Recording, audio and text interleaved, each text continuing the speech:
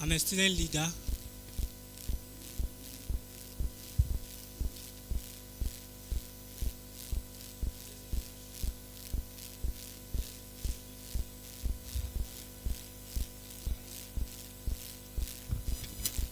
So, like I said, my name is Enoch Ado. I'm a fourth year medical student of the University of Health and Allied Sciences, and I'm a student leader and advocate for students.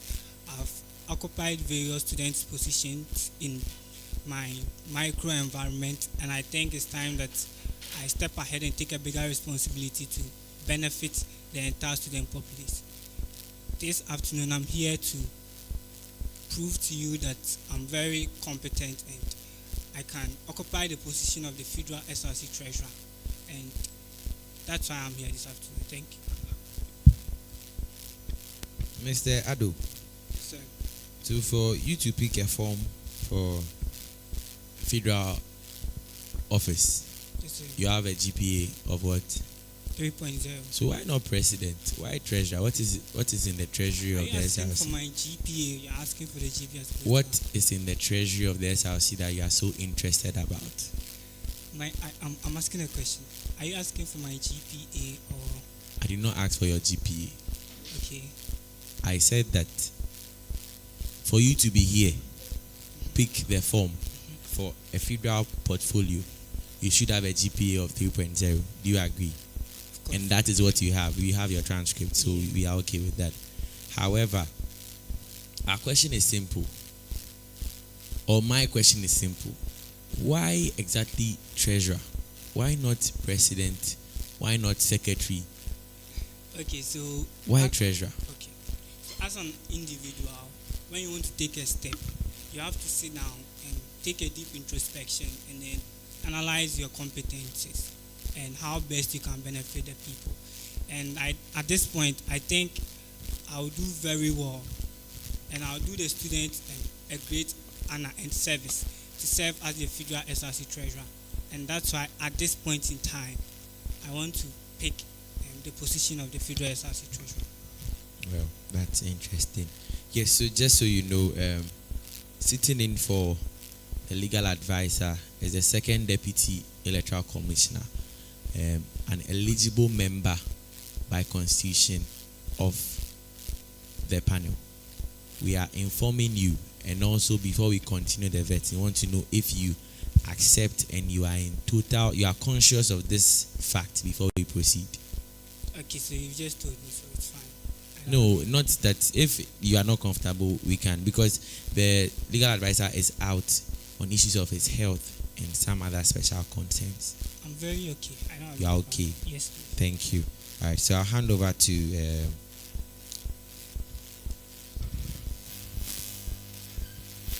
Yeah, Mr. Enoch. Mr. So, I am Frederick. I'll be assessing you on your leadership role as a federal treasurer, and then also your preparedness for this role. All right. That's fine. So I want you to take your CV. So, but first of all, who is the federal treasurer? Federal SRC treasurer. Okay, so Who is he? so under the structure of the SRC, there is, according to chapter 4, the chapter 4 of the SRC Constitution, it spells out the executive officers of the SRC, and then one of the officers is a treasurer. And under the same chapter, Article 23 of that chapter spells out the responsibilities of the treasurer. And the responsibilities include: 1, collating and then putting together all monies accrued by the SRC, and then 2, serving as a signatory to the SRC account, and then 3, disbursing monies under the monies that has been approved by Parliament, and then also under the supervision of the President, and then lastly keeping all SRC assets, and then also doing any other. So the treasurer is the financial controller of the SRC in a way. Okay, well, we can accept that. But my understanding of the treasurer is Goes beyond that. someone who takes care of the SRC treasury. It's Okay. not necessarily. So, a treasurer is one of the signatories to our vouchers and requests made on behalf of the SRC. Exactly. Who are the other signatories? Okay, so the federal president and then the dean of students. Are the signatories to? Yeah. Is that all? Then in the absence of the dean of students, the senior assistant registrar can stand in as the signatory. When does the is it only in the absence of the dean of students that the registrar comes in? That's what I know. That in the absence of the dean of students, the senior registrar stands in as the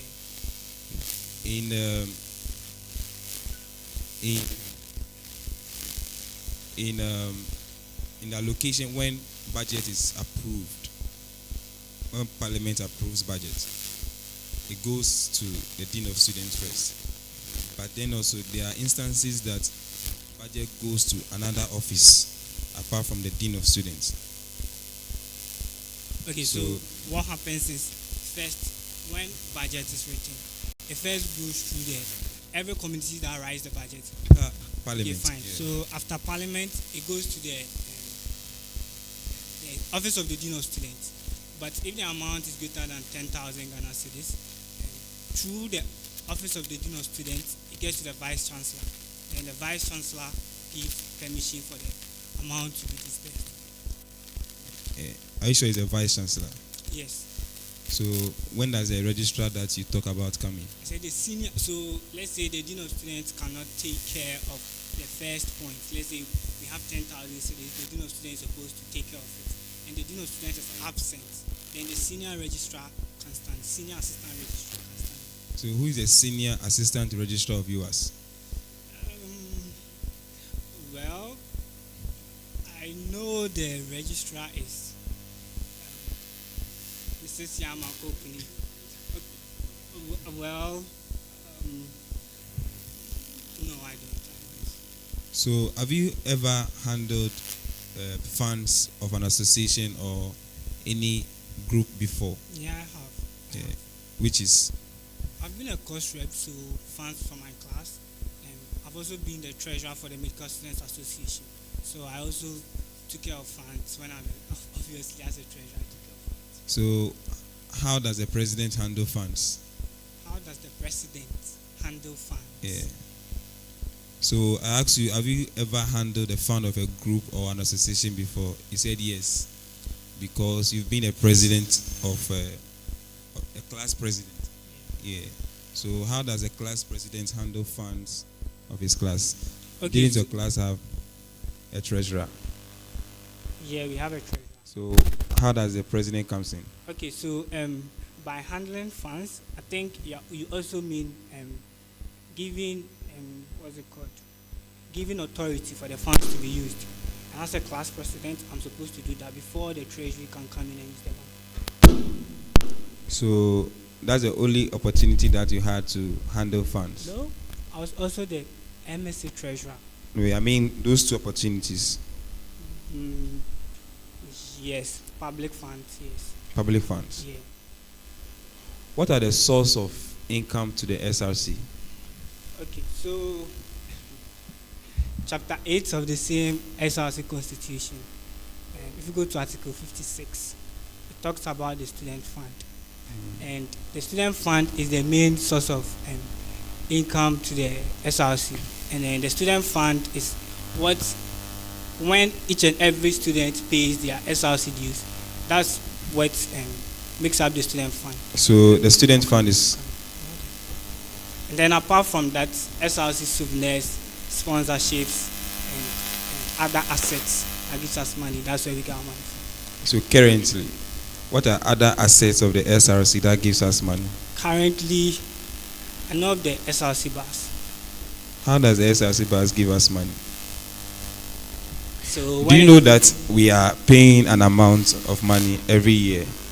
They have been issued with the procurement of that bus. Okay. Yeah, and it has cost us financial debt. And you are paying a huge amount of money every academic year to a particular bank. So okay. how then is it that something that has caused us debt is bringing us income? If I say source of funding, I mean revenue, Yeah, so and that's what I'm talking about. so And how does the bus yes, generate revenue? if someone comes to the comes and wants the bus, the person pays for it, and that's a funding that's coming in, and that's what I mean by revenue. So who pays for the bus? Which people are allowed to come for the bus? How much do they pay? Who does this money go to? Who is Okay. accountable for it? Well, I know that if someone needs the bus, the person goes to the transport committee chairman, and then the transport committee chairman takes care of the bus, as in the bus as a physicality. I mean, maintenance, what have you, people coming for it and all that is by the transport committee chairman. But then whatever fund that comes from that goes to the treasurer. So the person looks for the treasurer and give the money to the So treasurer. according to the constitution, yes, I think the same article 56. Yeah, it says that if a committee or a commission receives a money in the name of the SRC, and the person by parliament resolution has not been given authority to keep the money within 72 hours, the person is supposed to get the money to the treasurer.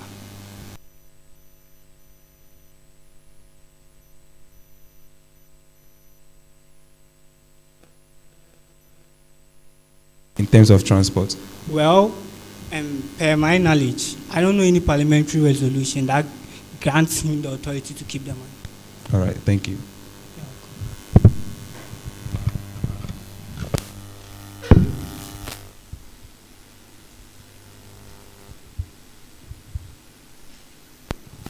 Good morning. Is it morning? Oh, it's Sure, afternoon. Yeah. Good afternoon. Good afternoon. How are you doing? Doing very well. All right. Who's a treasurer? A treasurer. Okay, so I think a treasurer, like the name goes, someone who's in charge of a treasury. A treasury. What is a treasury? A treasury is a place where valuables are kept. Okay. Who's a financial secretary? A financial secretary is, let's say, someone who takes records for the finance. So Records what- of the finances. Thank you. So what's the difference between a treasurer and a financial secretary? Okay, so a treasurer is in charge of the treasury. Like, make sure, knows what's in the treasury, the amount, everything. And then, like a keeper of the treasury, or let's say, And the financial secretary. I just want the difference, one distinct difference between the and then two. the financial secretary is the one who keeps the records of the treasury.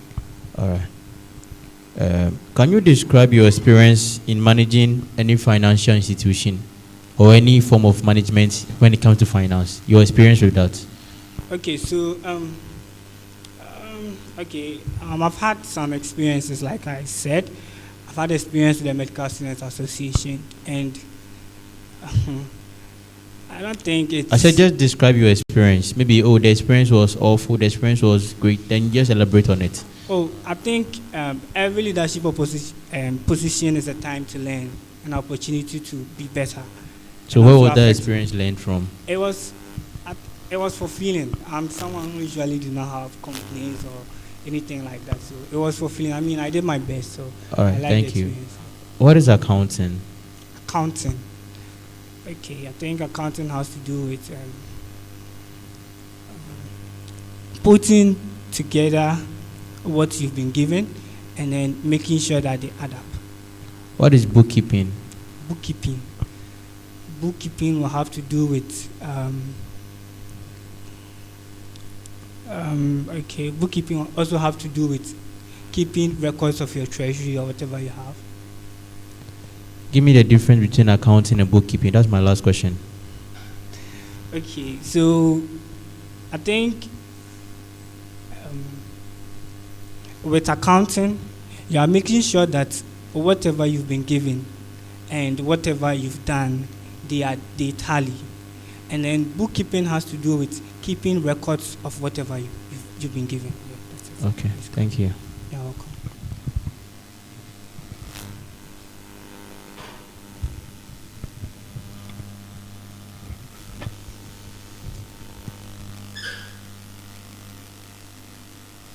Mr. Enoch Ado.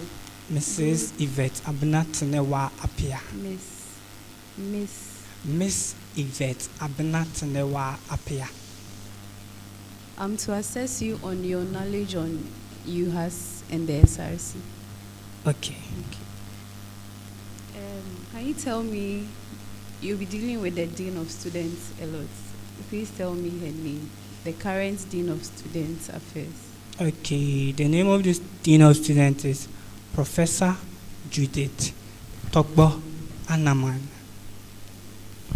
Okay. There's a University Council. Yes. Please tell me the name of the chairman of the University Council. Okay, his name is His Lordship Justice Victor J.M. Tucci. Okay. The Pro Vice Chancellor. The name of the Pro Vice Chancellor is Professor Harry Tagbo. Okay. The UTAC President. UTAC President. His name is Mr. Ruben Ayivo. Okay. As a treasurer, Yes. do you have voting rights in Parliament? Yes, I do. Okay.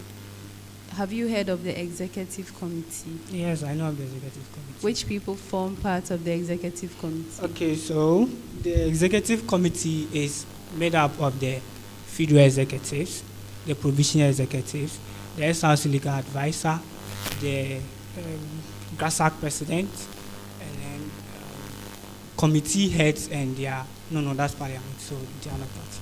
Okay. I think I'm done with you. Okay, thank you.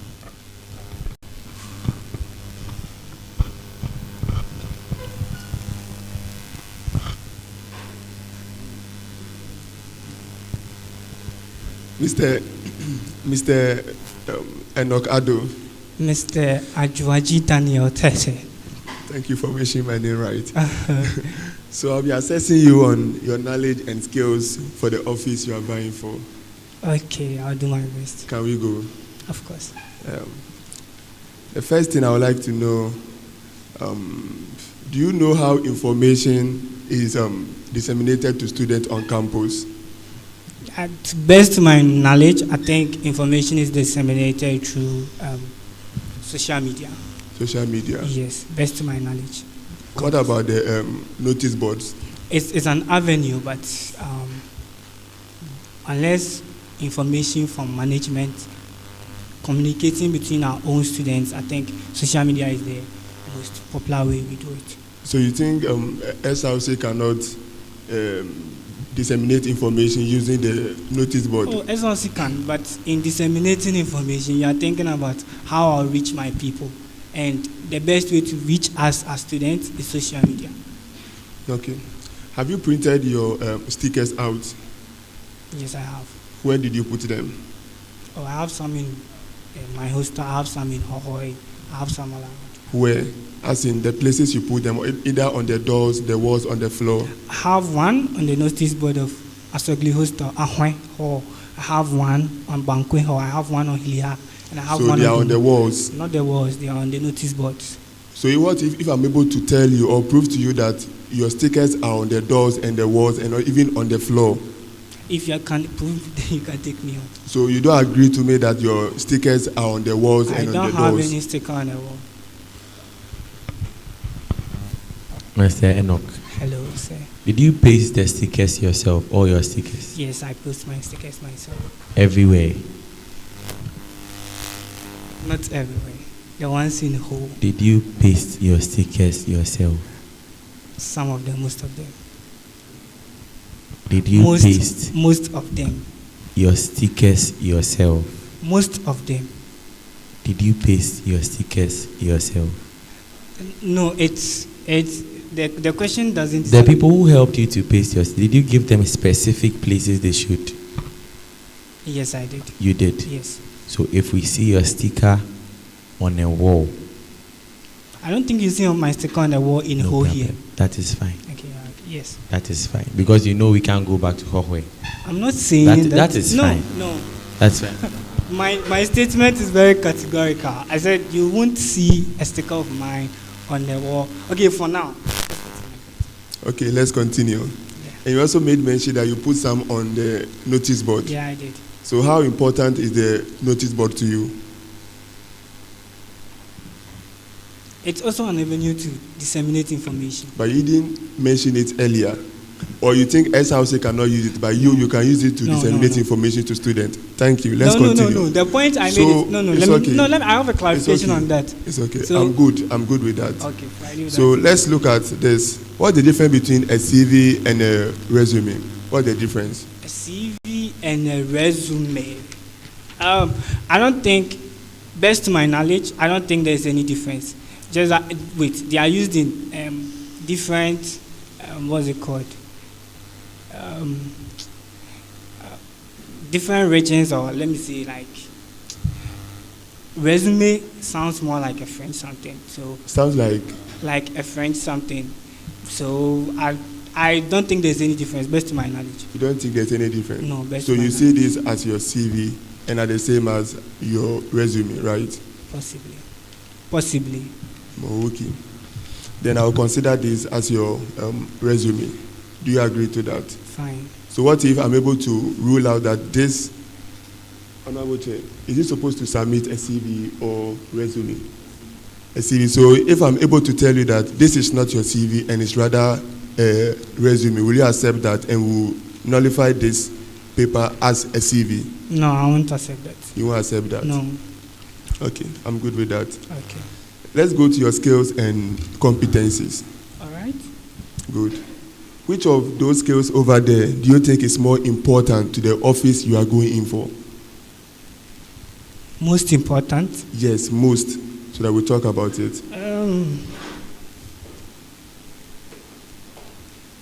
think I'll go with the MS Office, Microsoft Office. MS Office. Yes. I hope you know MS Office is broad. Yeah, I know. So can you narrow it for me?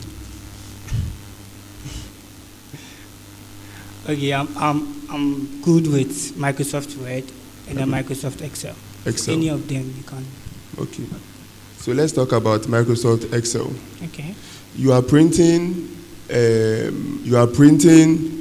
financial report, but anytime you print it, you realize that there is a part of the report missing on the A4 sheet, despite you have changed the orientation to landscape. What will you do?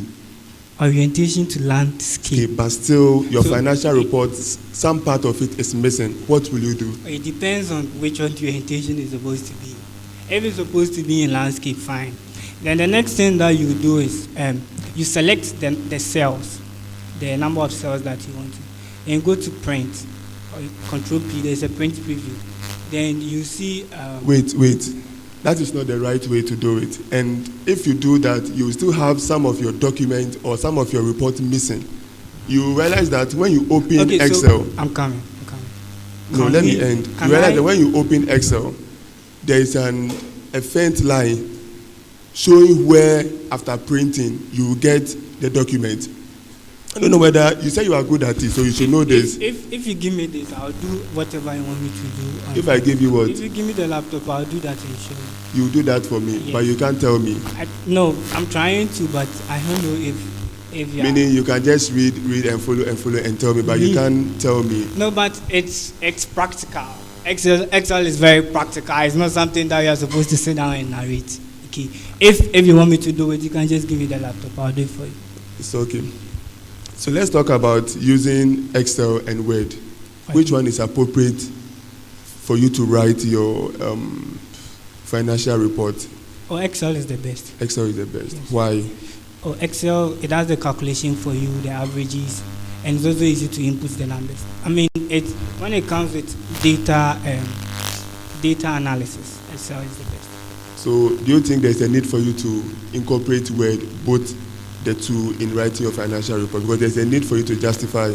Yeah. So do you think there's a need? Yes, there's a need, because like Word is for essays and all that. Excel doesn't give you that chance, and it's very difficult to do it with Excel.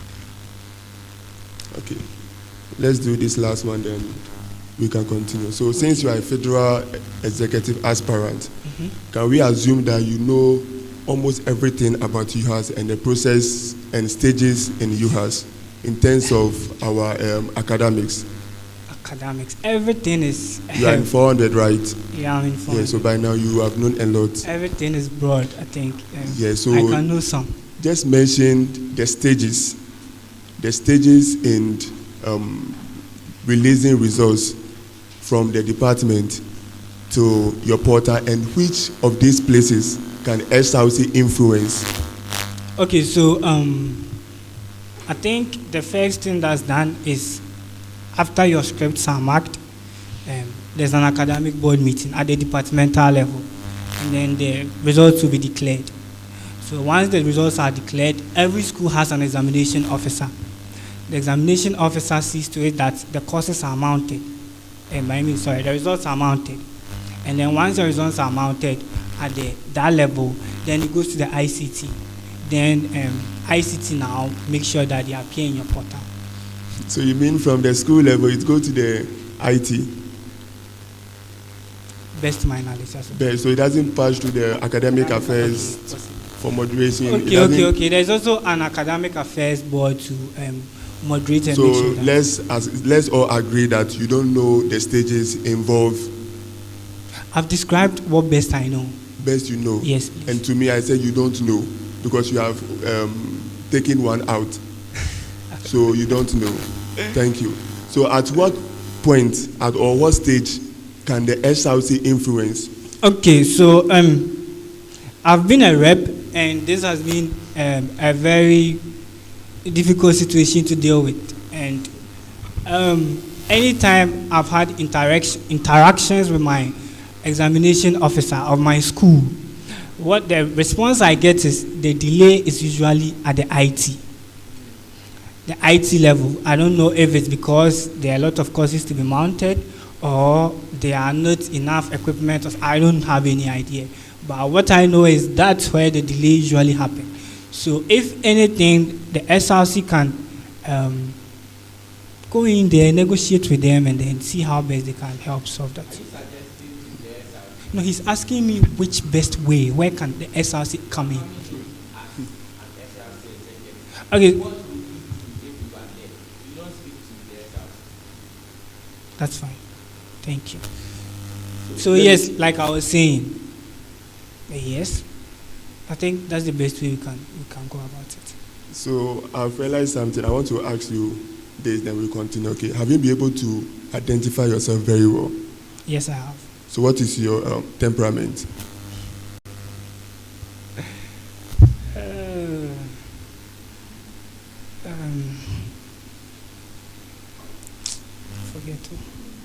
You have forgotten your temperament. It's not something I believe in, so it's not. You don't believe in it? No, I don't believe in it. I don't believe in it? Not at all. Okay, so what is temperament? Well, they are personalities assigned to individuals based on their habits and all this kind of stuff. Hello, Mr. Enoch. Hello, Mr. I can't see your name. Mr. Achiman Buame. Okay, so you're a medical student. So Yeah. I'll be taking you through current affairs, but I will start from your association, Federation of Medical. You know what to say. Can you mention 5 leadership in your association? That's Federation of Ghana Medical Students Association. Okay, there's an upcoming Congress. I know Stephanie Otukwachi. Which office? She's the president. I know of what's it called? Harris Senyakon. I know of this guy, what's his name? Emmanuel Enim. And okay, Emmanuel Enim is the scorer head. I have it here. National so if you lie scorer to head. me. No, I'm not lying. And then Harris is the exchange committee chair. I think that's the best I can go.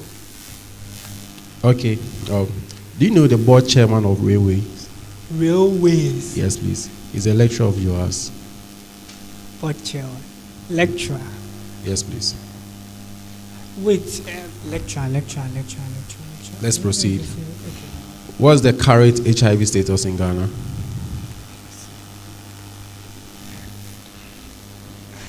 I think Last but one. Who is the Deputy Minister of Health? health. Yes, please. That's Dr. Honorable Dr. Neo Kuboy. Okay. The last question. Deputy Minister. Yes. Yes, Okubo is the Deputy Minister of Health. Since when I've known, Okubo is the Deputy Minister of Health. The founder of Glow Ghana. Glow Ghana. Aglo Ghana. Aglo Aglo. Ghana. Choice Aite. Thank you. Choice Aite, something like that. Mr. Enoch, Mr. Boache. please, I like your dressing, okay? Thank you very much. So I'll be assessing you on your knowledge on the SRC Constitution. Okay. All right. And I like the way you are saying according to the Constitution. It means you are well abreast with the Constitution so much. No, I just. I know something. Did you tailor it down to your portfolio? Come again? Your knowledge on the SRC Constitution, did you tailor it down to your portfolio, the one you are buying for? Is that what you are trying to say? Well, I will say that. Okay. Have you ever been to a parliamentary sitting? A couple of times. Okay. So what is the quorum needed for a parliamentary sitting? The quorum. The quorum. Okay, so I think we need a speaker, so it can be the main or the deputy. Then we need 17 members. 17, you Yes, sure? 17 members. Okay. That's for parliamentary, and then for General Assembly, I think 13. What are standing orders? Standard orders. So there are orders that regulate the flow of the parliamentary meeting. Yeah. So what are some of them? I know point of information, point of correction, and there is a point of order. Okay. Yes, please. So those three fall under what? Under the standing orders. The one you just mentioned. Point of information, point of order, point of correction. They fall under a certain standing order. What is it?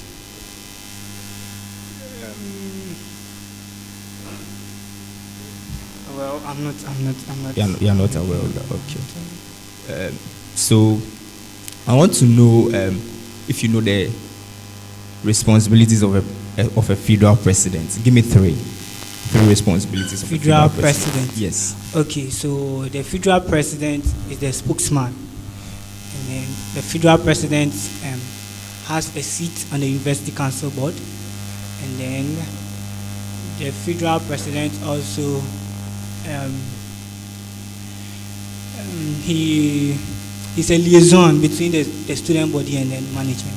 Okay, so I want you to mention two entities that the SRC Constitution UHAS has given independence to. Independence. Yes, there are some entities Okay, under I think the EC is one, the electoral commissioner, and then the audit committee is also one. That's fine. So I want to know the compositions of a general assembly. A general assembly. Yes. Okay. The General Assembly is made up of the provincial executives, the JCR and hall presidents, and then representatives from the representatives for the various schools. Yes. I'll end with it. Okay. Since you've gone to parliament before, as what? An observer. As observer, right? Who is the second deputy speaker? I have no idea. Who was seated on the seat when you went? It was right Honorable Chefta Usu. Okay, that's Speaker. fine. Okay.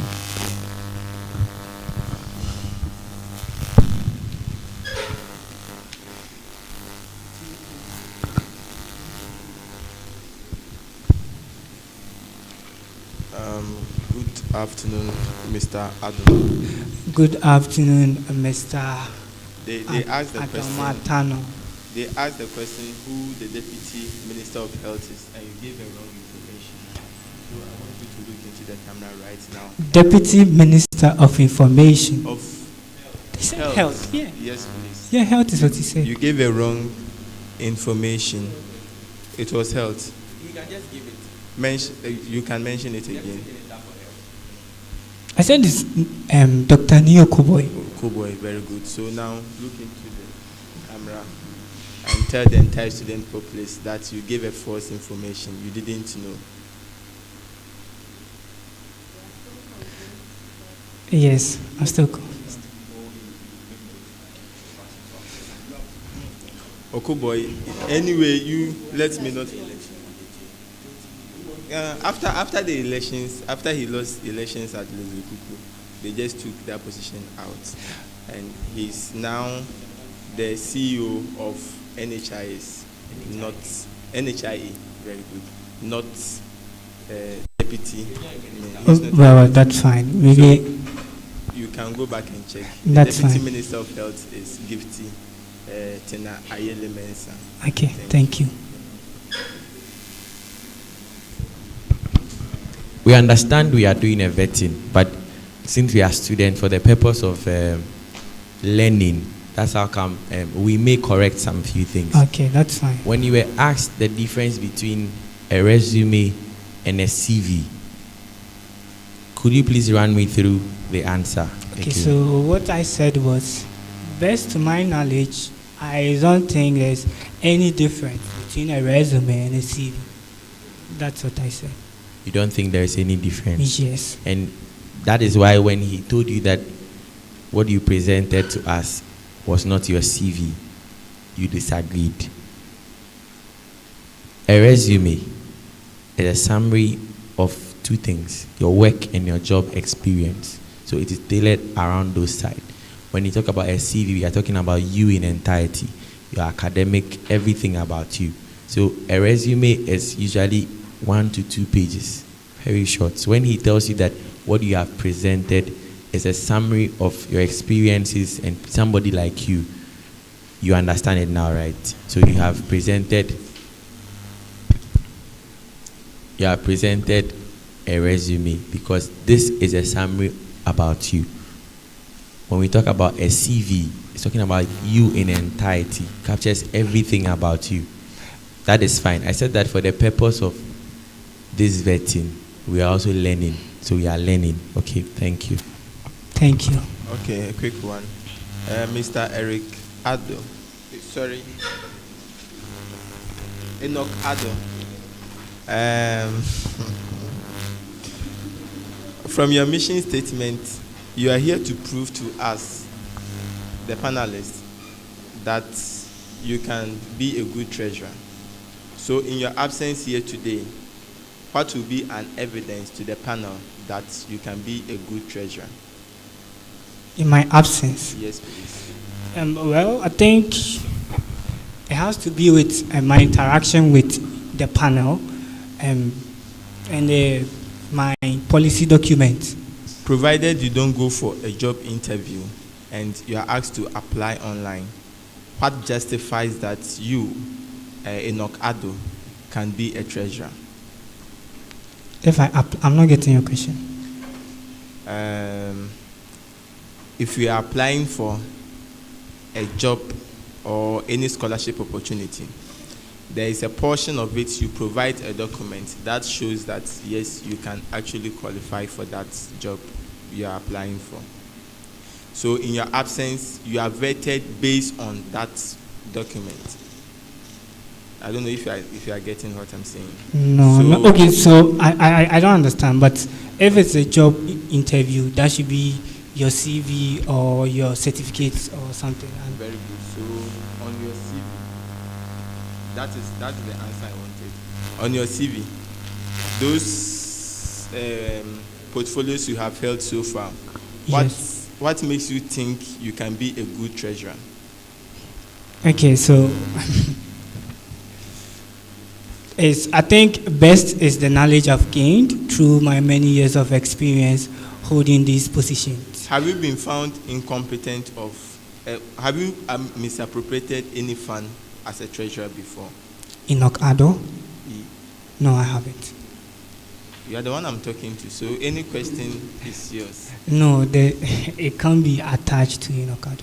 I've not done that. So nobody has ever accused you of misappropriation of funds or Oh something. no, but if you're in public office, there will be allegations, there will be accusations. No, Okay. I can't say because I'm just asking. I've not heard.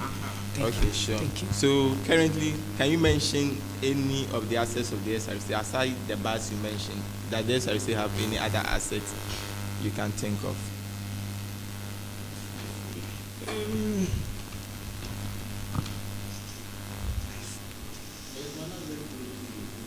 Come again?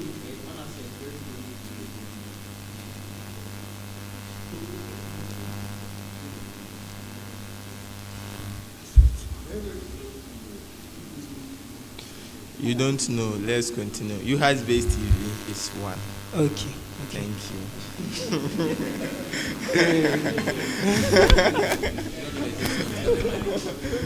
So I think your attention is all on money.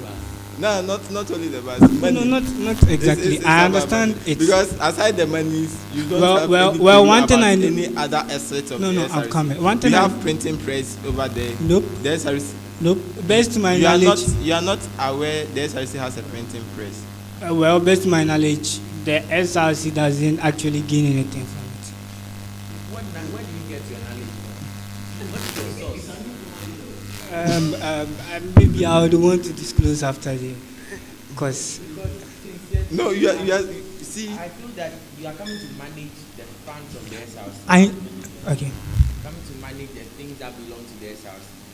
If that is so, we should be seeing you finding out what is there to manage in the first place. Okay, so let me. You seem to be clueless of No. everything. Well, okay. Let me respond to that. I want to respond. No, if you make You finish what you want to say. exactly. Let me. You can't just make such statements.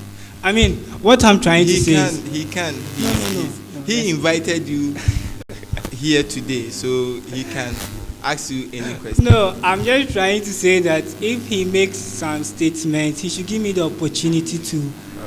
You see, the reason Talk why we to want to them. prevent some of these things is that we are live on air and people are watching us from afar. So if you tell us the SRC printing press is not for the SRC or the SRC is not gaining anything from it, It's an asset, whether or not. whether we are gaining or we are not gaining, it's still an asset.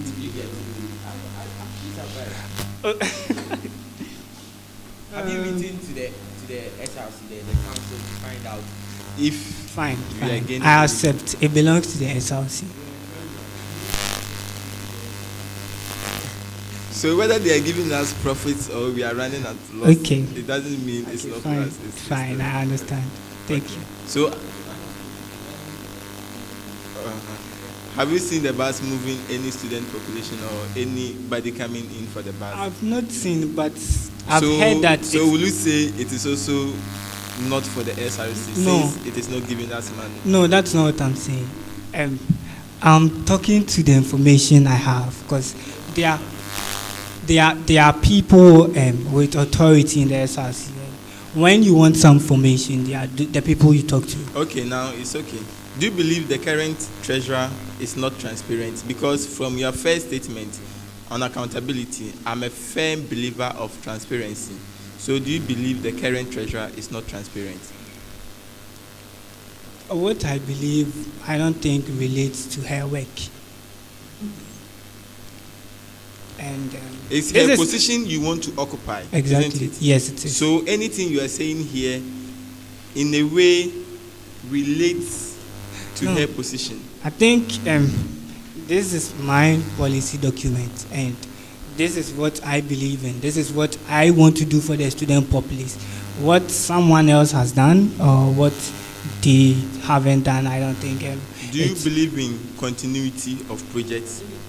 Yeah, I do. So if you are telling us you are a firm believer of transparency, and I'm asking whether she's not transparent, and you are telling us this is yours and you don't care about what she did. My opinion, in my opinion, I think transparency is a value, and each and everyone has their own virtues.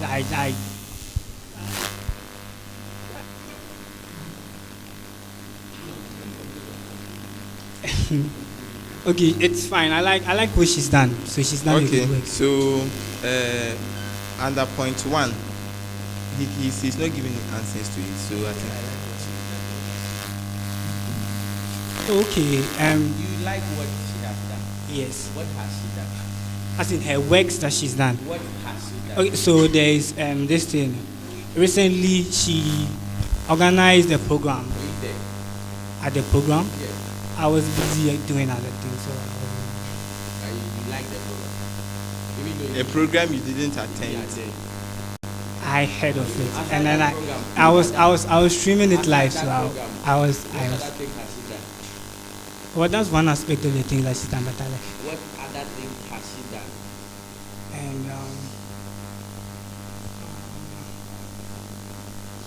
And I If you don't know, no, I know certain things, but I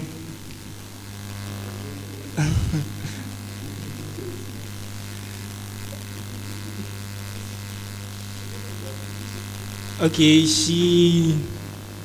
Eric, sorry, Enoch. Mhm. I beg you. Aside what she did, I don't think you have any other information. That's why you are struggling. I'm not struggling, but Mention two things Nana Akufo-Addo has done as a president. two things. Yes, please. Two projects. Let me put it that way. Eric, She's- the water is yours. You drink water small. The water there is. No, take water. You take water. It's fine. It's fine. I'm fine. are you sure? I'm very fine. Are you sure? Yes, I'm fine. Very, very. You are very the first person for this portfolio as much as possible. You have want to. it You have be to. relaxed. Yes, and then. I'm so very fine. Okay. Now, You are live. the point one says involve all campus media houses and other stakeholders on the role of the media in ensuring financial transparency. Now, I want you to look into the camera and address the people on an alleged financial misappropriation of the student fund. So look into the camera and address students. Maybe after an SRC week celebration, after a news dinner, after an SRC project, students are agitating that there is some misappropriation of funds. As a treasurer, UHAS Blaze TV has invited you to come and explain or elaborate on things that happen. So look into the camera and address students. Thank you. Fellow students, with the belief you had in me, and then you elected me as your federal SRC treasurer. My policies and everything that I had in mind, I told you guys that I was going to be transparent, I was going to be clear, and everything that I do was going to be an official address you are giving, and you are saying, I told you guys that which people are the guys. Eric. Enoch.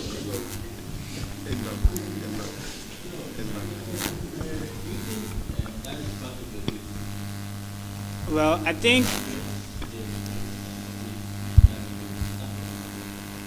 it's possible. Yeah, of course, cause You know your need for the constitution. yeah, I spelled that out. And is it inside that the treasurer is supposed to come out to address issues? Is it there? No, listen. No, wait. Can I? He asked you a simple question. We can't wait for you. No, I'm saying that if he asks something, can I speak to it? Yes. So It is not my duty to do that. Like,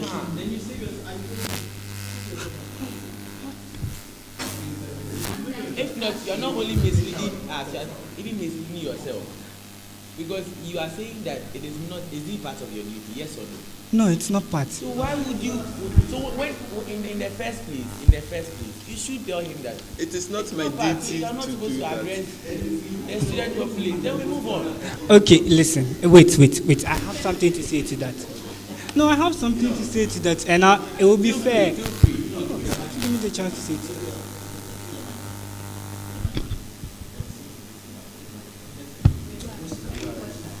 I asked you to take what I don't. No, I'm fine.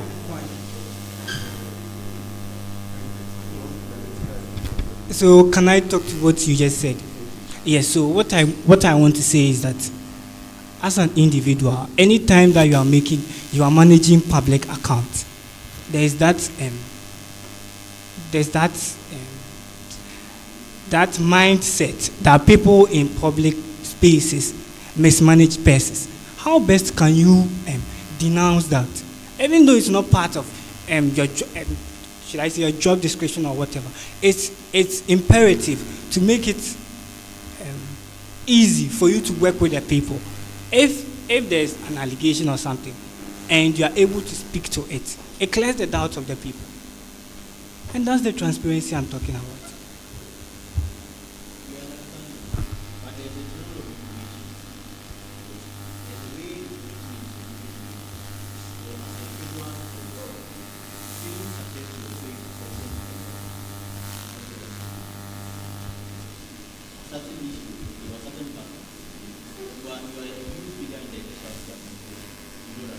Yeah, I understand.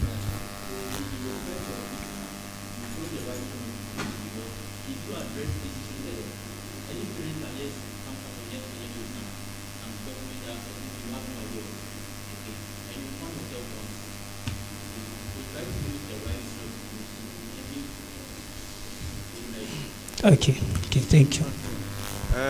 From your point 3, curb the issue of numerical errors and scanty budget formats, and also prepare accurate financial reports for auditors' use. Have you come across any numerical error in any of the budgets of the current administration? No, I haven't. So then why are you saying you want to curb issues of numerical errors?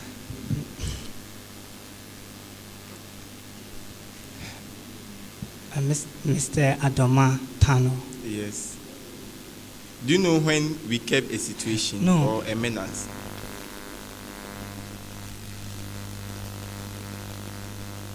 When there's a canker or something. Very good.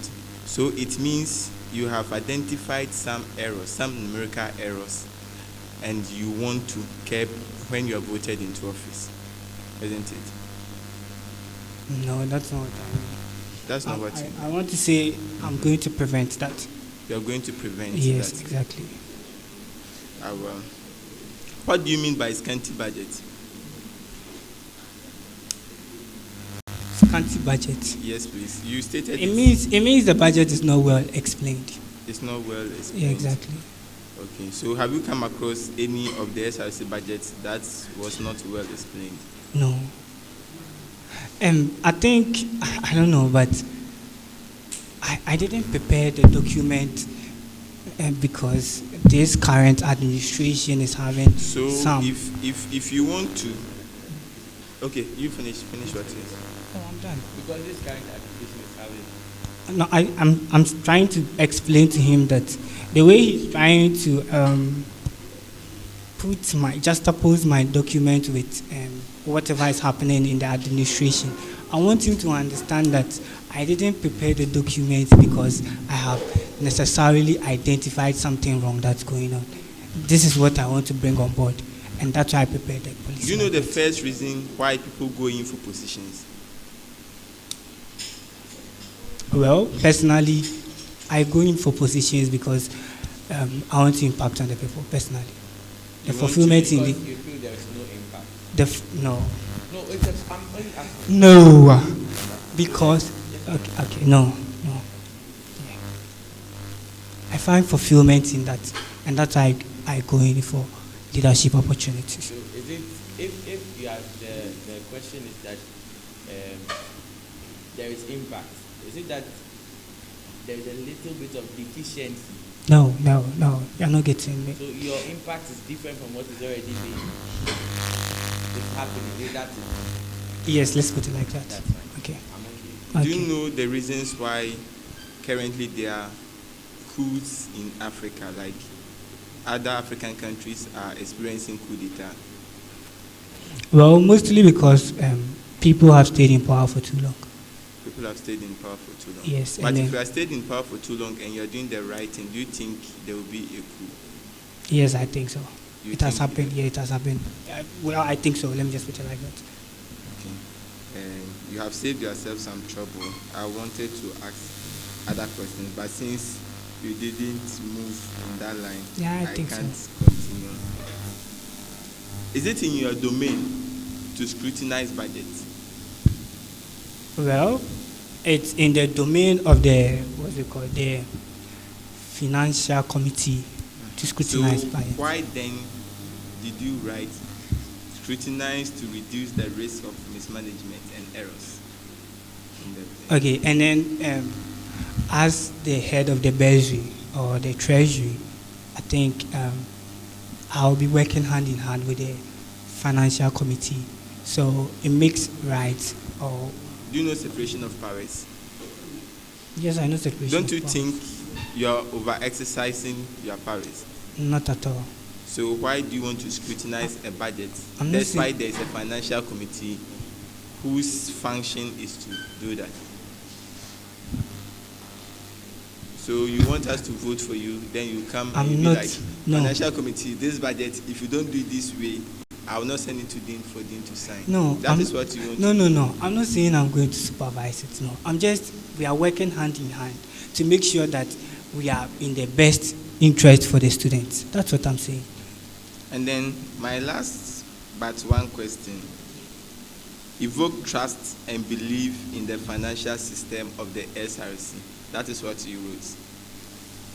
So it means the current SRC financial system. I think I've already spoken to this, that I didn't draw my policy because of what is going on in the SRC. You said something like, you just said it again. Say again. You didn't form your policies based on.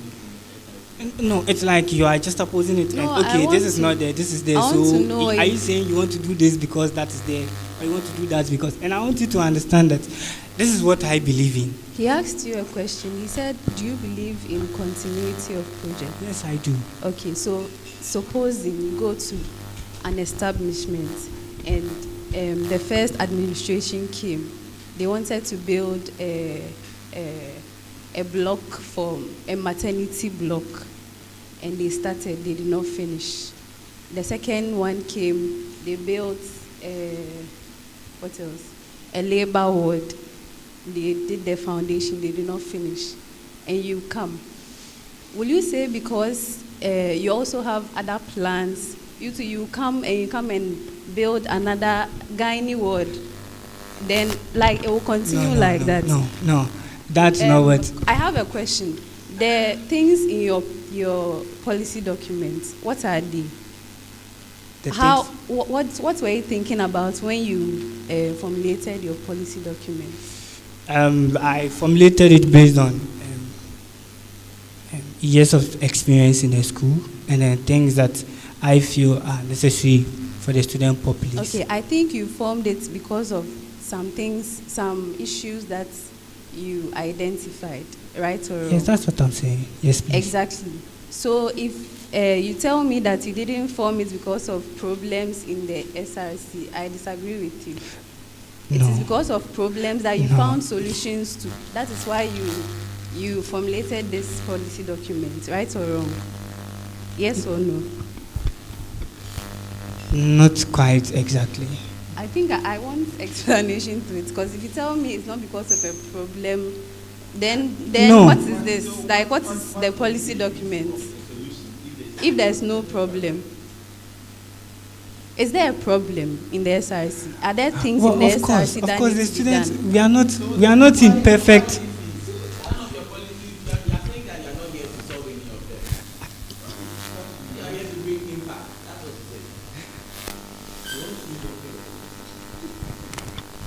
Okay, now I think I'll ask my last question. On capacity building programs, Okay. did you attend the recent financial summit? I think this semester alone, SRC has organized 3 different financial summits. Yes. The treasurer organized one, NUCS organized one, the whole province also organized one. Last, was it Today is Sunday. That was yesterday. Very good. Did you attend any of them? No.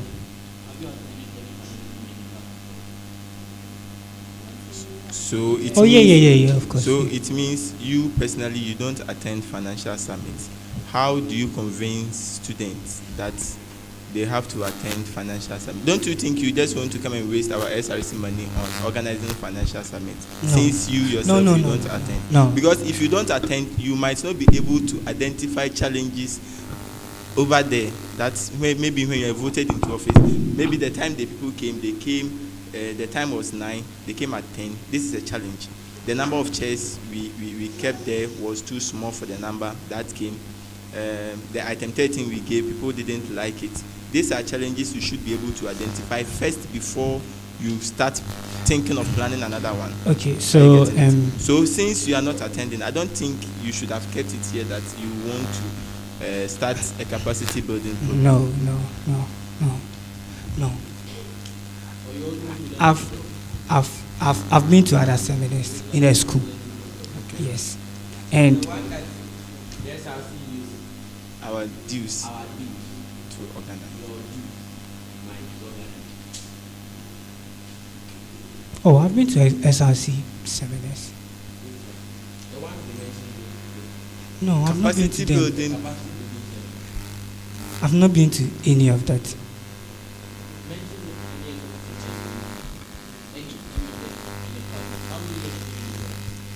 I've been in UHAS for 4 years. 5 years approximately, sorry. Oh, quite a number.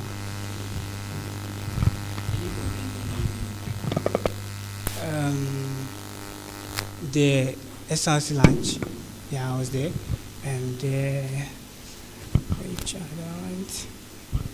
I just don't have the moment. Mr. Ado, Yes, sir. your last policy.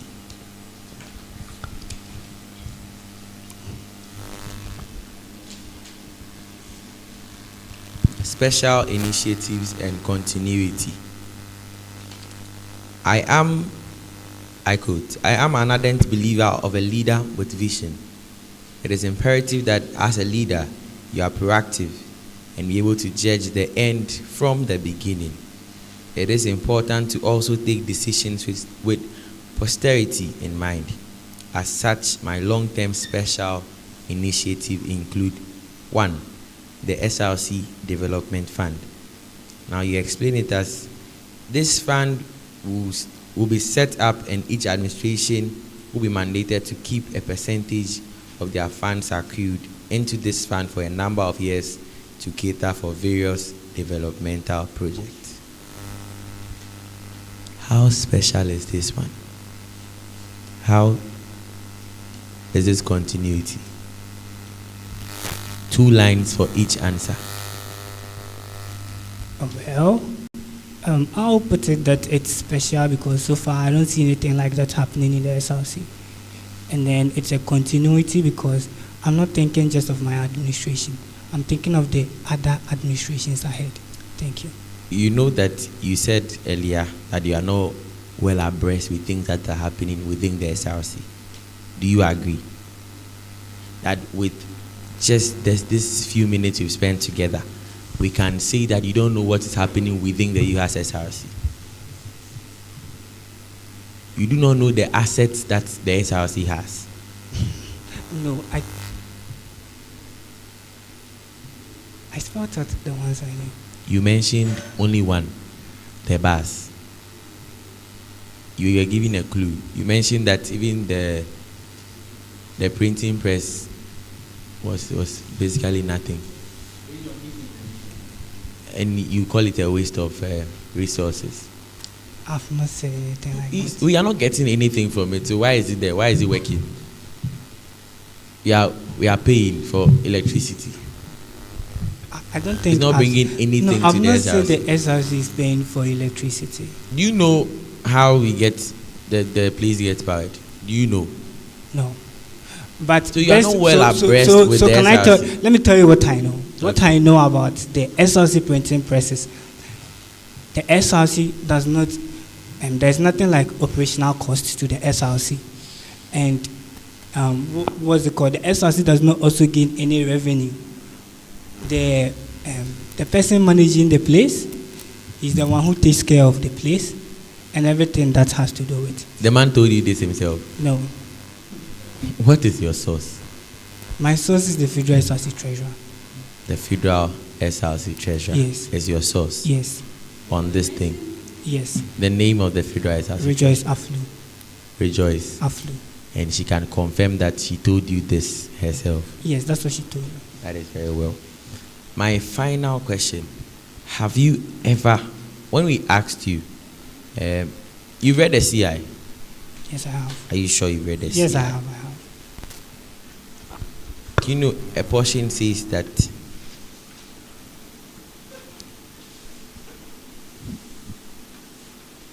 let me just open it and read it to you. Qualifications.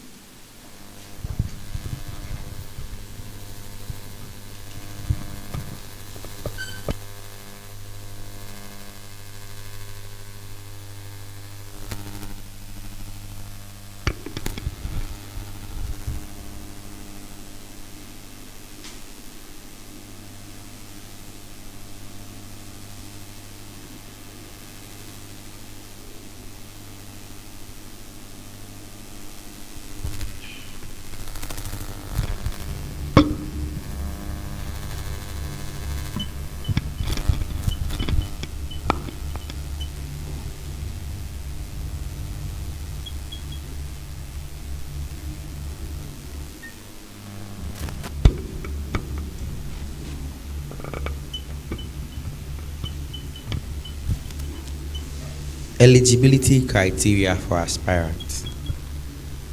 1E.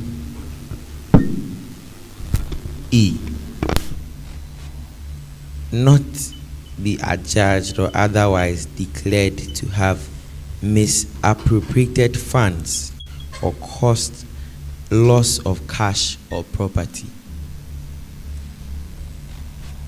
Can we, before you leave this place, can you clear the air that there is nothing that we can get on you when it comes to misappropriation of funds or you causing loss of cash or property to any committee or anything that you have served within the UHAS fraternity?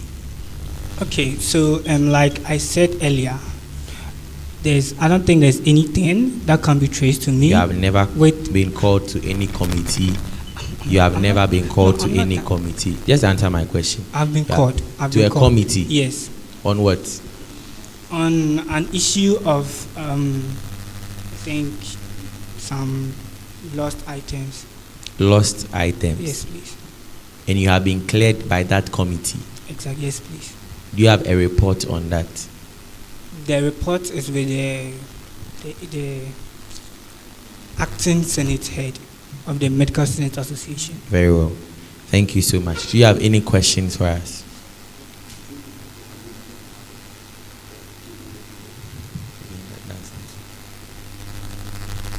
Do you have any questions for us?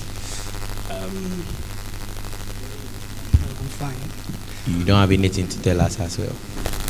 If anything, not to tell you, but to tell the student populace. Pardon? Even if not to tell you, but to tell the student populace. Well, that's fine. Our audience, do you have any questions for Mr. Enoch Ado? Okay. Please, you are with him. The 5 seats reserved are for the aspirant to bring 5 people. So it goes to all of us. If you are not with the aspirant, please, you do not sit there. However, you can come and ask your question.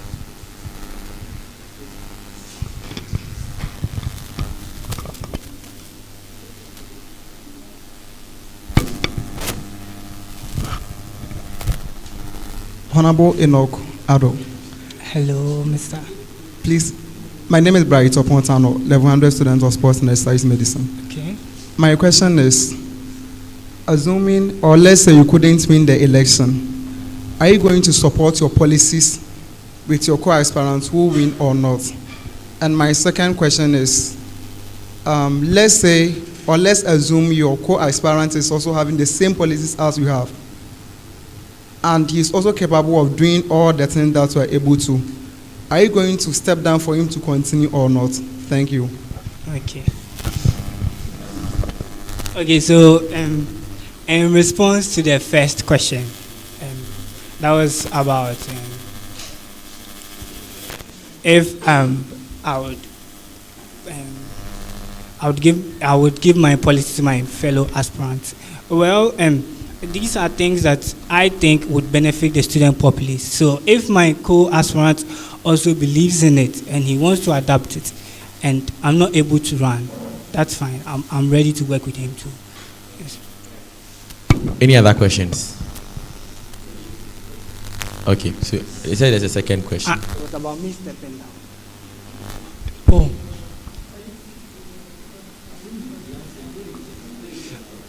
Yes, so the second, no. You step down? No, not at all. Uh-huh. Say it loudly. No, not at all. Thank you. All right, thank you so much, Mr. Ado, for coming.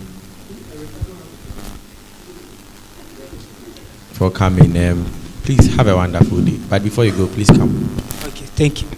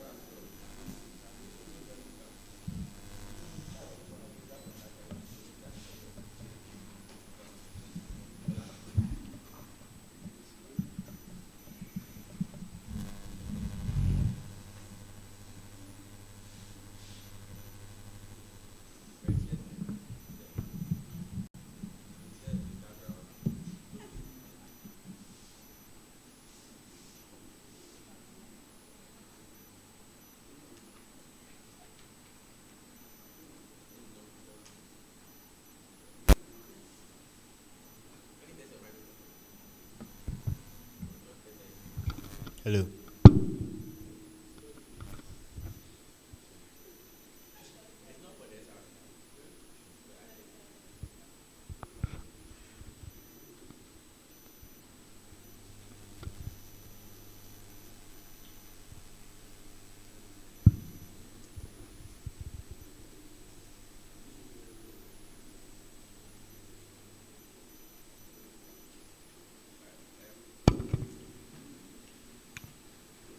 You're welcome.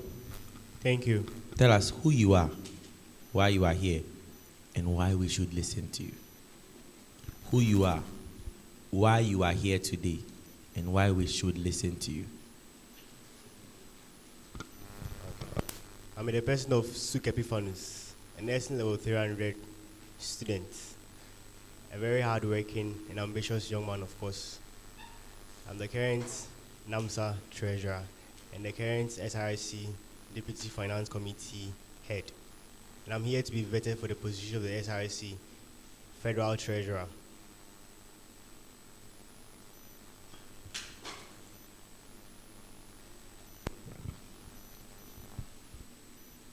Why should we listen to you? That's my last question. That was my last question. Okay. I'm here for you to assess me on my knowledge on the position I'm vying for. So you should listen to me to know if I'm fit for the job or not. And if you are not fit? I think that's up to you. Really? You don't know what the Constitution says or the constitutional instrument says about it? I'll be disqualified. All right. So, Honorable Mankwa. All right, Suk. Good afternoon. Good afternoon, sir. I can see you can speak English, Moa and Dagbani. Yes, please. How do you say how are you in Moa? Etienne. Come again? Etienne. Etienne. Yes, please. All right, thank you. All right, so in your skills here, you're a team player, you have good communication skills, multitasking. I'm sure ADT will tackle that. Visionary, confidence, negotiation, and analytical thinking. I see. Among all the skills listed here, which one do you think is very key and important to the portfolio you are going for?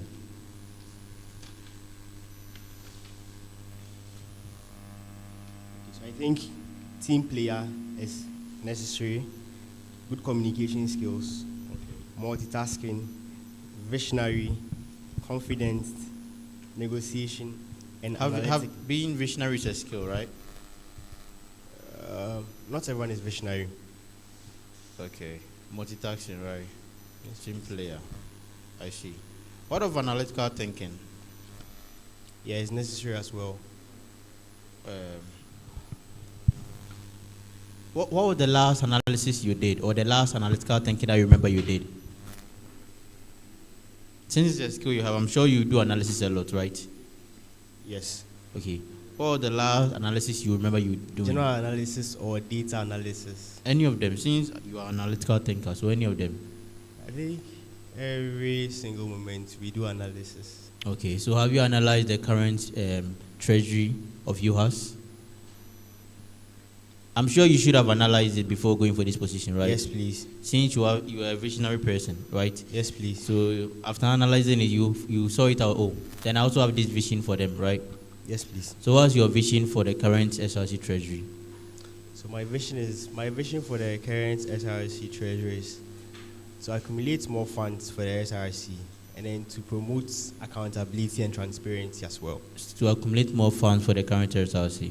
And to is that part of your duties as the SRC treasurer? What's the core mandate of the SRC treasurer? Okay. According to Constitution, okay, it stated that I'm supposed to handle all financial transactions on behalf of the SRC under the supervision of the SRC and president. Did that include accumulating more money for the SRC? No, please. I see.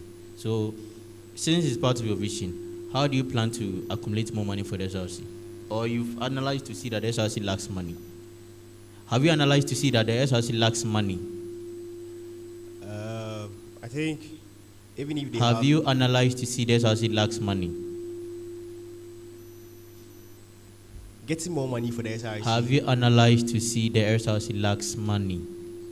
Yes or no? I hear the treasurer say sometimes that the SRC lacks funds. So you have analyzed to see that there is no money in the SRC? Yes, please. Correct? Yes, please. How does the SRC get money? The SRC gets most of its funding from the students' fund. Okay. That's and student can you union. give me an estimate of how much is in the student fund this year? Currently, A rough estimate. currently or the whole year, Currently. about 200. No, she told me. No.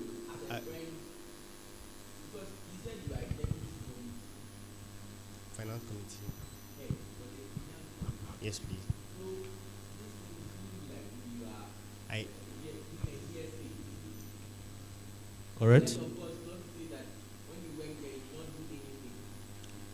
I did.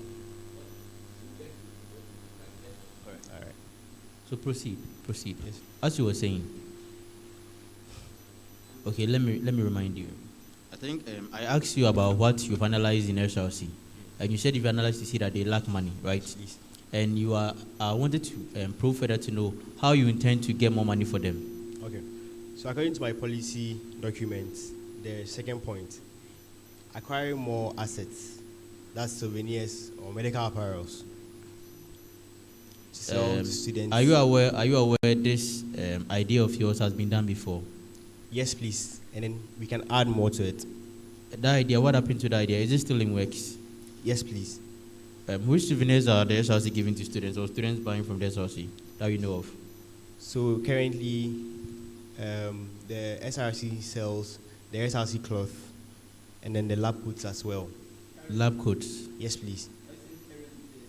He said currently. The SRC cloth is out of stock as of now, but then they sell. Do you know the last time the SRC cloth went out of stock? Was it this semester or last semester? Come again? I'm asking, do you know when the SRC cloth went out of stock? Was it this semester or last semester? Last semester. Last semester. Yes, please. And you mentioned lab coats. Yes, please.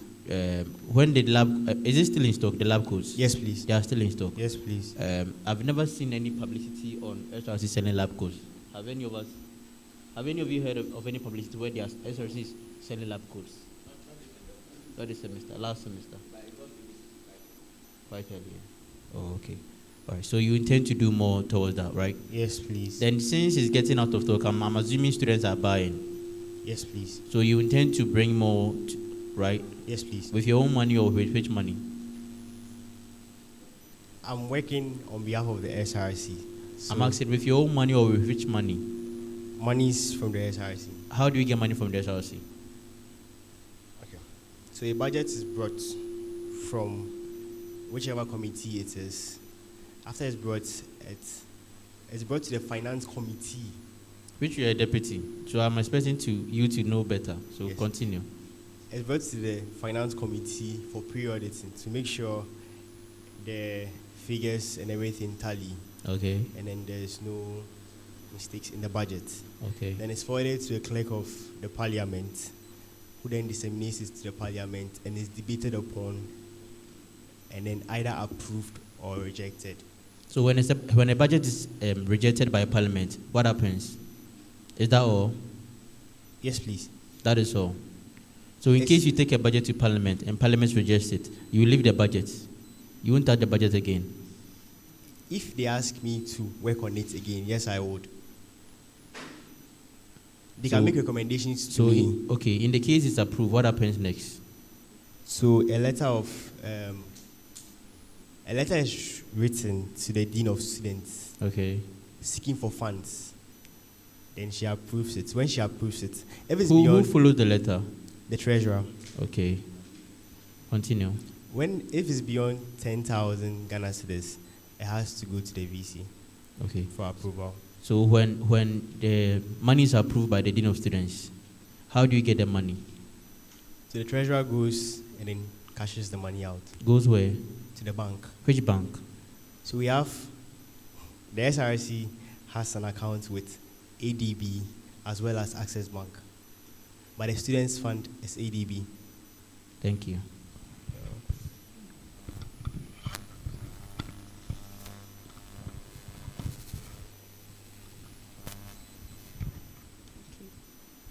Good afternoon. Good afternoon. Okay, I'm going to be assessing you on your knowledge on UHAS and Okay. SRC. Yes, please. Okay. I think you've already said most of the SRC things. So, do you have a place in Parliament? No, please. As- I come as an observer. Okay. Yeah. Okay. The executive committee. Which people make up the executive committee? Okay, so the federal executives, the provincial executives, the NUCS executives. Is that all? And then the Speaker of Parliament.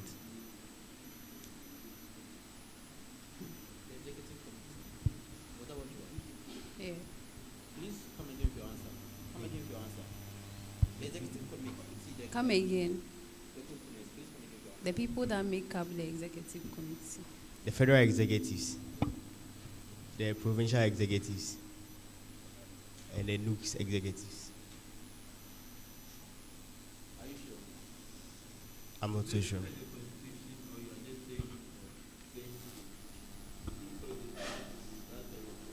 That skipped my mind. I'm not so sure.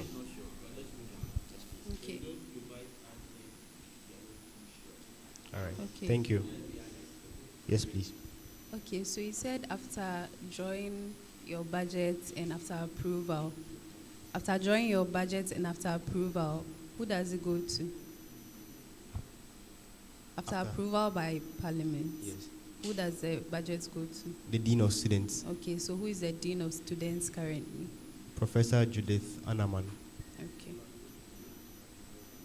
Before Professor Judith Anaman, who was the Dean of Students? The name has skipped me. Okay, who is the Pro Vice Chancellor? No idea. I've forgotten. Okay. UHAS has a founding vice chancellor, foundation vice chancellor. Do you know the name of this foundation vice chancellor? The first vice chancellor of UHAS. Professor Newton Binka. Okay. That is it.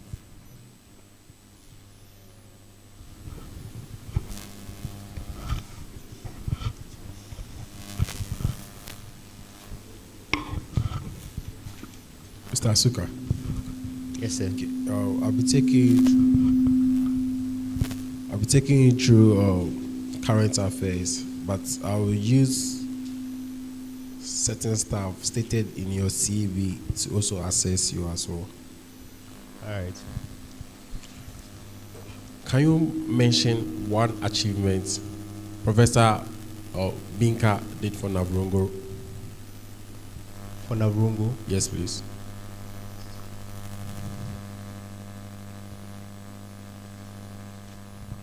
Navrongo. Please, did you say Navrongo? Yes, please. I have no Okay. idea. So, who is the commander of Ghana Armed Forces? His Excellency Nana Addo Dankwa Akufo-Addo. Minister of Health? Honorable Ajimamenu. Okay, thank you. Mr. Zook, is it Zook or Sook? Sook. Sook. Yes, please. Okay, so I'll be assessing you on your knowledge and skills for the office you are going in for. Yeah, so as a treasurer hopeful, right? Yes, please. I think one of your qualities is to pay attention to details, right? Yes, please. Yeah, so we'll start one by one, okay? But before then, why did you stop offering Doctor of Medical Laboratory at UDS to pursue nursing in UHAS? Why? Do you have any reason to that? I explored more career options in the nursing field. So you think for MedLab there is less career fields over there as compared to nursing? There are a lot of career fields there, but when it comes to nursing, there are more. Okay. So I really like your CV. Thank you. How you package it, very nice. But let's talk small. Let's go to your skills. Which of these skills do you think is more important to the office you are vying for? A team player, negotiation, analytic thinking, and multitasking as well. Okay, so let's do the third one, the multitasking. Do you have pen? Yes, please. Okay. So you do writing whilst you answer my question. Okay. Yes, please. So write something brief about yourself, as in what you wrote in your profile, whilst you answer this question. Give me the features of a budget. The features of a budget include the item, the serial number 1, then the item you're about to state, you're about to purchase, then the quantity, then the amount. Then you now state the items. You come down and you total them. What will you consider when reviewing a budget? The amounts you have in the account. Have you heard of a balance sheet before? Yes, please. Features. You have the assets, the liability. What is a balance sheet? A balance sheet is a financial statement. Do you think it's appropriate to add profit and loss to a balance sheet? No, please. Okay, so what have you written? Let me have a look at it. Just turn it. Oh, just a line. Okay, so let's continue.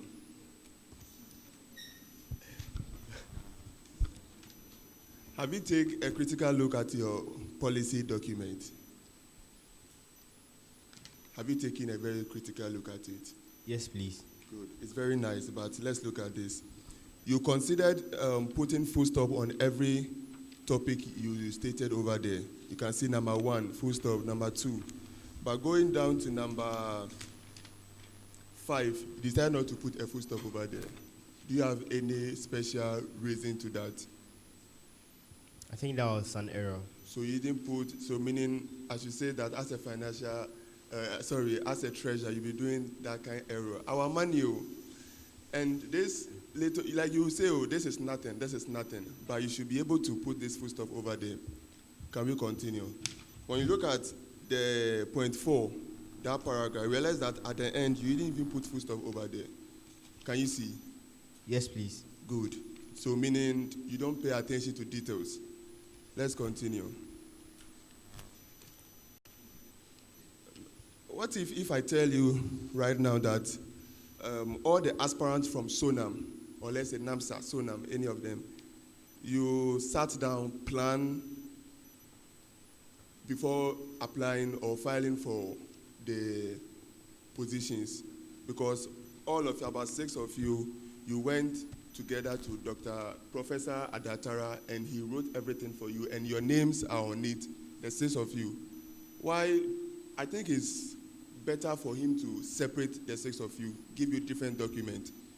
Because secondly, you have photocopied this particular document so many times, because it's just one copyright, and you photocopy among all the 6 people and later photocopy 8 for us. So what do you have to say about it? These 6 people on the same document going for different positions. Okay. I think there is nothing wrong with 6 people from one association trying to serve the student populace. So you think there is nothing wrong for you being on this? That means what Professor Adatara is describing for the WUCOM is the same thing he's talking about you. Because you know both of you have individual differences, but here he's talking similar thing with your names written over there. So if I think the WUCOM or any of the other aspirants over there, I think anything bad about them in terms of academics or life, since both of you are on the same paper, I can say that for you too. No, please. So then why? So he was informed that we will need a recommendation letter from him. Who? Professor Datara. You informed him, or he was informed? We inform him. So meaning it was it was a collective something you did. We did, but not at the same time. So if I tell you that someone added your name to this list, will you agree to that? Yes or no? I added myself to that list. You added yourself? Yes, please. Mr. Treasurer, let's continue. Have you seen this? Yes, please. Can you read through?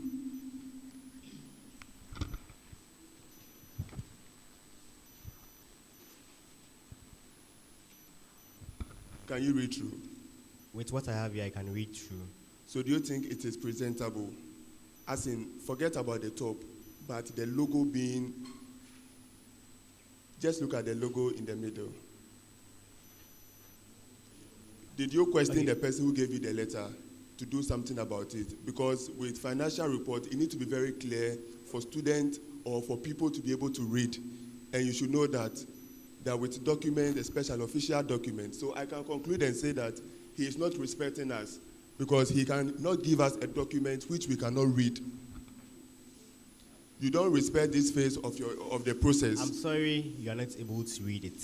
It was, I was supposed to print it in colored form, but then I ran short of money, so that was why I made it black and white. So do you have the colored one over there? It's not here, it's at home. Okay, my last question. So I'll give you a scenario and you tell me how you will bail us out, okay? Yes, please. You are supposed to submit a budget. You just made mention that the budget, when it's 10,000 plus, it goes, it's not the dean of students who's supposed to sign. But now the registrar or the vice chancellor who's supposed to do that is not around, and you still need the money, and it's 15,000. Tell me what you do for the dean of students to sign.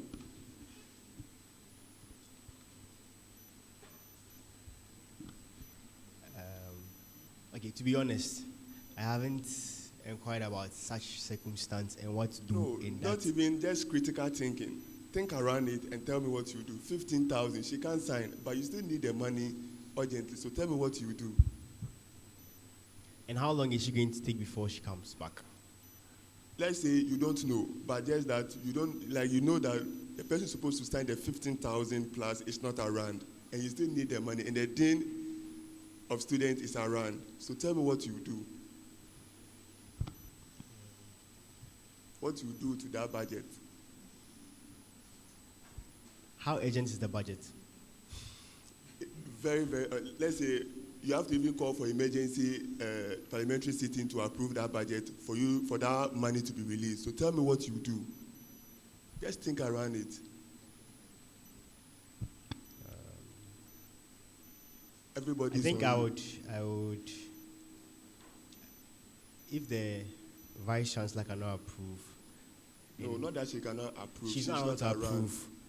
So maybe we can move to the pro vice chancellor. So what if you split the budget into two, which is less than 10,000 two, for her to approve it? Yes, that makes sense. Thank you. Mr. Suk. Yes, sir. Yeah, please, I will be assessing your knowledge on the SRC constitution, okay? Yes, please. So you are the first deputy, right? Finance committee chairperson. So you've ever been to parliament before? You ever been to? As an observer. As an observer, right? Yes, please. For this current administration? Yes, please. Okay, so what then is a motion in parliament? A motion is more or less like a decision to be voted upon. Okay. What are standing orders? Standing orders. They are rules and regulations that govern a sitting, a parliamentary sitting. Come again. Rules that govern a parliamentary sitting. That is decided by who? The parliament. The parliament. Yes, please. Okay. Give me four characteristics of the standing orders. Four characteristics of the standing orders. Not examples. Yes. So example characteristics. Which one do you want? Okay. Point of order this way. Okay. Points of information this way. Sure. point of correction this way. Okay, so I the think- ones you just mentioned, they fall under what standing order?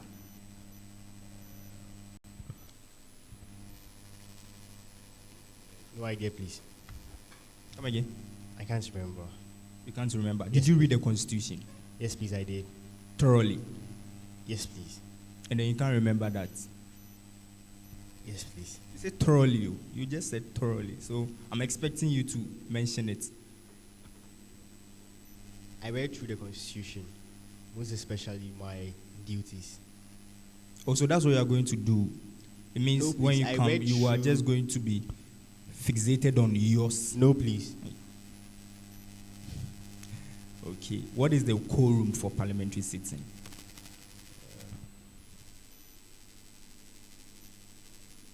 If I am not mistaken, 14. 14, a fixed number. Speaker, please, is it 14 or? Okay, so please look into the camera and tell them you just lied to us. Look into it. That is 20.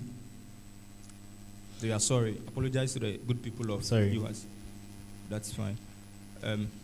So list, three responsibilities of a federal president, because you'll be working hand in hand with him. The federal president is supposed to oversee the running of the whole administration. That's one. He's also a signatory. He's supposed to sign on a request for fund. That's two. He's supposed to see to it that all the demands and needs of students are met. So without a vice president, can there be a parliamentary sitting? Without a vice president present, can there be a parliamentary sitting? Yes, if the president is around. You sure? Yes, please. Speaker, is that true? Without a vice president present for a parliamentary sitting, it can still proceed, right? It will depend on. That's fine. Okay. So mention two entities that the Constitution has given independence to. The EC. And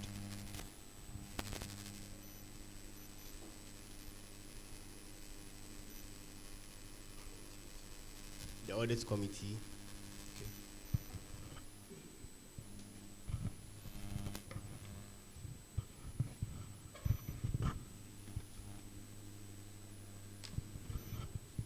Okay, thank you. Mr. Suk. Yes, sir. Yeah, so I'll be testing your knowledge on the leadership roles and preparedness for the position you are vying for. All right. Can I go ahead? Yes, please. Okay. So,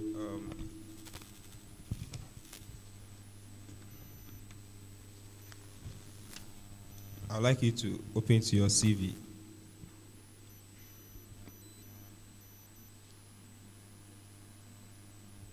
But first of all, have you ever handled any union or a group's funding as a Yes. person? Yes, please. NAMSA. NAMSA. So, who were you at NAMSA? In what capacity did you handle NAMSA's fund? I handled NAMSA's funds in the capacity of the. I am handling NAMSA's funds in the capacity of the treasurer. So, you are still handling NAMSA's fund. Yes, please. So, in your constitution, is there any provision in the constitution that guarantees that you step down prior to holding federal office outside of the association? No, please. Okay. So, as a NAMSA treasurer, right? Yes, please. NAMSA treasurer. Yeah. Yes, please. What's the source of funding to your association? So the main source of funding to our association is the NAMSA dues. But then we also provide souvenirs which are purchased. And then NAMSA gets funds from that as well. Okay. What's the number of NAMSA students? So averagely, how much do you get in a year when you are looking at, assuming every student pays the dues? Every NAMSA student, Yes. How much is your dues? 25 cities. 25 cities. How many students are in Namsa? We are over 1,000. You're over 1,000. Yes, please. Do you know the number of students in UHAS, regular students? I know we have over 8,000 students, but I don't know the number of regular students we have. How much dues do we pay as a student? You mean in NAMSA or SRC? No, in the SRC. 100 cities. 100 cities. Yes, So please. can you give a rough amount that we get from our budget, from our dues as SRC? Around 800,000. But it's not paid into the students' fund until that particular person pays his or her full school fees. Are you sure? Yes, please. So apart from the dues, what other source of funding can you bring to the SRC? So Apart from the payment of dues, now that you are saying that the 100 cities allocation will be given to our funds unless the student pays full fees. So we have cases where students are not able to pay their fees. So what other source of funding will you bring as a treasurer to our SRC? So we can generate funds internally. That's by advertising more on the SRC bus. The SRC bus had given us an issue. I think I raised it in the previous vetting of the aspirant. So we had a case where I think the SRC bus has cost us huge amounts of money, and we are paying an amount every year. So it has brought debt to us, and then there is an issue of procurement for the bus. Are you aware of it? I am aware that SRC pays for the bus, I think, twice a month, and then insurance is paid once a month. No, I mean that the amount for the bus is not fully paid. Yes, please, I'm aware. Yeah, so we are paying to the person or the institution we took the loan for the bus. Are you aware? Yes, please. Yes, so I'm saying that there was an issue with procurement for the bus, which has cost us. So how then does that same entity brings about revenue to the SRC? So I think the bus we've already procured the bus. We've already gotten the bus already, and now we cannot return it. So the best we can do is generate the little we can out of the bus. Okay, thank you.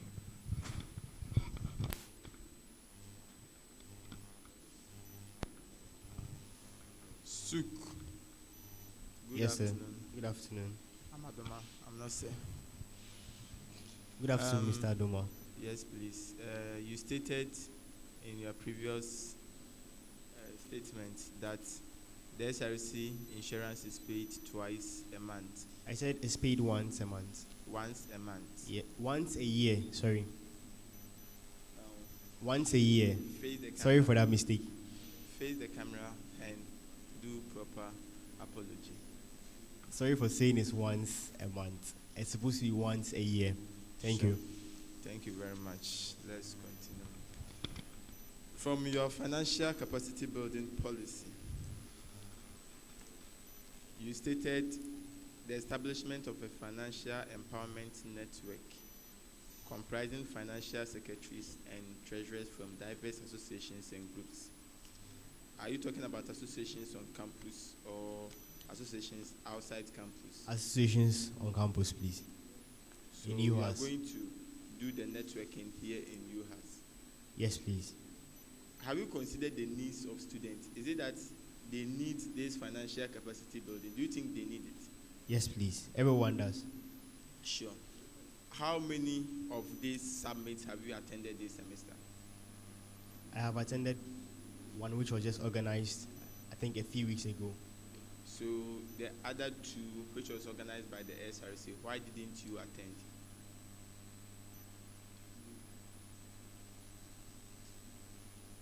I wasn't aware of that. You were not aware of that. Yes, please. Okay, fine. My last question on the financial capacity building. What will be the meeting point or the medium in which you are going to meet these groups? So it's definitely going to be through a group, a WhatsApp group, but then once in a while, we will also meet in person. And how do you measure the success of that meeting? The total number of participants on the group and the total number of people that will show up when a meeting is called for in person.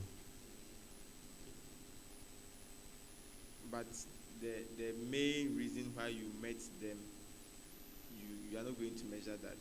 Were you meeting them because you want to count their numbers, or no, please? Then it means you are not assessing them, or you think you have done that by counting the number of people that once they come, they will okay, definitely. Let's continue. Thank you. You are not doing the needful. Income generation. Yes, please. Do you think the SRC is an enterprise where we have to be selling things to students and then generating money? The SRC is not an enterprise.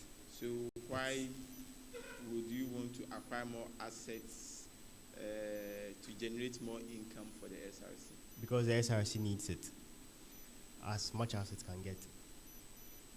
Have you seen a project, or have you come across an SRC project where the dean is saying she will not approve of it because there is no money? No, please. So why are you telling that the SRC needs money? I think in the future we can have, in the future, we will definitely have budgets that will be way, way beyond what we have in the account.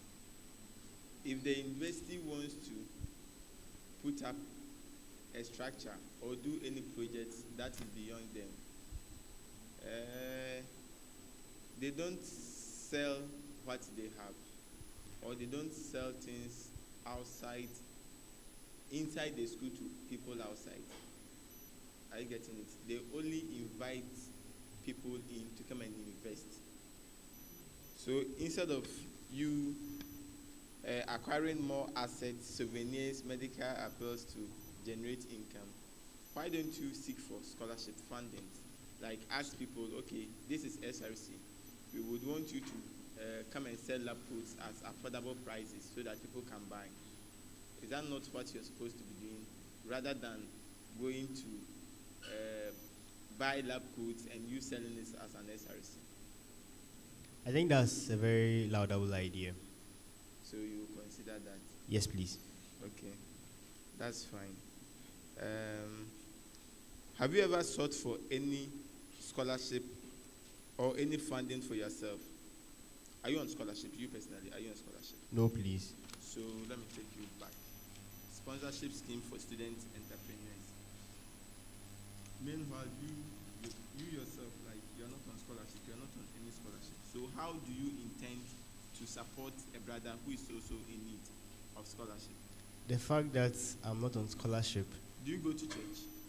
Yes, I do. The Bible says you give what you have. Come again? Your Bible is telling you to give what you have, so you can't give what you don't have. I don't have it, but I can find a way to get to the person. So if you can find a way, why don't you use that same medium to get yourself one? Or you think you don't need it? I am not a student entrepreneur. Scholarship. Scholarship. Yes, please. You don't need a scholarship. Yes, please.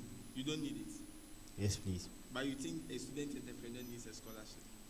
We I'm aren't an all. entrepreneur. I don't also need a scholarship. So what would be the essence of this policy? Do you think We have a lot of student entrepreneurs on campus. The fact that you aren't one doesn't mean others have you aren't. identified any student entrepreneur? Yes, please. Who was that person? Mikata, we met at the Financial Literacy Summit. And she told you she needed a Yes. sponsorship. During the summit, before the summit. She told you, or he Yes, told please. you he needed a sponsorship? Yes, please. Okay, thank you very much. Mr. Suk. Yes, sir. I have only one question for you. All right. Under policy 4, accountability and transparency. Yes, please. You are currently the deputy chairperson of the finance committee of this SRC. Yes, please.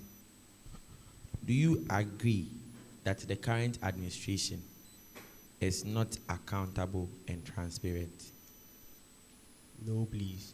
What then do you say to the just ended SRC week budget that was in the student domain? You said that as part of your work, you are supposed to scrutinize every budget. Yes, Did please. you scrutinize the budget? Yes, please. Did you know that in that budget there was a change in the unit price and a cost price of the broom? No. Were you privy to that budget? Yes, please. Did you scrutinize it? Yes, please. I helped in. And the unit price for the broom was how much? I can't remember from here.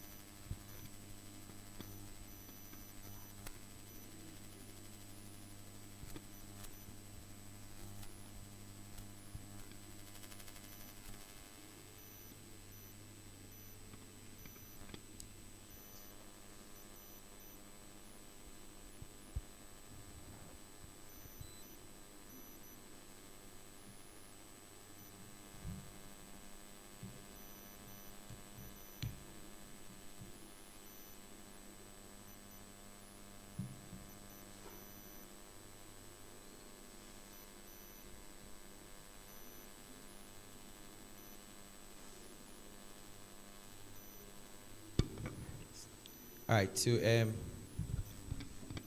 wooden brooms. When we go to Saturday, budget for SRC week celebration Saturday. This is a budget that the SRC explained to the student populace, to the PRO, that it was not their budget, their final budget. However, you mentioned that you were previewed, you scrutinized this budget. Under Saturday A, cleanup exercise in the morning. The second item, wooden brooms. Unit price 45 cedis, quantity 10, cost 450. You said you scrutinized this budget. Was that the one submitted to Parliament? It was. Right now. When I you can't are remember the figures. you are a committee member Yes, and even please. a deputy chair, Yes, and please. you ask me, was that the one submitted? This is I can't remember the figures. SRC budget I final. can't That's the remember the name. figures. You can't Remember the figures off head. off head. Interesting. But you saw this budget, you didn't correct it because this budget was in the public domain and brought ridicule to the SRC. Well, thank you. Do you have any questions for the panel? No, please. All right. Our audience, any questions for Mr. Sook? Do you have any questions for him? Okay, all right. Thank you, Mr. Sook, for your time. Thank you too. We appreciate it. We wish you all the best. All right. Thank you.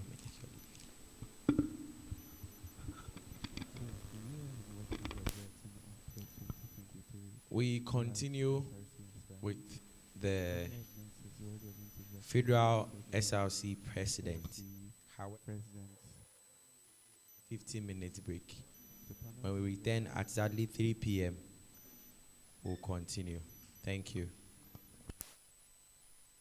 Vetting of the federal candidates for the position of the federal SRC president, where we have 4 people standing for various positions for this year's elections.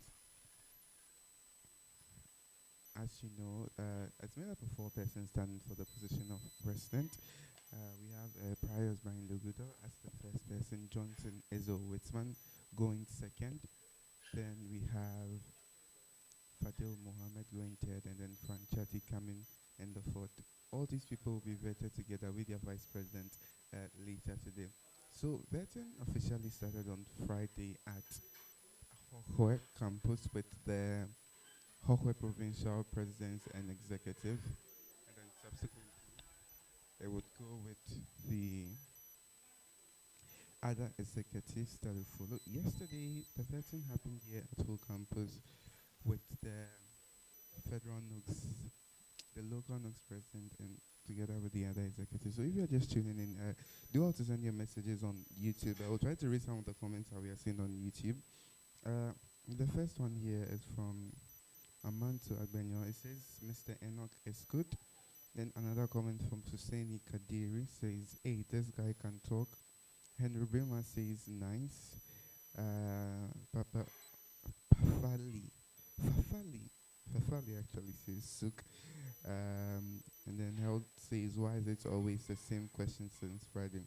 And so these are some of the comments the viewers have been giving with regards to the 2023 UHAS SRC elections. This is the vetting process. Vetting is taking place on 3 days. That's Friday, Saturday, Sunday. Coming up next is going to be the vetting of the panel, of the vetting of the federal position. Now, this is where all attention is going to be on, because this year we are having 4 people running for the position of federal SC president. Who is it going to be? Will anyone be disqualified this year? How confident are the aspirants in answering questions? Now, we have a committee of 8 persons who are going to ask questions spanning from current affairs, student politics, knowledge on the constitution, knowledge on UHAS, scrutinizing the policy documents, and assessing the skills and all that. So these are some of the characteristics, and these are some of the qualities the vetting panels are going to be looking for with regards to the vetting of orders. Well, we don't know how long it will take. Usually vetting of federal aspirants usually take longer because this is the presidency level, and I mean it will take quite a while, and they're going to be vetted in pairs, so the president and the vice. Should I say not surprisingly, well, this year 2 of the vice presidents are actually female. That's the vice president of Johnson and the vice president of Pius. These 2 people, the vice presidents, are going to be female persons, whilst the rest are going to be males. Yes. So these 2 people will be vetted. So they'll be vetted as a pair on various policies with regards to the 2023 SRC election. So looking at the performances of the vetting so far, it's been rather good.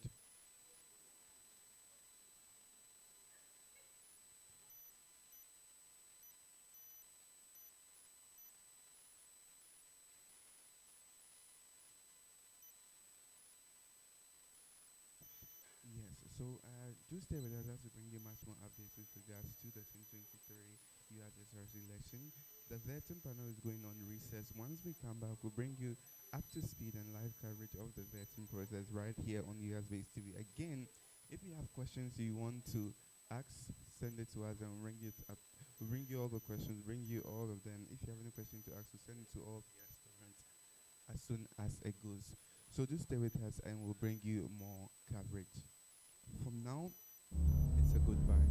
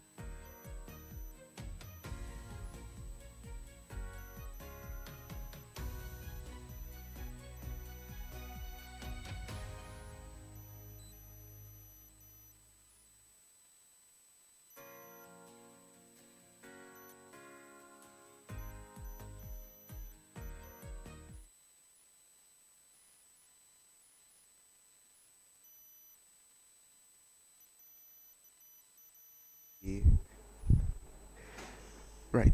So you're welcome back. Vetting of the federal SRC president is expected to begin in the next 2 minutes or so, where they are going to be vetting and see who takes the seat as the next SRC president. We have a panel of 8 persons that will be vetting the candidates, the aspirants today, when they pass vetting, and then they become candidates. And so if you're just tuning in, please do also share the video, like, and then comment as we bring you up to speed with all the latest with regards to the vetting. And so like I said earlier, we had the other federal position, which is the treasurer, the WUCOM, and the secretary being done. So now it's left with just the 4 categories, which is the president, where we have 4 aspirants running for the position of the federal SRC president this year. With the first person being Frank Chatti, followed by Fadil Mohammed, Ezel Johnson, and then Pius Brian Lugodor. These are the 4 persons that will be running for the position of federal SRC president. So we'll get to see how it goes. We understand that the first person that is going to come in is Frank Chatti, who will be starting with regards to the vetting for this year. And so we'll get to see how it's going, bring you up to speed with everything, see how they answer questions. The questions ranges from current affairs to knowledge on knowledge on student politics, to constitution, to the policy documents of the aspirants, and then eventually they ask them about some personal questions to regards to their policies, how feasible are the policies, and at the end it's open for students to ask questions and all that. And so I think there's a point where much more people are going to be watching, and so if you're just watching, do also share your comments, and you can also share the link as well, because we're about to start with federal SRC president. And yes, so the first person coming in is Frank Chatti. And so let's stay tuned as we bring you up to speed coverage of this event.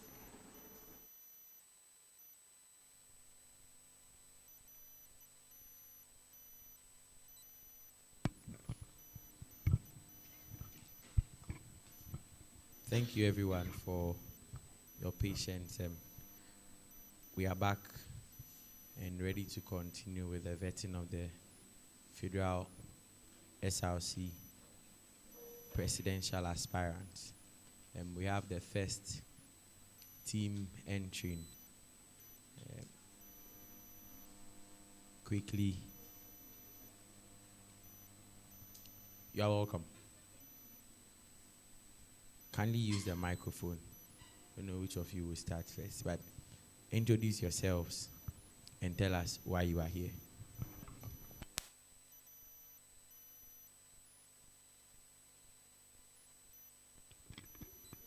Thank you so much. My name is Frank Chatti, a fifth-year medical student.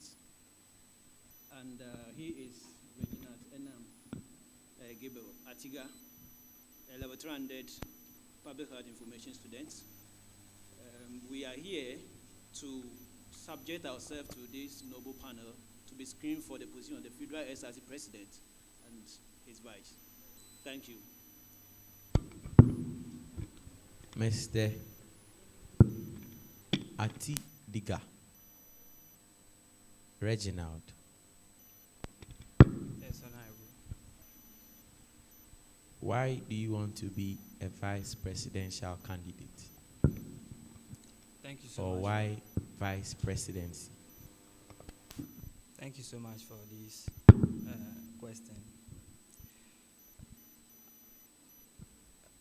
Leadership responsibility, it has a long way to go, and yes, so it begins with from a far place. So since I came to the University of Health and Allied Science, I had that vision, that enthusiasm to contest for this position, and I started little by little as in assisting my colleagues through academic help and helping in securing accommodation as well. And getting to this period, I believe that it's high time that I'm able to contribute to a larger scope.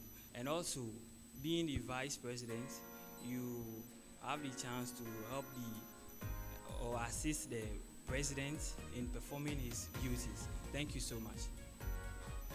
Why don't you think that in our university, and particularly in the SRC, the vice presidential portfolio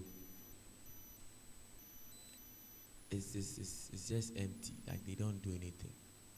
It's a ceremonial one. Don't you think so? Please come again with your question. Don't you think that the vice presidential portfolio or office is a ceremonial one? No, please. Why not?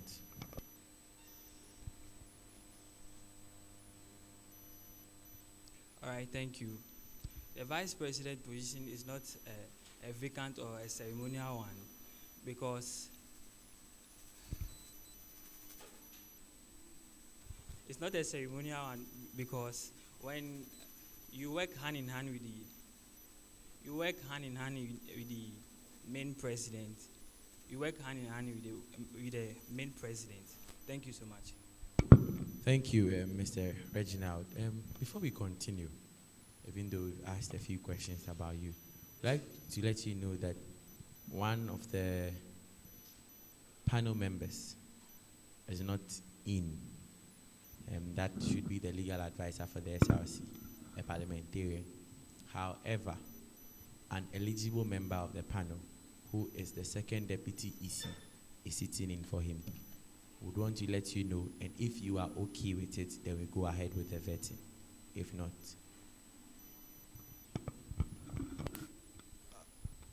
All right, thank you so much for the notification.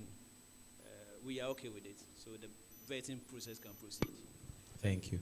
All right, so I'd ask Mr. Ajiman to continue.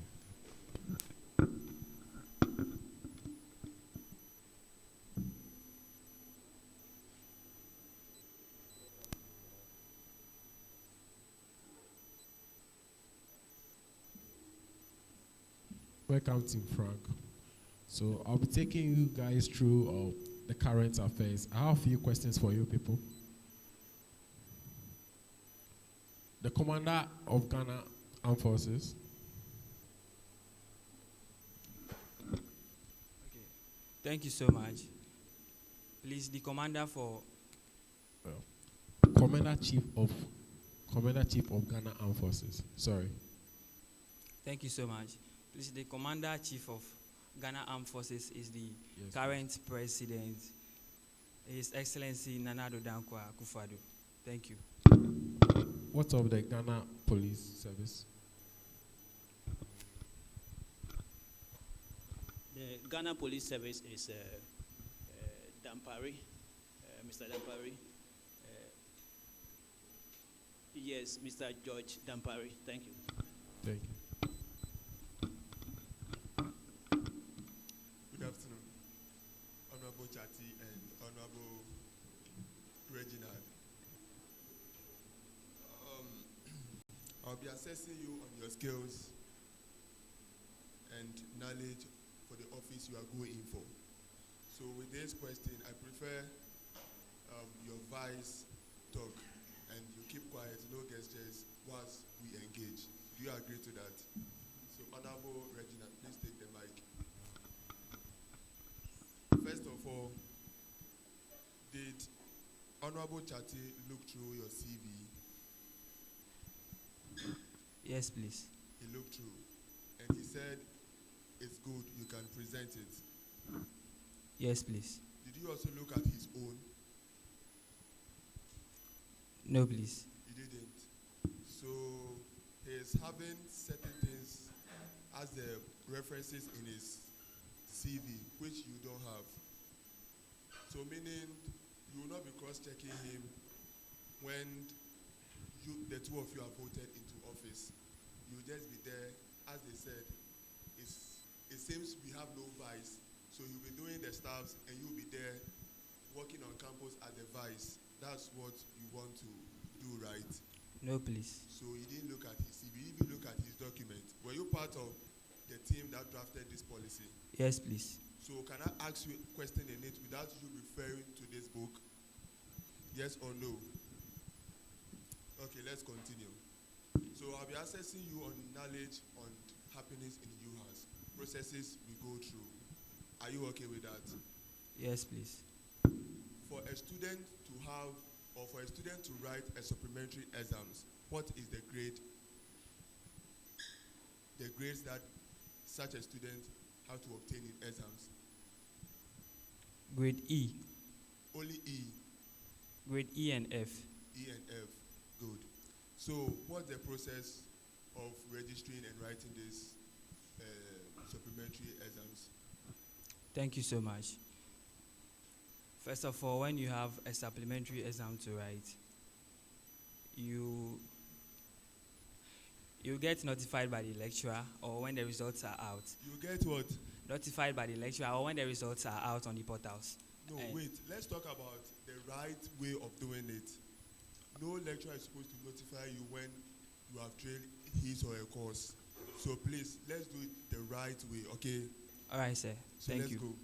So you get notified from your portal, and if the time is due, you register with your HOD.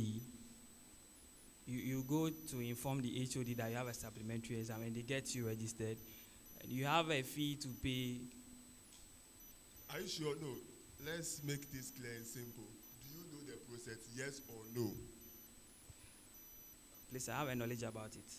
But what you are saying is not true. So do you know the process, yes or no? No, please. So a student approach you, Mr. Vice President, and you don't know about the process, and you are in level what? Level 300. 300. So you have never, like you don't know anybody who have gone through this process, or you have not done it for anybody before. Mr. President, at least you should be able to know this, true or false. True or false? It's very true, right? So we can proceed. Yes, please. So, true or false? True. True. Okay. So what do you think Honorable Chati saw in you that he picked you as his vice? Because it seems you know nothing about what happened in school in terms of the academic process. So what exactly, tell us what exactly Honorable Chati saw in you. Okay, thank you so much. I would say it is my resilience for servitude, as in helping students or serving students in my little way or abilities. And you don't have that ability. You No. don't even know how a student will write supplementary exams, and you are saying you have that. You don't have that ability. So I don't see you fit, or you don't have any knowledge and skills for the office you are going in for. I remember when I was in level 100, I used to call the SRC president, the vice, and they give me they give me directions on how I should go about things. Okay, when a student only have 50% or 70% or have paid part of his or her school fees and want to register, what are the process involved? I hope you know the full payment have to be done before you can register your course, right? Yes, please. So let's say a student have made 50% or more than 50% payment. What are the procedures that student have to follow before he or she will be allowed to register the course? For you to be allowed to write the exam? No, to register your course, just that one. Do you know the process, yes or no? You don't know, yes or no? No, please. I don't want to talk about your CV now. Let's talk about your knowledge on academia, because that's what most students need. Even you, your results is very good, right? Yes, please. Good. Let's continue. My last question. My last question. Can you type? Do you know how to type? Yes, please. You know how to type very well. So, did you do this by yourself, or you use a template? Please, I use the templates whereby I also typed. Okay, so you use a template and you didn't consider anything from the template? The template is in a way that... Did you consider anything from the template? Or you just, because it's template, it's on Google, you just pick it changed some of the information, then you presented it. I've So considered. you see, with all this, I can say that your knowledge and skills for the position Honorable Chati have called you for, 0. You don't have any idea about what you're about to do. I can say that. True or false? False. I just asked you a question and all your answers were false, no, false, no, false, no. And the final judgment, you are saying no. No, please. It's okay. I'm done with you.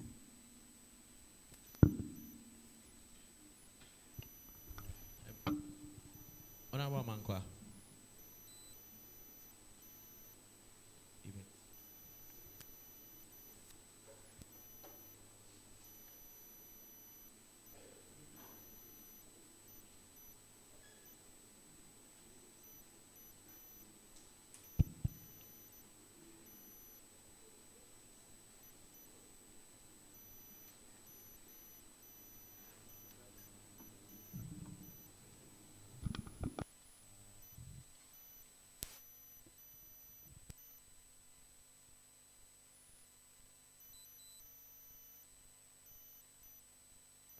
Honorable Frank Chati. Yes, Chair. The CV you presented today, do you have a copy? Yes, please. You have a copy there. Kindly open it for me.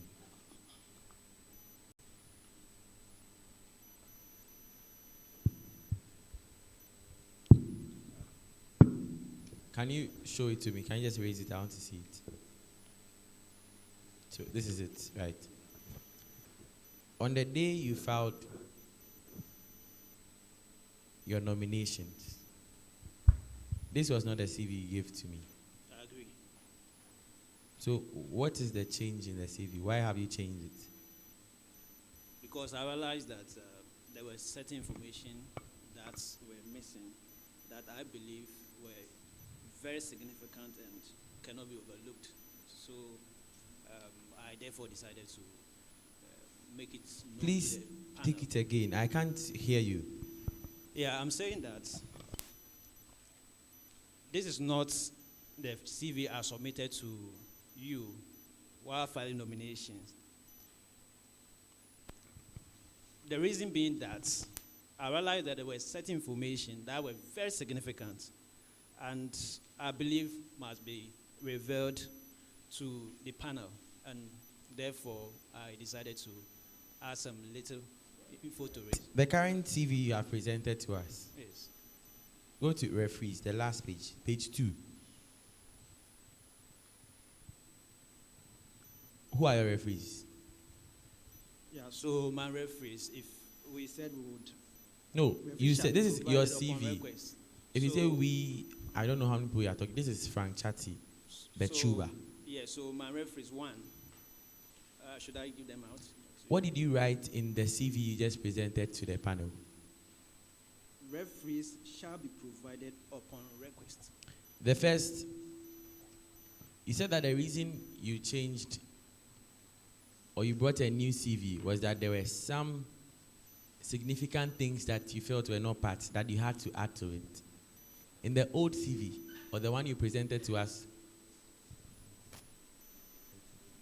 on the 30th August when you submitted your form, you had the references. Why the sudden change? Because you said you are actually adding. Why are you now removing? Yes, thank you so much for revealing that. So I think probably I just have to reframe my language. So You are a federal SRC presidential candidate. You can't be reframing when you go for council meeting. You can't present a document and then the next morning present another one. We are working. What if they are done processing the first document? Now, indicate to the panel the things that you've added to the new CV. yeah, so in terms of the skills and the competencies. By the way, I want everyone to know that the first CV is a 3-page document. Do you agree? I do agree. The new one is a 2-page document, the one that you added significant things to. Now tell us the things that you added to the new CV. Yeah, so for the skills and the competencies under page 2. So we added Please, our I skills. cannot hear you. Kindly speak up. For the skills and the competencies, we added information about our knowledge on mobilization skills, excellent communication skills. Stop saying we, please. I'm addressing your CV, Frank Chati Bechuba.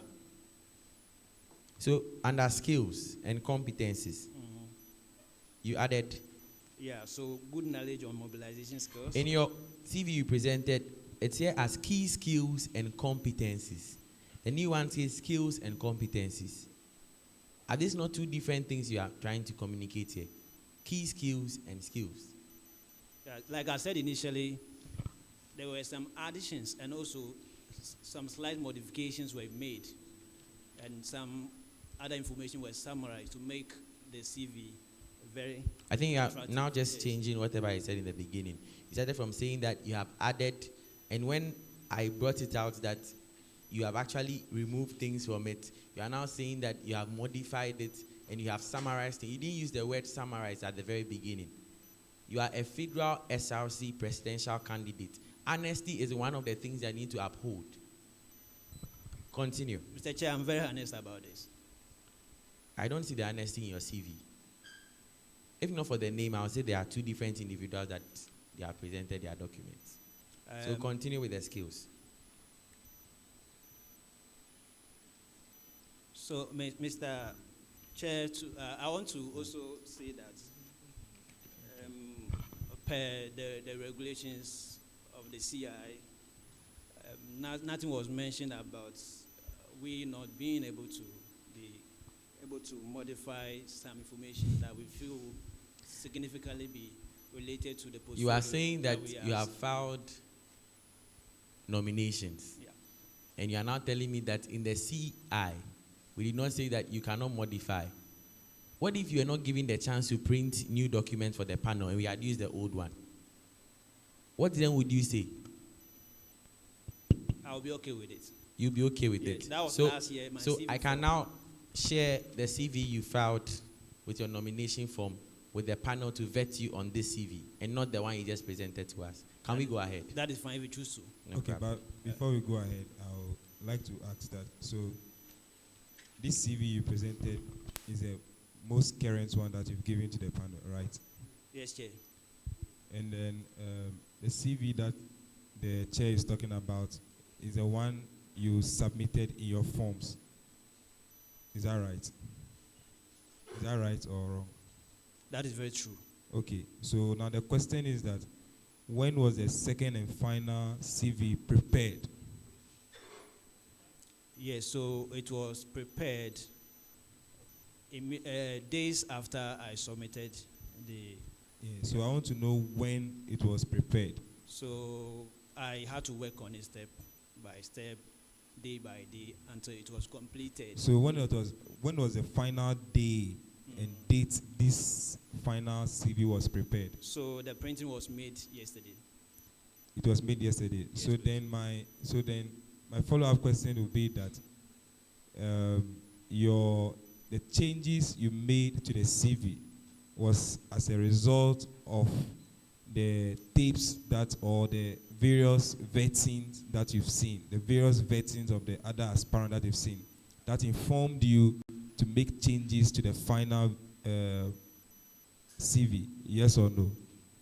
I have a superficial relationship with all the aspirants. No, my question is that because you presented this CV yesterday, it means that you sat through the vetting from Friday to Saturday.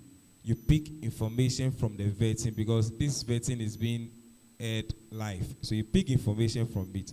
Then you made changes to the CV that you presented to the committee. Yes or no? I strongly disagree. That was why I indicated that this one could also be used to vet me. Okay. That is fine. So since this one is just a copy, you'd give us some few minutes. I'd like the panel members to go through this CV that you have agreed to. Then we proceed with the vetting. I think the panel should choose the.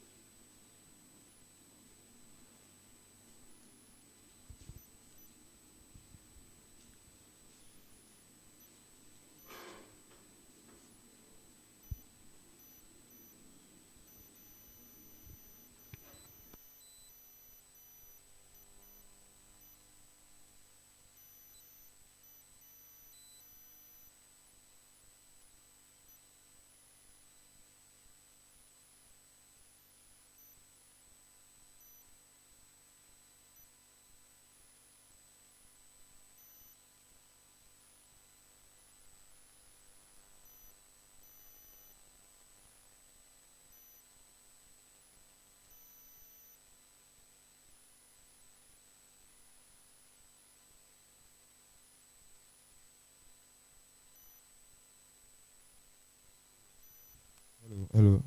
So we are taking a picture of the CV so that we can look at it at the same time. Is that fair? That is fine.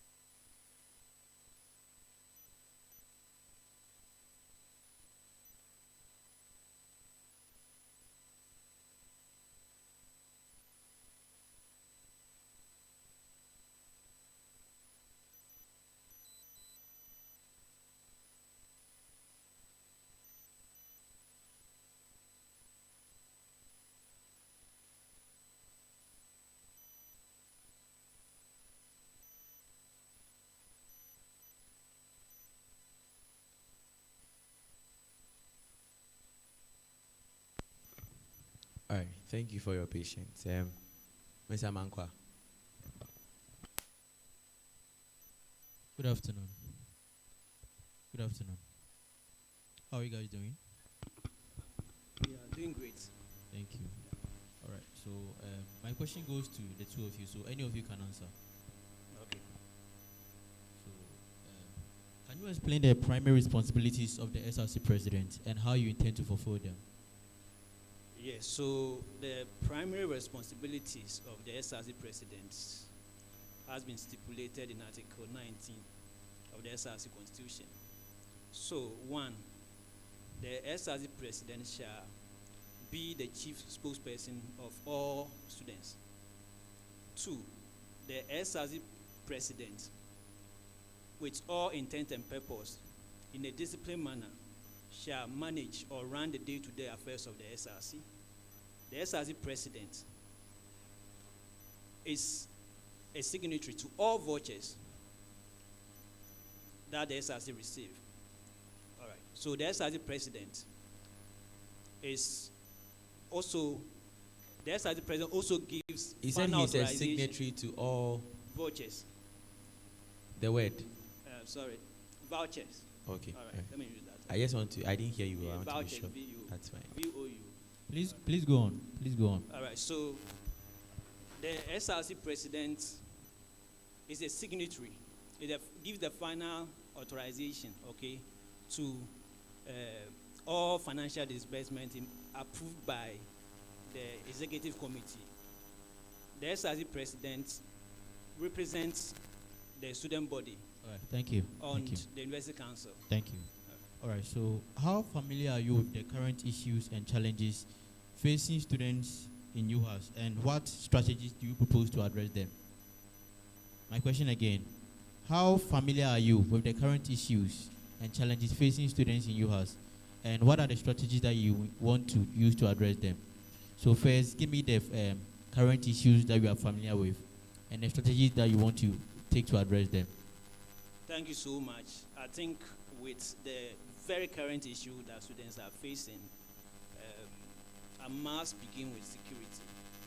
Security? Security, yes. Security. Just few days or weeks ago, a student was attacked. Sure. So what do you intend to do to address that? Yeah. What strategy? So we shall work hand in hand with the internal and the external security agencies. All right, thank you.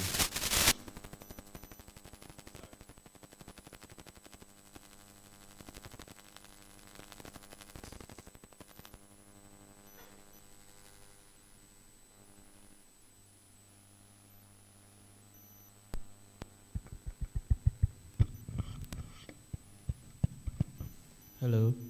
Hello.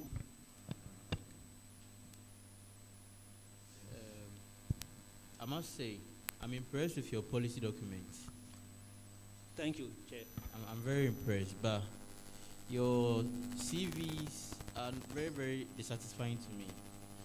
I must confess, they're very dissatisfying. My apologies. All right. So, both for your vice and you in person.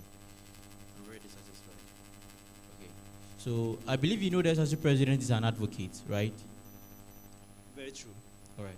So in what ways do you intend to advocate for students' interests, both within this institution and also outside this institution? In what ways do you intend to advocate for students?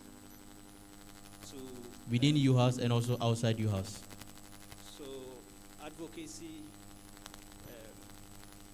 would be based, would be specific on the challenge that students are choose anyone facing. you want. Choose anyone you want. So I think I would want to, in terms of our terrain, UHAS terrain, I would want to advocate for more scholarship opportunities.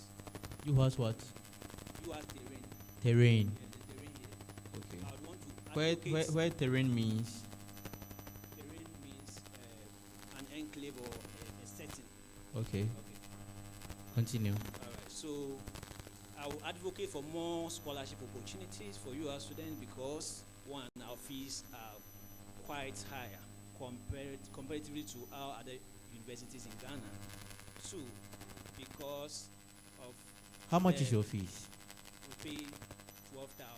Your fees? Yes. And how much is Reginald's fees?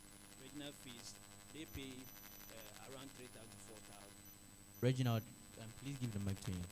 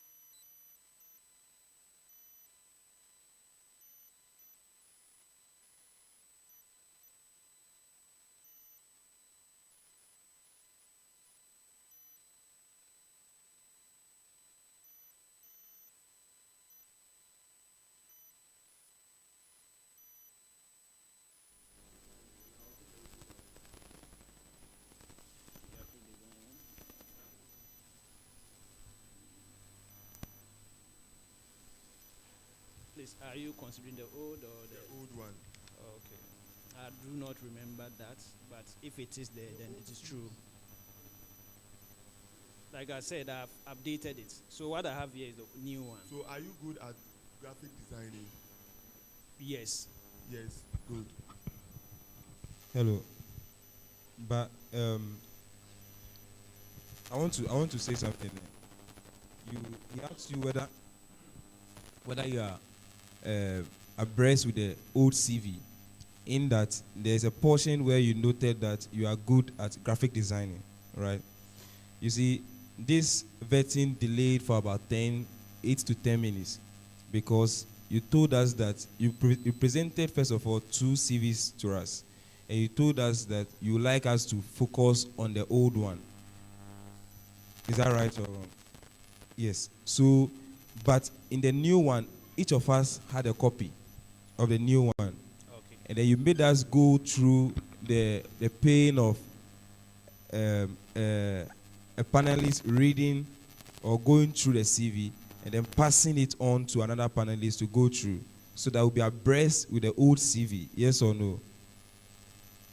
That is true. Yes. So I think that if you choose one of the 2 CVs, then you should know that, because there are changes to the CV, and in here it didn't indicate the, what do you call it, the software, and then what he talked to you about as the graphic design. That means that if you are going with the old CV, you stand by the fact that you have that skill as a graphic designer. So it shouldn't come to you as a surprise when he questions you on that, because you made us go through the pain of reading it individually. Meanwhile, we had a newer one that we could have just go through. So we've wasted about 8 to 10 minutes of the time. So I encourage you that let's be sincere over here and then move on with the thing. Yeah. Noted with thanks. Thank you. So can we continue? So Yes, you Chair. are good at graphic designing. Okay. Good. Microsoft Word. That you is very- indicated advanced knowledge on it, right? That is true. PowerPoint presentation.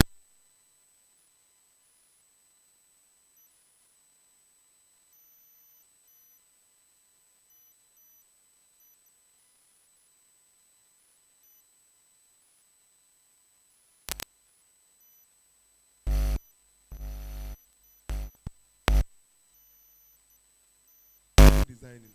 Mention 2 extensions or formats you can save your document. Just 2. After designing, mention 2.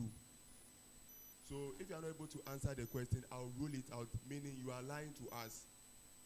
So mention 2. Let's go. You can save it as JPG image, And you can also save it as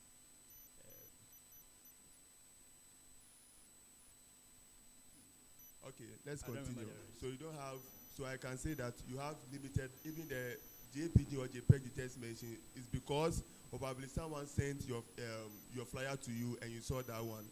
We have PNG. Let's continue. So what software do you use for your graphic design? the software. Yes. I used to use. Hello, sir. Adobe. Kindly speak into the microphone. I said I used to use Adobe. Adobe what? Photoshoot. Hello. Photoshop. Hello, Mr. Chatty. Yes. Hold the microphone this way. This way. All right. This way, please. we are doing a live feed, and people are struggling to hear you. All right. I hope I'm clear now. Can we continue? Yes. Since you have good knowledge on graphic design, can you mention any other one apart from Adobe Photoshop? Good, let's continue. You said you have good email communication skills, right? That is true. Can you explain? Yes. So email is simply the act of sending information via electronic mail like Gmail, Yahoo. So mention the specific thing you have over here that makes it a skill for you that you are very good at. Because everybody can just copy and paste email and send. But so mention exactly what you know how to do in terms of email communication that makes you good at it. Yeah, so email broadcasting, I'm very good. How? When do you use And CC? When do you use? So you have to tell me, CC. When do you use CC? CC. Yes. Or have you heard about CC before? Yeah, I've seen it in the mail settings, but you I've don't never know used what it. is it. I've never used it before. Yeah. Wow. Meaning you don't even have knowledge on email communication, and you have indicated it over here. So graphic designing.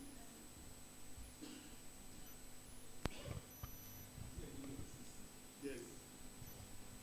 You said you've not used CC before. No, he is saying that CC in the settings of the emails. Yes. Yeah, that's what I'm saying. So how are you? What did he use? What? No, the statement he used in the CV. So I was asking if he knows how He to said use he's good at email. email communication. Advanced. Do you have an email? I do. Okay. So like, I don't even know what to So I think in explaining the email communication, you talk about sending the broadcast. So for instance, if I am writing a mail to the two of you, I'll copy you, so the two will come to you. So the CC comes to him. So when I press on the arrow, the down arrow, you give me the CC. When I press on the down arrow again, you give me the BCC. So when I'm sending to two people, I can copy the same mail to the two of you. That's how it will help. So that I don't send two mails to the same mail twice. Do you get me? So now do you understand the CC and BCC? Yeah, now the C, like the CC. So what's the Okay, meaning I of now get it CC? now. The You full mean meaning of like CC. Copy. Like when you are copying people. No, the full meaning of CC. It's an abbreviation. I didn't know it was. I think the vice can. No. This is his CV. Not the,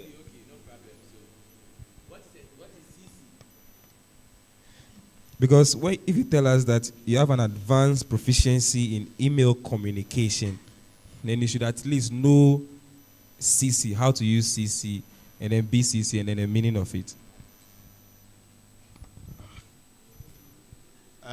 Before he comes in to answer, audience, please let's respect this guest house. The noise is becoming too much, and the shouting and yellings are becoming too much. I beg you, it might interfere the work we want to do here. Let's please calm down. Thank you. So let me end this so that we don't go far.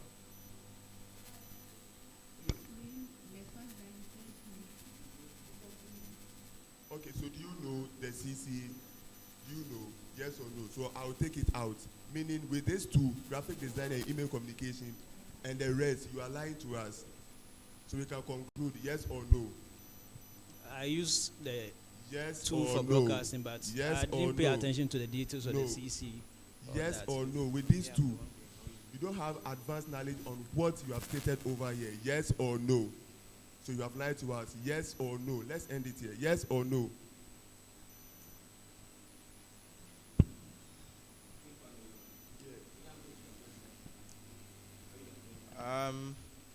Honorable Frank, Chatty, and the team. Team Frank, from the CV you provided us, you have made something funny here. Referees. Referees shall be provided upon request. We are no longer using. That's why I said I'm dissatisfied with that CV. Okay. The old one, can I have the hard copy?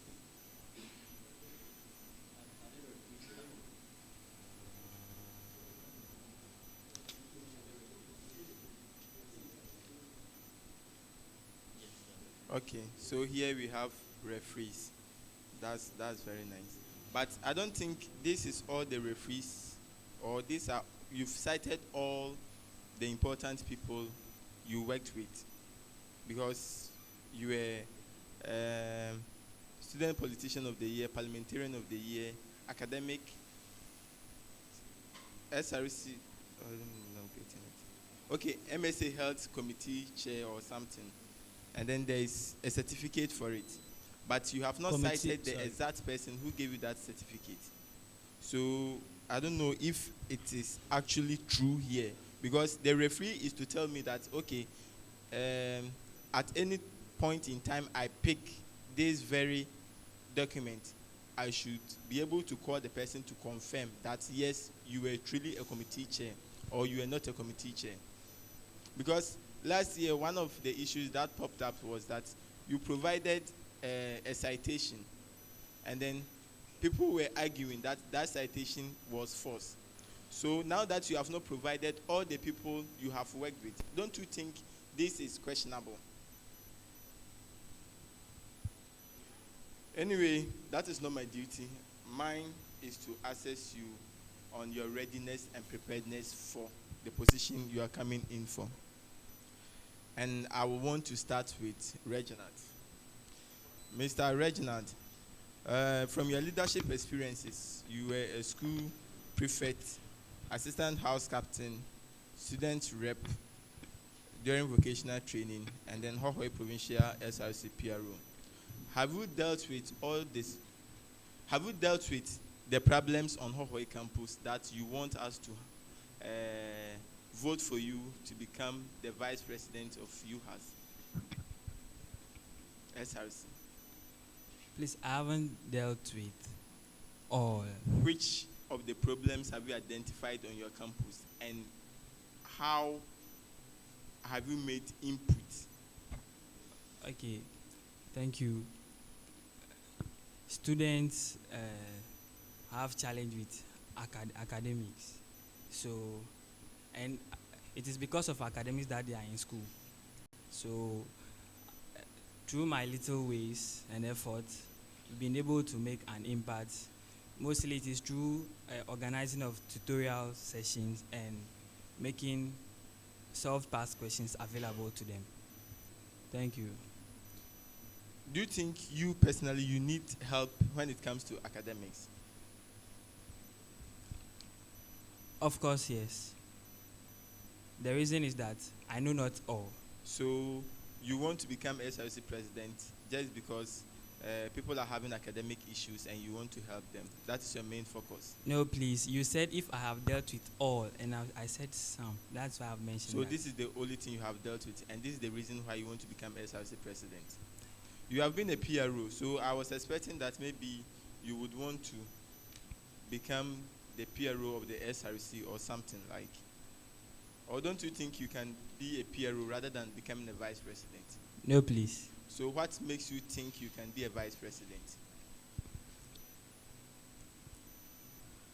I have all the... Is it not because you are from Hohoi that makes you think you can be a vice president? No, please. So what makes you different from all the other students from Hohoi who are not vice and from Chati? That is what I said earlier that you have academic policies. No, please. That leadership starts step by step, and I will see right from level 100 I've been having that engagement. So last year the SRC vice president came from your campus, so this year you want it to come from your campus. So no, the please. step you want to take.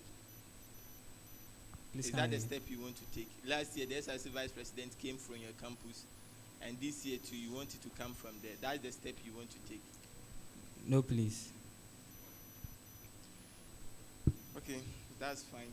You can. This one. Okay. You can give the microphone.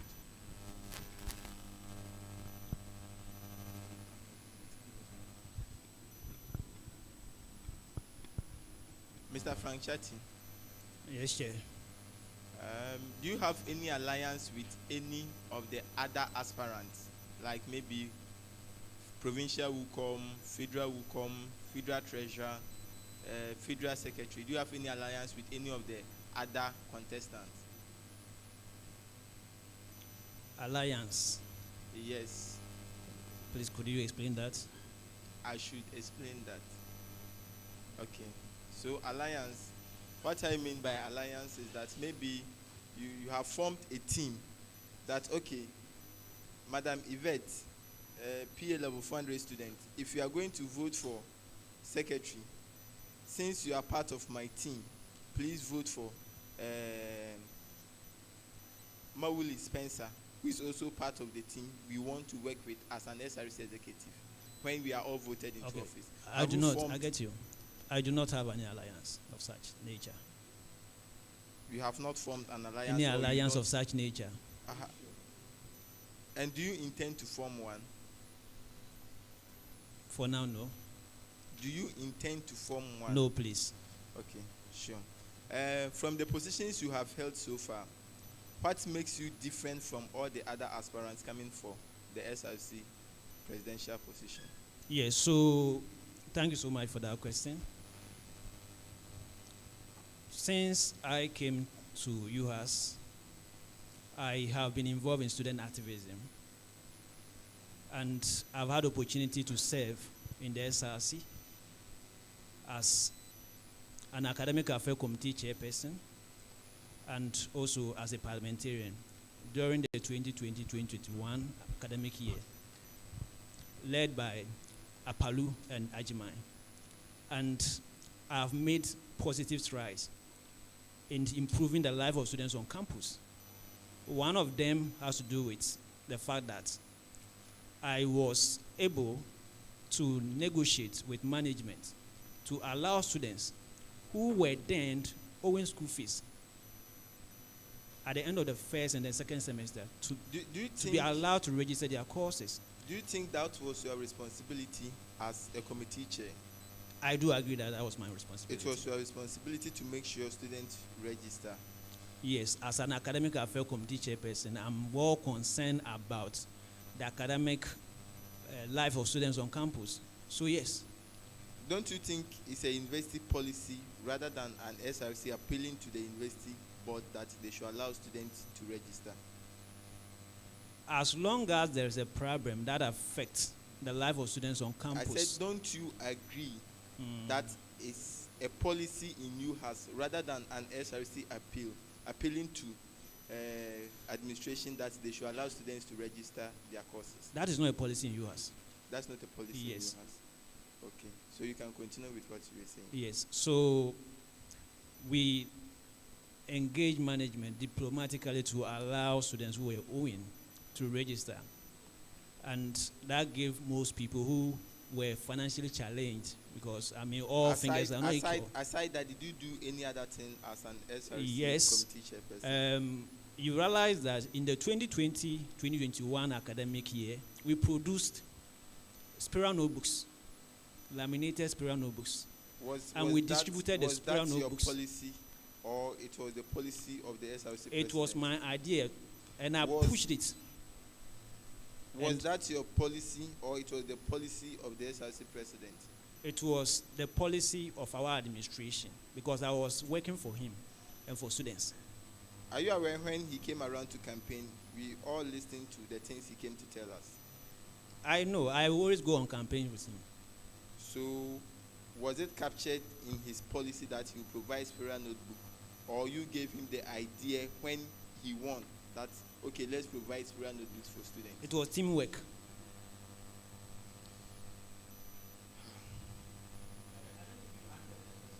I gave him the idea, and the idea was included in the policy. We formulated that policy. I worked with him.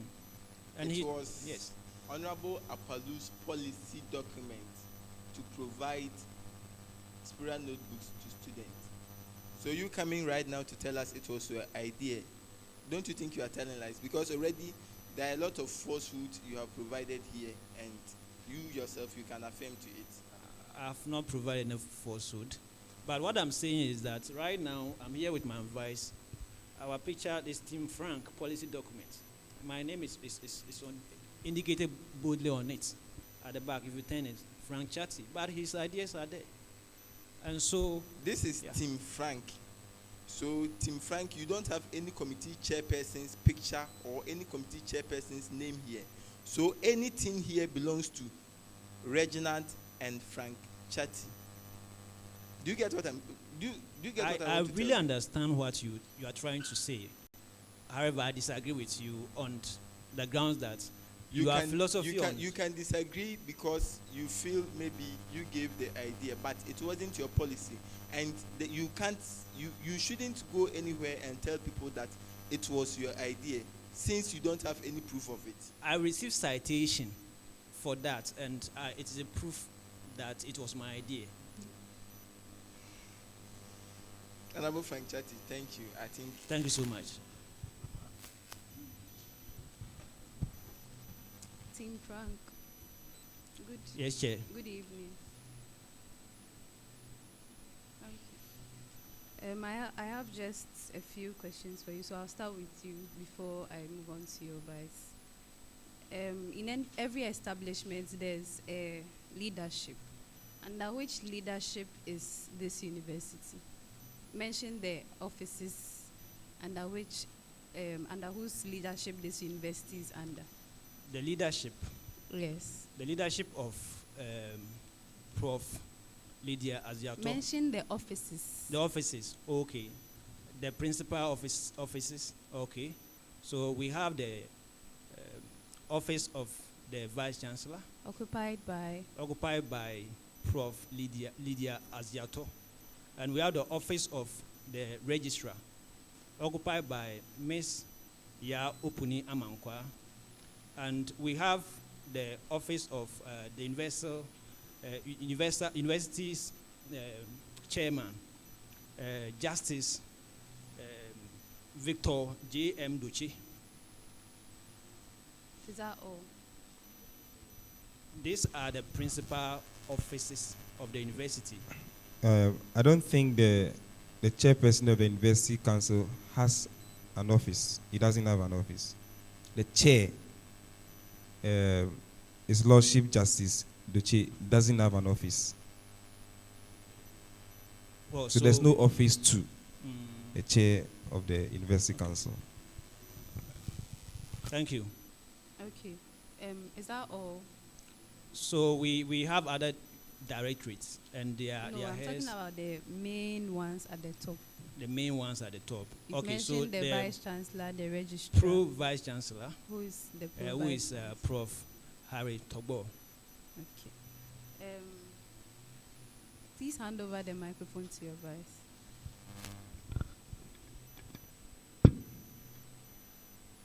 Okay, so there's a university council, right?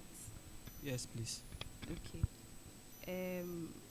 Which people make up the no, first of all, what does the university council do? This tests the affairs of the university, as in they sit and decide the affairs of the university. So in there we have the principal leaders that you mentioned earlier are also part of that. Are you sure? Yes, please. He mentioned about 3. How many did you mention? 4. All those people are on the university council. Yes, please. You are sure? Yes, please. How many members are in the university council? 17 members. Okay. What you said is wrong. Not all of them are on the university council. So we have the Vice Chancellor on the university council, and we also have the Vice Chancellor. We have presidential nominees, which includes the chairman of the council, and then members of convocation. How is the university council related to the SRC? Both of you can answer. Is there a link between the university council and the SRC? Yes, so he would want to do that. Yes, please. The SRC president represents the student body at the university council. Okay, so don't you think you should have told me that first? That is very important, right? That should have been the first thing you told me.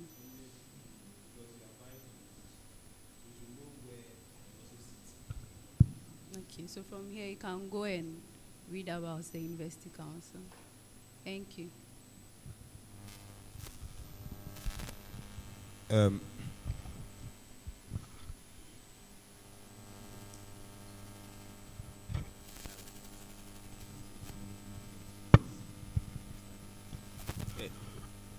So, Tim Frank. Yeah, Chair. Yes, please, can you kindly give the mic to the Vice President? So, go to entertainment and sports policy.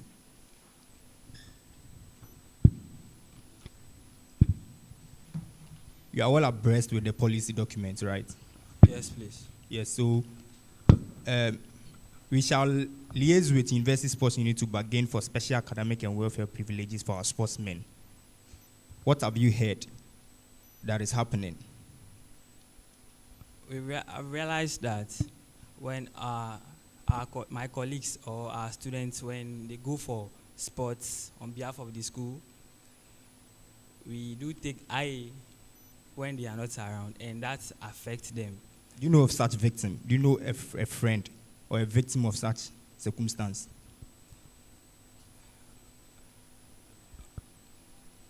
Yes or no? Do you know someone like that has been a victim of that circumstance? No, please. Just that I picked the information. If you look at the first page of the policy, we said that we gather information due to focus groups and other means. So there was a time where I think during this SRC celebration, we were around the park and students were complaining about that during sports, if care is not taken, you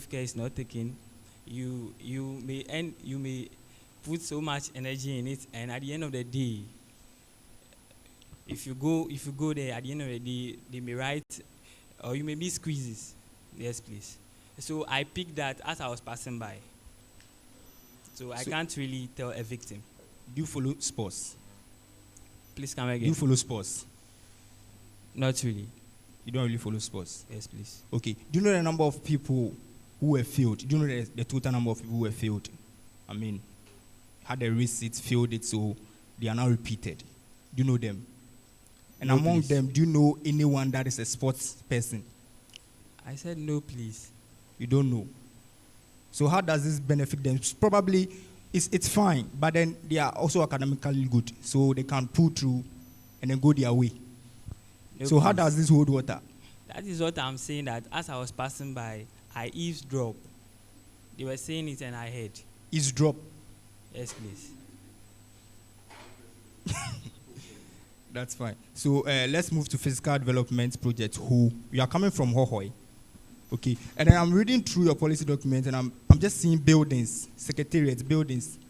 Do you know the land for UHAS has already been demarcated? So why are you going to get that land? Why are you going to procure it? Please come again with the question. So the physical development project, okay? You are talking about building of secretariats, SRC secretariats, supermarkets and all that. And we go down to talk about laying of foundation for construction of 4-story buildings and all that. Already the land for UHAS has already been demarcated. And then we have various hostel demarcations for it already. So why are you going to do it? I And you are going to use the SRC fund. Is that what you are going to do? Please, this is two questions at the same time. but- So answer them accordingly. Okay. I believe we are in a civilized institution, and if you want to do something, we have leaders that you approach. So if we are proposing this, or if we,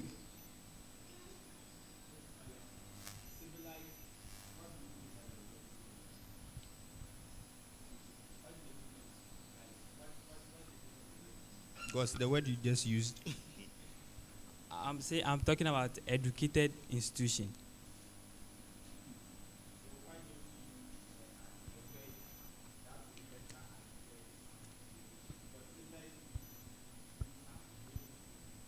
Please, I'm sorry about that.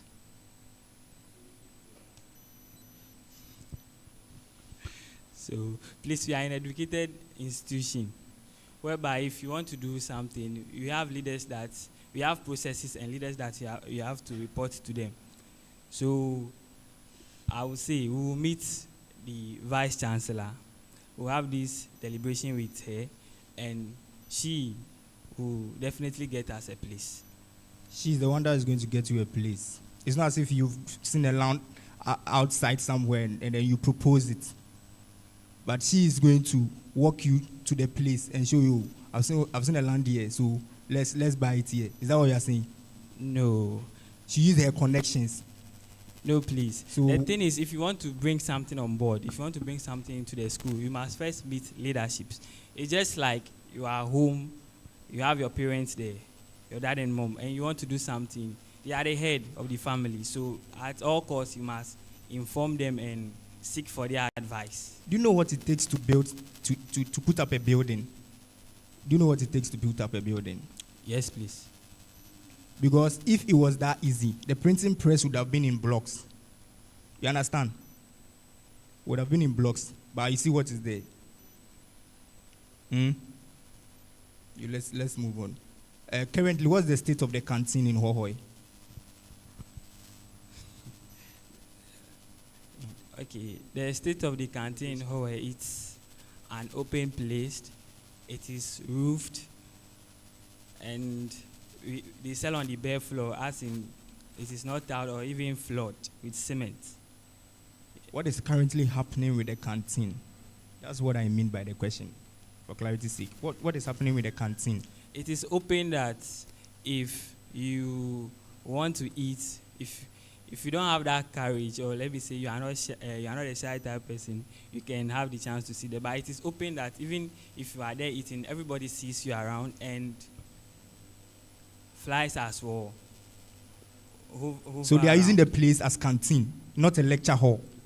Currently, are you on Hohoi campus? Are you referring to the sorry about that, but please, are you referring to the cafeteria or the canteen? I said canteen. So there's a cafeteria and a canteen. Yes, please. Okay, so cafeteria, what's happening? Oh, the cafeteria right now, they are using it for as lecture hall. Okay. There's a follow-up. Mr. Reginald. Yes, sir. Per your CV, leadership and experience, Hohoi, provincial, SRC, PRO currently. Let's go to your policies. That is special policies for Hohoi campus. Renovation and modernization of the current canteen and ensuring that quality, safe, and hygiene food are so terrain. You and I are on Hohoi campus. Yes, please. After the renovation of the SRC cafeteria, way back, honorable sons of administration, we were able to acquire modern table for the administration. That's when you come to the canteen, you use it. I think the next administration, we handle things to them. We realized that the cafeteria is being used for studying. The table that we went out for fun. Okay. So I've realized that the canteen is not being used for the purpose, as in the place was prepared for eating and other stuff, but they are using for studies. And one thing I also realized that the table that the administration was able to attain for the school were being placed outside, and the school tables and chair was parked there. What necessary measures are you putting in place? And that wasn't the first time. That was the second time. It continued. It was raining. Raining was on top. I approached your administrators. Nobody's giving any feedback. And right now, you are here telling us that renovation or modernization.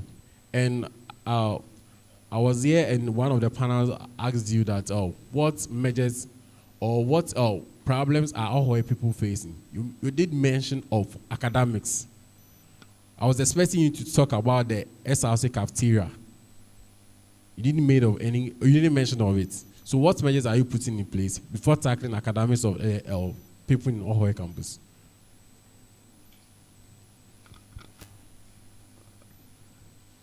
Sir, please, the policies are not exhaustive anyway. And you talking about measures. talking about measures about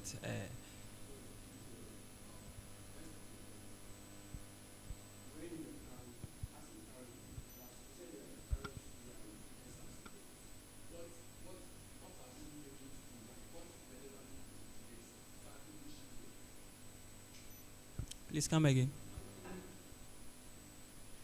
So as a PRO, what measures have you put in place on your campus to tackle the issues he has raised? That was the question he asked. So you can answer now. I believe the work of the PRO is one of the works of the PRO is publicity, and since we are working as a team, you equally offer advices. So did you do it or not? Yes, please. Okay. So Team Chatty or Team Frank, my name is Frederick, and I'll probe your policy document.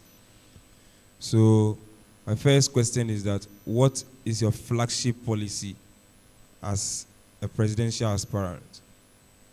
What is your flagship policy? Yeah, so the flagship policy is one, to tackle the shortage of tables and chairs first, and to create conducive lecture halls for students. And to create conducive lecture halls for students. Conducive lecture halls. Lecture halls. Well, I'm not getting. That's why I'm repeating. Lecture halls for students through stakeholder engagement and also advocacy. Thank you. So these are your two flagship programs as a presidential aspirant. One, to create. The first one was what? You asked me about my flagship. The flagship program, your flagship policy. program, your flagship policy as a presidential aspirant. And you mentioned two of them. So the one was on. Okay, so that is not the only one. Yeah. So the first one you mentioned was on. What's Your wrong? first policy, your first flagship policy is. Yes, so that is to improve the condition of lecture halls, okay, and to ensure that we have sufficient tables and chairs. That's your flagship program, right? Program. Okay, that's your flagship policy as a presidential aspirant, yes or no? Yes, one of them. So what's the other one? So the other one has to do with, so we categorize our policies, our flagship policies into three. No. One of them was academic origin, which is the creation of conducive lecture halls. No, you didn't categorize your policy into three. You categorize your policy into 9 different sections. Yes or no? The spectrum of your policy is in 9 different sections. Yes or no? Please, I'm talking about the flagship policy. Oh, there's no flagship policy in your this one. You see, the reason why I asked of a flagship. Well, how I understand the flagship is at least, at minimum, if you've done nothing at all, what my administration will stand to achieve. No. That is how I understand by. So the flagship program of the current administration, the political party in power, one of the flagship programs was a free senior high school. That's one of the flagship programs. Very true. So the flagship program is what identifies your administration, your key area of work when you come into power. What identifies your administration. So I was very disappointed when you said that you create a conducive environment and then provision of chairs, and these are not flagship programs. Do you get me? So on the flagship, so that's if the flagship programs. So you have 9 spectra, or 9. Let me see.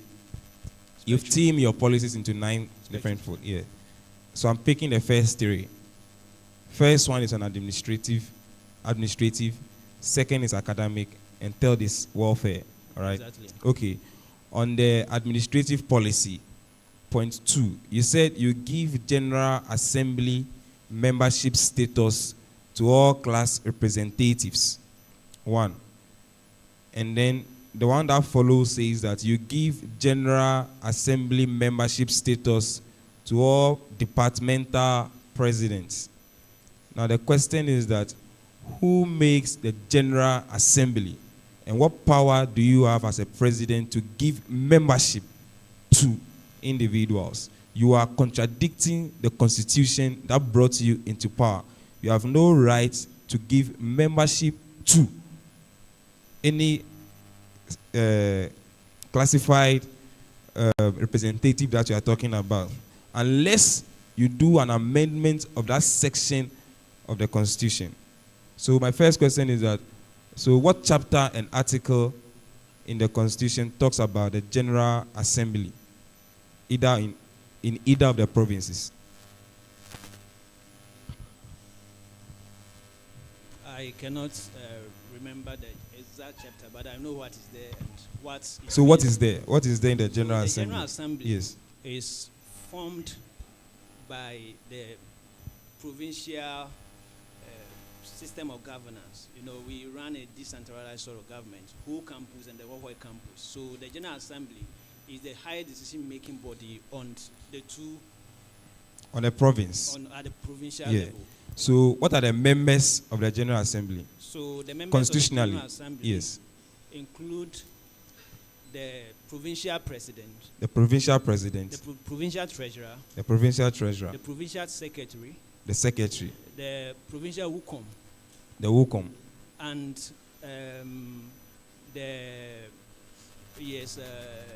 all students on that particular campus. Yes, are also members. No.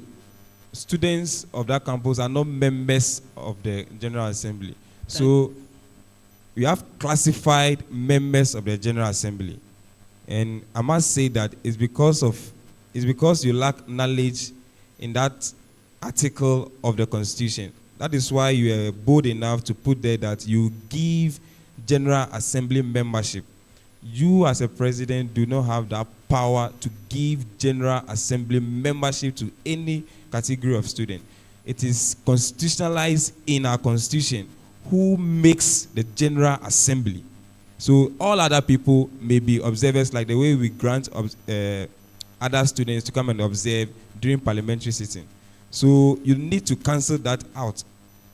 If you go ahead with this policy, you are contradicting the very Constitution that brought you into power if you are voted into office. Thank you so much. You are welcome. The input. And no, this is not an input. Oh. You should know your Constitution as a president. So if the federal president is bringing policies that is going to contravene the very document that brought him into power, that's the Constitution, then I must say that your candidature as a president is questionable, because your first policy, your first class of policies, the administrative policies, and the very third point under it is contradicting the Constitution. The fourth point is contradicting the Constitution, because you cannot give, and you see, the fourth point says that you give General Assembly membership status to all departmental presidents. In the Constitution, chapter 3, article 7, which talks about the General Assembly, it says that the clause E, one representative from each school. So there's a constitutional provision to that. So you don't have the power to give it. The Constitution has made that provision already. Thank you. Unless, of course, you don't value the Constitution, you don't respect the Constitution. So these points were considered in the light of constitutional review, which is already ongoing. So, are you privy to the constitutional review? Because I'm a parliamentarian. You are not a parliamentarian. We've had our first reading online and nobody is privy to such document. And the parliament has the power to accept or decline that constitutional review and make changes to it. So are you saying authority that you are privy to the constitution that is not, that hasn't been approved by parliament and that is under consideration? Are you saying that? That means that you know the reviewed constitution, you know what had went into the reviewed constitution. Are you trying to say that you influenced the review process in a way? No, that is not what I mean. What I meant is that when I come into power and there's a constitutional review ongoing. I'm coming. This is a constitutional issue. We need to. This is very. I think we should be serious with this, because that's the first thing I marked out.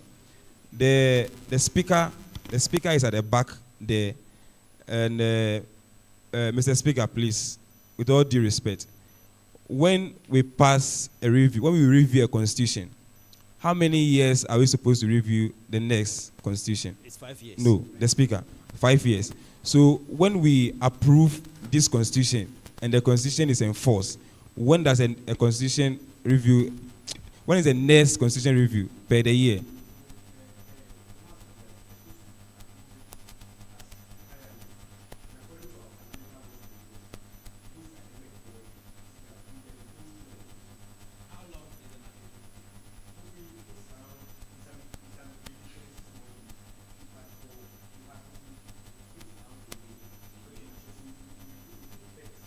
In the next, so that's by then, even when it takes effect, then there'll be the next review may take effect in the 5 years. So we can look at 5 to 6 years before you have a review. By then you'll not be in the school to review that. No, I'm not. I think I should clarify this. So clarify yourself, because the constitutional review was started by the Sunny Day-led administration, and they couldn't finish. Are you speaking on facts? Yes, because I have documents. I received documents to. Because the review was started in this administration. We set up the committee members. We in Parliament approved the committee members. I approved the committee members. Oh, okay. Okay. But I saw the test to that effect. I think I was also part of the previous administration, and an incident like that happened. A committee was set to start the constitutional review, just that it was handed over to the next administration, which is the current administration, and the committee members were changed. So it was more like we really no. It is not entirely a new thing.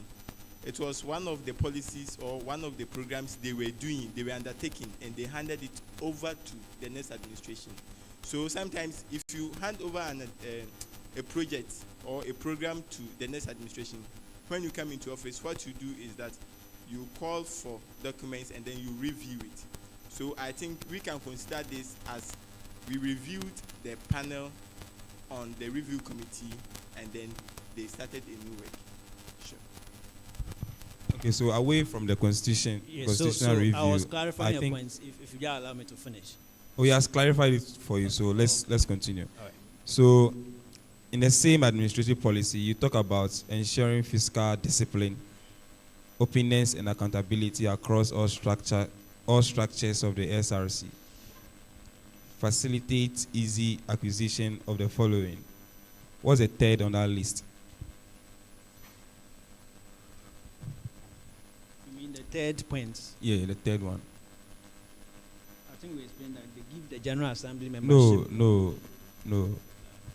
Under the administrative policy, you've listed 6 policies, right? 6 points, sorry. That is very true. That's true. You said you facilitate the easy acquisition of some things. Are you seeing it over there?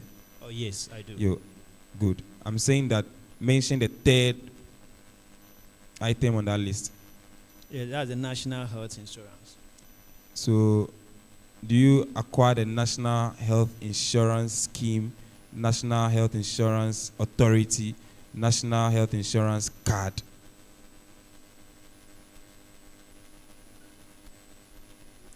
I think it's a typo error. It's supposed to be National Health Insurance Card. The National Health Insurance Card. Do you know that the National Health Insurance Card now has gone digital? You can register for it without going to a place to renew it.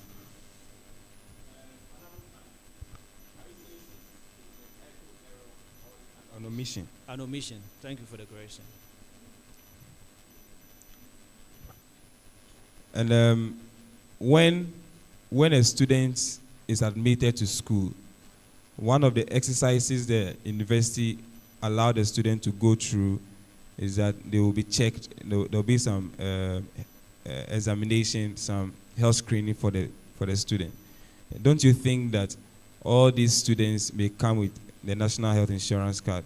All students may have the National Health Insurance Card to go through this, because for you to even take the hospital card, you need a proof of an active National Health Insurance Card. Do you know about it? Yes or no? I do agree that some may have, but not all. Okay. And also, we also consider the continuing students along the lines could get missing and so on.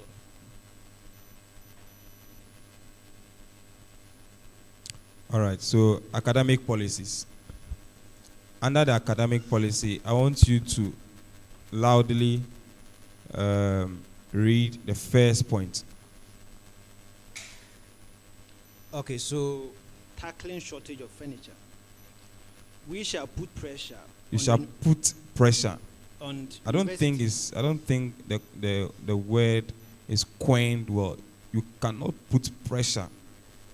To put pressure is out of order to put pressure on the university. As a president, you are an advocate for the student.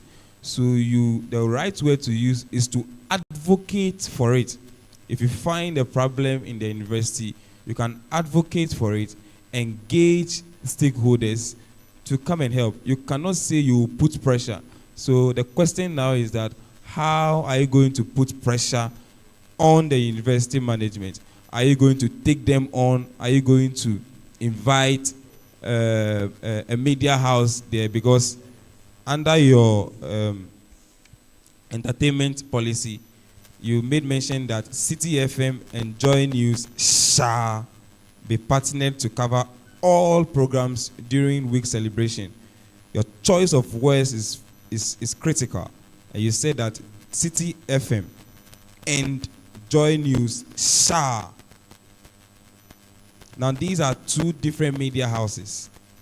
And you are bringing them in to cover the same program that students don't even really participate in.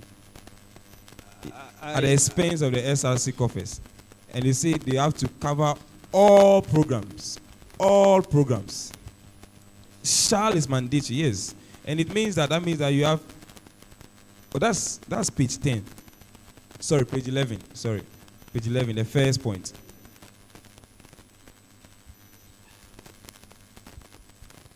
Yes, so we meant business. So you mean business? Yeah.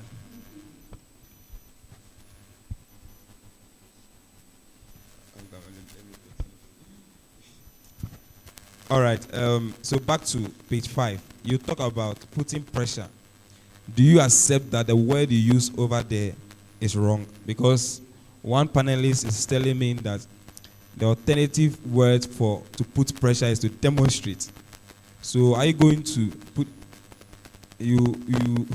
because the truth is that I think early part of this semester or last semester, management procured tables and chairs at the Dave,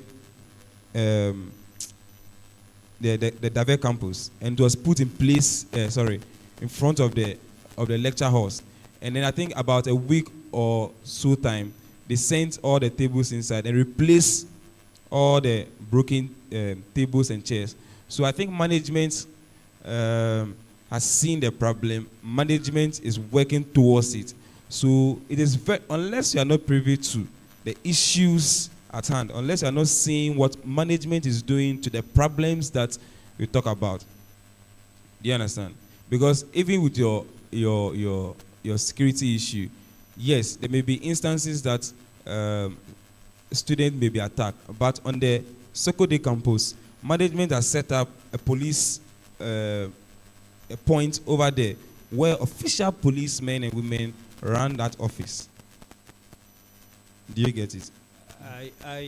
I would humbly request that we tackle the policies. I'm tackling the policies. That is under academic policy, point 1. Go from policy, academic, entertainment, and the No, security. I no. want to, that's what I'm saying. I'm humbly requesting. No, no problem. If I'm not allowed. I don't think you can tell the panel what to do. As far as that's why I'm not taking anything. I'm not asking you questions outside of your policy. And when I started with my questioning, I told you that my probing will be on administrative, academic, and welfare. Anywhere I've referred outside of these three is because there's a link to what I'm saying. That is why I referred you to that part. As far as is in your policy, I have the right to probe you on that. All right. That is why I want everything to be structured. I mentioned the page for you, I mentioned the policy, and I mentioned the point so that we will follow. Honorable member, do you understand me? Thank you so much. All right. So, to page 6. I think so you asked me a question under the tackling of what I meant by pressure. How am I going to put the pressure? So I think we should move on with that. So it's likened to demonstrations. Well, it's one of the options, and you want to lead students in UHAS to do demonstrations when you become SRC president. If it comes to that, yes, peaceful demonstrations. No, he said that is one of the options. What are the options in pressure? Tell us. So another option. One, what is the first option? Your first option under pressure. So my first option under pressure, like I said earlier in the early part of my policy, is what is your first option under pressure? Number 1. So the number 1 is that we are going to, as an SRC. I think for time being, let's move on. So yes. So let's move on. Let's move on. Let's move on to save you the time. Advocacy is no pressure. Advocacy shouldn't be part of it. So that is a stepwise. It's stepwise. Advocacy first. But it doesn't cover. You advocate for students. When it gets to the point where we are not being responded to, then you add pressure. You went ahead and said pressure, and you said as an option, it is advocacy. No, is an option. it's wrong. So to the team, can you kindly open to page 6, still on academic policies.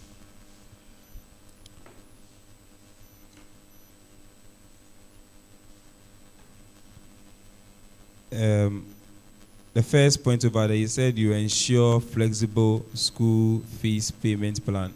We shall propose the implementation of flexible fees payment system tallied to the financial needs of each student. I think that management is doing well with that.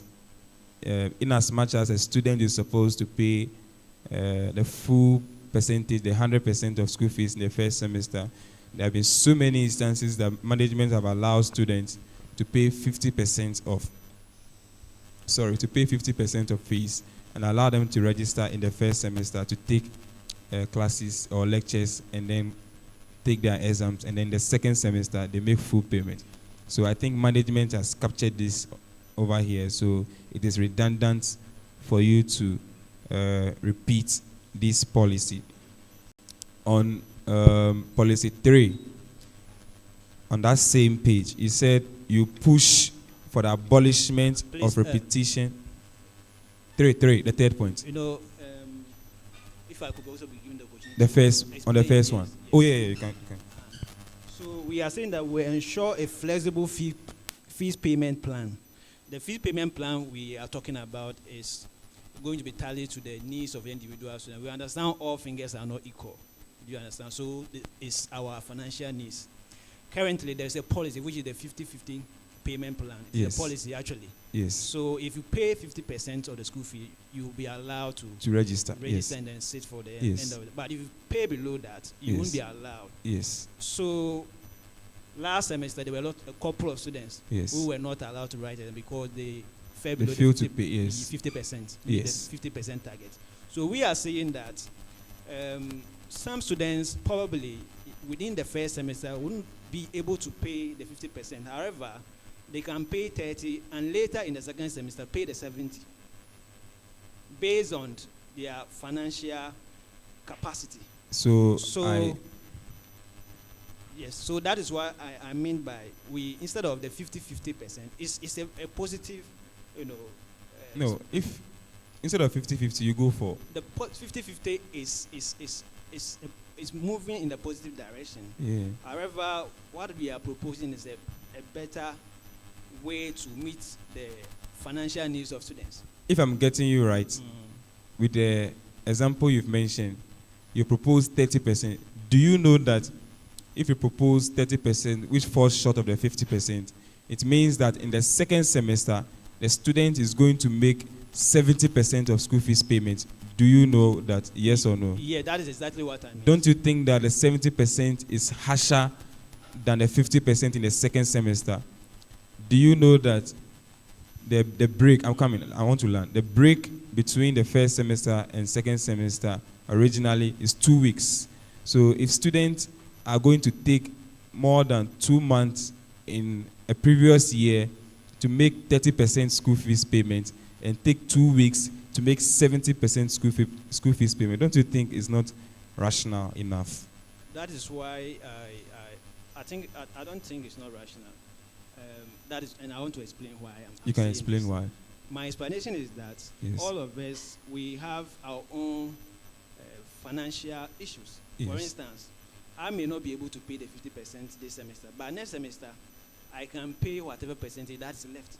So that is why this fee payment system is going to be tallied to the financial needs and capacity of paying the fees for the individual students. So at the early part of the semester, we would relay Google forms. Students will fill the forms, indicate the amount they can pay for that particular semester. Everybody will indicate. Do you get my point? We will submit it to management, and provisions will be made for these students to pay that amount. And when they do pay that amount, they will be allowed to register. Do you get my point? Yes, so that is what So on the fourth point on the list, or on that page, you shall empower the various associations to form, I think you want to read that.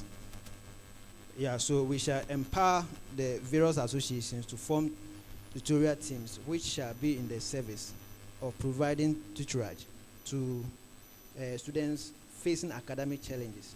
So my first take on that is that, did you mean tutelage or tutorage? Tutorage. Tutelage. Yeah. Because these two words are words, but they have different meanings. Do you know that? Do you know that tutorage has a different meaning from tutelage? I didn't know. Okay. So how are you going to give incentive to these teams that help with students who are failed papers, who are facing academic challenges? Incentives to students, those who are the team, Yeah. teams that are helping. Yeah. So the empowerment we are describing here is that I think most of the associations already have started. For instance, NAMSA, I think they have a team like that, and Medilab too, yes. So we are going to come in with, provide them with, their TNTs, item 13s when they go for such missions. So who is going to make that payment? We are going to support the associations with So certain who amount from is a we? SRC is going to do that. So SRC, so your source of funding will be the SRC funds, right? Plus the association fund. The association, because they are already doing it, and those who. So what about those who are not doing it? Those who are not doing it, Yeah. we would have a tete-a-tete with them to that effect for them to start, and whatever percentage they can provide, SRC will complement. This is important because I don't know if you are aware, the academic performance of students are actually dropping. Currently, the level 100s, they have more failures and trace than the previous year. So we believe that with this policy, we can support the weak ones or those who are having difficulty understanding certain concepts and courses, so that we all move together. Okay. Audience are complaining about inability to hear you. So when speaking, I think you should be loud enough. Welfare.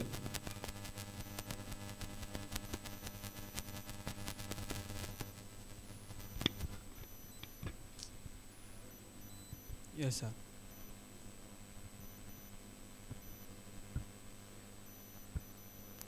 Said is going to collide with the association. Have you informed him the number of people who pay association dues on your campus? No, please. Okay. Okay.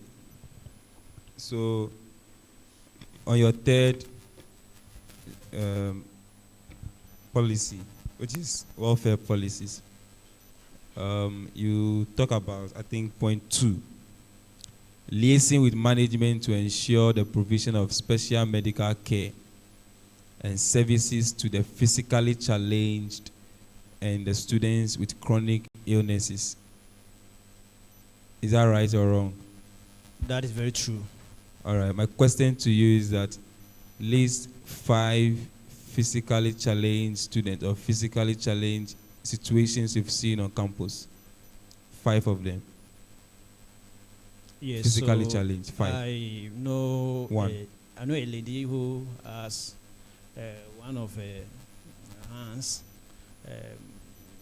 cut off, probably due to road traffic accident. I don't know, but yes. So Current. Yes. Current physically challenged. Current. Student. Yes. Do you want to help? If your vice wants to help, he can respond to it. So I just want to understand the question very well. So you mean the individual people that I know who or have different kinds of physically challenged situations we've seen. Maybe a cripple in a wheelchair. Okay. Maybe a lame person. Maybe a blind person. Maybe a deaf and dumb person. Yeah. Sir, please, we haven't seen any of that, but I believe that for future preparations, we should have that in place so that. Do you? I'm coming. I'm coming. Do you? Have you seen the structure of the campus, the Sokode campus? Yes, on the 2 of you. Have you seen the structure, the building structure of the Sokode campus? Yes or no? Do you have a fair knowledge of where, what is, and all that? Where the administrative office is, where this auditorium is, where this? Do you have a fair knowledge of it? I think I've seen the plan before. No. The one in the existing, not the plan, or the one in the existing, with the buildings over there currently. Have you seen before? Yes, I have. Do you believe that it is physically friendly? That students, is user friendly for physically challenged people? Because students in wheelchair or anybody who may be in a wheelchair, there's a special route that they may pass on most of the buildings that you see. Do you believe? Please, could you? Do you know? Yes or no? No. What the question I'm asking is that the buildings on the Sokode campus, 1, you are saying that under your welfare policies, you will liaise with management to ensure that there's a provision of special medical care, and then there's services to the physically challenged and students with chronic diseases, illnesses. So I'm picking on the physically challenged. I asked you that, do you know about any physically challenged situations you have on campus? You said no to it. I asked you about the students that you know about it. You mentioned a student, but the panel is saying that that student had completed a school. So in defense to this, you're talking about the fact that this is for future purpose, which is fine. Then my question that followed was that I asked you whether you are familiar with the structures on the Secode campus now. You said yes, you are. And I asked you that, do you know whether or not it is user friendly for physically challenged? Because there are special routes that if you are physically challenged, for example, when you are lame in a wheelchair, that you can use the route to any of the buildings that you have. I know about the SBBS auditorium. I know about all the administrative blocks over there to the VC's office, to the library, everywhere. Yes, I agree. Do you agree? Yeah. So if you agree to it, why then do you bring it to this under your policy? Because one, you can't even give me one example of a physically challenged situation that we have. You can't give me one example. I think I did. The example you gave, the student is out of school. She has graduated and left. And there's no, so how does management come in with that? What provision does management make? What medical aid does management give to somebody whose hand is chopped off? Excuse my language. So thank you so much. I think there are two folds to this policy. We talk about the physically challenged because some of the things are very anticipatory. I understand that that lady might have gone through a lot of challenges while she was on campus, and who knows tomorrow. And the second part has to do with those with chronic illnesses. No. I'm coming. So the chronic illnesses, there was a student who died of asthma. Yeah, because who died of asthma? Yes, she had an asthmatic attack in the night, and by the time they got to the hospital, he passed on. So this policy is addressing these needs. So, okay. We said you shall liaise with National Ambulance Service to provide swift response, pre-hospital emergency care, and to transport student victims to health facilities. Mention 4 health facilities that we have that is closer to our students. We have 4. the 1. Trafalgar Teaching Hospital here. 2. We have the whole municipal hospital. 3. We have the polyclinic, and 4. I think I'll add Royal Hospital. Okay. Does Trafalgar have an ambulance to it? I think they do. Yes, they do. They do. Okay. What about municipal? I'm not sure. What about whole polyclinic? I think they do. Don't you think that? You think the municipal hospital doesn't have an ambulance service to it, but the polyclinic will have an ambulance service to it? He's not sure. No, he said he think they do. Oh, okay. I'm not taking words from you. Yes, so that a municipal hospital will not have an ambulance, but the polyclinic will have an ambulance to it. I mean, municipal hospital quite in the high hierarchy. Yes. So if you are even giving a guess, you should give a guess that the municipal should have the ambulance rather than the polyclinic. Sorry, I heard Hohoi Municipal Hospital. Lord have mercy. Nobody, even those behind you, are surprised that I never mentioned Hohoi Municipal Hospital. I mentioned Municipal Hospital. Let's continue. I mean, I thought you were talking about Hohoi Municipal Hospital. Oh, no, I'm not talking. Let's continue with that. Don't you think that, do you know that there's a clinic on campus at the Sokode? Yes, I do. So, do you know the issues with the clinic? I think I have a fair knowledge. Don't you think that if you have anything to do with health, you should rather ensure that that clinic run effectively than liaising with the National Ambulance Service to provide swift response to? Because the ambulance service, in their service, must provide swift response to issues, to emergency issues, which they are doing.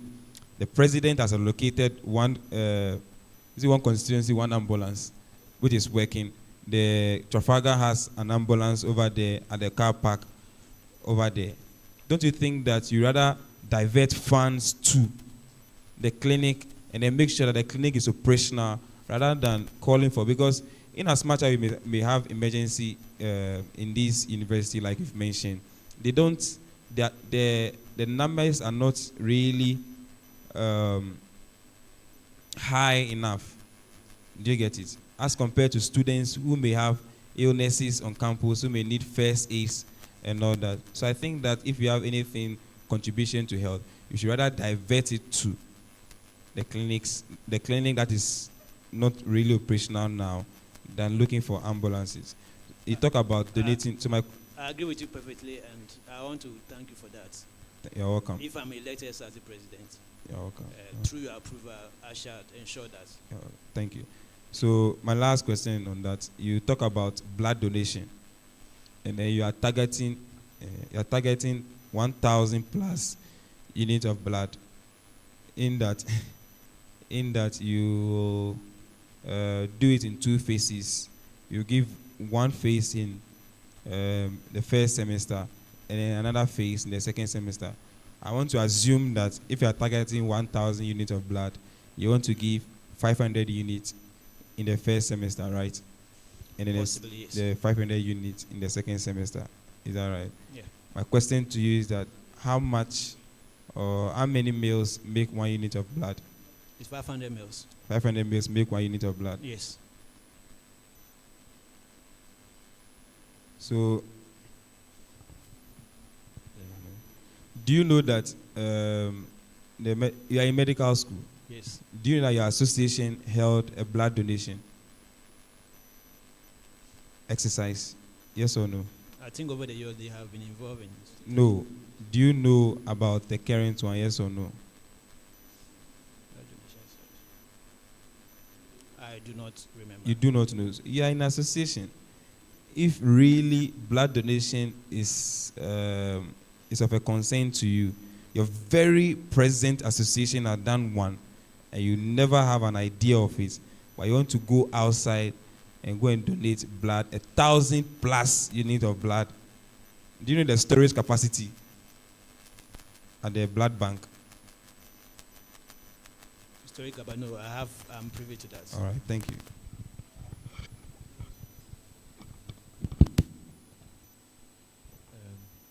Mr. Chatty and Mr. Reginald. All right. I think we've exhausted much of our time today, but I hope you guys are okay. Yes, we are very fine. All right. So I have just one question. Since you are coming for the presidency, okay, I'm sure you've assessed the current administration, right?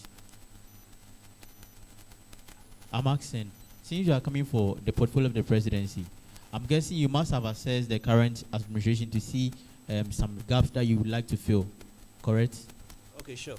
All right. So in rating their performance on a scale of 1 to 10, this administration, how many marks would you rate them on a scale of 1 to 10? Yeah, 75 over 100. I said on a scale of 1 to 10, this administration. Oh, okay, sorry. So 7.5. 7.5. Why?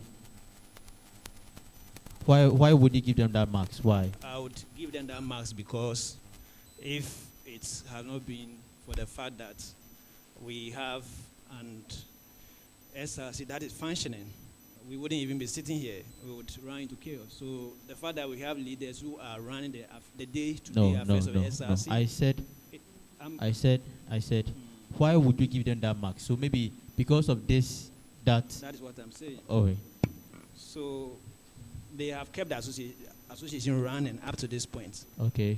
And that is why we are even here to be vetted. Okay. So that is a plus. Okay. The constitutional review that is ongoing. Okay. Is and it's commendable. It's a movement that okay. Yes, call for an applaud. And okay. I think over the past years, a lot of SRC executives have tried to. All right. Do this and my last question. I'm sure you were here last academic year to be vetted, right? Yes, please. Okay, so looking at the vetting process ongoing this year comparing to last year, which one would, in your point of view, would you say is better? This year's or last year's? I think last year's and then this year's vetting process have been very,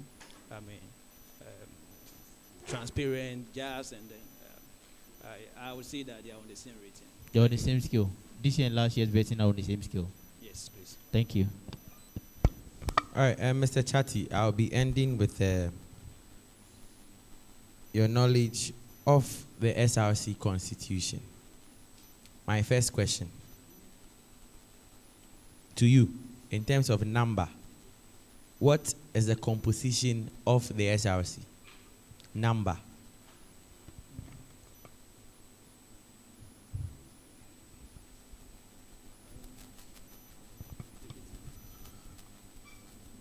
All right, so 7. Mr. Reginald, kindly take the microphone. Name them. The composition of the SRC. So we have the Parliament, SRC Parliament. We have the Federal Executive Officers. We have the Provincial Executive Officers of all campuses. We have the General Assembly of all campuses. We have the Executive Committee, the Judicial Committee, and the Student Body.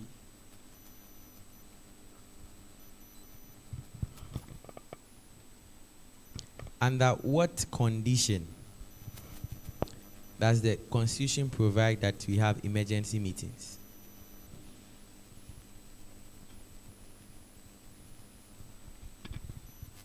Emergency parliamentary meetings or emergency parliamentary executive. meetings. Okay, so we usually have emergency parliamentary meetings when there is an emergency situation happening on campus that has to do with students. Yes. Or that is affecting students. Are you guessing? Where in the Constitution would you find this?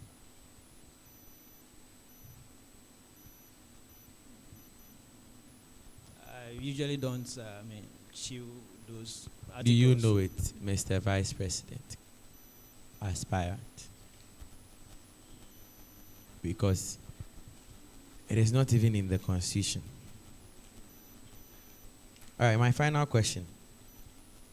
Which committee under the SRC ensures effective and efficient running of the SRC FM as enshrined in the Constitution?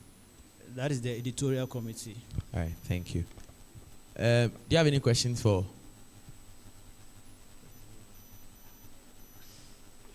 Okay, Honorable Doma. 2 questions.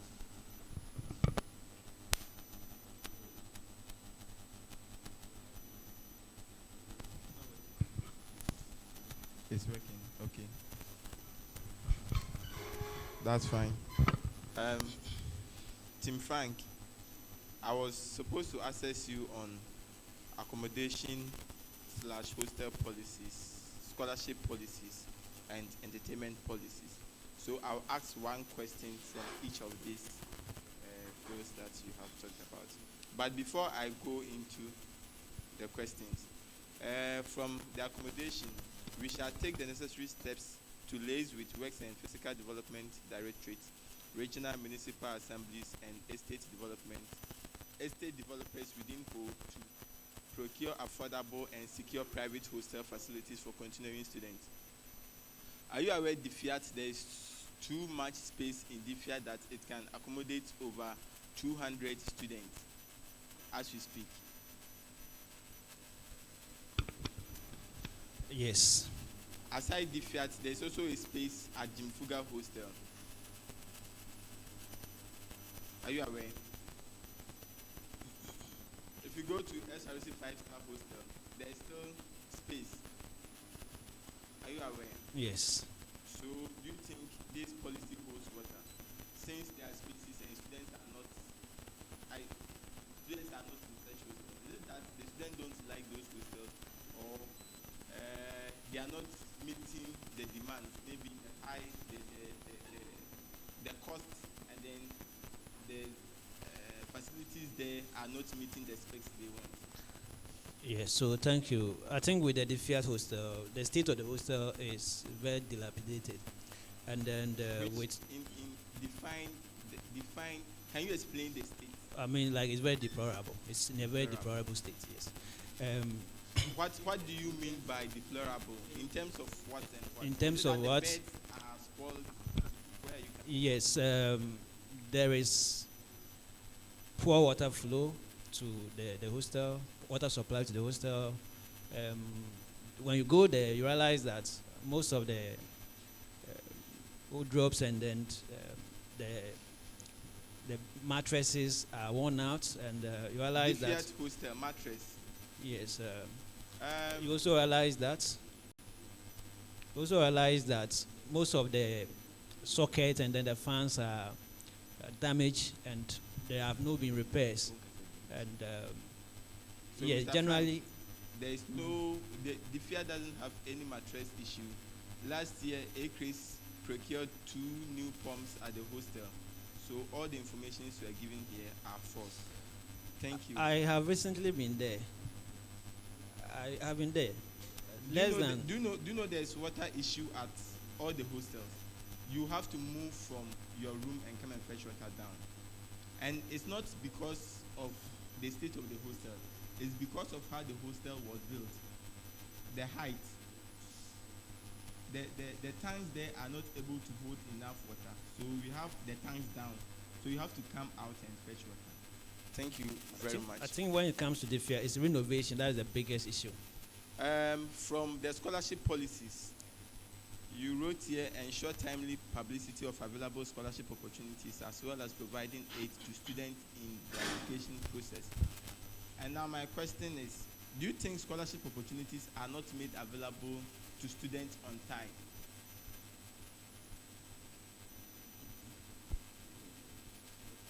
Please, I would want you to reframe the question again for me. Scholarship policies. Ensure timely publicity of available scholarship opportunities as well as providing aid to students in scholarship application process. Now my question is, do you think scholarship opportunities are not made available to students on time? I don't think so. You don't think so? But that is what you are telling us, that you will ensure. So the fact that you want to ensure means there is a deficit.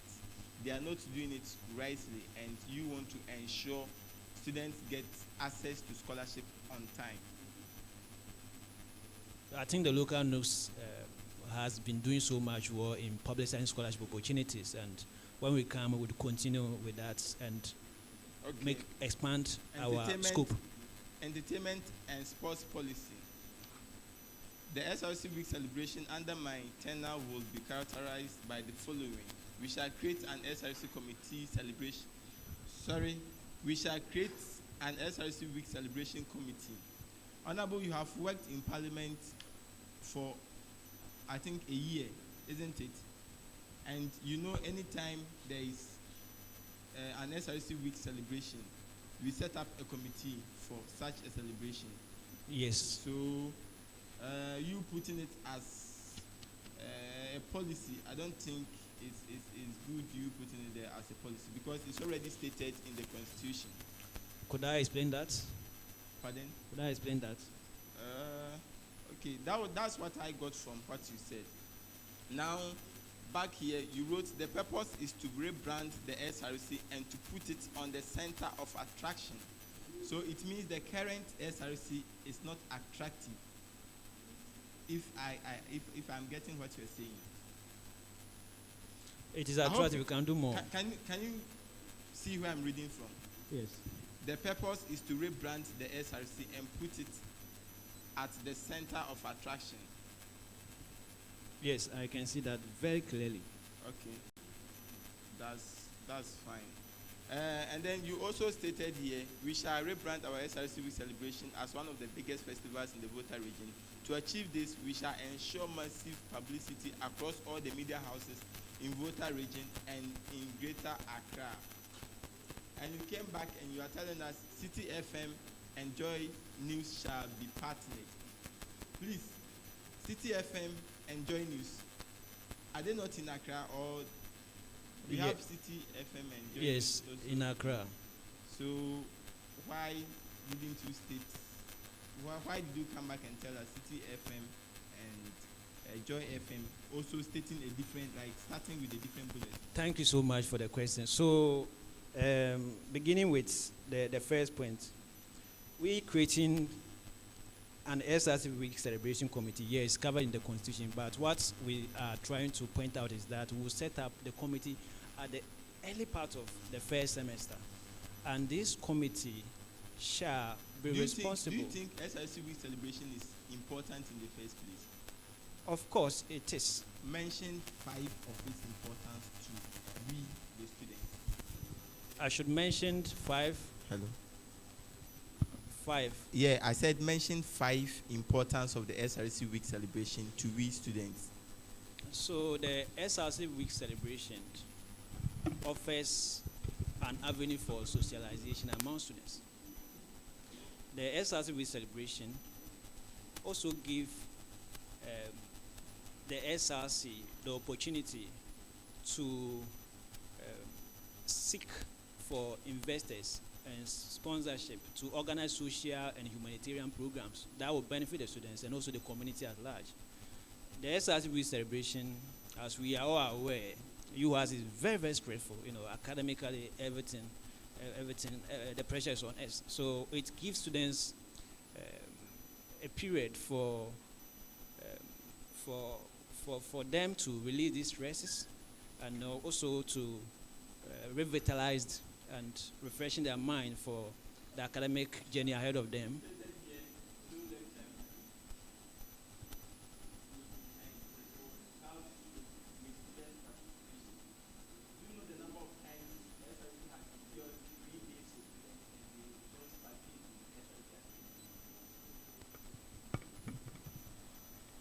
Well, thank you, Team Frank, for today.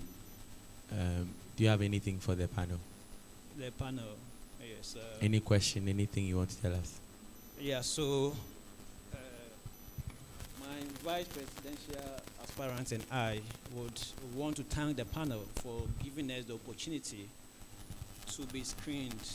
And I believe that with our performance here, we have convinced the panel and also the students watching that Team Frank means business. And when we come, we are going to ensure that. You are telling that to the panel or the student populace? No, you mean business is not part. I asked that if you have any question, anything to tell us. So the 8-member panel, whether or not you mean business, I think you have tried to prove your point. So thank you. Audience, 2 questions and we are gone.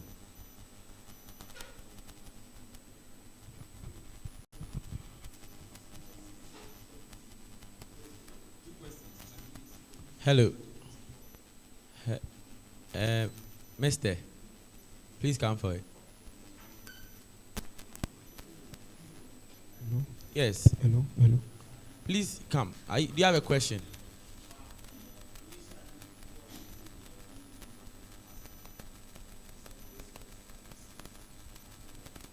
Yes, so you are with them already. I think any question you can ask them in the house. So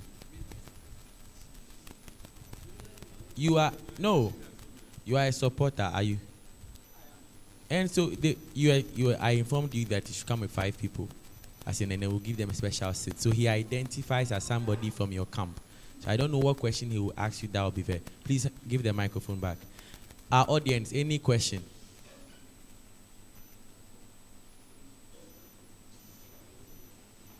Yes.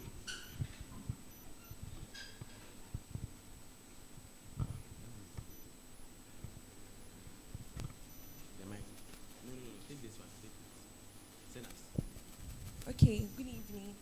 My name is Dorothy, a level 100 sports student. So my question to Team Frank is, you've brought experience to the table and then your policies.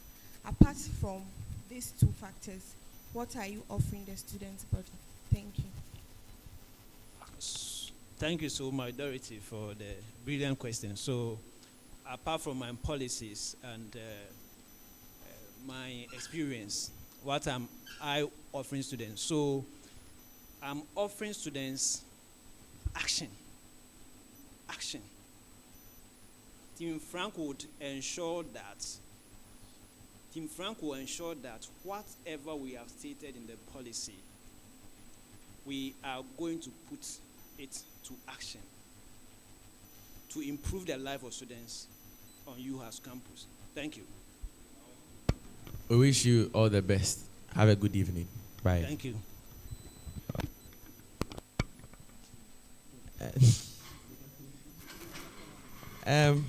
Our audience, we have 10 minutes break. We'll come back to continue with Federal Presidential Aspirant number 2, which is Tim Fadeo, I believe so. Yeah.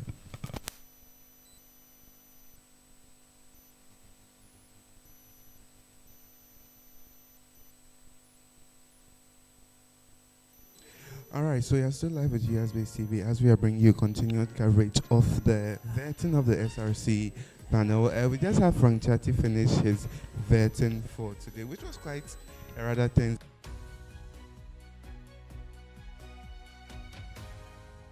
Regards to the vetting. Well, the next set of candidates would be, we are done with one, so we're going to left with 3 more people that would come and be vetted by the vetting panel. That's left with Fadel Mohammed. Okay, Fadel Mohammed, Ezel Johnson, and then Pius Brian Lugudo. Those are the 3 people that are left with to be vetted by the panelists. And so if you're just watching, well, you can just share the link and all that. So let's take a look at some of the comments made by people. We have actually quite a lot of comments that we are going to read. Well, I think most of them were about the sound issue, which was faced earlier in the stream. But there's one here that says that the chair of the University Council is part of the University Leadership Structure, and so therefore there's an office like that. I think there was a question about the leadership structure in all that. Josephine Ankoma says the thing make critical. Amantu Abednego says pressure is what UHAS administration wants.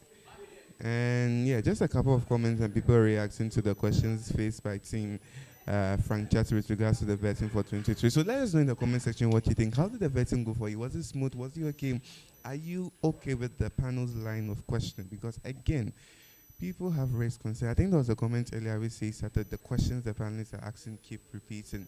Also, how do you assess the aspirant performance? Because again, if the questions are being repeated, then why are some of them getting the questions wrong again? I mean, possibly these are some things that we should be asking ourselves and then see.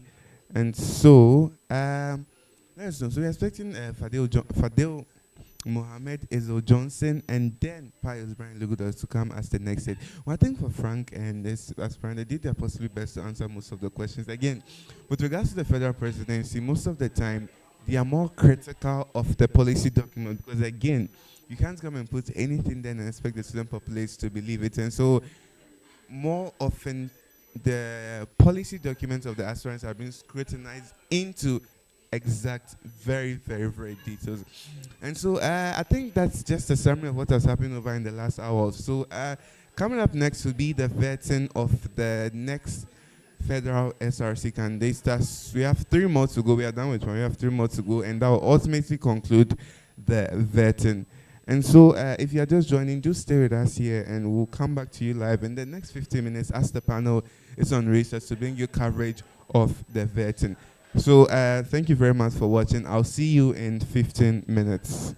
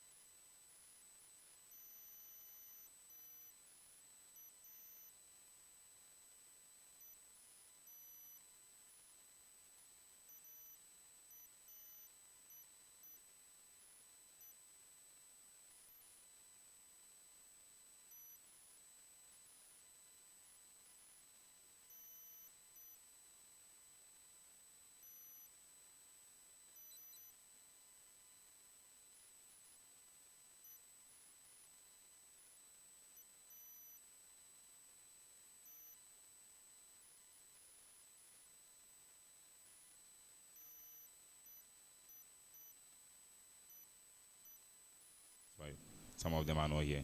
Thank you. Okay, that's fine. So once they are, I think there are 3 more. When they come, you let them sit. Okay. All right, thank you. So we'll proceed. Mr. Ajiman.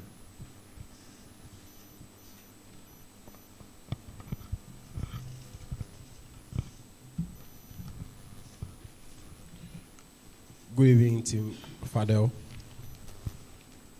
I am Mr. Ajiman, First Deputy, and I'll be taking you guys through the current affairs. I think last month we experienced a coup d'etat. Can you mention of the first one? Okay, so the coup d'etat, I mean the recent one that happened was in Gabon. The first one. The first okay, one. the first one happened in Niger. Niger. Yes, please. Okay. Currently, what's happening in Morocco? I think so. Currently, in the early hours of yesterday, Morocco experienced an earthquake, which has caused them to lose over 800 lives and also over 500 or over 300 people. Not 500. Over 300 people are also injured. That's their in critical condition currently. Thank you. You're welcome. Honorable Fadel and Honorable Mauli. Yeah, I would like to assess both of you, but I want Honorable Mauli, the Vice President, to answer these questions for me. And I will use your answers to judge both of you. I hope you agree to that. Please come again. I'm saying that I want to ask you some questions, both of you, but you are going to answer the question. And I will use your answers to judge both of you, your knowledge and skills for the office you are going in for. Okay, thank you. Okay. So I hope you agree that as a president and a vice, hopefully, you should have fair knowledge on all the portfolios, as in secretary and treasurer. Do you agree to that? Yes, please. Okay, so let's start with the treasury side first. Mention some of the things you will consider when reviewing a budget.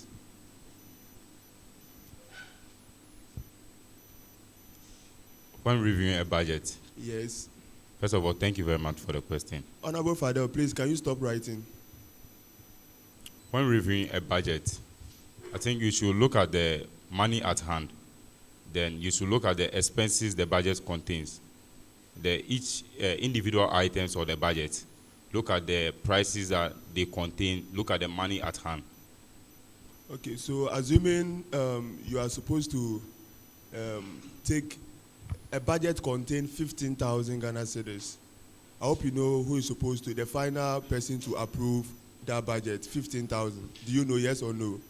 Please, I'm not the final person to approve that budget. I'm asking, do you know the final person who is supposed to approve that budget? Yes, please. Good. So assuming that person is not around and you need the money urgently, what are you going to do? Please, the question is off again. I'm asking, if you know 15,000 Ghana cedis budget, do you know the final person who's supposed to approve that budget for the money to be released? And you said yes, right? Yes. And I'm asking, if that person is not around and you still need the money urgently, what are you going to do? Or what advice will you give to the treasurer? So first of all, you don't just go ahead and just approve any budget like that. You look at the money you have, you look at the emergency. No, you are not getting me. You have sorted everything out. Now you have to, the budget needs to be approved by the authority, right? And it's 15,000. And you said you know the person supposed to approve 15,000 Ghana cedis, right? And yes, that please. person is not around and it's emergency. What will you do? So, final release of the money.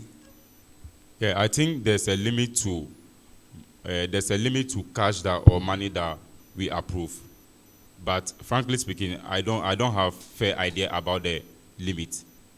So with the question you are currently asking me about the 15,000, I can't really tell whether it's appropriate to be approved or not. but I know there's a limit to monies to be approved. Thank you. Have you seen the just past SRC week budget, the ground total? Have you seen it? No, please. You have not seen it? Yes, please. Please give the mic to... Please, have you also seen it? Okay, I saw an amount of money on a WhatsApp platform. And how much was that? That contained, I think that was 104,000, a little Good. over 104,000. Good. But So as now- whether that is a legitimate amount, I don't Good. know for that. So now give the mic to him. So you agree with me that that money was approved, right?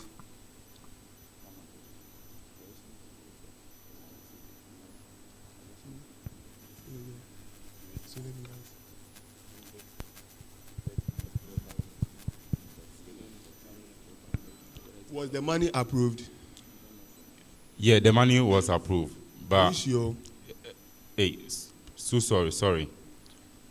I don't know whether the money was approved. I don't have any idea about that budget.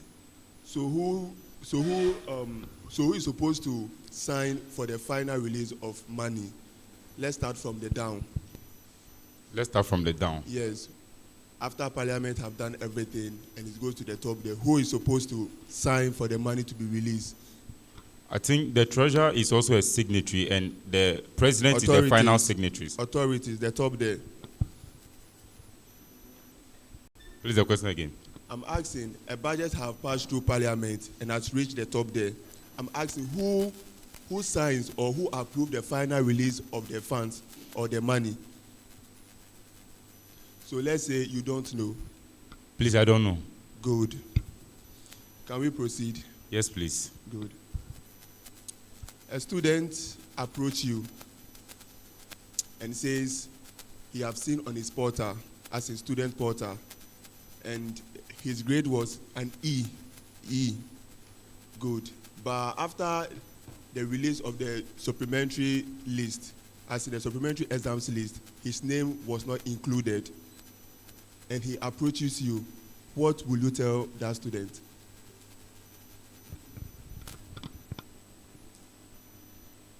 I hope you know that students can approach you on campus if voted in as a vice president. I hope you know that with such issues. I hope you know that. Yes or no? Yes, please. Good. Don't consult him. All right. So what will you do? I think I'll communicate to my president. I'll sort from my president first. You will what? So meaning you don't know. Please, I don't know what. You don't know what to do. Meaning you have just repeated a student. No, please. Yes, you have just repeated a student. I hope you know E is subjective to reset. Do you Yes, know please. that? So what are you supposed to do? Please, sir, please, can you take the question again? I'm saying that Yeah. a student. You want to ask a question? Okay. No, for myself. Yeah, please, Mr. Isiche, I want to find out if, like, we come in as a team, maybe a question comes and we could tackle the question as a team instead of, I mean, we came here together, so maybe if a question comes and we can join minds together to answer the question. Since you are here, President and Vice going to work together, I don't know if that will be right. Thank you for your question. So we'll duly clarify. We see you here, when you were filling your form, we asked that the presidential aspirant, your running mate, provide the same document as you do. Because we see him like you. Unless, of course, you are saying that the position of vice president in UHAS SRC is just a ceremonial and that they don't do anything and they are not needed in the running of the SRC. If you say that, then fine, we can excuse him to go so that we vet you. Okay, then I think we can proceed. Panel member, please proceed. Yes, sir. Honorable Mauli, let's continue. Okay. So I asked the question and you have no idea about it. Please, I ask you to go over the question again and I'll answer that. Okay, I'm saying that a student approach you, level 100 student approach you, and says that on his portal, the results over there is an E, which is a fail in terms of, let's say the student is supposed to write a receipt, but after the supplementary list is out, like a release of the supplementary exams list, the student's name was missing from that particular list. And I'm asking you, what will you tell the student to do?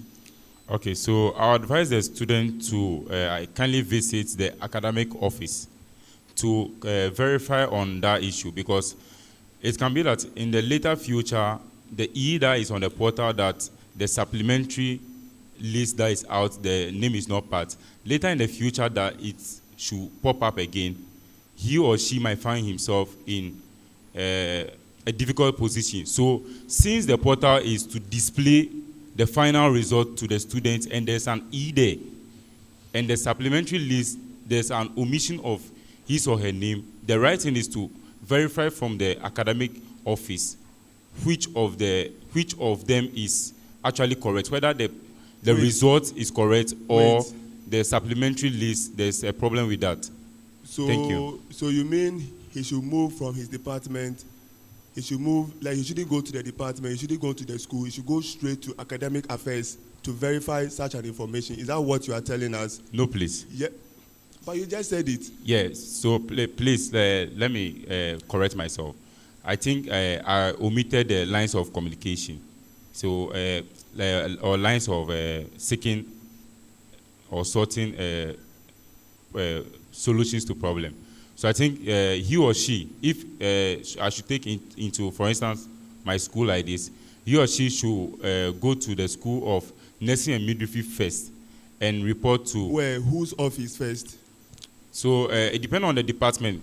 When is the nursing department, he should go to the nursing department, the office of the nursing department. No, who's in charge? Who's like... So the HOD of that department. HOD? Yeah. Are you sure?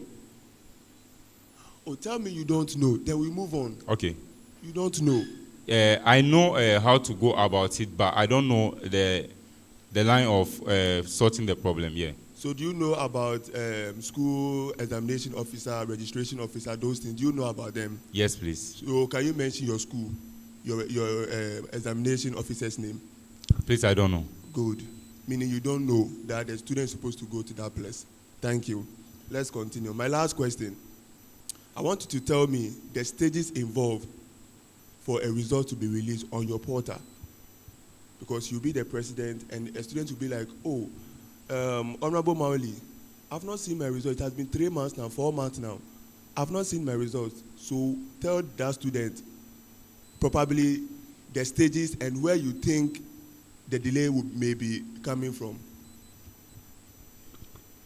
If you don't know, just say you don't know. Then we move on, okay? Okay, so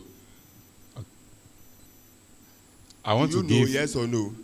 I know. I don't actually know the You can't tell me you don't actually know. Okay, please, Do I don't know. You know yes or no? No. Thank you. Honorable Fadil, how long have you known Maoli?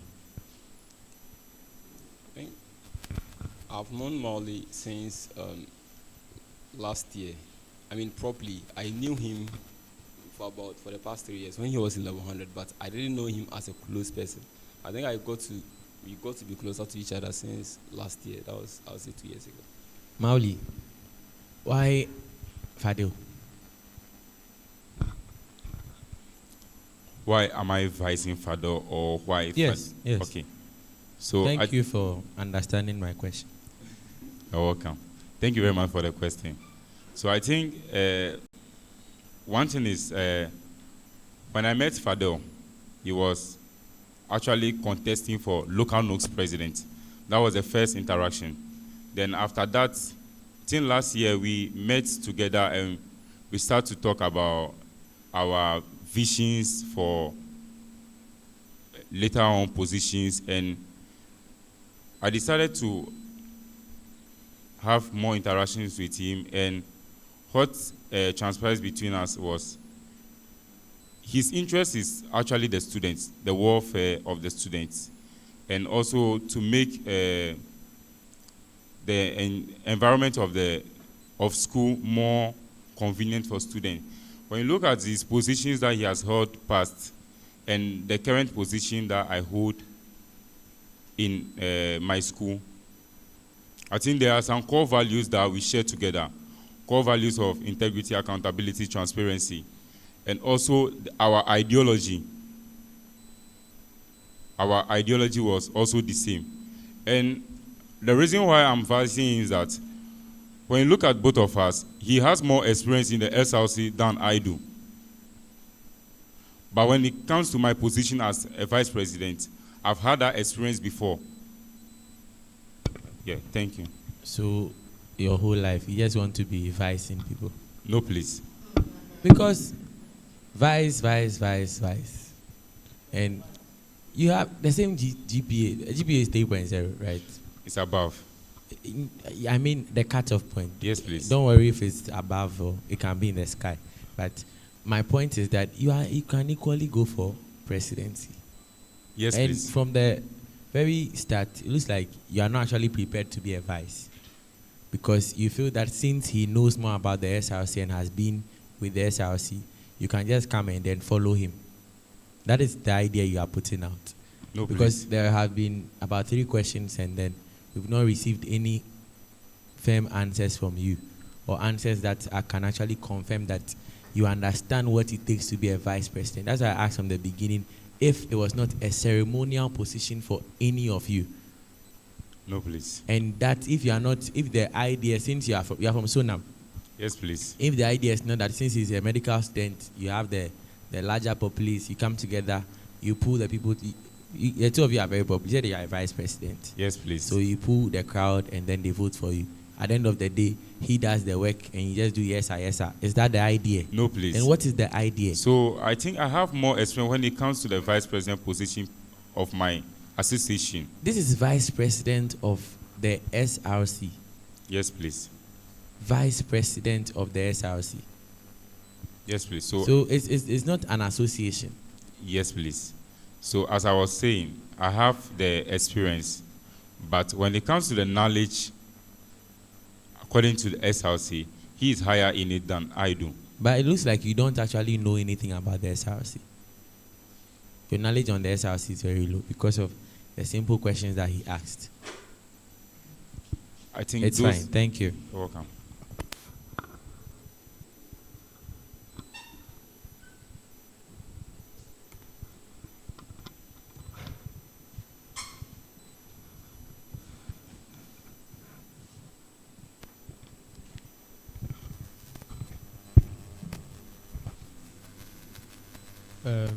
Tim Fado, good evening.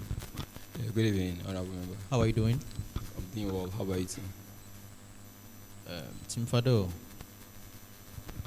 I'm someone who always like to applaud people on what they provide with us, and I must say,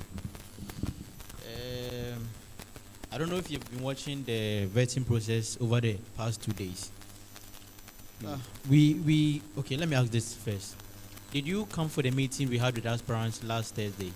Yes, please, I was there. And you were given the criteria to be vetted on, right? Yes, please, I was. Okay, so I believe you were told that on your policies, you'll be checking how smart your policies are. Okay, precisely what we were told was how feasible your policies are. I see. But there were others who came and they were aware that we told them how smart their policies should be. Please come again. I said there were others who came and they were aware that we told them how smart their policies should be. You told them how smart their policies should be. You know the SMART acronym? Yeah. Do you know the SMART acronym? Yeah, Yes I've or heard no? of it. I've heard of it, but I Please don't give know it to them. Maoli. I don't know them. Do you know the SMART acronym? It should be specific, measurable. Do you know it? Yeah, I know. Do you know the rest? I think time is part. So just listen for us. Word for word. Specific, measurable, accurate, relevant, and time conscious. Time bound. Please give it to your president. Please help him. Help him polish it for me. What he said, polish it for us. Specific, measurable, accurate, Continue. it's relevant and also time bound. Okay. So the A is achievable, Yes, please. not accurate. All right, okay. And the R is realistic. Realistic, all right. Sure, Thank you. So looking at your policies, you gave us a one-page policy. For the whole, you are going for federal president, correct? Yes, please, I am. So,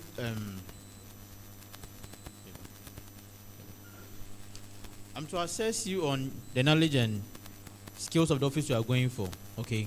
And I'm sure last year's administration you were the whole local news president. So, right? Yes, please. So at least you should have at least some knowledge about these things already. Yes, please, I do. Last year, the policy you presented to the vetting panel, was it a one-page policy? Last 2 years. Last 2 years, Last sorry. years. Was it a one-page policy? Yes, please, it was. It was a one-page policy. Yeah, it was. And did you like how they vetted you on that policy? Actually, how it happened was that I listed the policies, and I mean they asked me about the policies, and I'm able to explain to them how we So want to go about this the is whole a summary thing. of it. Yeah. So this more like this more like for vetting purposes. You not hold like on. a detailed Hold one. on. All The right. policy department will focus on that. All right. So looking at the current state of affairs of the SRC. Okay. Okay.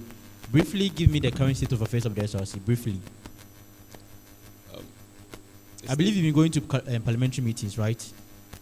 I've not been attending parliamentary meetings. I mean, I attend occasionally, not frequently. How many parliamentary have you gone for this semester? For this semester, I think this semester, the in-person it's one. I've been in person one, Okay. and most of the online. And what was the agenda for that meeting? I think the agenda was the electoral commissioner was giving an address, and also an account of happenings with him. Thank you. And also, yeah. Thank you. Let me go to your CV. All right. Your CV is quite voluminous, I must confess. It's quite voluminous. A lot of information. A lot of information. A lot of information. And some information too are very irrelevant to the position you are going for. Okay. Very relevant. Looking at your educational background, I believe whenever someone takes a CV and he sees course of study, general science, West Africa examination, the relevant subjects shouldn't be also listed. Correct? Because you are going for the federal as president, and we all know you are in medical school. So your relevant subjects are not relevant to us at this point. Okay? Okay. All right. Thank you. Moving forward. All right. You have some set of skills and abilities here. You said appreciable level of computer literacy, ability to type.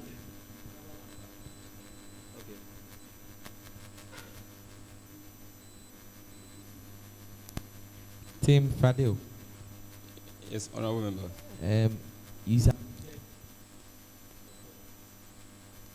Or you filed your note on the. Am I right? Yes, please. That's true. The policy document you gave us. Is it the same thing you have brought to? Yeah. It's a simple question. Then because he was asking a question. I didn't question I had to do so. No, actually, but I think last night the conversation we had was to write to you about the update we had. But I think last night was quite busy for. There was quite an activity. But then we consciously wanted to inform you about making an update. The policy document that you submitted with your form. Yes, please. It's not the same as what you have presented to the panel today. So he's misleading us. Yes. So No, please, I'm not misleading anybody. Please. No, but the one you submitted. Misleading is. No, allow me to. Okay, please. All right. The one you submitted on the 30th of August, when you filed your nomination, has some policy document of Tim Fadil for vetting. Yes, please. Is that it? Yes, please. The one you submitted today, the one you just gave us, what is on it, please? Yeah, there is no summary on it, please. Please read it out. Policy document of Tim Fadil for vetting. And then under the two logos, please read what you have there. This is the policy document of Tim Fadil presented to the Electoral Commissioner for vetting purposes. Fadil Mohammed, Federal SRC President. It's okay. I think that's fine. The one he gave, I said this is the summary of the policy document of Tim Fadil. the summary of the policy document. This is different. Yes, please. Then kindly open to the first page. All right.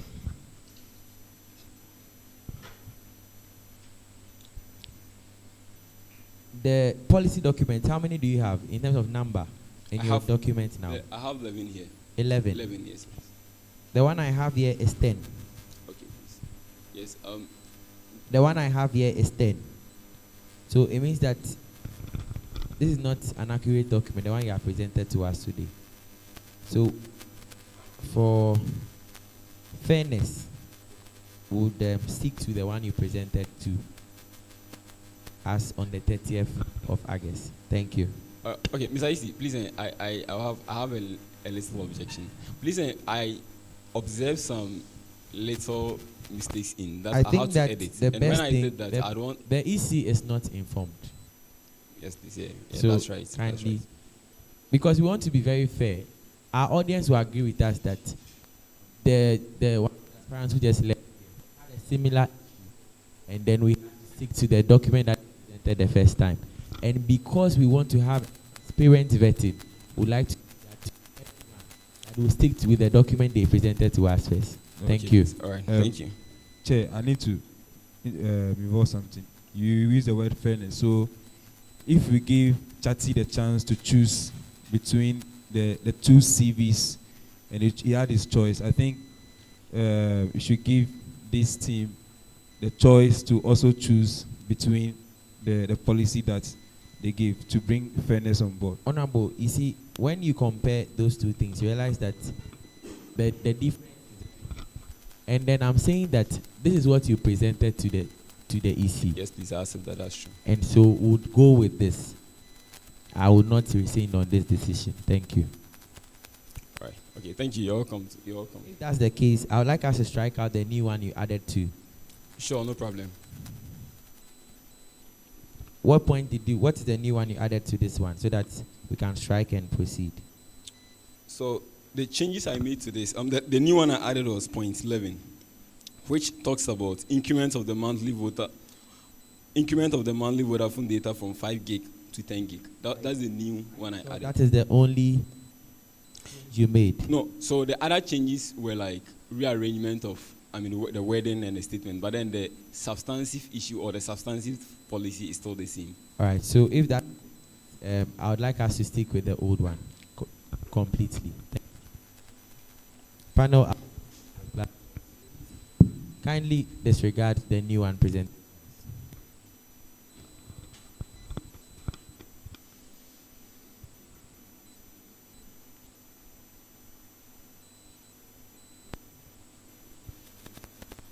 Can I proceed? All right. So I was looking at the skills and abilities as stated in your CV. I want to compare it with your vice.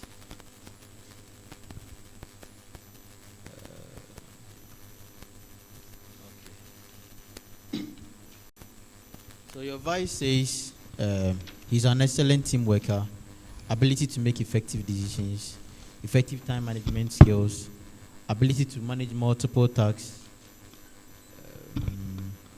proficient in Microsoft Office, and you said you have a good typing speed accuracy. Okay. Yes, please. All right. So what's your current typing speed? Your current typing speed? My current typing speed is 14 words per minute. 14 words per minute. Honorable ADT, he said his current typing speed is 14 words per minute, and he says he's excellent at that speed. 14 words per minute. Is it good? It's good. Okay. All right. I proceed. He says, for your advice, he says demonstrates strong entrepreneurial skills, combine innovative thinking, and strategic problem solving and result driven. Okay. So, Honorable Mawuli, or Mr. Can Mawuli. we observe some silence in the room, please? Yes, Mr. Honorable. Mawuli. Yes, sir. You've been a vice president of NAMSA. Yes, correct? please. And I believe every person who goes in for the vice president position is in a way building him or herself for the president position, correct? In the jurisdiction we find ourselves yes, in, please. everyone who goes for the vice president position is in a way preparing themselves for the presidency position, right? Yes, please. So I put it to you again. Why not the federal president, but you want to be the vice? So as I Is it explained, that you don't think you have the good initiatives to be the federal president? no, please. Then why? As I explained earlier to Honorable EC, Okay. that I have experience based on the current position I hold in my association.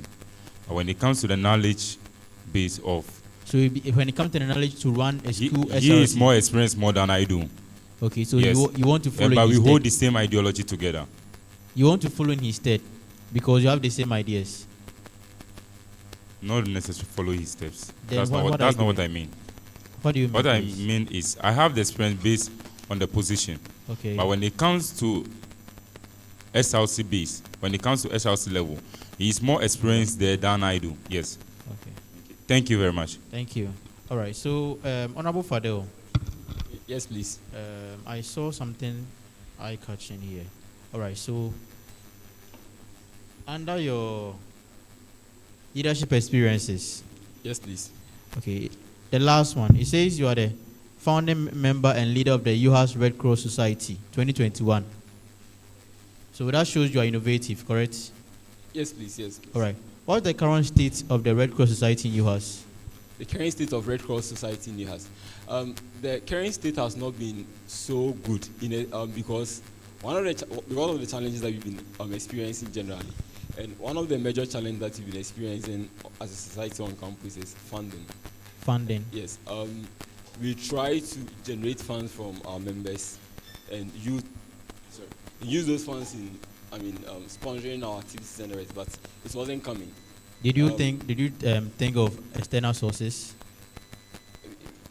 We tried with the external sources. What we wanted to do was with the programs that we want to organize, or if it is training, you could liaise with the regional office. They'll come here, train the students without they taking us any fee or something. Any expenses that And what was the challenge?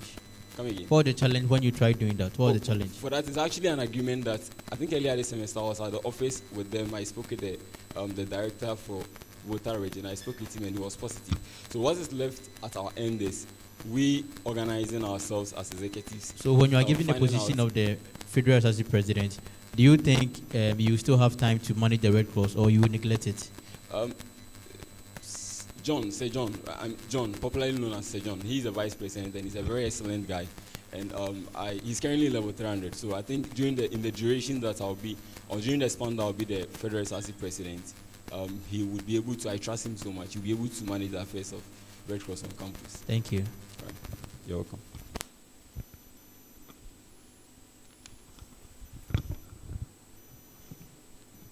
I think the vice is enjoying this most. If we have a spare one, we can give it to the president aspirant.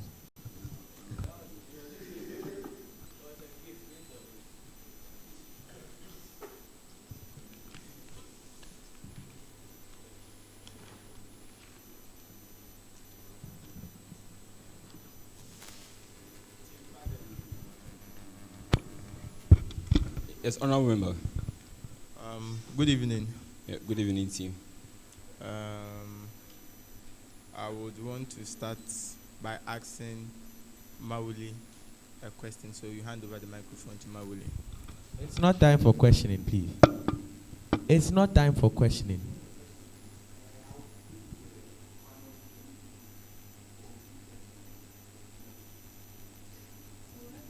What? Hey, Chris, it's not allowed. You can go back and sit. You can leave it with the candidates, the supporters they came with. When they close, they can pick it from them. He wants to bring them out. No, it's not. Yeah, actually, it's not that.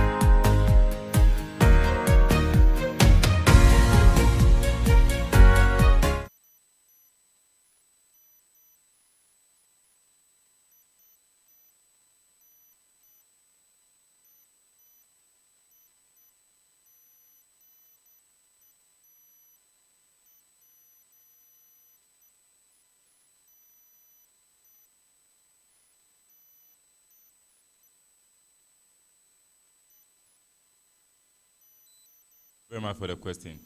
Yeah. So looking at that, someone who is impatient will actually want things to be done on time. So the only thing I have to do is I have to be time conscious with that. Thank you. What do you think is the most challenging aspect of the position you are vying for? So this question goes to the two of you. So what do you think is the most challenging aspect of the position you are vying for? And how, sorry, let me reframe the question. No, I want Mauli to start first. Yes, please. Yeah. How do you think the positions you have held in the past has shaped you? And how do you think that one will affect the new position you are going to hold? I hope you get the question. So if I can Reframe the question. So thank you very much. But what you are trying to ask is the positions that I've held in the past, or the vice president position I've held in my association, how with the experience that I've gained, how is it going to affect me positively with the new position? Tell me some of the positions, some of the experiences you have gathered from there, and how you are going to utilize that in the new position you are vying for. Okay, so with the position that I've held in my association, I think one of the experiences handling of cash. That was holding that position was the very first time in my life handling huge amount of cash and making sure that the items or anything that has to do with the cash has been used for, and there was no problem associated with that. That was one experience. Then with another one counts about my time management, and I was really more involved in. There was a lot of tasks on me that I need to reschedule how I live on campus, pertaining to work I do and the position I hold. Thank you. And how are you going to? How is that one going to affect the new position you are vying for? So with the new position, I think with the experience I've gained from the previous position, I've really learned a lot. And with the new position, I think there's nothing going to be far different from what I previously did. But just that with the previous position, what happened was that. Stop there. Okay. You are the vice president for NAMSA. Yes, please. A student population of less than 1,000. Yes, please. And you are telling me you are going to No. to handle. That's false. Please, that's false. Regular students. Yeah. Regular students. You are more than 1,000. We are more than 1,000, yes. Okay. The president is here. I want to get the exact number before I proceed.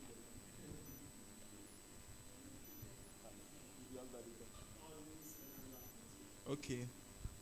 Almost 2,000 student population. Yes, now please. you want to compare that number to the entire UHAS student population, and you are telling me there is no problem with that. It's not going to be a change. There's not going to be any change.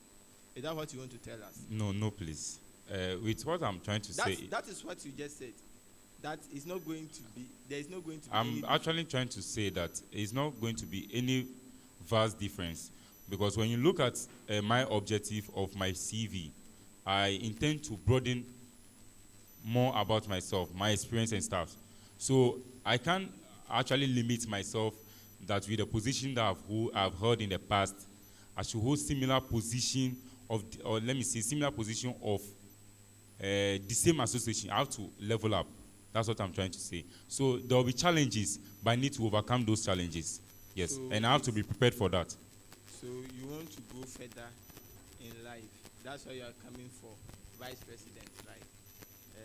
UHAS SRC's vice president. Please, that's not what I'm trying to say. That's what you said. If I heard you right, that's what you said. Can I come again? You can come again. Okay. So what I'm trying to say is, with the previous position that I've held in my association, I've gained some experiences. So aside NAMSA, have you held any position elsewhere? Yeah, I've held a position back in SHS, but it was a white elephant position. What position was that? That's academic prefect. Academic prefect. Yes, Don't please. you think vice president is also an elephant? No, please. No, please. Uh, what are your duties? What will be your duties as a vice president? So, as a vice president of my association or the SRC, SRC. so with that, I assist the president in the discharge no, of but it. before that, take me back to the position you held in school. You said you were Academic prefect. academic prefect. Yes, please. Was it not because you were not ready to work? That's the reason why you were seeing the position as an elephant position? Or no. you were working and they were preventing you? No, please. So this is what happened. I was actually asked to. I was motivated to go for a position which, at that time, I wasn't really prepared. So I didn't go for it. But what happened was that there was a lady who is currently in UHAS. She's called Agbanyo Jennifer. You continue. Don't mention the name. Okay. You can continue. She held that position, but what happened was that when we were in JHS2, she wrote an exam ahead of us, and she has to leave the school. So when she left the school, the details are too many. Yeah, the details. You just. yes, so when she left the school, I continued with the position, but there was nothing that was happening with that position. And So we are you not think- educated on the position. That's why I said it's a white elephant position. We are not educated, so Have we you don't been- know have you been the responsibilities of have the you been position. educated on the position of an SRC vice president? Yes, please. Where? Which medium? Who did that education? I think with my teammate. Who did that education? Who educated me? So you can hand over the microphone. Okay, thank you because very much I for your don't think questions. You have had any education. So for the same questions, fast Yes, please. answers. Yes. You heard the question. Yes, please, I did. But if you could help me take them I'm not one after the repeating other. it. You have to be attentive. If you are not ready to answer, tell me so that you move Who on. educated him on the position?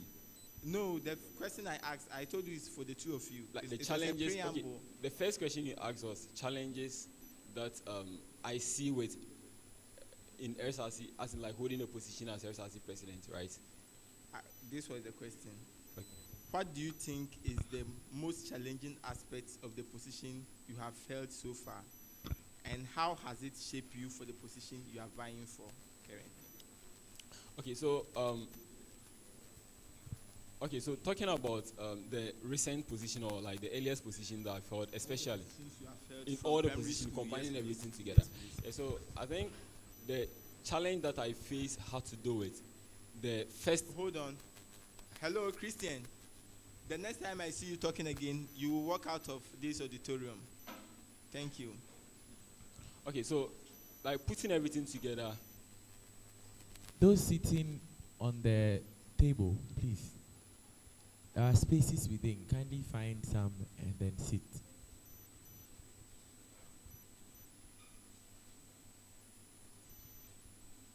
Please don't sit on the table. All right, thank you. Mr. Fadil, please proceed. Okay, so putting everything together, putting all the leadership experiences that I've held, I think the most challenging thing that I would say, or the one thing that I find more challenging was the cooperativeness of the people that you are working with.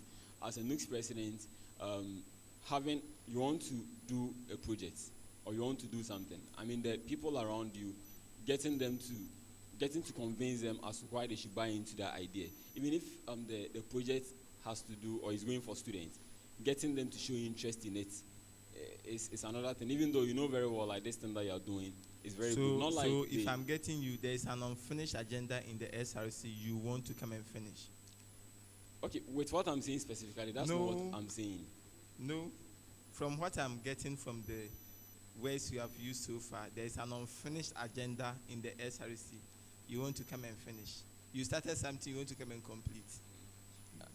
Actually, per this question you asked me or the answer I was given, what I was trying to say directly was that. Okay, like, thank you. All right, thank you too.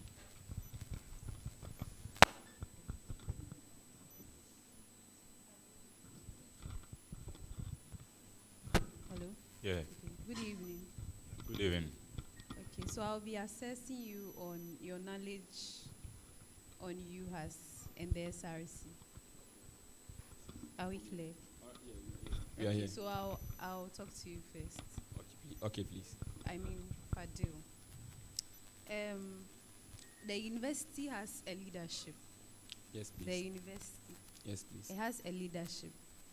Can you tell me those people in those leadership positions? You Okay. mentioned the office and then who is occupying that office. Okay, so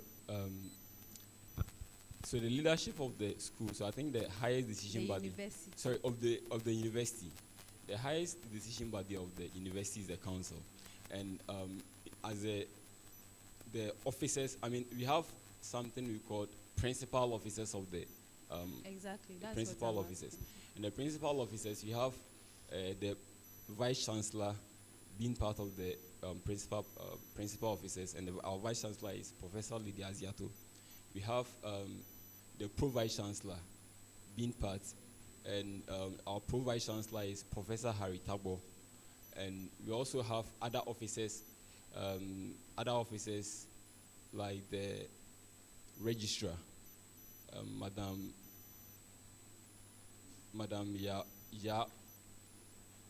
Ya Opuni. There is a middle name, but I don't remember quite well. I think. Yes, please. You mentioned the university council. Yes, please. What does the university council do? Okay, so the university council is the highest decision body of the university. They make decision anything that pertains to the school. I mean, they are the final say. They have the final say in things that happen in the school. So You can go on. yeah. So if there is a decision that needs to be taken, even if it has to do with school fees, for instance, introduction of new fees, new bills, and the rest, they have to approve it before like it comes into session. Okay. Yeah. Which people make up the university council? Okay, so the university council, we have. You don't need to mention the individuals. Which groups of people make up the university council? Okay, so the university council, we have members of management like our vice chancellor being part. We also have the president's appointee being part. We also have the UTAC president being part. We have the our SRC president also being part. We have leaders of convocation, both professorial and non-professorial, also being part. We have TEU president being part. Okay, that's okay. So how many people, how many members are on the university council? Okay, so the university council is made of a total of 21 members. Are you sure? Either 21 or 22. Between those two numbers, I'm not so sure, but it's either 21 or 22. Okay, that's wrong. Please come again. That's wrong. So That's wrong. when you go your assignments, go and look for it. Are you sure? Don't say anything you are not sure of. Okay, please. Thank you. Thank you. Okay. You'll find out Thank about you. it. Please hand over the mic. So we have schools in this university, Yes, please. right? Yes, please. Okay. So how many schools do we have in UHAS? Currently, we have 8 schools. 8 schools. Can Yeah. you mention them? Yeah, we have School of Medicine, School of Dentistry, we have School of Allied Health Sciences, we have School of Pharmacy, School of Fred Binker School of Public Health, we have School of Biomedical and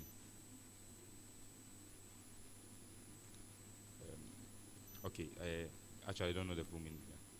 What is the School of Basic Biomedical Sciences. Okay. Then we have School of Nursing and Midwifery. Thank you. Okay.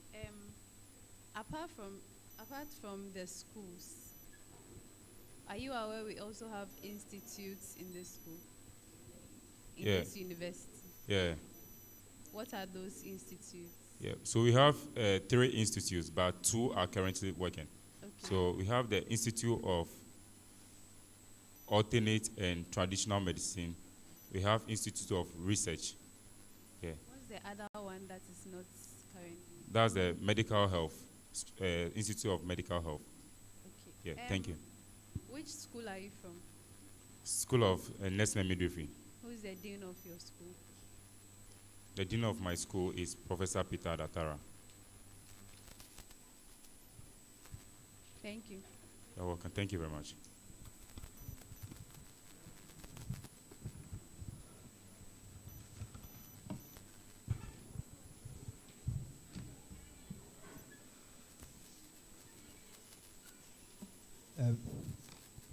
Hello, Tim Fadel. As much as possible, let's try and put our phones off or let them be on silence, please.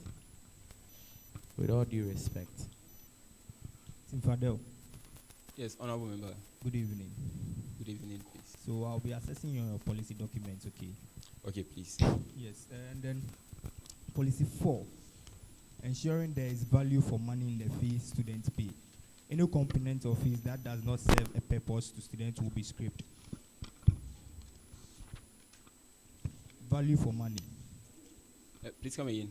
Policy 4. Yes, please. Value for money. Yeah. Good. So if any component of the fee does not serve its purpose to students, it will be scraped off. Yes, please. So what are some of the components of the fees, the fee schedule, that you think it is not serving its purpose currently? And you Currently? Yes. Okay, please. So with the components of the fees, it being specific to each school. I mean, each school has different components, and also each level has different components. So what we meant by this policy is that if in a particular level, or I mean, depending on the level and the school you are, if something has been introduced in your fees, and that thing we find that we as SRC, we find that thing that has been is being charged, or we've charged you to pay, and you are paying. If that thing is not being served to you, the student is not providing or rendering those services to you, we as SRC would ensure this, either the school provide a value for money for what they are charging us, or we take it totally off. And I think over the past, there has been some that we've seen before. Me, for instance, when I was in first year, I realized there was a component of our fees, not just me together with my mates and I'm specific with that component. Yes, and that component was field trip. They charged us for field trip, but the whole of level 100, we didn't have anything like field trip. And I think over the years too, there has been moments that students have been charged for vocational training. So for the field trip, yeah, it's supposed to be coming from probably the association. Maybe they write to the school that they want to embark on a trip, and then the school give a go ahead. But the school cannot come down to you and ask you, will you go for a field trip? You understand? Oh, okay. All right. Yeah, I understand. So if your association wanted to embark on a field trip, because we did one, Melsa did one this semester, and then they had to write to management before. You understand? Okay. Yeah, I understand. So you can't just assume that that component is not serving its purpose. Okay. Honorable, I think I understand. But with the view that I have is that if we have to write to the school, or it's more like optional, then the school should make it optional. You don't compulsorily charge students for it, and don't make any effort for the students. Like you charge them, you set back.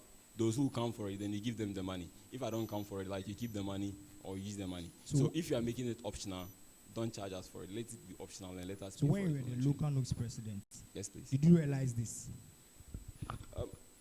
Actually, my attention wasn't drawn to it. Was it part of your policy at then? As at that time, no, please. That wasn't part of my policy. But you were talking about when you were in level 100, which means you realized it. You understand? You said level 100, you realized that there was a component there that was not serving its purpose. Yeah, I think, yes, it's true. I think over the years, or over my years in UHAS here from level 100 till now, and the experiences that I've had over the years has made me know more that certain things you should just not, I mean, it's not everything that you should just let it slide or just accept it. So I think over then, before I became who I am today, over the years, things happen and we just take it like, you can't do anything, so you just take it like that. So how are you going to convince management to scrape that component off? How will you do it? You incite students not to pay the exact fees, and then they'll write that that very component is not serving its purpose, so they'll not pay. This is a directive from the federal SRC president. Is that what you are going to do? I think you will start with negotiation with management. You will start with them. Come again. And you will start with negotiation. You will try to, reason with them, make them understand that this is what we think about the component of the fees. This is how we see it. And we as students, we are seeing it as not serving any purpose to us. So we would want them to take it off. I think if that doesn't happen, then we as students, but we will sit together, then plan the next action that you will take. Do you believe in wedding? The wedding. Wed, like that's wed, your choice of word. Yes, please, I do. So I really do. let's policy one. Empowerment of every student leader in UHAS with the aim of achieving a collective fight for the interest of students. The fight there, you elaborate, expound. Let me see. Because the fight, I'm having an issue with the fight. Okay, so with the fight, I think when you take it out of the context of the policy, it looks like being combative, like trying to fight.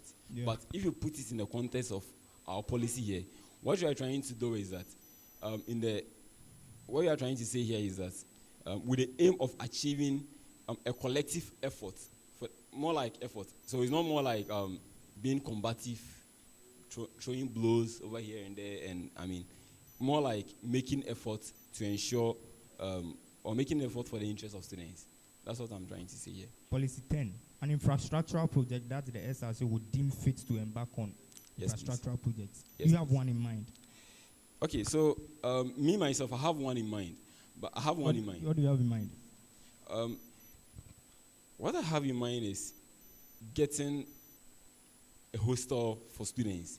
That would, especially for with our new campus at the Sokode campus, not the new host, the new campus. With the Sokode campus, we are developing. The school is developing that place more, constructing the School of Nursing and Midwifery, which I believe is nearly completed.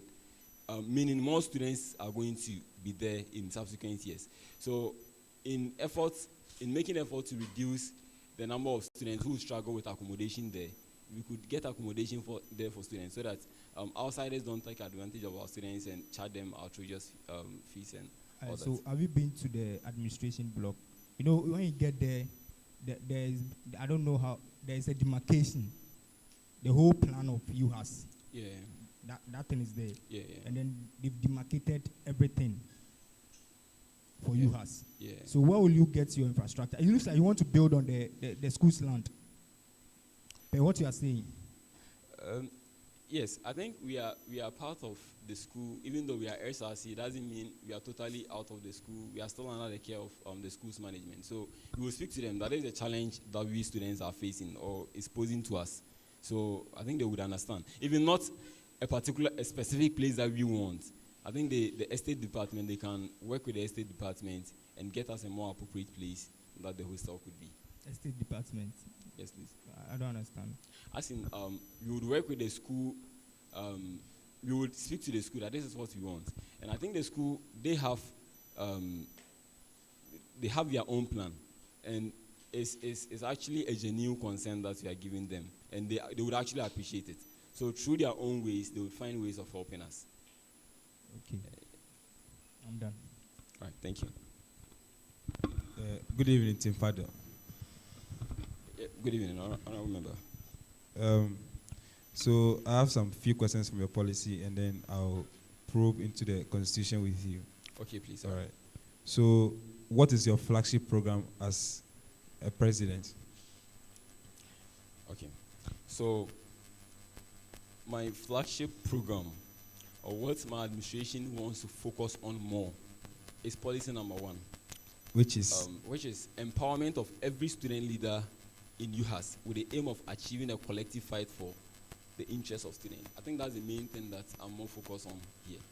So what is the collective fight that you want to achieve?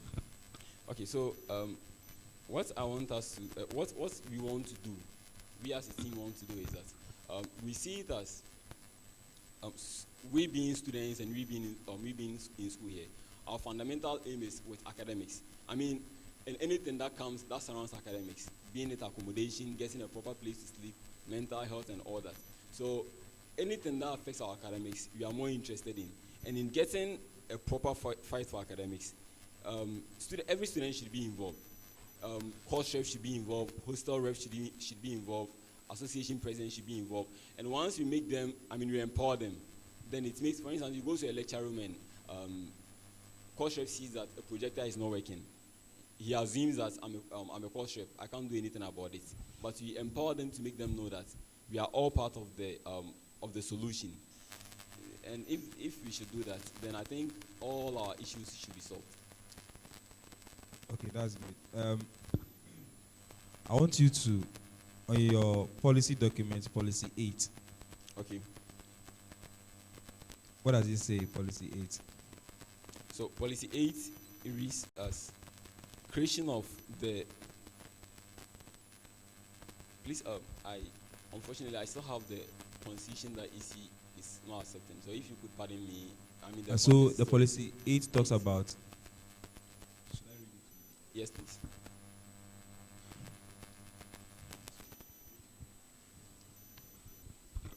Policy 9. Policy 9 on your paper. My brother's keeper fund. Yeah, policy 9.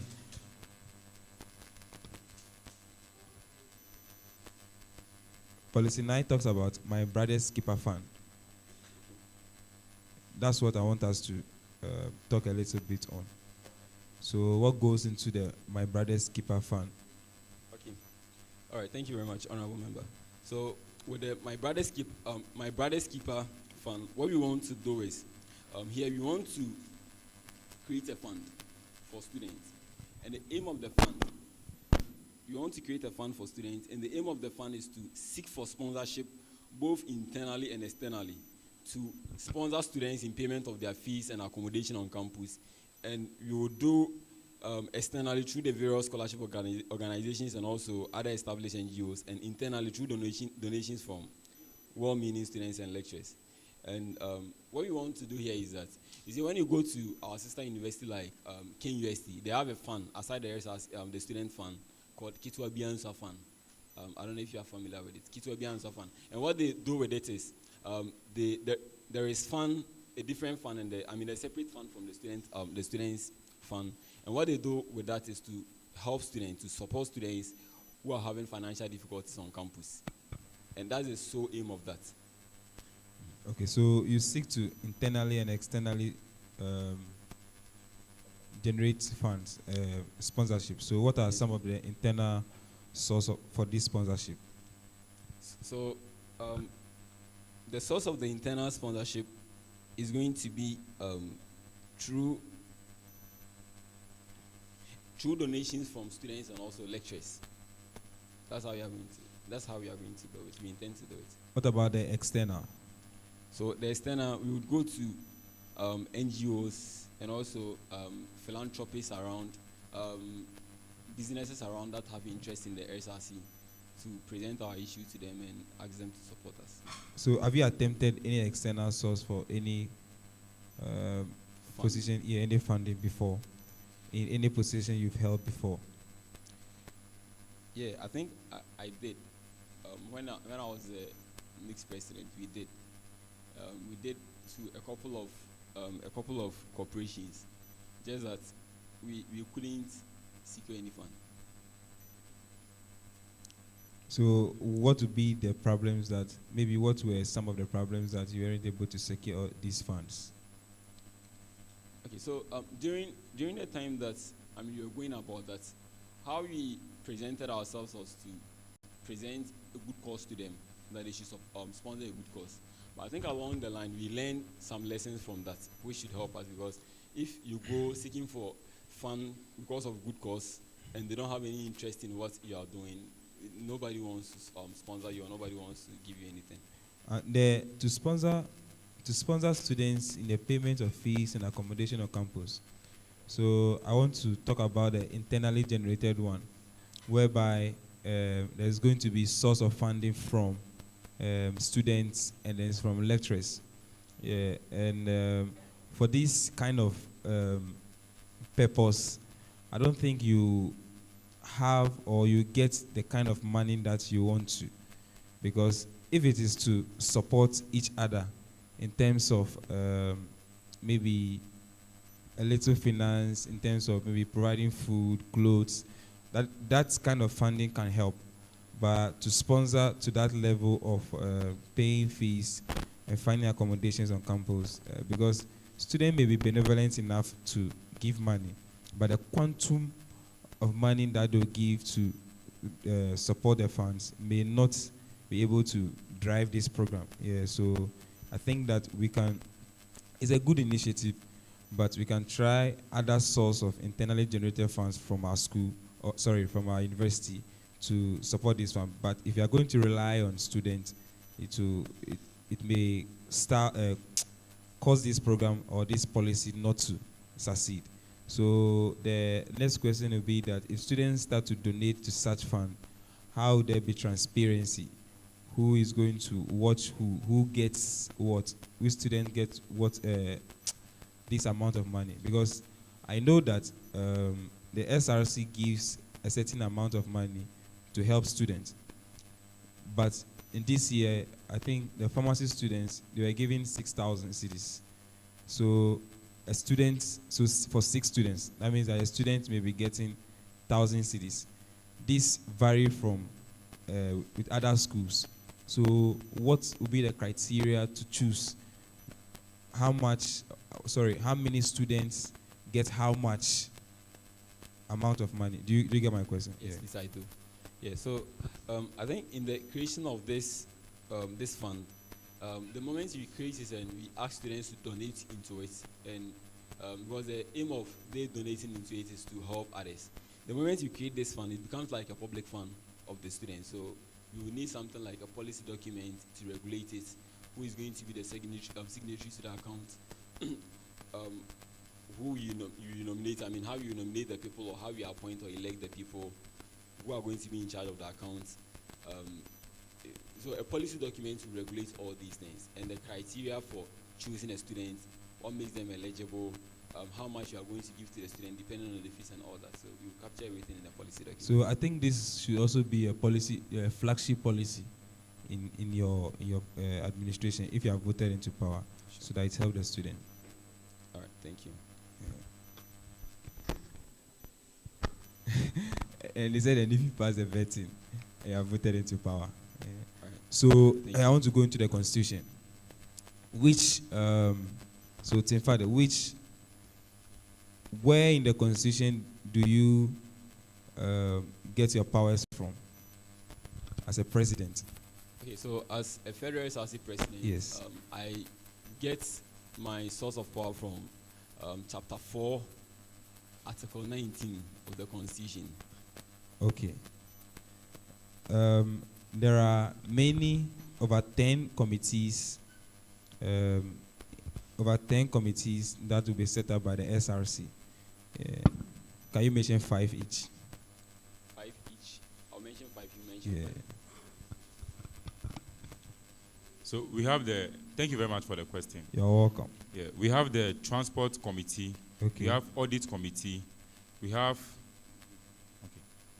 let me start again. We have the audit committee, transport committee, we have health and education committee, we have welfare committee, how many is there? And we have sports and entertainment committee.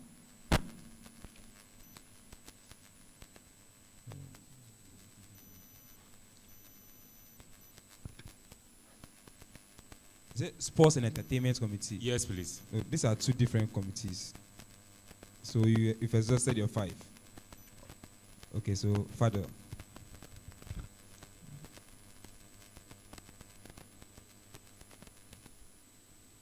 Okay, so the committees of the SRC, we have arbitration committee, the academic affairs committee, we have the intelligence committee,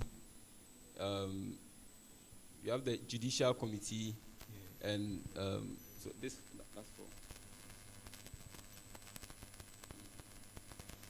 So okay. I mentioned 4, but he mentioned 6, and I got to. So you. So it's teamwork. All right, we thank you very much. All right, you're welcome. All right, thank you so much, Tim Fadil, for today. We appreciate your time. We are glad you are doing very healthy even after the. All right, thank you. I think we like that. You can raise it so that people can see that we are not treating you badly at all. Yes. Thank you. Do you have any questions for the panel?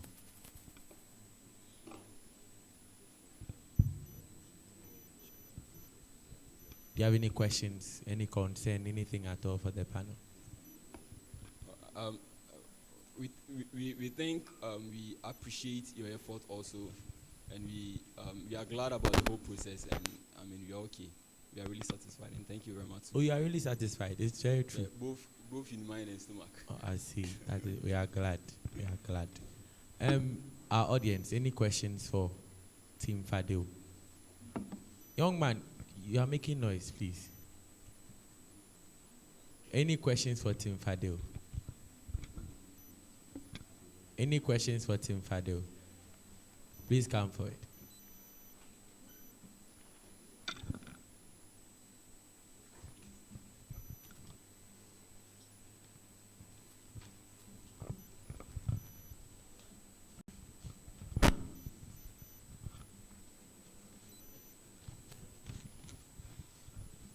Good evening.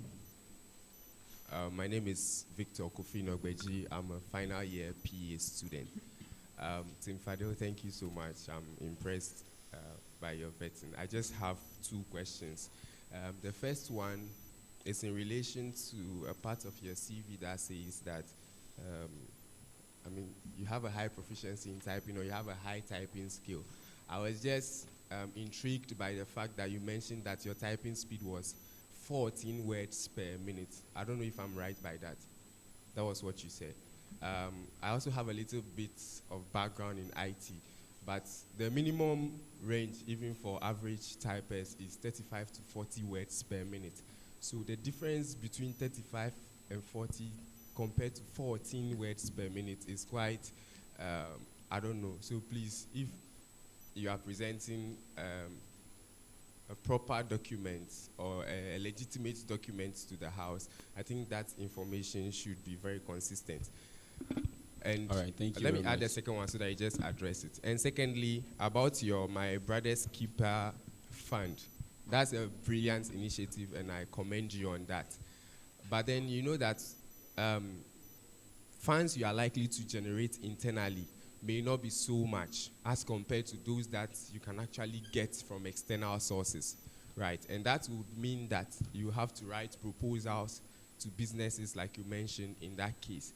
So my question particularly is to your vice presidential aspirant, Honorable Maoli. If you can give me 5 qualities of a grant-winning proposal, okay? Because I know that one of your functions as a vice president to be to serve as an ex-official member of some committees, right?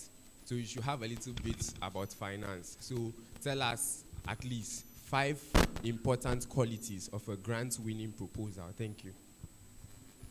The next question before you answer, so you can keep this one because of time.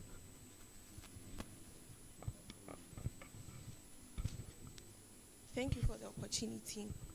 My name is Dorothy. I'm a level 100 sports student. So this question goes to Honorable Marley. How will you address an issue of school or class identity? You forgot the School of Sports and Exercise Medicine when you were mentioning the schools. So say a level 100 comes to you and tell you that in class, the teacher does not recognize their course and then tag them in a certain way and makes him or her feel depressed and will not like to go to class. How do you address such an issue?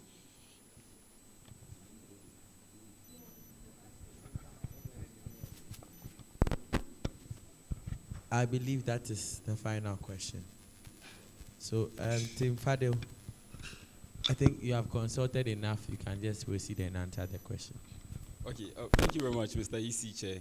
And thank you very much, Mr. Victor. I think with your first question about my typing speed, I really appreciate the information you've given me, and I would work on that also. Thank you very much.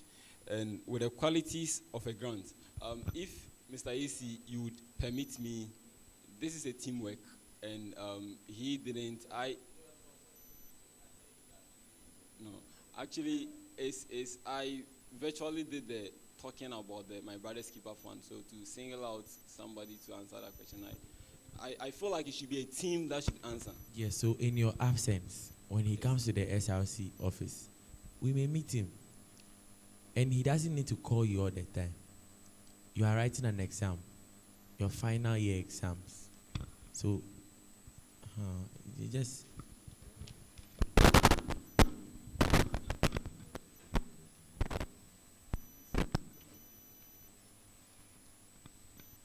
Yeah, so please, can I answer the second question before the first? No problem. Okay, so with the second question, please, it wasn't intentional. I think when I was mentioning the schools, I wasn't really consistent.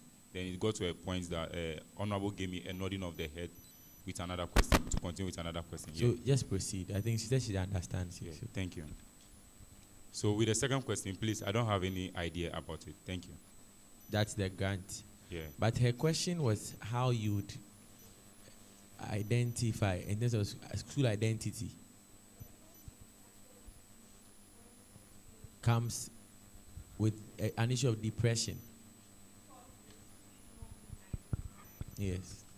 So that's what I said from the very beginning, that it wasn't intentional. I think she's now saying that if it happens, how would you tackle the issue?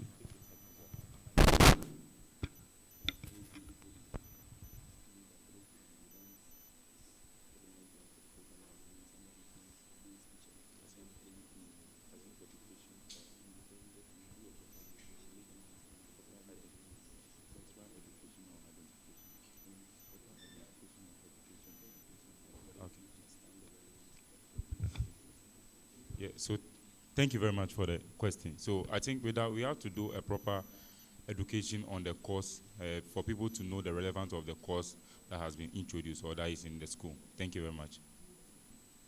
So it can be through seminars or open forum, any... That's fine. No, that's fine. That is fine.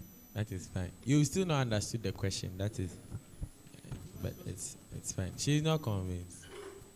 It's more like an issue of depression comes to you. How do you handle it? That's all. And just that is relating to people being tagged as they are not relevant in society. But thank you for coming. We wish you all the best. Have a wonderful evening. Thank you very much. Oh, there's a question. Okay.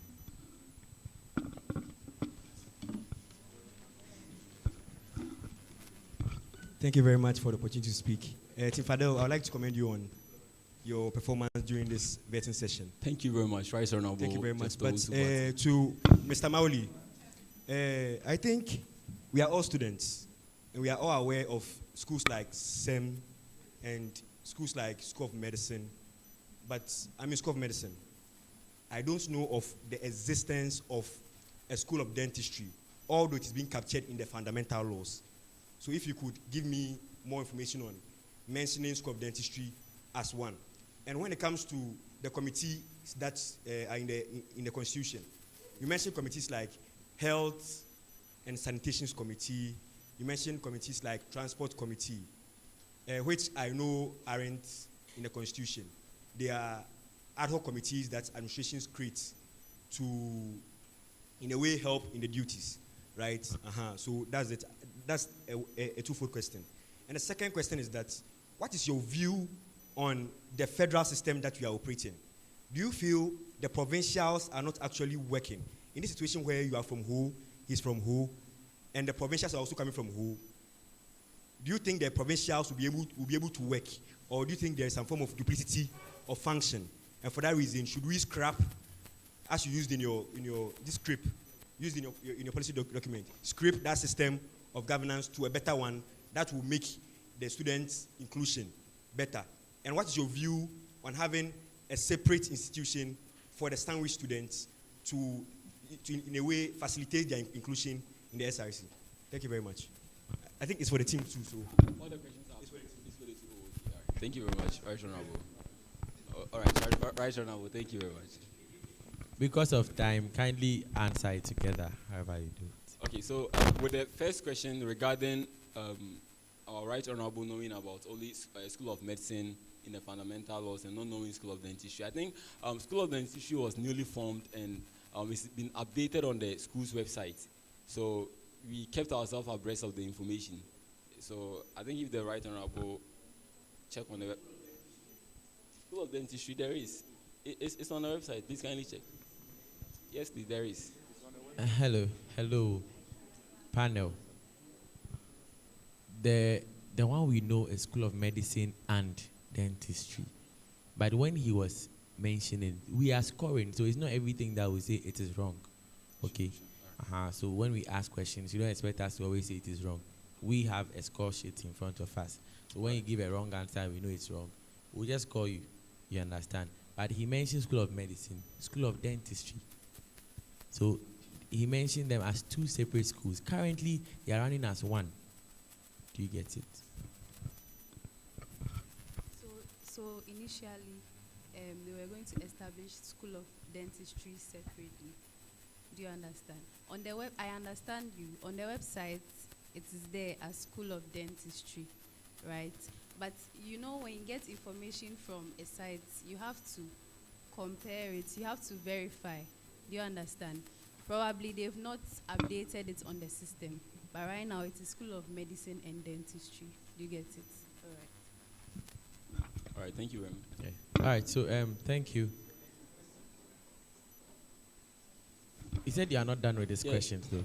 So the other question has to do with the federal system. The federal system and the provincial. Yeah. So I think everything lies in with that. The answer to that lies in we being able to achieve our first policy. That's we empowering every student leader. So if how we run our system, it's more like everything has to do with the federal system. So we get to empower provincials in both campuses. I mean, in the absence of federal, if federal is not in whole campus and both, if federal is not in both, not in whole campus and both candidates, both the president and the vice are coming from whole, I mean, whole should be able to function. In the same way, if the president and vice are coming from whole campus, whole campus should be able to function. So it's all about we being able to empower each of the components. If it's provincial, we empower them.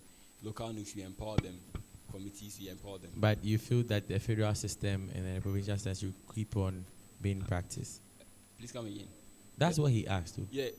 I think it should be practiced. All right, yeah, sure, no problem. Thank you so much. All right. Have a wonderful evening. Sure, thank you very much.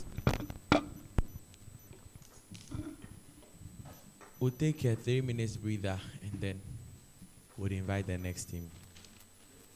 Team Pius and Ida.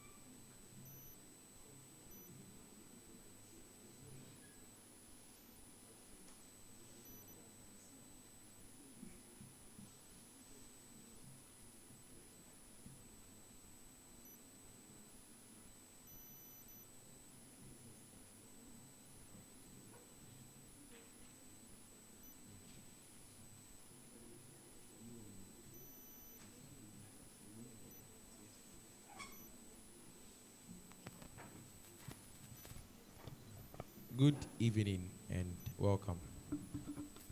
Good evening. Before you do any further introduction, would like to let you know that the legal advisor, who is a member of the panel, is absent today. However, due to reasons and beyond his control, actually. However, we have the second deputy electoral commissioner, an eligible member of the panel sitting in his stead. We want to let you know, then also find out if you are okay with it, then we proceed with the vetting. Thank you. Thank you very much. We are perfectly okay with it. We are glad. I'm told that because of the number of hours you spent at where we kept you, you are a bit exhausted. So there's a provision for you. We'll just give you some few minutes. When it comes, then we can proceed. We do not want to vet you when you are not in the right frame. Thank you.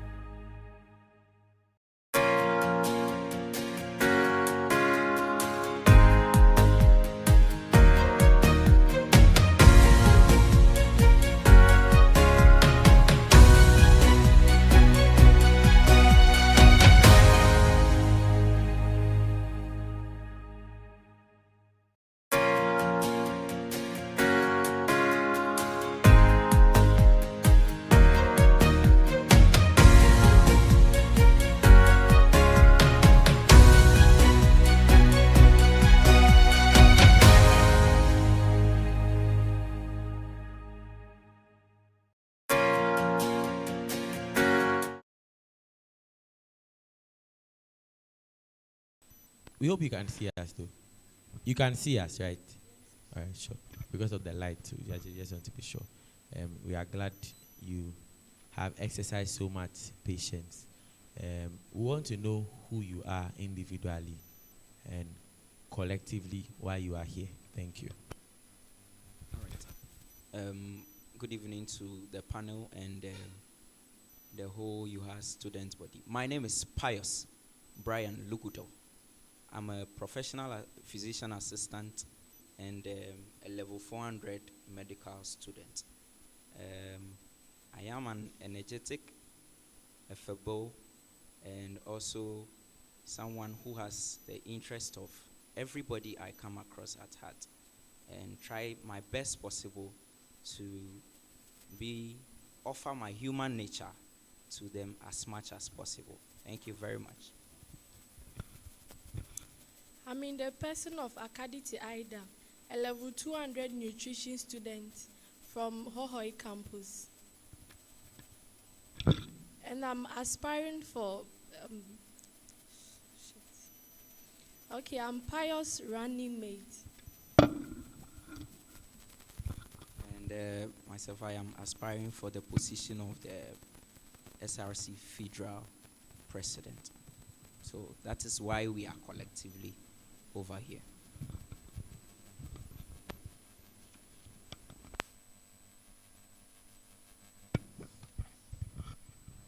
Hello, hello.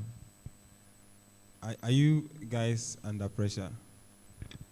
Not Because at all. for you to mention the portfolio you're coming for, there was a pause. Looks like maybe it escaped you.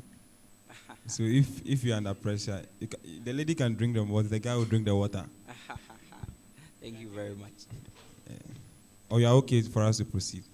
Yes, I am okay. Ida, are you okay? Yes, please. All right.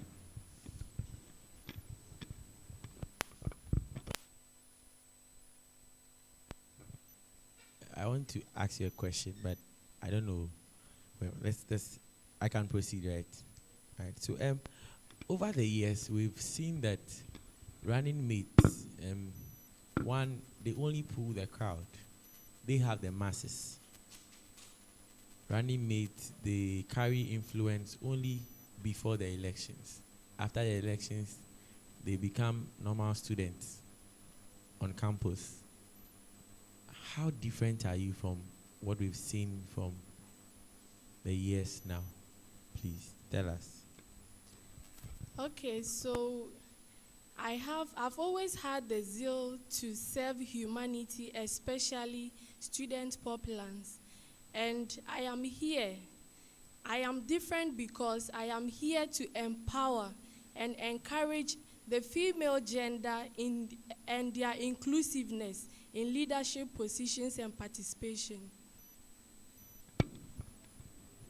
The female gender. Yes, please. Why not go for Federal Women's Commissioner or even Hohwe Province, be the Women's Commissioner there? Then you empower and impact them. Yes, please. And ensure inclusivity. Why become a vice president? Yes, please. I have the capability to become the WUCOM. And I think that with the purpose I want to portray, or my projects and then visions, I think I fit to be the federal vice president. Your project, your purpose, and the things you want to portray are all captured in the Pious IDA policy document. Is that right? Yes, please. However, our policy document is not exhaustive of all the projects and then policies we intend to implement when we come into power. Interesting. Well, you're welcome. So, Mr. Ajiman.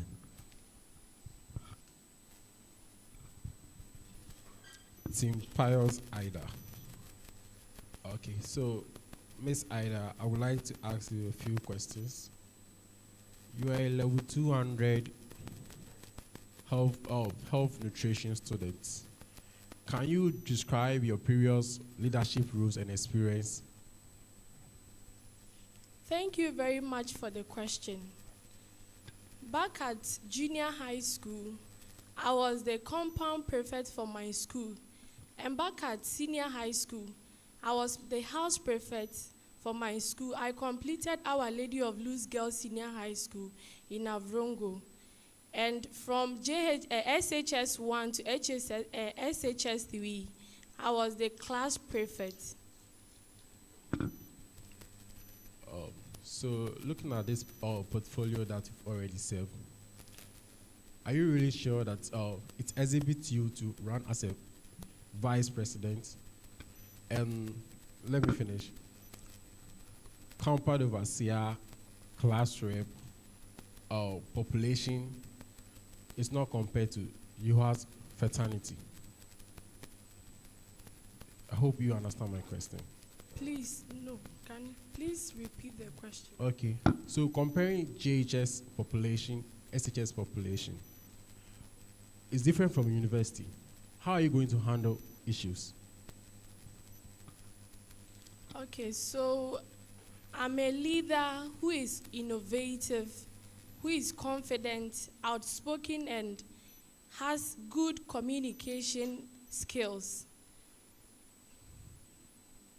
So, having held the position of a course rep from SHS1 to SHS3, as at level SHS2, I was the house prefect for my house, and at the same time, the class prefect for my class. And I was able to manage these two positions together with my academics. So, although UHAS has a bigger population, but then in my capacity, I think I can do it. Thank you. So I'll be asking you a few questions on current affairs. Yes, please. What's the current HIV status in Ghana?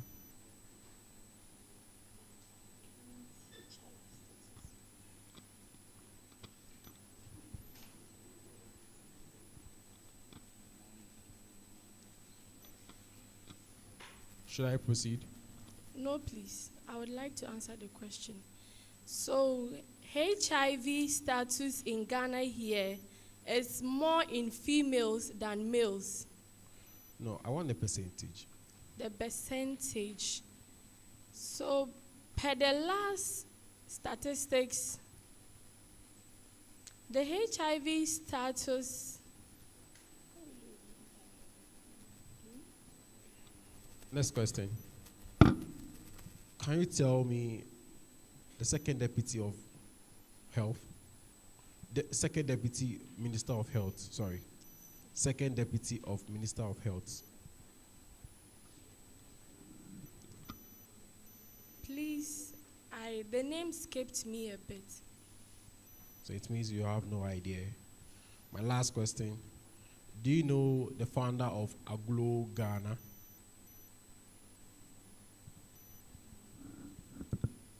No, please. Thank you. Tim Pius, good evening. Yeah, I will assess you on your knowledge and skills for the office you are vying for. And I will direct the question to any at a point where I think it can fit. Do you agree with that? Sure. Okay. Honorable Pius, did you read through your vice document as in the CV? Yes, please. How many times? Well, I printed the CV, so I've read through it quite. Okay, so do you have it over there? Educational background, the last but one line. Can you see 3 over there? Please, where? Educational background, front page. Okay. Have you seen something over there? 3. 3, Our Lady of Loud Girls Junior High School. What's the 3 doing over there? If you have taken a critical look at it.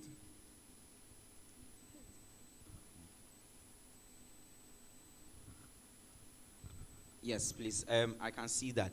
Well, first of all, when she sent me the copy of the CV, she actually had it numbered.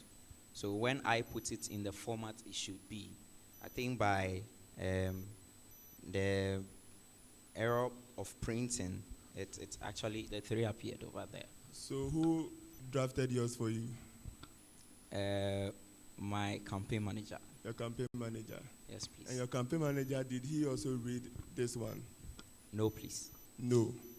So you can see clearly that your document have been bulleted neatly. Can you see that? Yes, please. But your vice document have not been. I hope you can see. Well, her document has been bulleted neatly, except the 3 that appeared over there. Bulleted?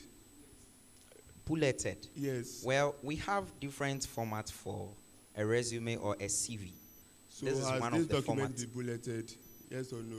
No, this format does not actually need bulletin. Can we proceed? Yes, please. Did you compare your CV to that of your vice? Well, comparison is a thief of joy, so I wouldn't have to do that. Okay, so I'll assess you on your skills. Okay. What do you know about a memo and a letter? I hope you agree with me that as a federal president, you should have idea about absolutely all the portfolios of the SRC or the positions of the SRC, being the secretary or the treasurer. Absolutely. Good. So what's the difference between a memo and a letter? Okay, thank you very much. Now, when we talk about a memo, usually in a particular organization or institution, you can actually circulate a memo to be able to communicate information to the members of the organization or the institution. And when it comes to a letter, memo, some way, somehow, I would say it's semi-official, because it's actually used to just communicate information to the people in the organization. Now, when we talk about a letter, we have several types of letter, but critically, letters can be circulated in a particular organization or outside the organization or even to a friend, etc. Okay, now you can hand over the mic to your vice. Have you read your policy document? Yes, please. How did you get the policy document for reading? Did you get the printed out one or the soft copy? Pardon? I'm asking if you have read your policy document. Did you read it as a soft copy or hard copy? Thank you for the question. Please, I read as both hard copy and soft copy. Good. I know ladies pay attention to details. Will you agree to that? Yes, please. So if you check your policy document, there is a place where you use ink to cancel out some figures. I don't know whether you can see that.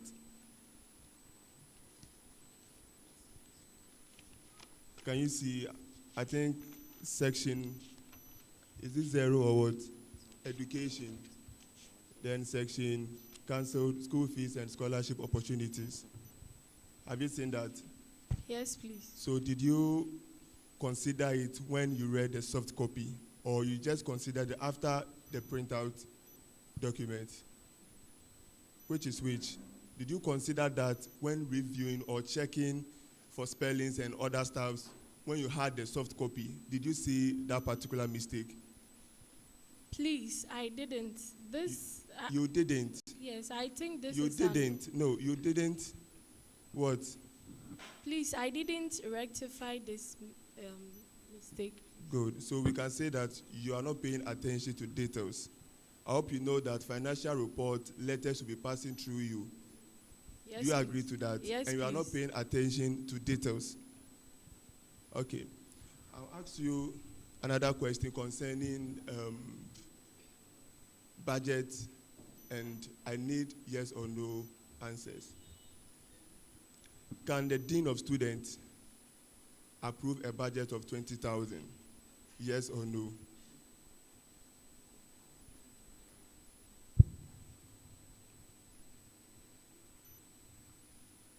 Please, thank you very much for the question.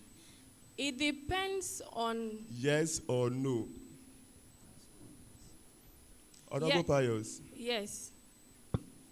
Let's proceed. Next question. Do you know the stages your results have to pass through before it's finally uploaded on your portal? Yes or no? I'm asking you this because probably ladies may tend to approach you to ask you a lot of questions concerning their academics. And these are one or two things that I think you need to know. Because last semester, it seems our results delayed in a way, about getting to 3 months. So someone will ask you, Madam Vice President, my results have been in the system for about 3 months. What do you think is the problem? So mention the stages, and where do you think this issue will be coming from? Okay, so with regards to that, yes, please, I know the steps. So mention them. Okay, so I attended a seminar where Just mention the steps or the stages your results will go through before it will finally uploaded on your portal. Do you know the stages? Yes or no? no. You don't know. Okay. My final question.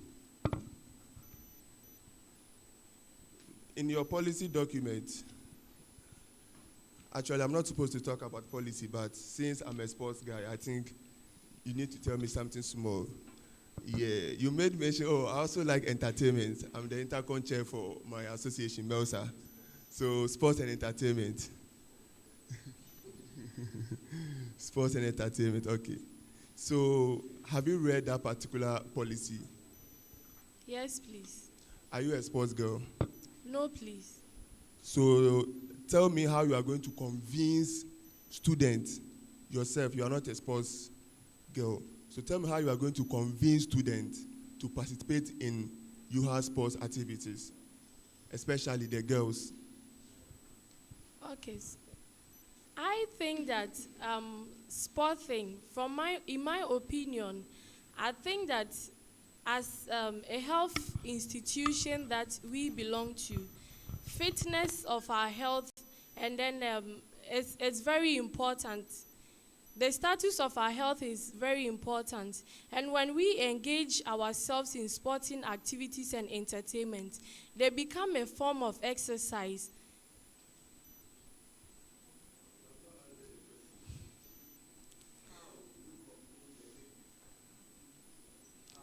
Yes, so we would organize sporting activities and encourage the female gender to take interest in it and participate.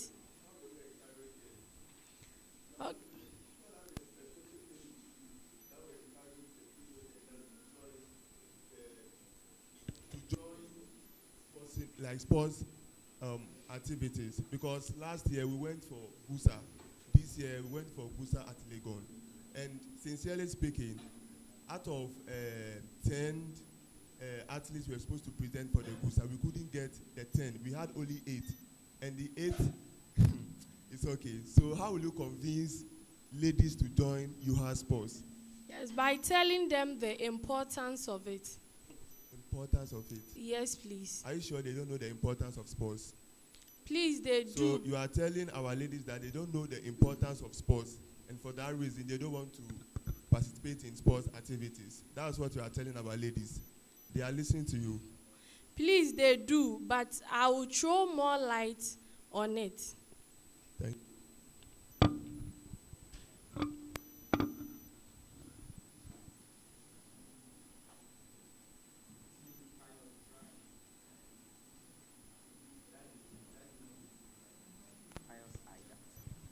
Team Pius Ida. Okay, that's very nice. I would want to start with Ida, Madam Ida, your CV.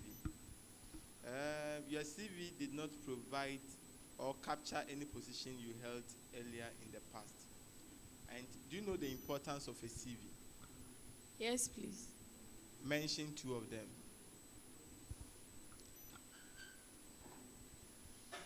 Okay, so when you are going for a job interview, a CV is a requirement.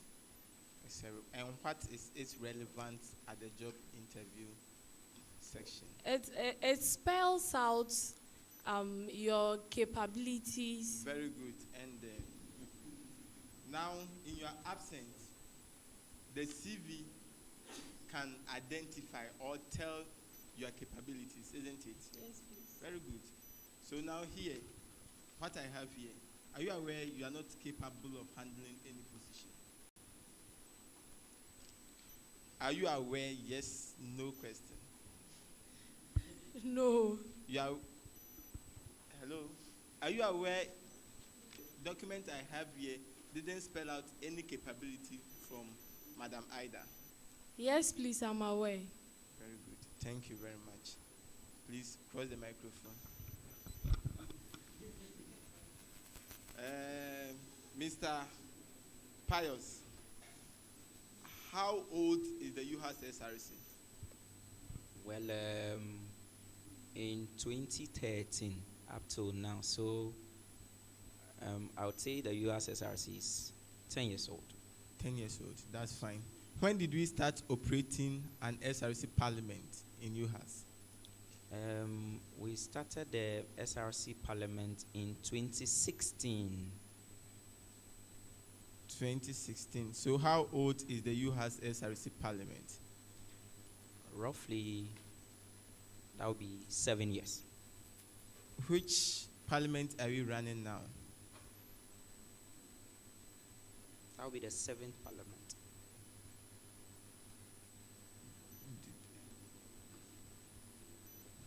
This is the 6th parliament, okay, not the 7th one. Right. And per the information I have here on your own CV, the CV you provided, you stated the SRC started running a parliamentary system in 2017, right? 2016? 16. Sure. You have here Speaker of Parliament, UHAS SRC, 2015 to 2017. So which parliament were you running in 2015, since you claim we started running an SRC parliament in 2016? All right. So what happened was that first we had a constitution where the SRC parliament was referred to as General Assembly. All right. So we have the chairperson of the General Assembly, and it is a similar portfolio to the Speaker of Parliament position. Is it a similar or is the same position? It is a similar position, or I would say it is the same position. So why don't you put the leader, or what did you say? Chairperson of the General Assembly of UHAS SRC, 2015 to the time you ended that office, so that you come back and then tell us Speaker of Parliament from 2016 to 2017, because it looks like what we have here, you have spent 2 years in office as the Speaker of Parliament for UHAS SRC. Yes, please. And it's false. It is not, please. No, if we are running a JCR system where I'm listening, sir. If we are running a JCR system where you think you were the speaker then, are you getting it? Now we are running an SRC parliament. JCR is different from parliament. I hope you clearly understand that. Yes. Or you think the two are the same? No, they are not. JCR is different from parliament. So totally. how do you put the two leadership positions as one? I was not chairperson of JCR. I was chairperson of General Assembly.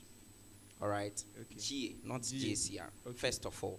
So then you said that me serving as General Assembly chairperson for 2 years is false. I have a document. I'm not saying it's false. Sir, that is what you wrote here. Because if, from what you said we started SRC Parliament in 2016, isn't yes. it? And you happen to be the first speaker. No, I never said that. That's what, from what you have captured here, that's what I'm saying. Which I'm tracking. The first speaker of the parliament, that would be Vasco Ayariga, Right Honorable Vasco Ayariga. That was in the year 2016-2017 academic year 2.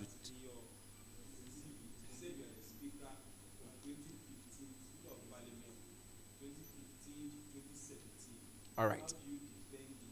Sure, thank you. So I was chosen as General Assembly chairperson in the year 2015-2016, the academic year. All right. Then we served our tenure of office, and it ran out. Unfortunately, there was no election organized.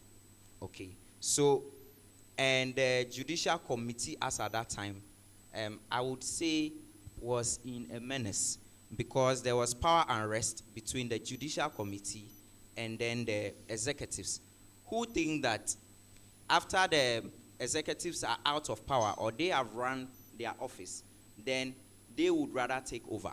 So if we have three arms of government, all right, the first one, that's the executive, their tenure of office is over. And then the judicial committee was in a kind of, there was a kind of problem over there.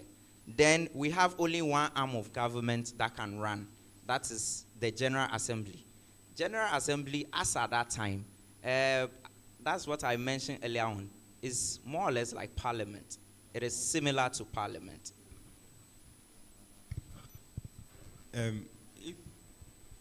If there is a General Assembly, there will be members of the General Assembly. Yes, please. The members of the General Assembly will have a tenure of office. During that time, we claimed there was a General Assembly. What is the tenure of office of the members of the General Assembly? Supposed to be 1 year. So under 1 year, they're supposed to leave. Who brings in the judicial committee or the judicial part? Who brings in? Who forms, which power forms the judicial committee? No. Which of the two powers? It's the between executive. What's the tenure of office of the judicial committee? It's 1 year. So ideally, after a year, all of them leave out. Ideally. No, after a year, they will leave out. So if you claim that there was a problem with the judicial committee, you have to prove further. You claim that there was a mess. What kind of mess was the judicial committee in at that time that after a tenure of 1 year that a supposed constitution has given them, they cannot leave office? Okay, Honorable Lamte Frederick, I think you totally misunderstand the story I narrated. So explain. Yes, I'm coming to explain to you. What I explained was that, first of all, the tenure of office of the executive officers ran out. Number one. Number two, the judicial committee chairperson, who happens to be the chief justice at that time, wants to claim power as acting president, which was against our constitution.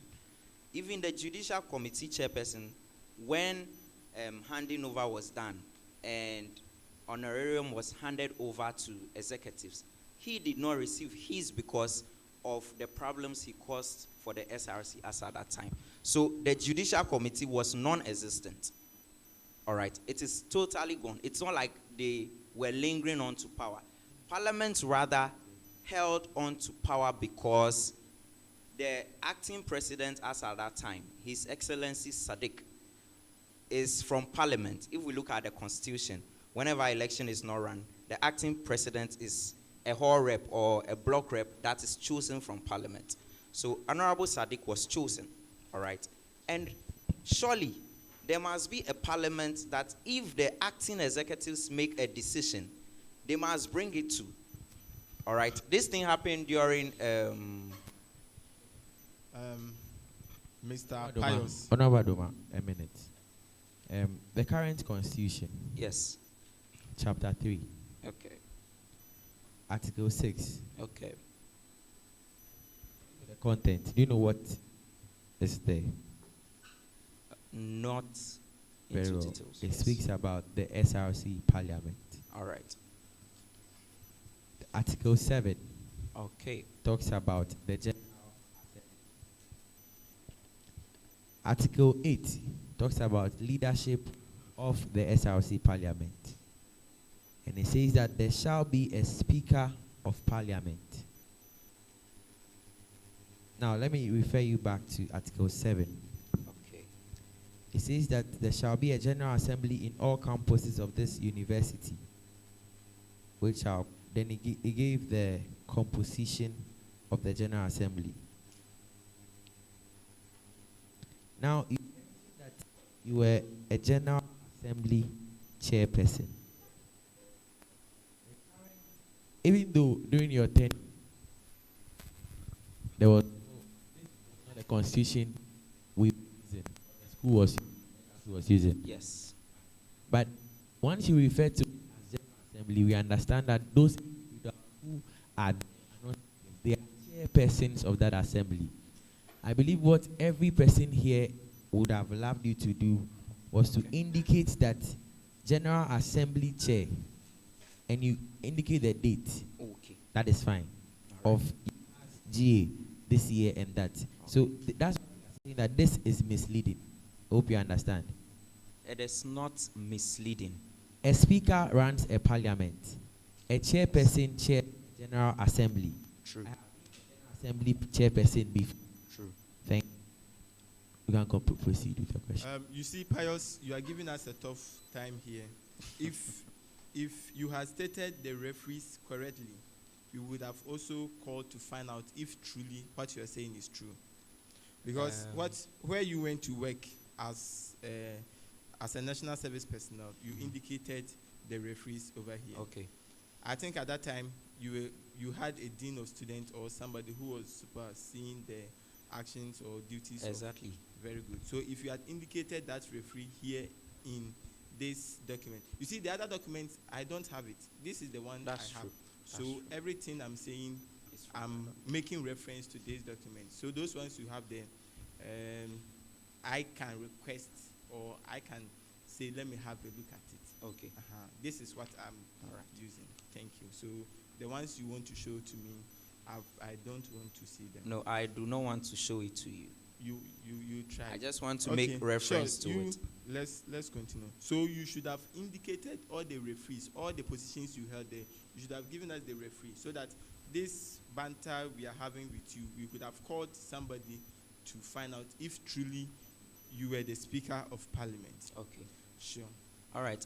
Honorable Adoma, you made a point. You see, personally, if I want to state the places I've worked at, the institutions I've worked at, all of them, they are referees on that document.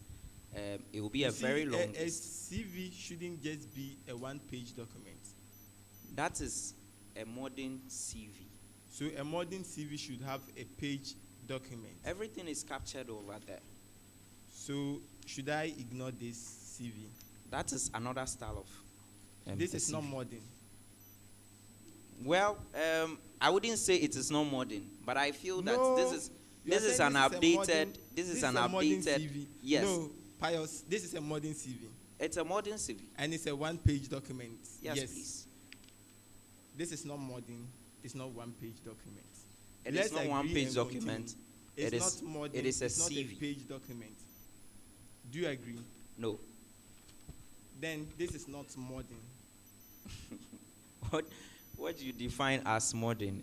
This is You the are defining current. modern from you. This is Honorable Adoma. Please, Yes. I would want us to both agree that CVs can have different formats. Very good. So if Okay. you want us to go in that direction, you don't come with modernity here.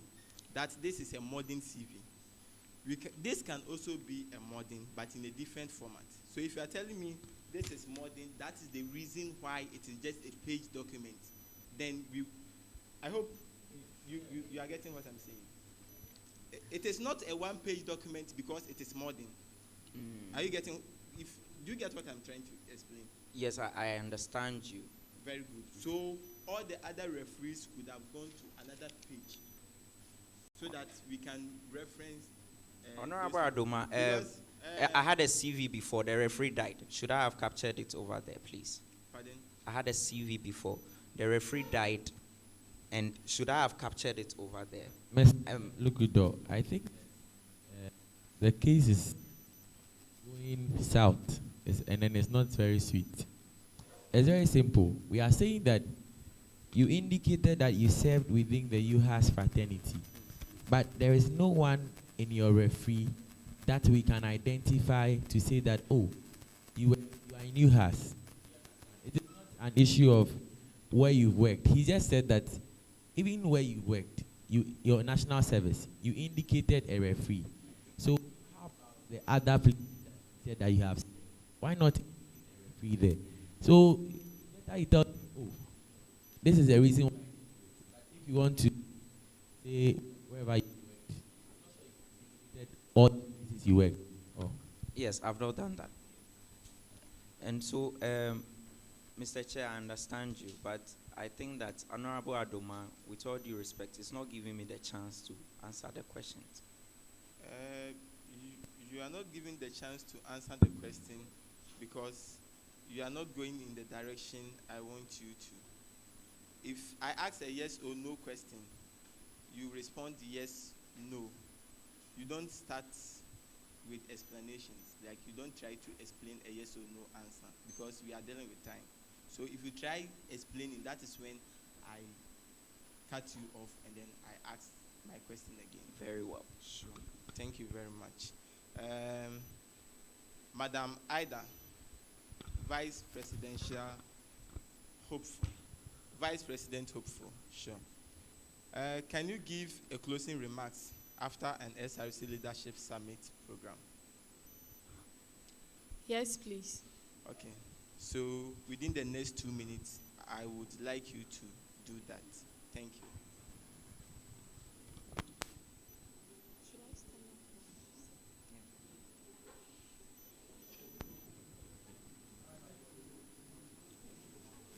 How you feel comfortable, either standing or sitting? It's a vote of thanks. So you give a vote of thanks.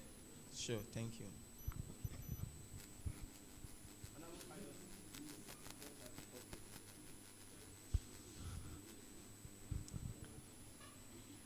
I would like to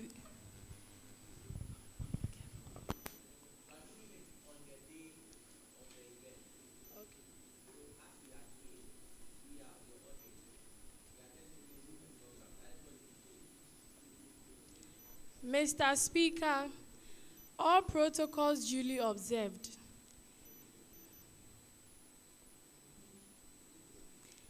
In my capacity as the Federal Vice President, I would like to thank the SRC Parliament for organizing such a captivating summit.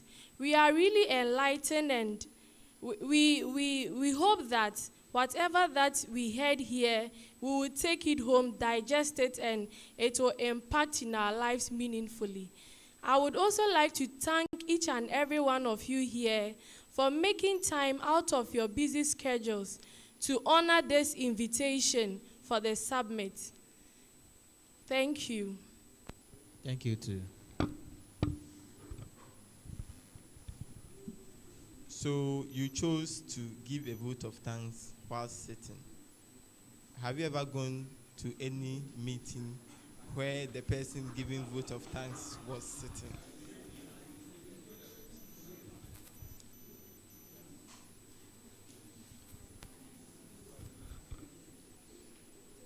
Have you ever gone to a place where a person giving a vote of thanks was sitting before?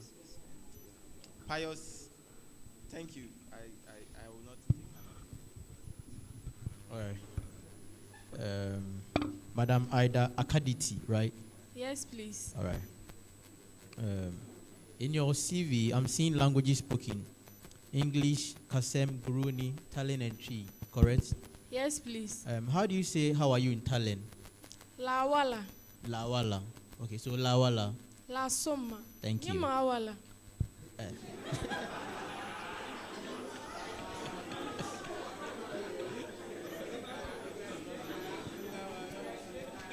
Thank you. All right, so let's proceed. All right, this is just to ease the tension in the room. All right. So, Miss Ida, give me 3 functions of the Vice President. Okay, thank you very much for the question. As stipulated in the Constitution of the SRC, the functions of the Federal Vice President is to assist the Federal President in execution of his duties. That is 1. 2, acting as an ex officio member to all commissions or committees.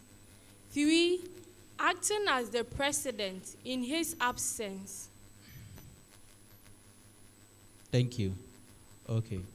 Do you think you deem fit to be the next SRC Vice President? Yes, please. Why? Why? Because I have the passion for service at heart, and I have that qualities that I have the qualities that I possess to run the the office of the federal vice president. Can you please give me two of those qualities? Two. 1, good communication skills. 2, which is a listening ear. So you have a listening ear and you have good communication skills. Yes, please. Therefore, you deem yourself fit to be the next vice president, correct? Yes, please. I see. Have you held any leadership position in the past before? Pardon? Have you held any leadership positions in the past before? Yes, please. Which was? Back at junior high. Is it stated in your CV? No, please. Why? For personal reasons, please. Interesting. Then it means you can't argue with that. Since you don't want to state it in your CV, it means you've never been a leader before. Apart from junior high school, which other instance were you a leader? Yes, so SHS, I was the class prefect from SHS 1 to SHS 2. Is it stated in your CV? No, please. Okay. So should I take it or should I strike it out? Pardon? Should I still take it or should I strike it out since it's not in your CV? Should I take it or should I strike it out since it's not in your CV? Please take it. Okay, proceed. You were saying something after SHS? Yes, and after completing senior high, I worked with the Navrongo Health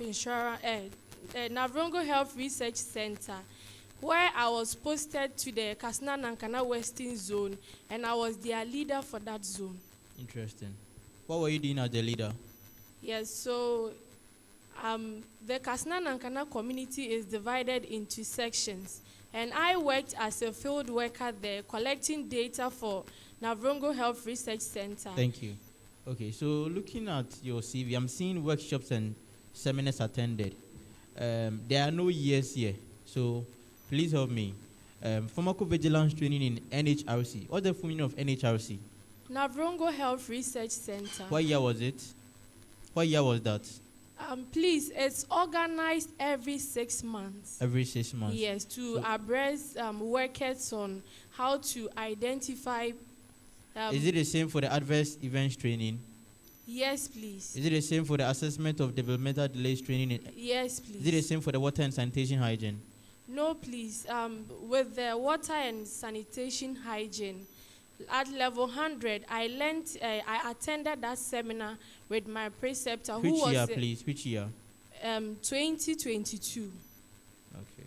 Which was last year? Yes, please. All right. So, my last question for you. Okay, last but one question. So, in a case where you suspect the president, the federal president, and the treasurer are embezzling SRC funds, and you, with investigation, get evidence, what would you do as the SRC vice president? Please, the question again. I said, in a case or scenario where you suspect the federal SRC president and the federal treasurer are embezzling funds, and you got evidence, what will you do with that evidence? So, first of all, I would... Let me come. I'm asking this question because you are in Hohoi, correct? Yes. And the federal, this year's aspirants are all from who? The federal treasurer from who? The federal president from who, correct? Yes. So they will be more closer than you are, correct? Yes, so this is a possibility. Or this could be a possibility where you'll be in Hohoi and the federal president and treasurer will be embezzling funds in Ho and you had no idea.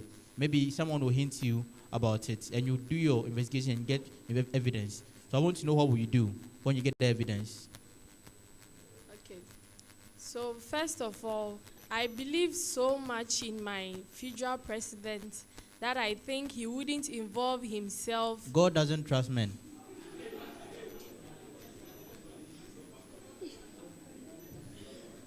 I believe he wouldn't involve himself in such scandals. However, if I find out with evidence that he involved himself in such activities, I would first talk to him about it. And what if he admits that he has done it and he wants to give you a part of it?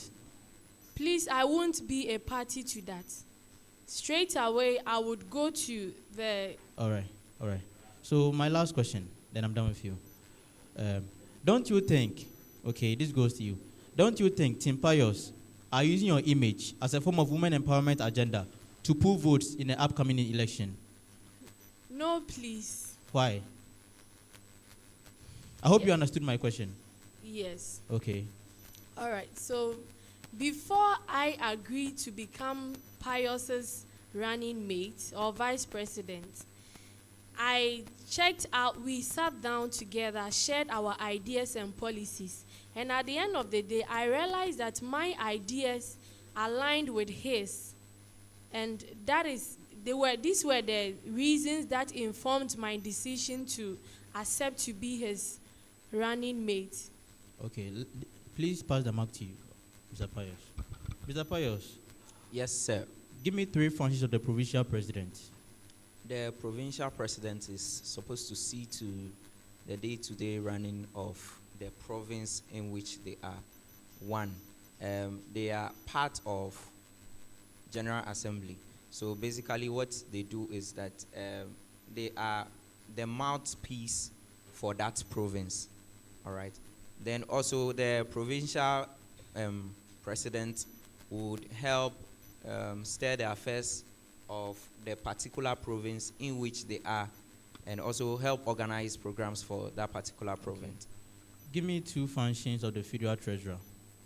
The federal treasurer. Yes, please. So the federal treasurer is supposed to keep the treasury of the SRC, and also the federal treasurer is a signatory to the student fund. Okay. So in an instance where a budget has been approved and the federal treasurer has sent the budget to the dean of students. Okay. But whenever you request for any update on it, the federal treasurer is not compliant. What will you do as the SRC president? You said he presents... In an instance where a budget has been approved in parliament, everything is done. Okay. And the federal treasurer has taken it to the dean of students. Okay. And you ask her for feedback on the budget, but she's not providing you any relevant information. What will you do as the president? Well, first of all, I think every leader must have some form of lobbying skills and advocacy. So first of all, I would engage the dean of students. Probably there's a reason why she is not approving that particular budget. And we'll find out maybe the items on the budget, the amounts have been bloated, or she doesn't think that that program that we are organizing is not best fit for students. So what I can do is to engage the dean of students about it. Okay. Can you think of any program that you think is not best fit for students in UHAS? Pardon? Can you think of any program that you think is not best fit for students in UHAS? Yes. When we are organizing, when a program like Strippers Night is organized in UHAS, for me, I think it's not best fit for an institution like ours.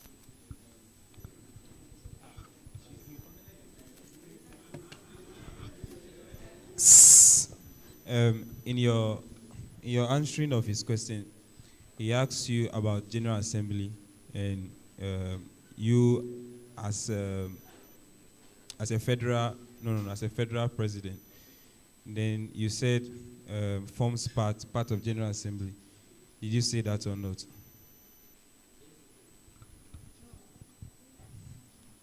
I didn't hear you. In answering his question, okay, he asks you in the capacity of a federal president. Yeah, and you talk about the General Assembly. And you talk about the fact that the president is part of the General Assembly, with the federal. Is the federal provincial? The provincial president. Okay.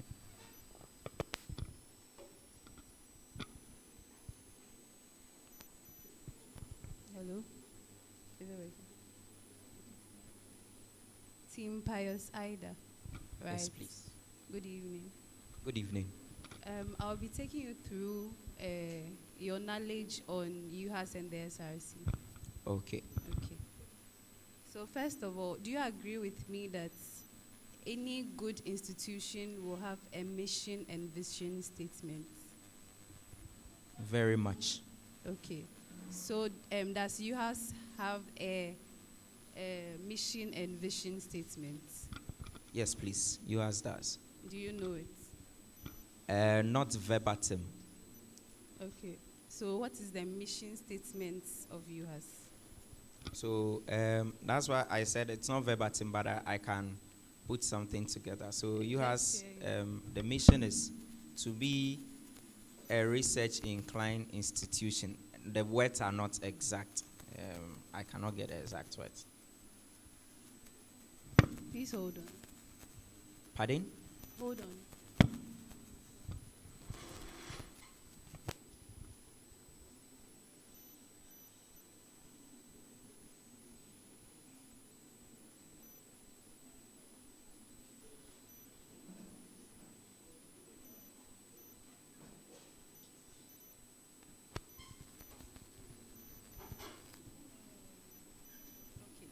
So, the leadership of the university. Mention 3 main people at the top.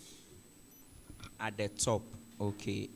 I would consider. Do you understand when I say people at the top? Yes, or need me to elaborate? I'm thinking 2 things. You can elaborate. Okay. So the university has a leadership. Yes, please. Okay. So mention the offices up there.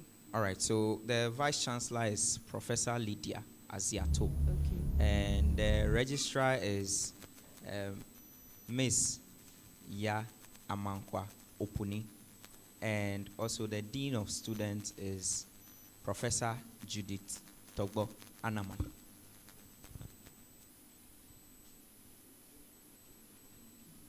Okay, the University Council. Okay. Which people form part of the University Council? All right, so I'll start with the very own position I'm aspiring for, just to be a little biased. The University Council has the federal SRC president as a rep for the SRC. Then I'll go to the top. We have the chairperson or chairman of the council in the person of His Lordship Justice Maulom Victor Duce. He is the chairperson. And also we have the vice chancellor as part of council in a person of Professor Lydia Aziato. Then we have government representatives, people who are actually appointed by government to represent on the council. And also we have members of convocation. And also we have the alumni president as part of the council. And also we have representative for assisted secondary schools.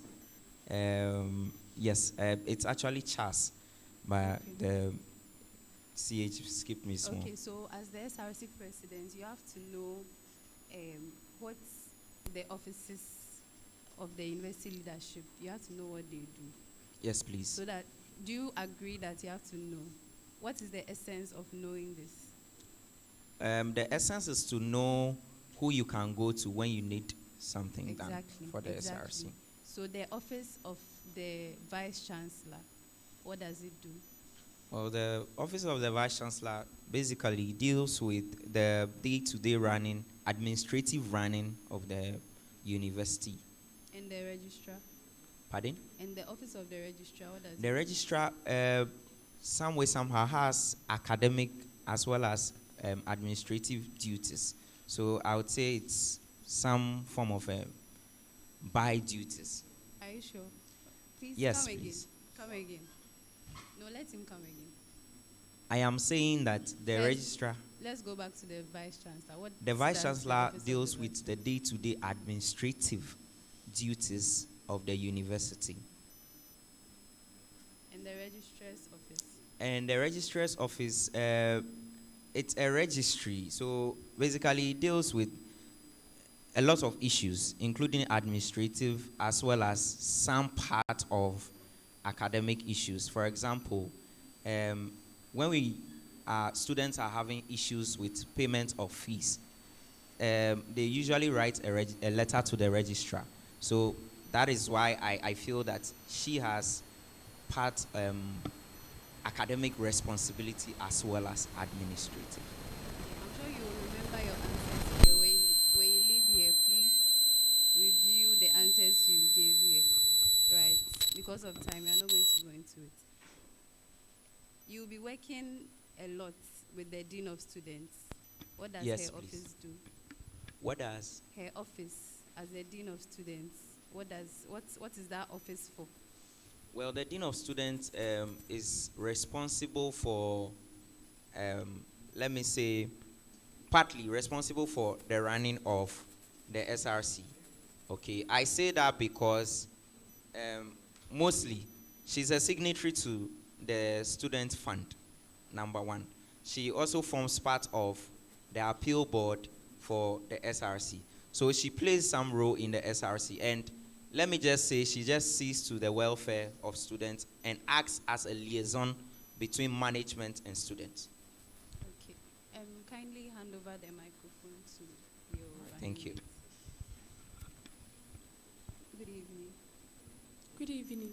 How are you doing? Please, I'm fine, thank you. Okay. So, who is the head of academic affairs of UHAS?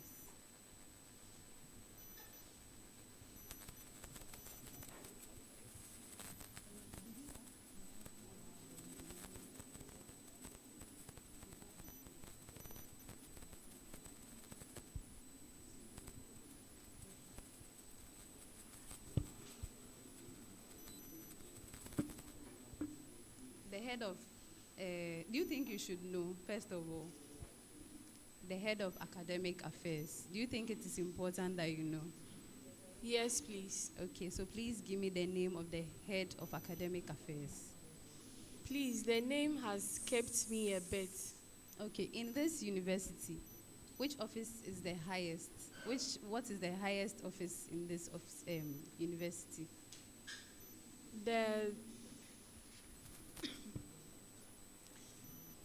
The University Council. Are you sure?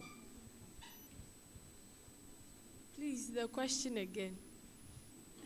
What is the highest office of this university? The Vice Chancellor. Please, they said I've lost my powers. The UHAS anthem. I'm sure by now you should have heard about it. Yes, please. Yes. So, Pius, you are going to give me the first stanza. No, she's going to sing the chorus. Or you want to give me the second stanza? Like, I'll be glad. I'll take the chorus. So please, let's go. UHAS anthem. First stanza. Just the first stanza. Sing it or say the words. Sing it. Okay.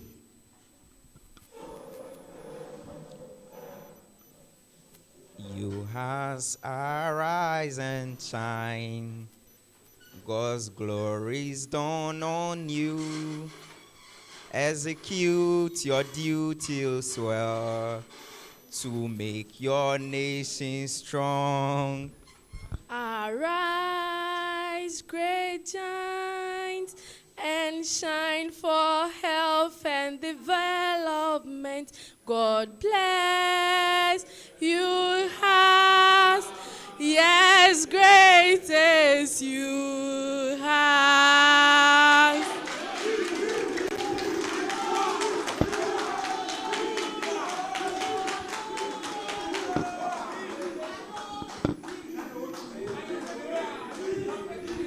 Hello, I think that's.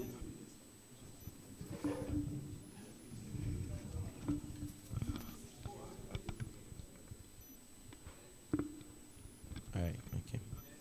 Thank you. We'll proceed. Ida,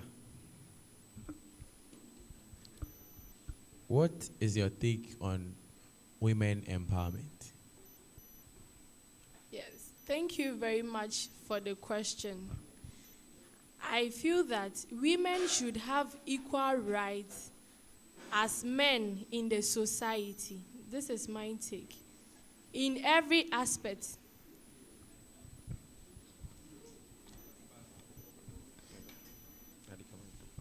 Your policy, number 5, sports and entertainment. The preamble, the very last line. Our main focus will be to bring in every student under the entertainment umbrella. Policy number 5, section 5, sports and entertainment. You've seen it, right? Ida? Yes, please. All right, great. Just some few weeks ago, your team organized a program. If you are not part, if you are not part, you can tell us. Are you aware there was a program organized by Payola? Are you aware? Yes, please. First of all, are you Team Payola or you are Team Pius Ida? Which one? We are Team Pius Ida. Okay, so which of you is Payola?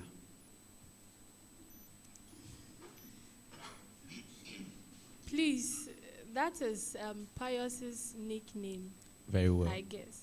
Okay. So I believe you did not join the team last week, right? No, please. When did you join this team? A year ago. A year ago? Yes, That's please. amazing. All right. So you believe that every woman should have equal right? Yes, please. Do you think that the person you are advising respects women? Please, he does. He does? Yes. He does? Yes, please. What percentage, please, out of 100? I would give him 95. You give him 95? Yes, please. Why are you keeping the 5%? Okay, so the issue here is we all are not perfect. Okay, so it's just about perfection, human perfection. Yes, That's please. 5%. Yes, please. Okay. Do you believe that he feels that women are items, are objects? No, please. You do not believe that? Yes, please. Okay, so I'm going to project something on the screen. Okay? All right. All right, so Ida, Yes, please. if you can't see at the back, maybe we can just put the light off. Check the first flyer for me. Kindly read it out for everyone, to everyone's hearing. Jupiter and Payola presents Games Night. First of all, have you seen this flyer before? No, please. This is your first time seeing this? Yes, please. You've known Payola, you've joined the team for over a year now. Yes, please. But this is your first time seeing this? Yes, please. That's fine. So, kindly read the first thing to my left. Activities. 1. Board games. 2. Card games. 3. Spin the bottle, sorry. 4. Truth or dare. All right, to the next list. Side attraction. Fresh girls. FIFA. Music and cocktails. Karaoke. Jama. Please read it again. A little louder. Side attractions. Fresh girls. FIFA. Music and cocktails. Karaoke. Jama. All right, so please give the mic to him. Hello, sir. Who are fresh girls? Well, I do not know the definition of fresh girls. You do not know the definition of fresh girls? No, please. Is this a flyer for a program that you organized? This is not a flyer for a program that I organized. This is a flyer of a program that I organized. So the before one is not a flyer of a program that I organized. The after one is a flyer for a program that I organized. Are you saying that you have never seen this flyer before? I have seen the before flyer before. So, in essence... No, that is yes, I've fine. seen it before. That is fine. And you are saying that even though you have seen this very flyer, it has nothing to do, your name is on it. It has nothing to do with you. You don't know what the fresh girls are doing on it. Please, as a side attraction. my name is not on it. Your name is not on it? No, please. When I asked your running mate, she said your nickname is Payola. She said that is Pius's nickname, I guess. Okay, so that is not your nickname? No, please. Your nickname is not Payola? People call me Payola. It is not my nickname. People call you Payola. So this very event, you did not organize it? Yes, so I have to explain that. You did not organize the event. If you say no, I'll just close the Because we have other things. We I have partnered the event. I Okay. did not organize it. Okay. On my cause of running for the SRC presidency, I decided to organize some programs for students to entertain them. I was in my room. Team Jupiter, which is an event organizing group on campus, contacted me that they want to organize a program and they want me to help publicize it. What is the program about? The leader, Mr. Sefa Daniel, told me it is just games night. A lot of games night activities have been organized in this university. So really, one of our policies is to actually distress students. So I think it was a good opportunity to use to organize the program. Now, when I asked him to do the flyer, when he did the flyer, the before flyer he sent to me, and I told him categorically. Kindly take your time. Pardon? Take your time. You are just All right. explaining. It's not a fight. Because this is an issue of reputation. Yes, that's and so. I take my reputation personal. Fine, I'm not against it. All So we're actually giving you the opportunity to prove to everyone that you don't know anything about this, but you know something about this. Very well. So he sent me the before flyer, and I said categorically, please remove the fresh girls, because if you look at all the other programs, they are just about games night and students entertaining themselves. In fact, I wrote a letter to the hall tutor of the hall where we organized the program, and he asked me, categorically told me he does not want to see ladies wearing some kind of I don't know, but unattractive wears, in my opinion, exposing or nude dresses to the program. And I told him, yes, please. So it is an official program. This is the official flyer we trended. I trended in my broadcast, and it has no fresh girls on it. But you said you did not know anything about the first one. No, I never said that. Then what did you say? I said this is the flyer we use for the program, the after one. The before one is not the official flyer of the program. It's not the official flyer of the program. No, please. What is the difference between the first and what certifies the second one as the official flyer? All right. So the program was organized. What certified it? What's on the flyer now that claims that the second flyer is the actual flyer for the event? So pertaining to me as a partner in organizing the program, the broadcast I had and I trended the flyer, it trended this particular one and not the before one. It does not make it certified. Well, for certification, everybody can actually create a flyer. For example, as the organizing. But we are saying there is no difference in the flyer. I am saying that there is no. The only thing that has changed is that in the first one, there is a fresh girls as a side attraction. In the second one, it has been removed. Which I strongly disagree with. I did not trend a flyer. No, it's not about trending. The people who call you Payola, who you say it is not your nickname, however, they call you Payola. Yes. Your name is on the first flyer. My name is not on the flyer. The name people call you is on the first flyer. A name I dislike. You agree that a name you dislike. Yes. But in the second, you trended this flyer.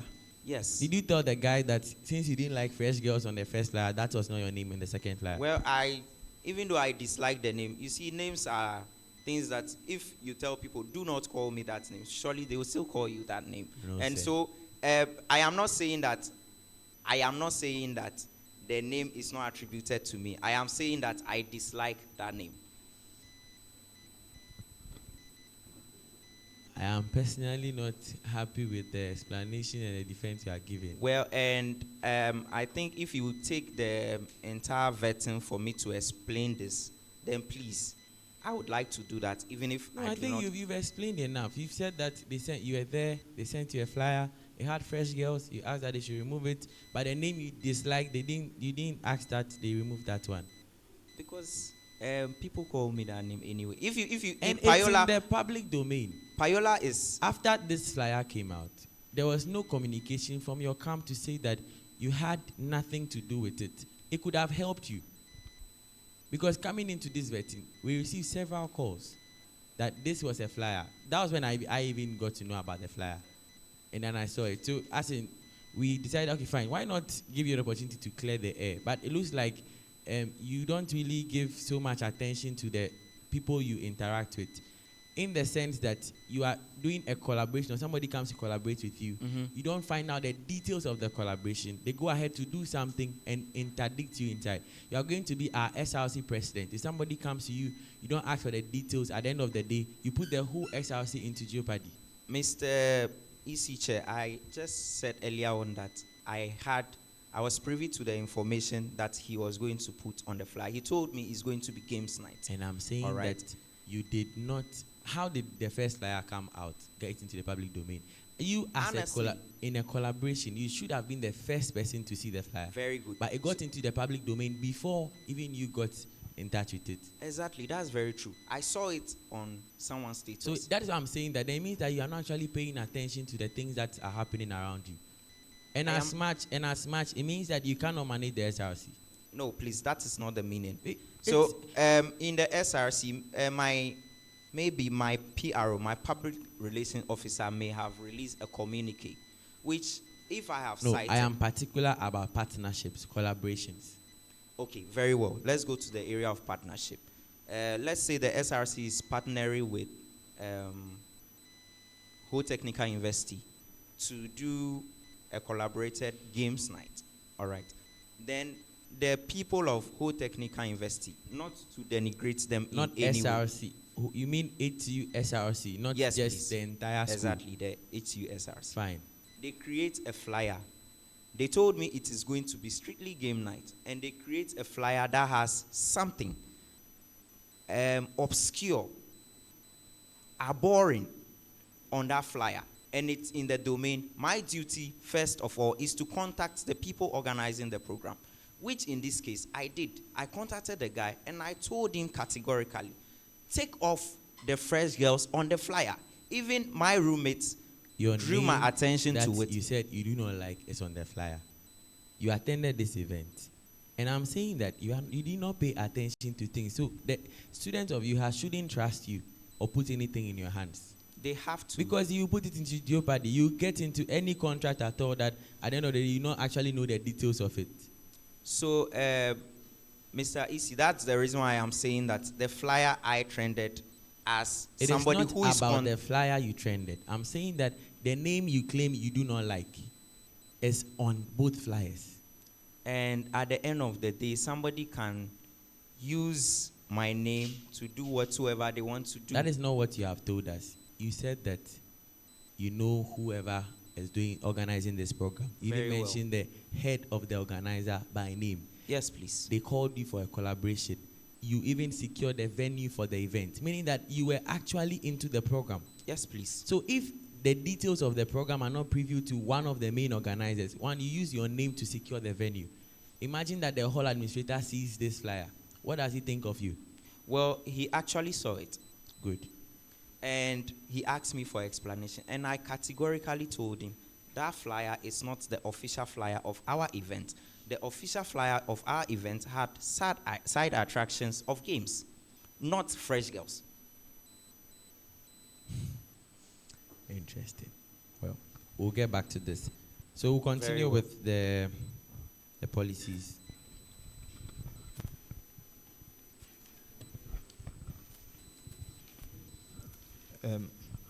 Team Pius Ida. Hello. Yeah, so I just have one question under your policy, education. Okay. All right. Probably two. The point A. You know, this very pen drive issue, we were promised when I came to level 100. Exactly. By a certain administration. And then we never got it. You understand? Yes, please. Uh-huh. So how are you going to procure the pen drive? And then I want to know if you've done a survey to know the storage capacity that the students in UHAS would love to have. Okay? Yes. Because others will be using it for bulk downloads and all that. Okay. Yes. So first of all, Mr. Desmond, you and I are in the same level. Yes. So when we came to the university in 2019, I was also part of the people who were informed that we're going to get a pen drive. Yes. And it wasn't given to us. Luckily for me, I was the presidential advisor to the very president who made this promise. And the reason why that is His Excellency Abraham Norman Notte. What happened was that I actually saw the approval of the distribution of pen drive to students. I cited the document. I cited its approval from the Dean of Students' office. There was a change of power before the pen drives were distributed. And so at the end of the day, the new president who came to power with his own policies decided that he was not going to go with a pen drive rather than a spiral notebook. So did he release a communique to that effect? Did he release a communique? Did he release a communique to that effect that this has been the reason why we don't have pen drives? To the best of my knowledge, no. All right. So let's go to D. About your repetition policy. Yes, please. Okay, so the university have the notion that the courses, okay, they are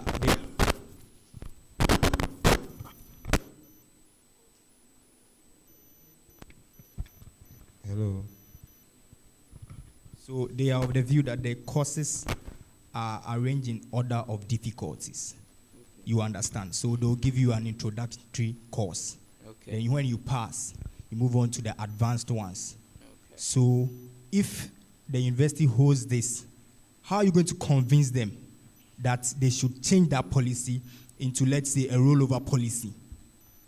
All right, thank you very much.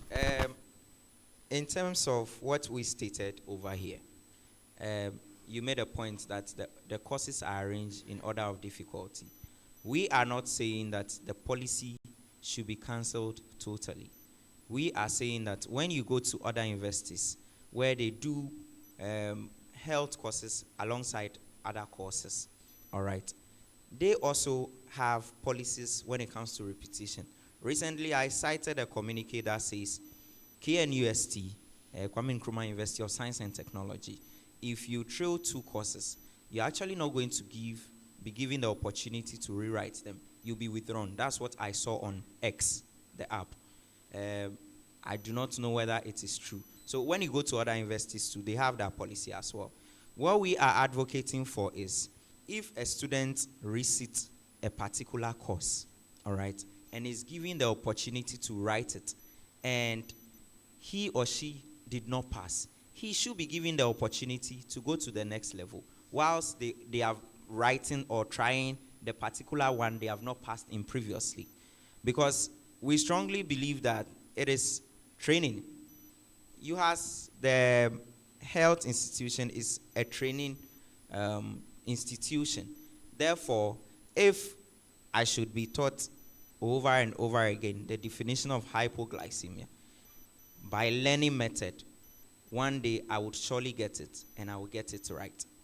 And so we are not saying that. That's why we stated that its advantages and disadvantages would be looked at.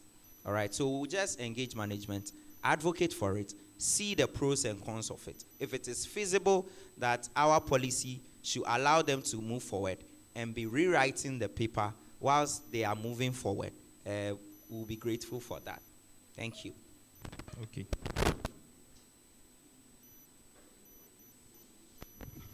Good evening. Good evening. You were a presidential advisor to a former SRC president who promised students of pen drives. Yes, please. In your own words, you said you cited documents that had approval from the Dean of Students for the release of the pen drive. And you claim that it was because of change of power that had led to the fact that the pen drives were not released. Yes or no? Yes, so that was what he told me. Okay. So as a presidential advisor, what advice did you give to your president when he even left office? Because after leaving office, there were several communiques that he released to the students of UHAS. So what advice did you give him on that? The fact that approval has been made for release of money for a certain project, a change in government should not affect it. If you claim that it has affected it, because that act of deed that the said president was involved in has dented his image before me. If you associate yourself with him, it applies to you also. So at that time, what was advice you gave to him as a presidential advisor to this effect? All right.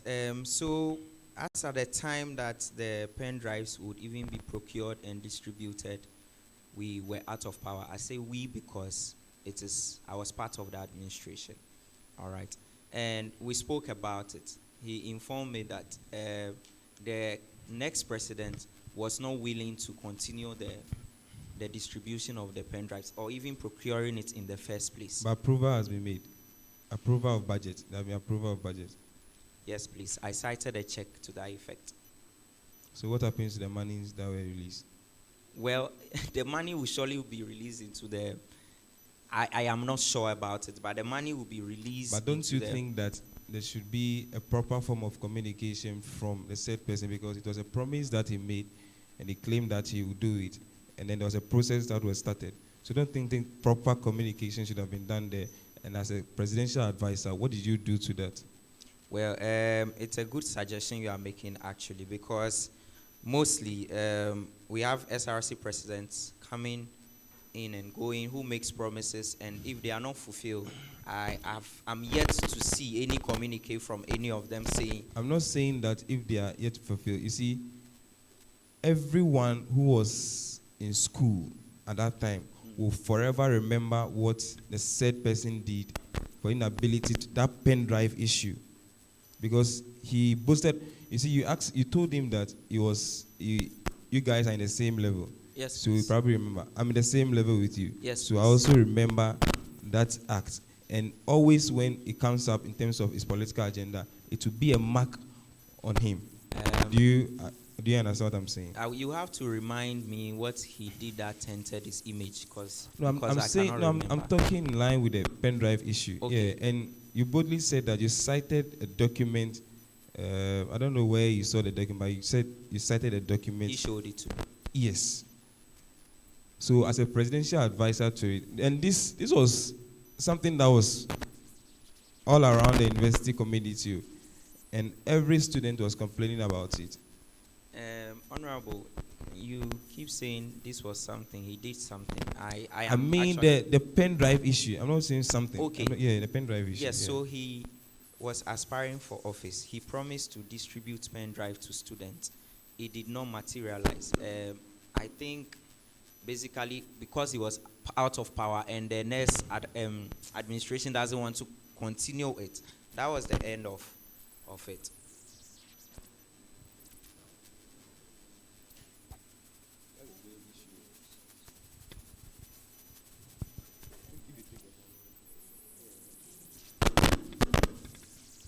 Okay, let's end with that. In the constitution, okay, of UHAS, yes, please. Where is it stated that we have an elder statesman? If I could quite remember, I think it will be Article 90. Okay, I cannot remember, but it's at the end, around 82, 88.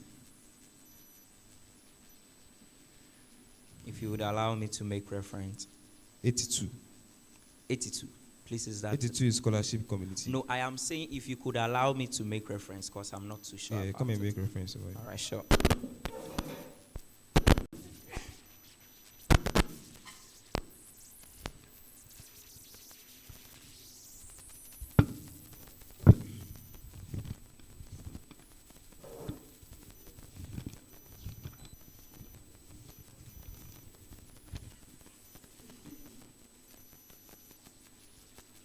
So, chapter 13, honorarium, article 94, certificates of award.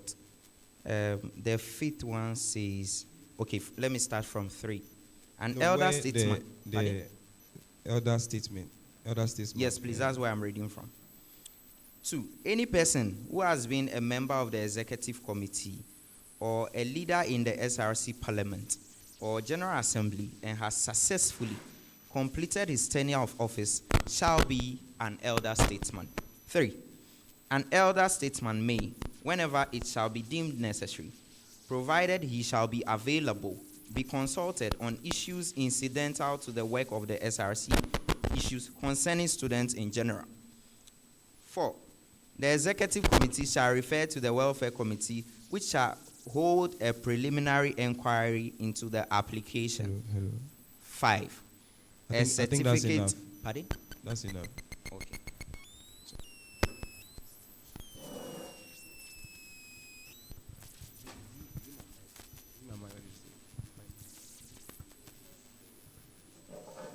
So do you have that certificate of?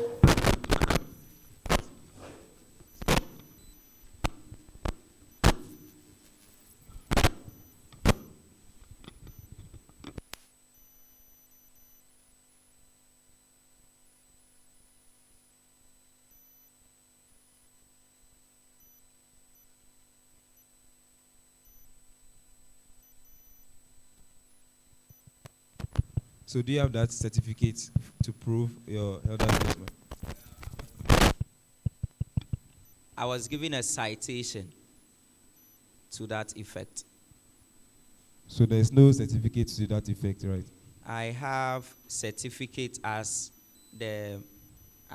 Honorable Adoma corrected me, chairperson of the General Assembly earlier on. So that certificate is here, and I received a citation to that effect.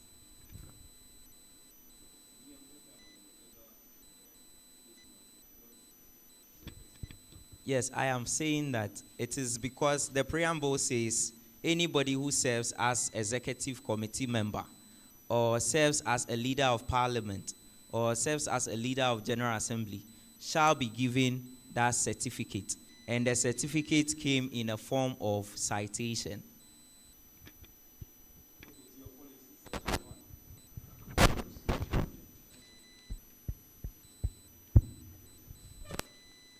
Yes, please.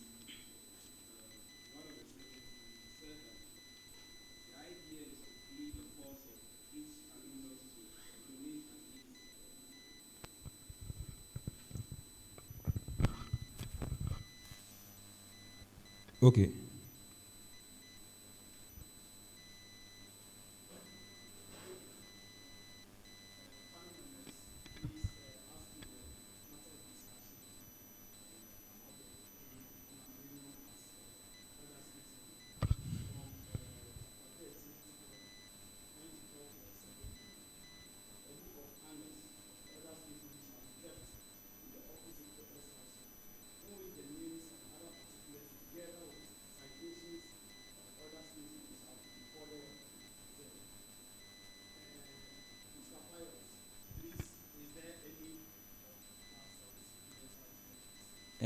My dear students, I do not have any knowledge about that. I am not responsible for keeping the books for the SRC.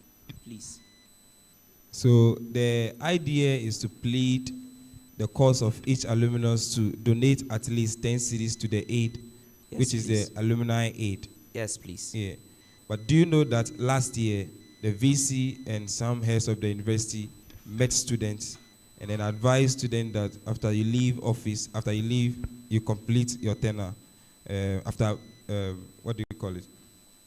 Completing school, donate an amount of money for a project for that year group. Do you know about it? Yes, I'm aware about it. So if you are aware about it, don't you think that it's a duplicate of a project and yours is redundant because it comes after the university has instituted one? No, what the Vice Chancellor, I was there at the graduation, the Vice Chancellor pleaded the cause of the... No, it wasn't at the graduation. It was in the Zoom meeting.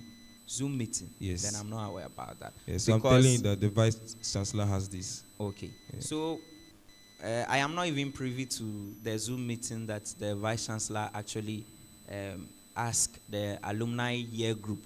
We are not even actually concerned about just a year group. We are concerned about the whole alumni association, of which I am part of. So the judicial use of this aid,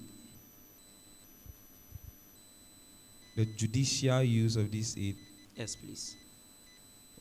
will be supervised by advisory board of former SRC presidents. Kindly explain.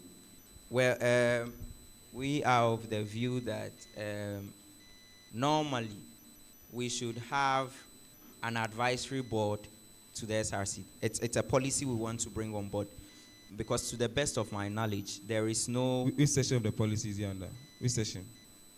So it is under alumni aid, and also it is under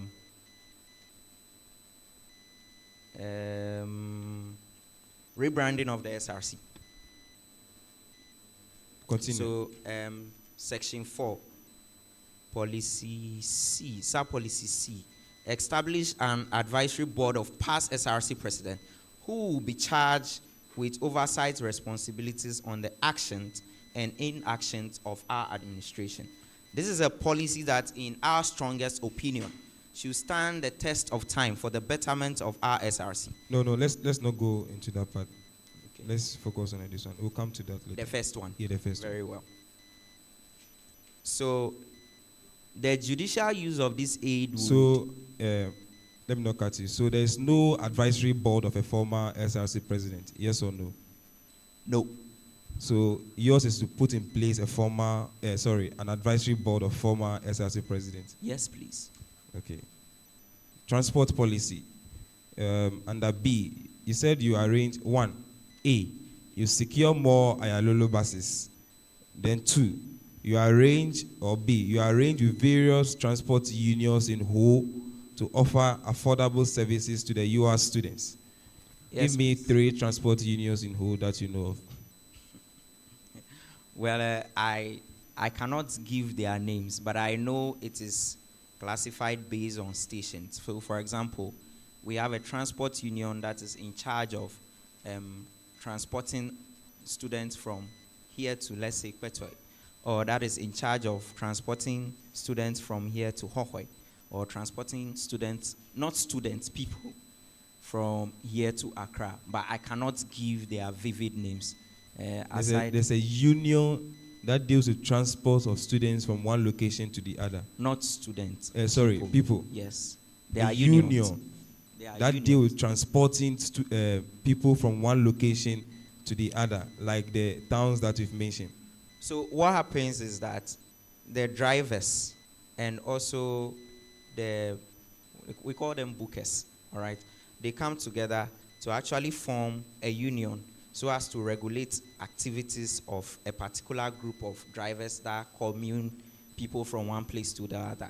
It is necessary because they just want to create order in society. So what kind of services are they giving to the UHAS students? Very good. The transport service, because one thing I've realized, this policy was actually drawn taking information from students.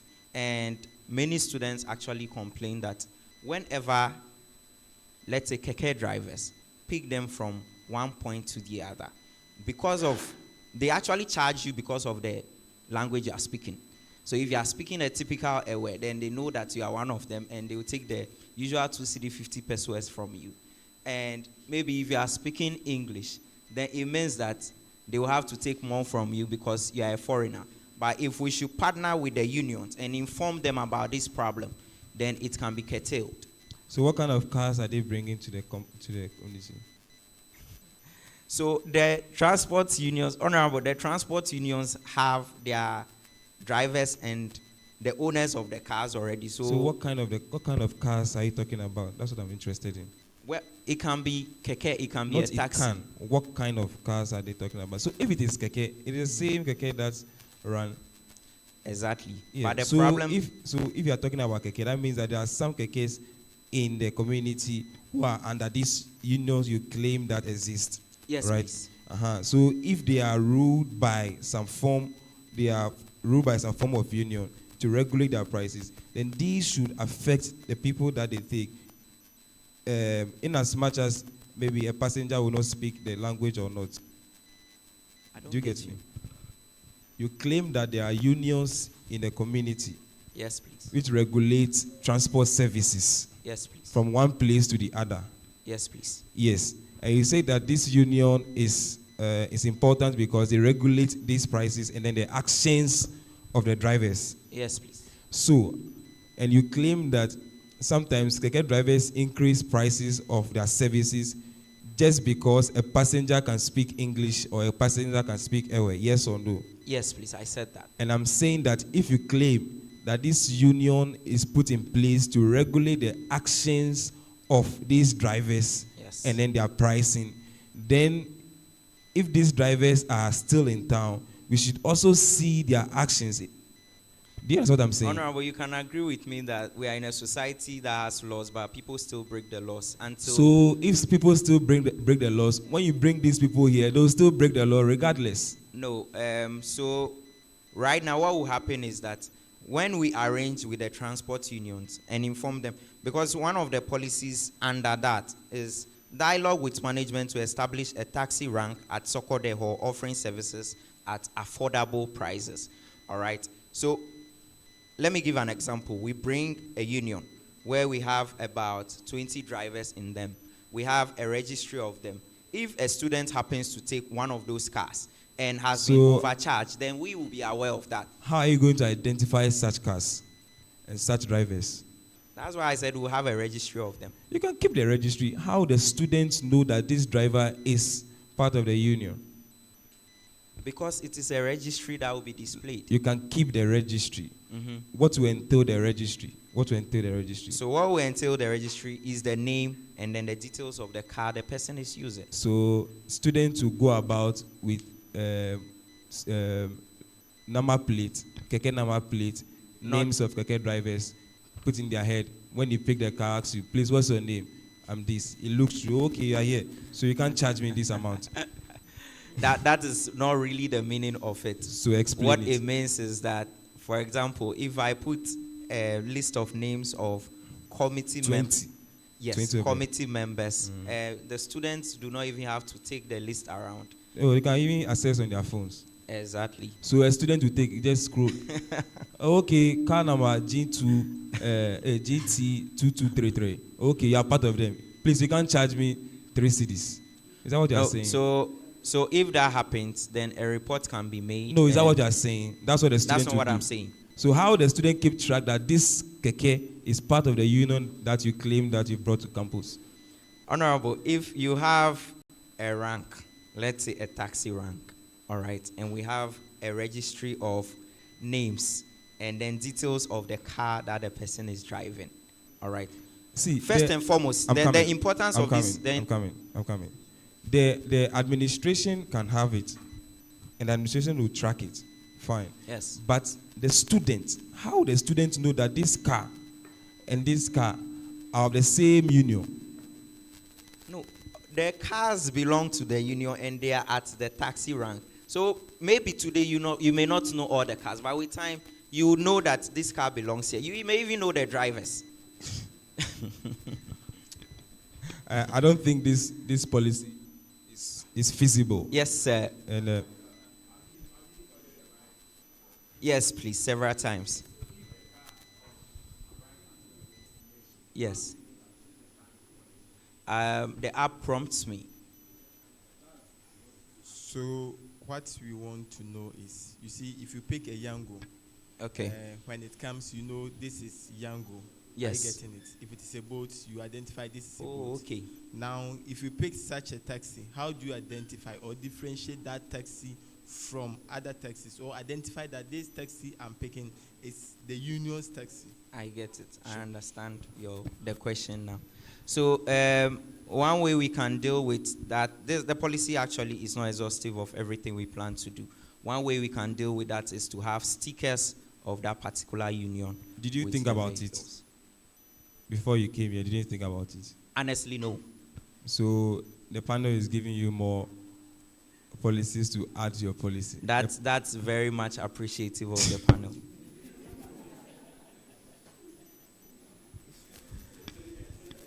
Thank you very much.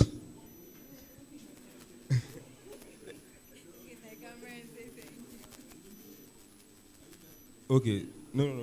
Transport. So let's hear from the vice. You are securing more Ayalolo on campus, and you are bringing in another union to commute your students. Don't you think you are going to cause conflict on campus? No, please. Why? Um, we want to ensure that movement from the student hostel to campus wouldn't be a difficult one. So in assuring that, I believe the school has security personnel who are on campus to ensure that to ensure the safety of the students. So I'm sure that once they are around, they would. No, I'm not talking about safety of students. I'm talking about the fact that your first policy under the transport policy, you are securing more Ayalolo buses. And then you went on to say that you are bringing in transport unions, plural forms. You are bringing in transport unions, still in transport services. Don't you think you cause conflict on campus? Do you know that before you came to this school, there was, which transport were you using? The Metro Mass. And they have to substitute Metro Mass for the Ayalolo. Do you know? Yes, please. Uh-huh. So why is it that we couldn't run the Metro Mass and the Ayalolo at the same time? But you want to run different transport unions at the same time in conjunction with more Ayalolo bus. Please repeat the question again.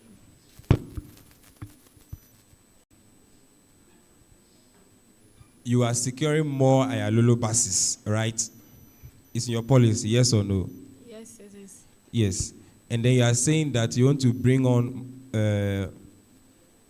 various transport unions, yes or no? Yes, it is. Don't you think that even with the transport unions, there'll be conflict in services? That alone aside, bringing in more Ayalolo buses. So what's the essence of bringing more Ayalolo buses and the various transport unions? To make movement convenient. So, do you understand the question I'm asking? Do you understand the question I'm asking? Yes, please. You are bringing in two different forms of transport to work for your students. Don't you think there'll be conflict of services? Please, I don't think so. You don't think so? Yes. So why are you securing more Ayalolo buses? Yeah, to complement the already existing ones.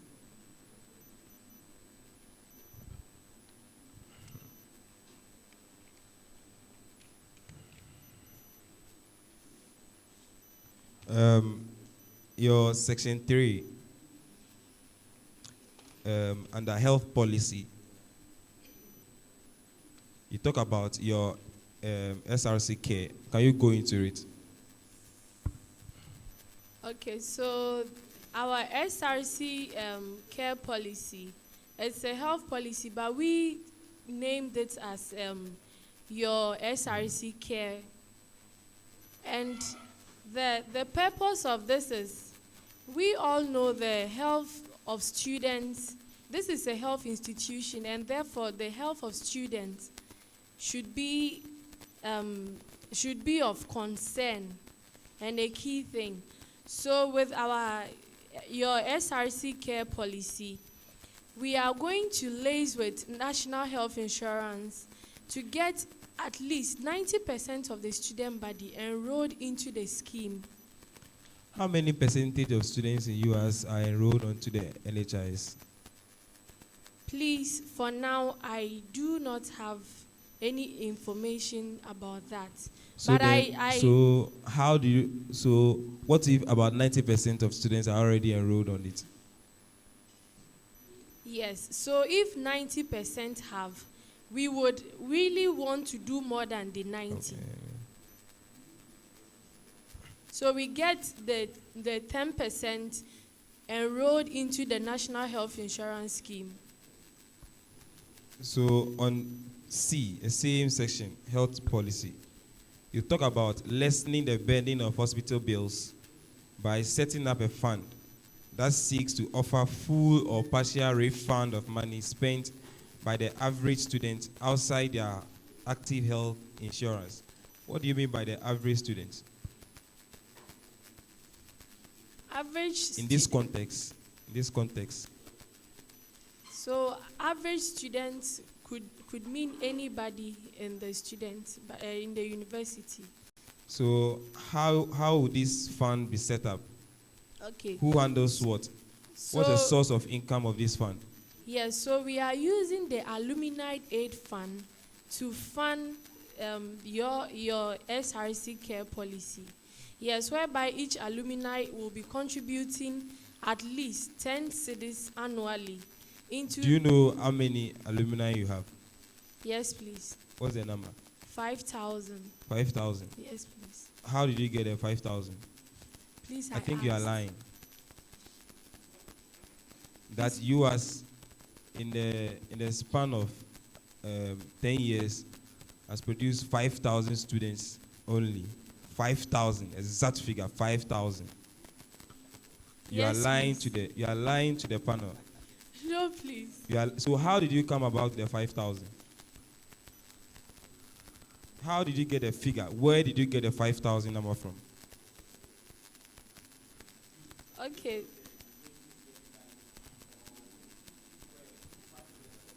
What's the source of that number? What's the source of that number? Yes, so my future presidential aspirant here is an alumnus, and then he has information about that. So he told you that there are 5,000 alumni outside of the school. Yes, please. And you agree to that? Yes, please, because I. Do you know I- that he's deceiving you?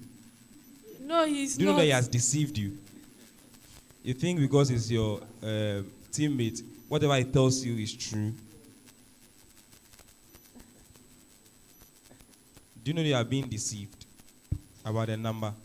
That the 5,000 is not factual. No.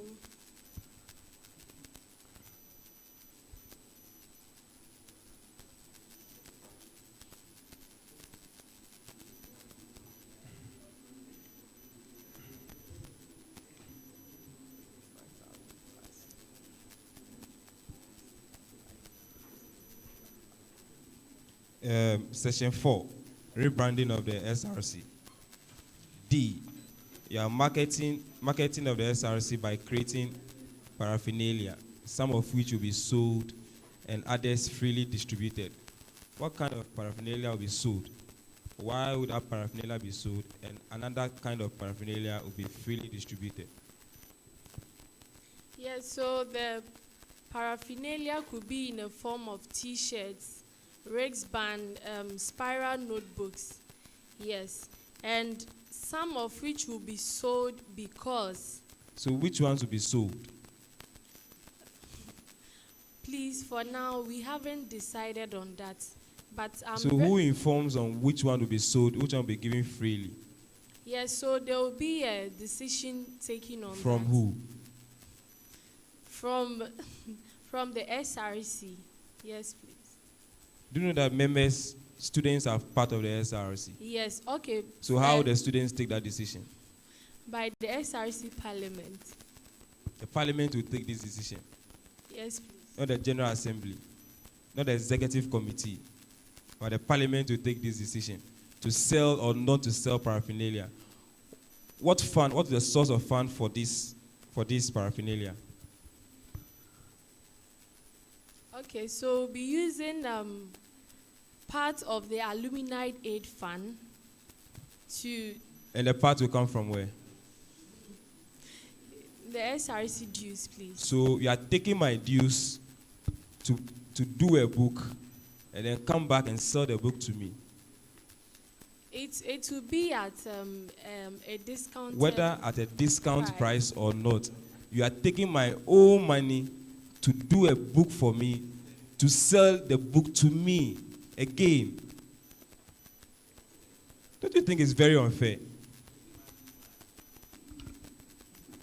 And why should you be giving spiral notebook every year? as we speak, we have backlog of spiral notebook that we need to clear. Why should you be giving spiral notebook every year? The students pay dues, and therefore, at least with the spiral notebooks, this will serve as having something to showcase for the dues that you are paying. So I pay a dues of 100 cedis to be given a spiral notebook. Is that what you're telling me? Please, it will not only be the spiral notebooks. We would. Yes, there will be inclusion of T-shirts, Rex band, and other things. When you come into office, you release T-shirts. At what occasion will the T-shirt be released? Please, during the SRC week celebration. Do you know that this administration released T-shirt during the SRC week celebration? Please, they did, but not. Do you know that this administration released SRC T-shirt during the SRC week celebration? Yes or no? Yes. Do you know the number of students who had it? Do you know the number of T-shirts that were released or printed? Please, I do not. Do you know? Don't use please. Yes. No. No. So, do you have that T-shirt? No, please. Mr. Pius, do you have that T-shirt? No, I was given and I handed it over to a student. I don't want to go into it. The reason why you are giving a T-shirt, you have to hand over to a student. Meanwhile, you are part of the SRC. You don't like the current SRC administration. You don't like the current. He asked for it. So why did he ask for it? Well, I met him. Why did he ask for it? He likes it. I attended a program. So you should go and take one. No. So the T-shirts were distributed based on the number of people who first attended the program, which is, I think, about 100. Do you know that if that T-shirt, so there is a discriminatory problem over here. If you know the number of students, if you are giving to every student, you know that as an administration, you know the number of students that you have under you. So if you are going to create fairness, you should print an exact number or maybe more than the T-shirts so that every student receive the T-shirt, because every student pays a dues of 100 cedis. Well, that question would have to go with the committee or No. Your administration, when you come to power, you are going to create T-shirts. Yes. Yes. So answer it in that light. All so right. are you going to print over 8,000 T-shirts? No, please. Why are you not going to print over 8,000 T-shirts? Because we intend to use the T-shirts during the SRC week celebration. Yes. So during the SRC week celebration, every student is supposed to partake in it. Exactly, but not every student will partake in it. So But every student pays the dues. one way to actually draw the interest of students to the program is distribution of the T-shirts. So if you distribute 1,000 T-shirts and you say that you distribute 1,000 T-shirts because you're not going to distribute all the 8,000, over 8,000. You distribute 1,000 T-shirts and you use it as a bait for students to come. And 2,500 students come to that. What would the 1,500 do? What will you do for them? I don't get a question. You said you won't print the exact number. Yes. And you use it as a bait for students to come for the program. It's not a bait. So what's the right word you use? To arise their interest in the SRC. So arise their interest for them to come for the program. What if you print 1,000, over 2,000 come? What will you do to the excess? So what happened recently was that what will you do? What would I do? So I am using that as a preamble. You know, it is reliably known that students do not love to participate in programs organized by the SRC. So I am not sure it is wise enough to print 1,000 T-shirts or 10,000 T-shirts. I don't know the number you're actually referring to. I am not sure it will be wise enough to do that. So you print a particular number so that next time you know that students will love to attend that program. So you print more of it. But it is not something I think will happen that over 2,500 students will attend the program. I'm giving a scenario whereby more students come than the T-shirt you've printed. So the recent program, more students came and the T-shirt was printed, please.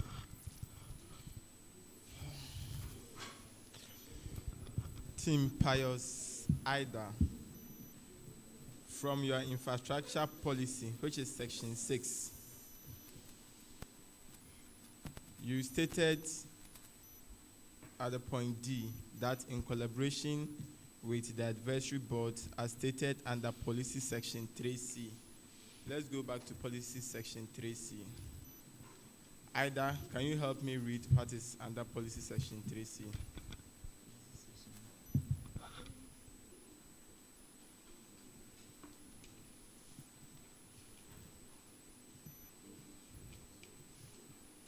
It is a health policy. 3C, yes, please.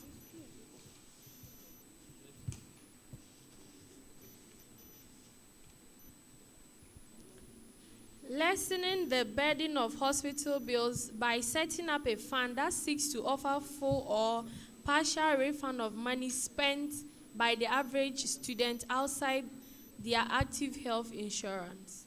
So, what has that gotten to do with the option D? Hello, Pius. Please return the microphone and give the book back to her. Pius, the question is not yours. Thank you.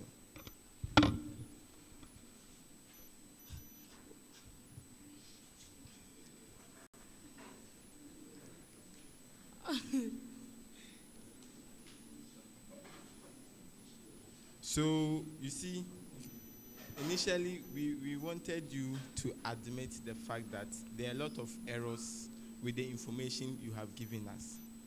But you were insisting all the information you have provided were true. You see, you have referred us, I don't know whether you are making reference to what we have here or you are referring to a different section. And you have misled me. I was reading, I went back, I read, it looks like, com skills. I went back, read again, still com skills. And I went to check my portal and realized it's not com skills. Please, can I explain? Or she has said? I would want the policy you said is the people's policy. So yes, the two of you drew it together. Yes. So anything in here, if you are able to explain, it means she should also be able to explain. I agree. Sure. Okay, since you don't have an answer to it, we can proceed. Rebranding of the SRC, and then you came to make a statement, make our SRC attractive to our students and others. Do you think the current SRC is not attractive? That is the statement you've made. No to either. Thank you. Pius. Your time will come, eh? Let her shine.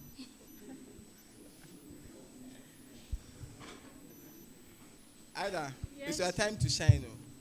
Make our SRC attractive to our students and others. Do you think the current SRC is not attractive? Yes, no.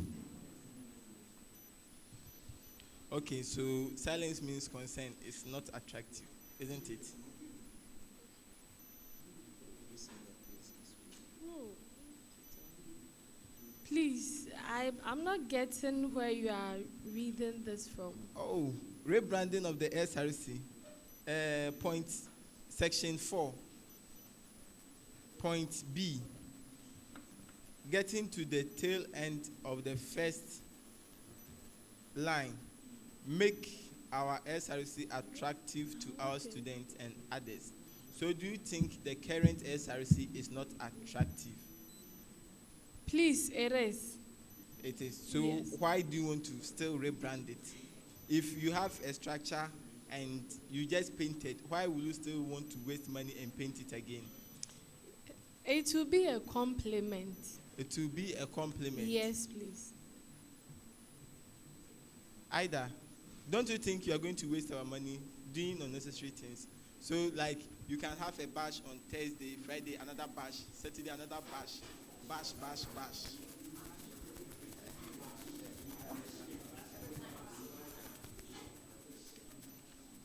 Okay, let's continue. Move to sports and entertainment.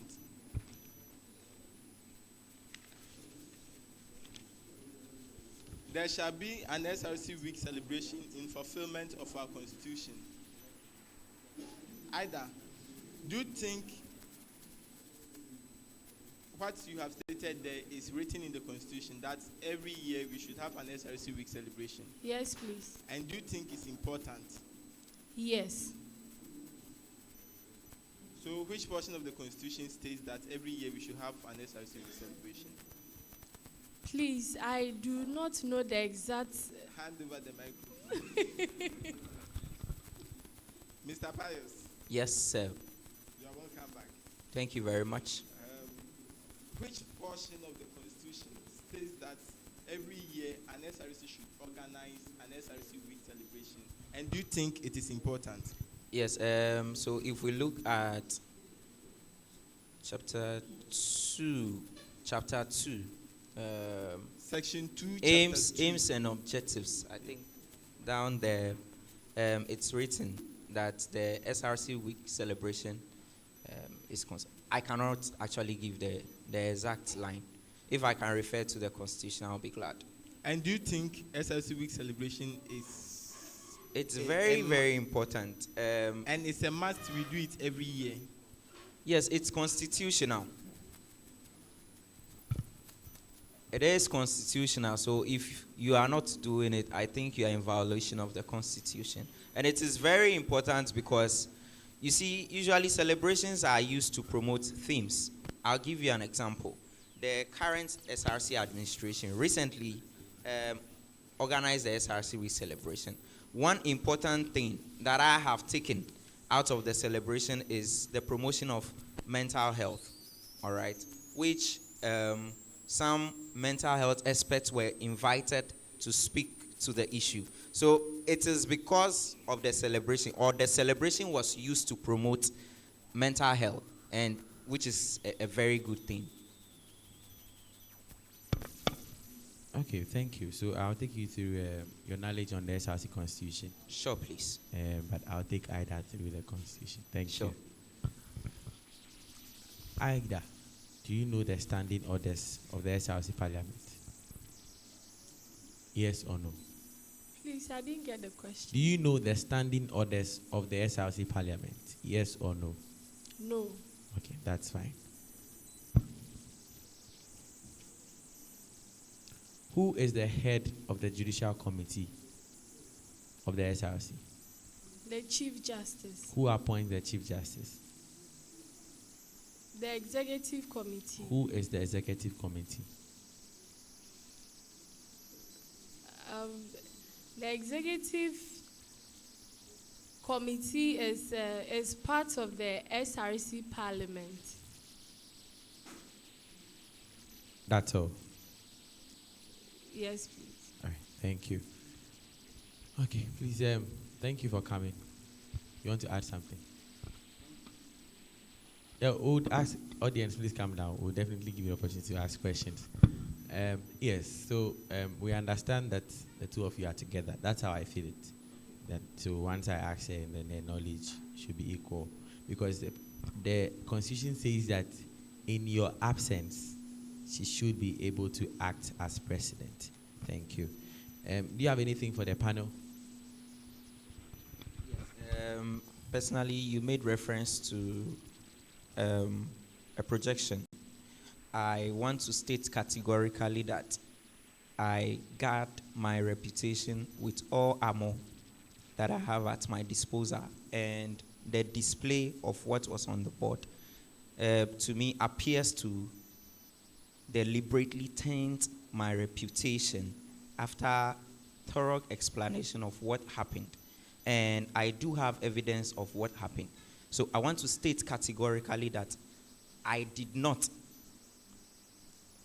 project nudity, whichever word, fresh girls, whatsoever it is. I am not party to it. That is fine. That is fine, Mr. Lukuto. That is fine. I wanted you to ask us a question. So you are clearing the air to the whole student. I wanted the 8-member panel. That should be your focus. However, the projection was for you to give you the opportunity to defend yourself before us. And I believe that since we are not still on that issue, the panel is satisfied with whatever that has happened today. So thank you. All right. Before we go, Can I give a message to the student body? You do that, but All right. there are questions and then, yes. You will not thank us, but you want to talk to student populace. Interesting president. Yes, if you have any question, please come. 1, 2, hey. Oh.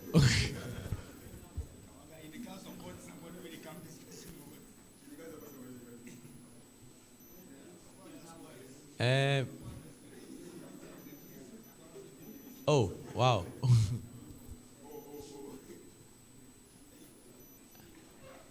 No, you are all asking questions. No.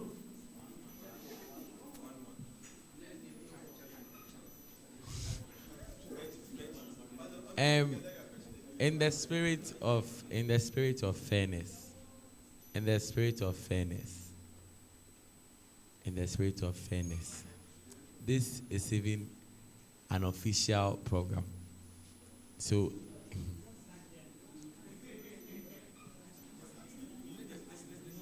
yes, so one question from each. I hope you are fine. You still have the strength to answer the questions. Sure. Okay. One question each. One question.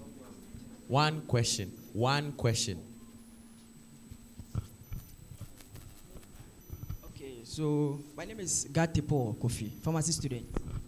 So the question goes to the lady. Okay, assuming you've been voted into power as the vice president for our noble institution, and then you are organizing the SRC week. And let me say, today is Friday. Tomorrow, you want to organize a bash for the students. I think that's what they enjoy most. So, and then the dean of students hasn't approved your budget yet. And then, for any reason, she has traveled. And then she will return on Tuesday, the following week. How are you going to organize that program? Thank you. Team Pius and Ida. Team Pius Ida, right? Yes. So I think for the issue of time, you can just jot the questions down. When they are done, then you answer them. Yeah, so you can take your seat. Thank you.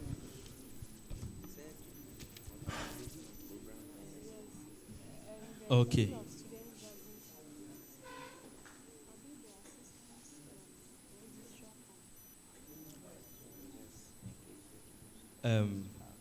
My name is Joseph Ado, a level 300 sports and exercise medical student. Please, I want to ask Mr. Pius. Yes, sir. I want to know your take when it comes to assault on campus, and then also if you are being voted for as the SRC president, what are you going to do, or what is going to be assault as in hitting? Yes, physical assault. What is going to be your disciplinary measure to a committee chairperson that you has appointed, and then also when that committee chairperson has engaged in any form of physical assault on campus? And then also I want to know if you have ever engaged into assaulting any student on campus. Thank you. Thank you very much. That sounded like a 3-1 question, please. I said one, please. Thank you very much. My name is Bright Opontano, 1100 student of sports and exercise medicine. Please, my question is, I believe you have a very nice policy, and I think your co-aspirants are also having nice policies. One way or the other, I think the policies may be similar. So let's put the policies and the number of years that Honorable Pius we spent in UHAS here aside. So I need one reason why the students of UHAS should vote for you as their federal SRC president by putting the policies and the number of years that you spent aside. Thank you. So my name is Sadiq. My question goes to Miss Ida. I think the chair asked you to define women empowerment, and then you defined that. So I want you to give me 3 rights men are enjoying that women aren't. Just 3. Thank you very much. So I'm watching Jeff Towusu, a fifth-year medical student, and most of us know how passionate I am about our council. So talking about an advisory board for our SRC, I believe things are done based on constitutionality, right? We can't just set up any board just for any reason. My question is that when setting up an advisory board separate from the Alumni Association, which has membership in the council, put a dent on our independence as an SRC, because per our student handbook, management is in a way admonished not to interfere in our in things concerning the SRC. So if we are bringing the alumni in, aren't we in a way losing our independence as an SRC? And to my dear lady, sorry, do you know about the sexual assault policy of the university of 2019? And please help us by stating the steps a student or a woman or a lady who has been assaulted by a man should follow. Since you are a lady, should follow. One question. Sini, I'm sorry. Since she's a lady, I'm very passionate about women. My friends know. Yes. So please, I think it's fair. She helps us by stating the policy and the steps to follow in alleviating all of these things. And rebranding the SRC. How different are we going to do it? Thank you very much.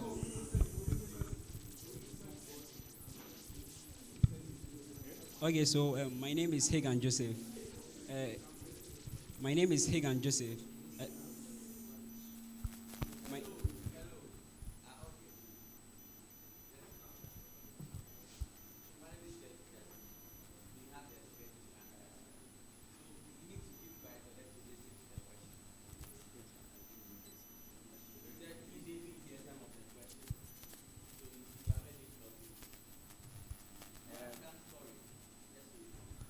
Please, the Speaker of Parliament, if he can come up. All right. Okay. Okay, so my name is Hagan Joseph, level 300 public health nursing student.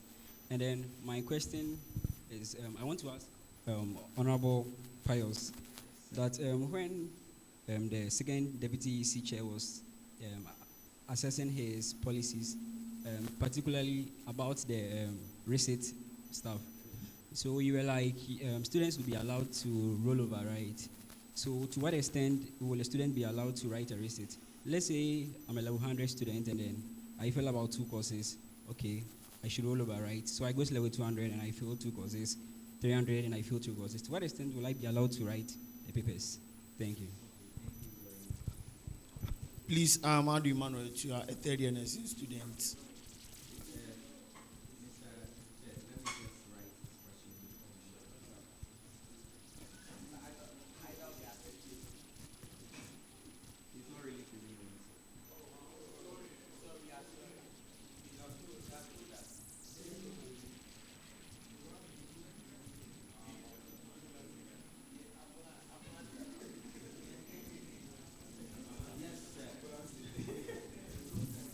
Adu Emmanuel, you are a third-year nursing student.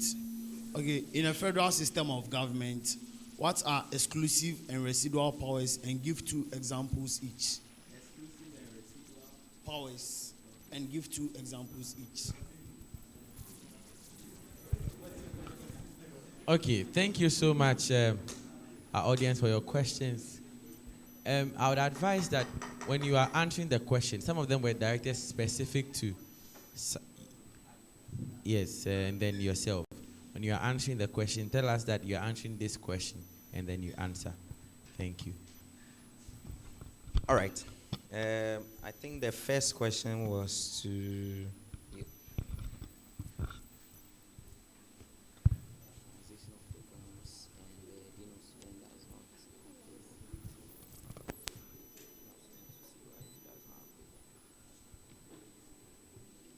So with the organization of a program whereby the dean of students refuse, yes, so I would, in my capacity as the federal vice president, I would engage the dean of students to find out the reason why the budget hasn't been approved.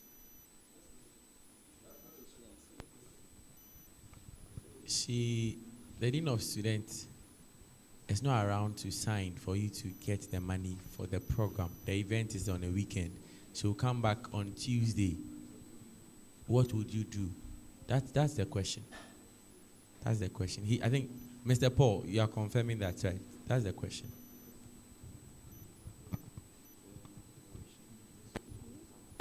Ida, do you know what to do?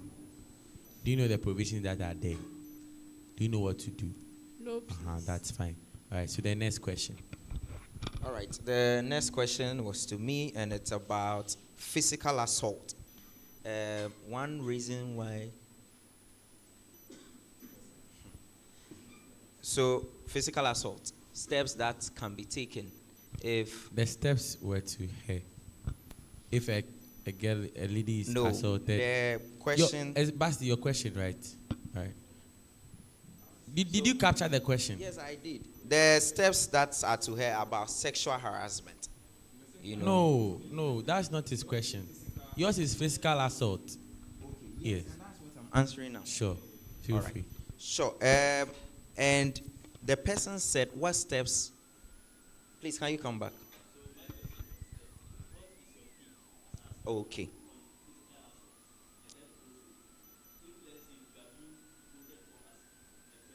Mm-hmm.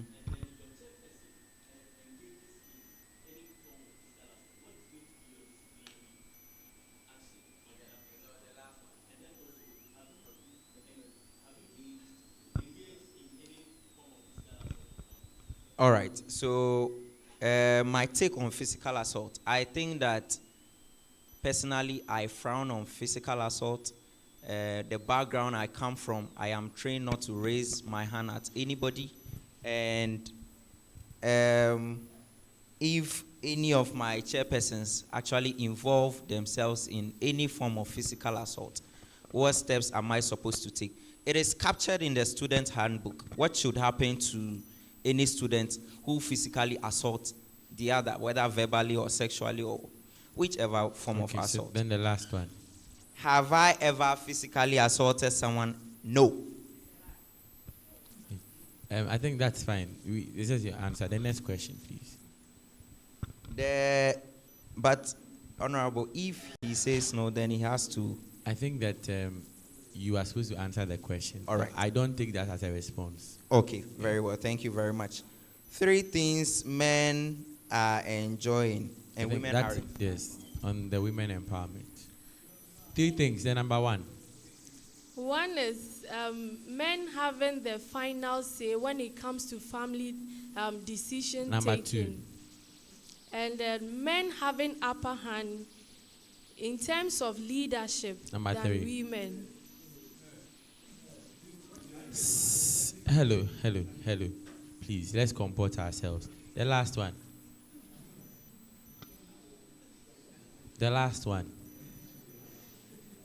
Okay, men having. Is this your last point?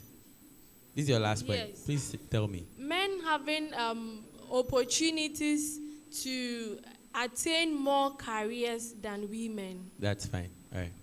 Next question. All right, the next question is about the independence of the SRC, alumni interference.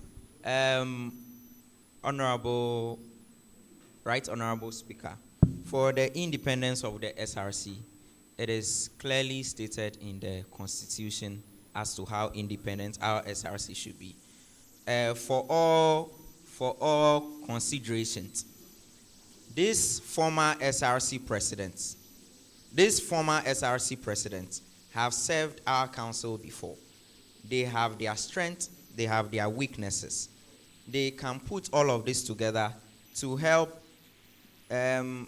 give some form of oversight responsibility to an administration. For example, if voted into power, my administration, I would want to be advised, just like Council of State would do to the president. I would want to be advised by former presidents, because they have been in that office. They know the things they should have done right and what they didn't do right that has affected their So administration. you feel that it will not interfere with the constitution? No, they would All not. right, next question. State steps to follow when you are sexually aroused. In reporting a case of sexual harassment. So, in reporting a sexual assault, first of all, you lodge a complaint at the police station, where the police will give you a police form to go to the hospital for examination. And when you go to the hospital, the doctor examines you and then gives you a report on it as an evidence, which... Do you have the student handbook? Yes, please. You've read it? Yes. Do you know the procedure is in the handbook? With regards to the student handbook... Do you know that the question was tailored around UHAS and into UHAS? Okay, so I'll... Do you know the one in the student handbook? Say again. Do you know the provision in the student handbook? No, please. That is fine. Next question. So the next question is about I think I skipped one question. Okay. About the repetition policy, the rollover. My dear students, there are provisions in the handbook as to how the repetition policy should be implemented. When you look at our policy, what we stated is that we would look at its pros and cons and then engage management on it. Now, if it is a paper, a single paper, then I think it will be very, very much unfair to a student to be repeated and, for that matter, expelled from the university because of that single paper. But if it becomes multiple papers, I think that the students will have to seek some form of redress, because there could be a primary problem that has to be looked at. So that is it. We are talking about single failure. A lot of people... I think he mentioned that what if the person fails two courses? So what's the extent of the rollover? Until when? So Yes. every year, two. That's the reason why I'm saying that if the student happens to fail two, then there's a primary problem that has to be looked at. You know, sometimes it's psychological. You fail the first one, you feel you can fail again, and you go into it. You actually fail. It becomes a situation of learn helplessness. So that student has to be counseled or spoken to by a professional. Okay, the next question. The next one, exclusive and residual powers of, I didn't get the powers of who he was referring to.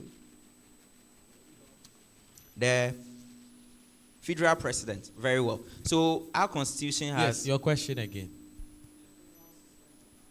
Okay. So, very well. So, in the federal system, I would refer to that in our constitution because we use the same system. All right. And we have audit committee. Okay. And the constitution states that the independence of the audit committee. So, for the federal president or federal executives interfering with the work of the audit committee, I think it is exclusive. They are not supposed to look at that place in the first place. And in the conduction of affairs by the judicial committee as well, the executive officers or the federal executives are not supposed to interfere with the duties of the judicial committee. So therefore, it is exclusive over there too, and they have little to no power when it comes to conduction of affairs of those committee. Thank you very much. All right, thank you for today. Thank you for your time. We appreciate it, and we wish you all the best. Have a wonderful evening. Do I have the opportunity to give my message? We are not done. The month. Because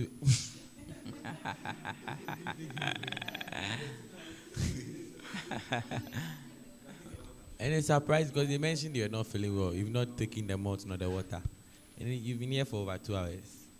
Well, so your message to your... All right, first of all, I'd like to thank the panel for this opportunity to showcase or present the reason why I would want to be Federal SRC President, and Miss Ida here helping me run the affairs of the SRC. Thank you very much. Fellow UHASians, today I present myself to the vetting panel so as to be vetted as to why I would want to rule you as your president. I thank you very much for this opportunity and your support so far. It has been overwhelming and I've been loved, and I thank you so, so much for supporting me. I pray that in the course of these elections, things will go peacefully.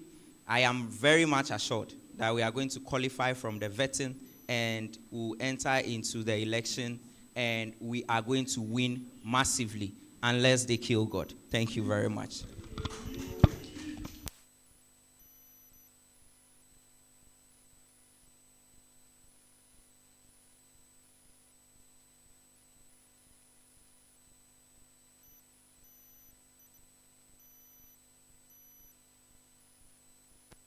All right, so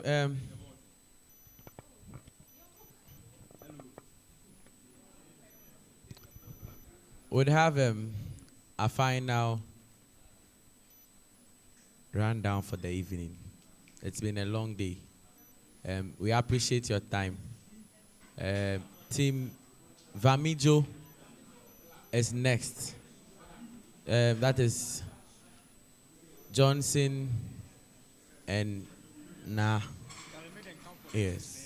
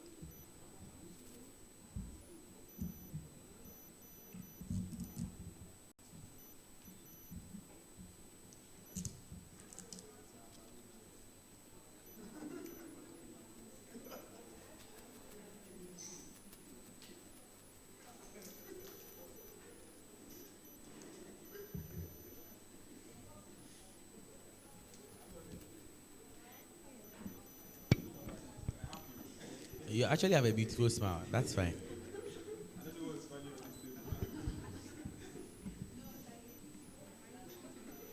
Um, Once again, you are welcome. Thank So you very my much. second question, not a question, but to let you know. Those outside, please, we are having a vetting.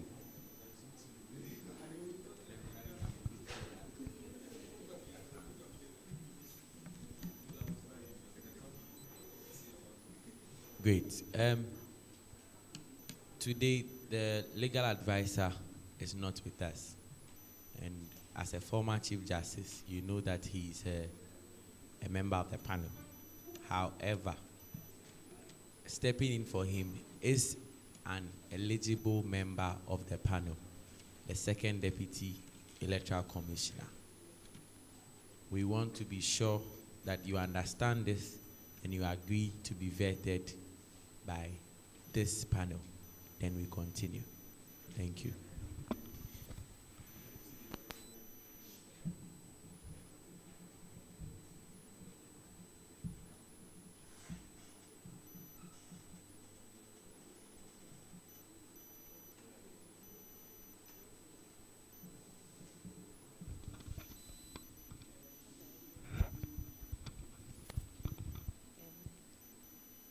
Good evening.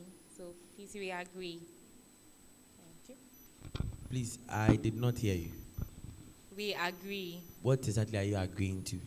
to continue the vetting with the second deputy. All right, that's fine. Thank you. So You're welcome. now, want to know your team name. Do you have a name as a team?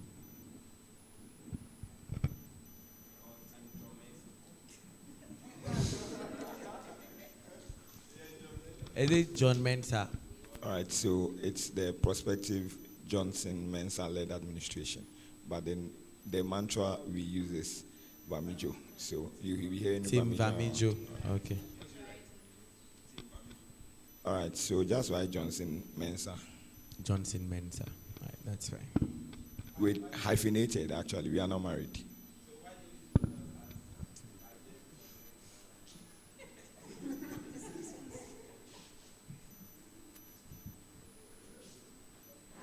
Okay, Team Johnson Mensa, kindly introduce yourselves individually and collectively tell us why you are here.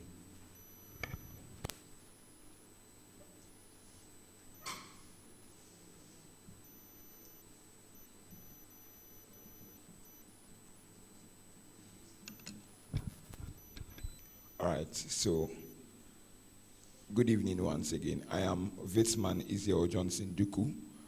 I'm a fifth-year Doctor of Pharmacy student. I did not get the first name you mentioned. All right. Please take your time and then. Yes, thank you. Good evening once again. I am Vitzman Israel Duku Johnson. I'm a fifth-year Doctor of Pharmacy student, and I'm aspiring to be the next SRC president. I am a good communicator, a public speaker, a team worker, and I pay high attention to details.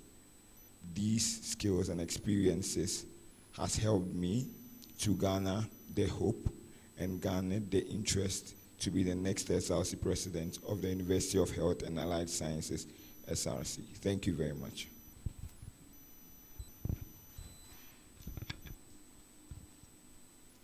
I am Christabel Nanoli Menta, a level 300 physiotherapy student. I am hardworking, adaptive, flexible. I'm a team leader, and those are the qualities I possess, and that is why I'm going for SRC Vice President. Thank you.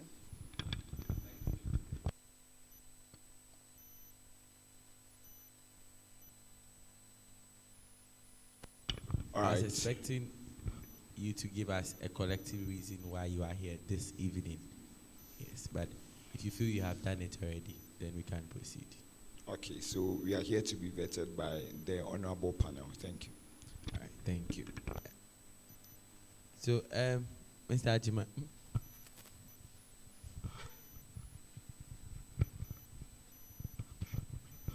Team Famijo, right? Okay. Johnson Mensa. Uh,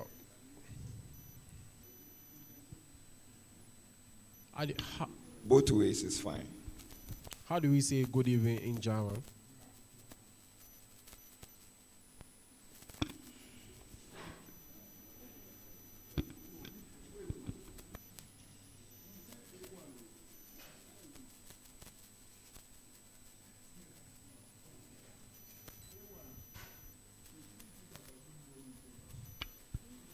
All right, so the A1 is a beginner level in language proficiency.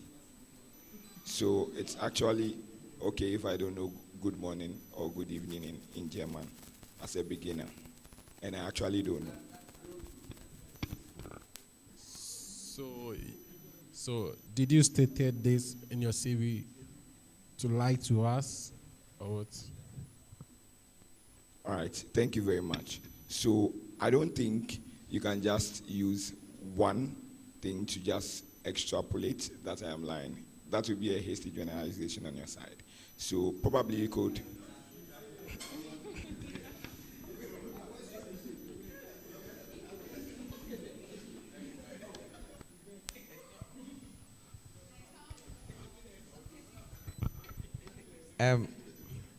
Mr.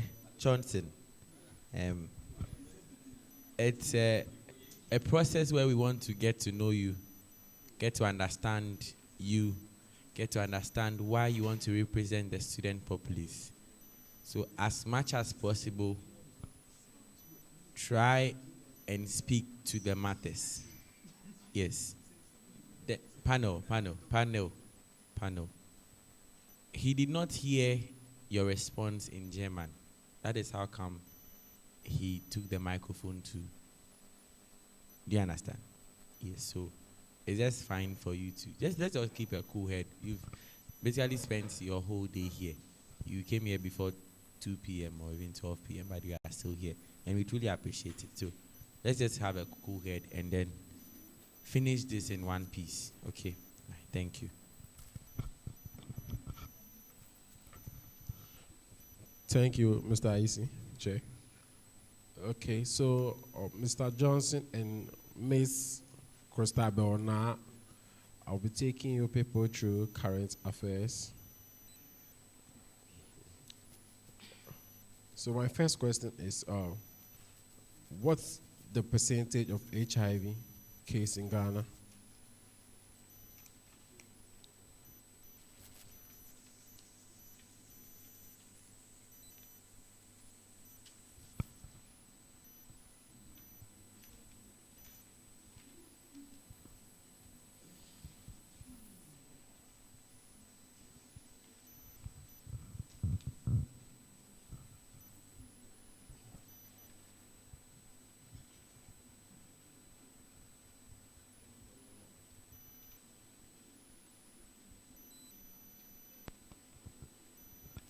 Thank you for the question. I know HIV cases are on the rise, but I don't really know the exact percentage. The last time I checked, it was above 10,000 or so. So it's around that range. But I just know it's on the rise. Thank you. You're welcome. Who is the Minister of Health?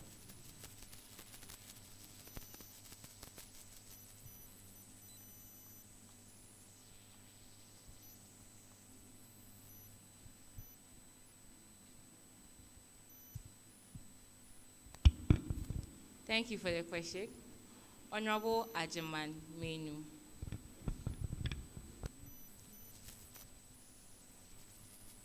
Thank you. Miss Na, can you tell me the founder of Aglo Ghana? Thank you. Madam Gifty Afeni. Thank you.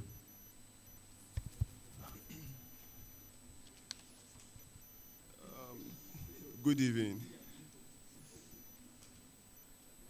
Good evening. Team Johnson Mensa. Famijo.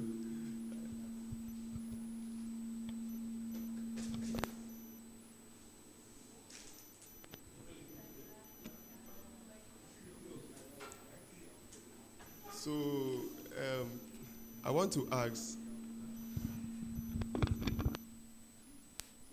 after photocopying your CV, did you take a good look at it before submitting it? Yes, please. And wait, who did the photocopy? As in, which of the two of us did? Yes.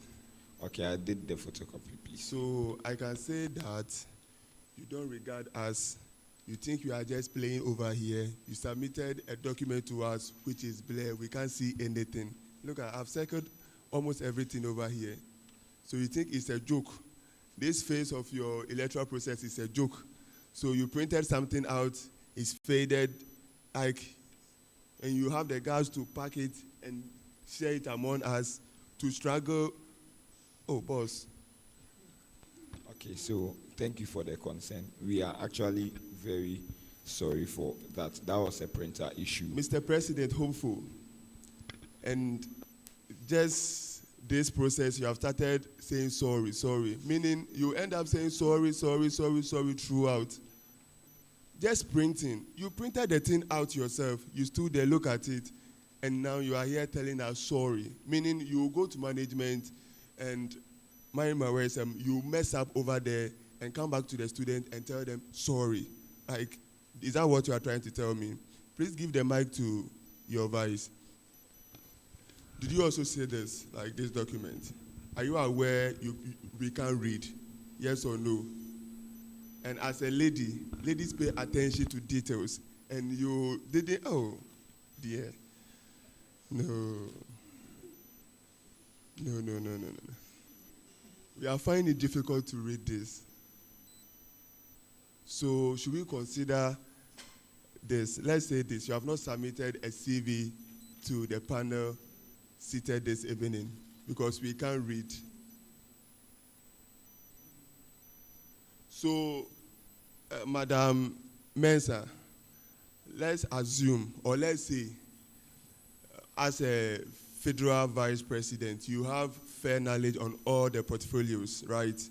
So if you are a secretary and you write a letter and it's like this, will you go ahead and submit it?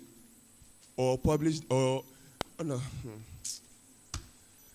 Will you go ahead with this paper? I'm asking. You see, with yours, where is your CV? You see, everything we can see. But with Mr. President, hopeful, we can't see anything. And as the vice, I think you should be his personal advisor. At least you should be able to tell him that this. So, meaning I can say the office both of you are going in for, you don't even have the skills and knowledge about the office, because if you start printing documents which are in this form, can I say that yes or no, Madam Mensah? No, you cannot say that. I cannot say that, but yet you have given us a document which is, we can't see, like we can't see anything. Yes or no? It is true you can't see. Thank you.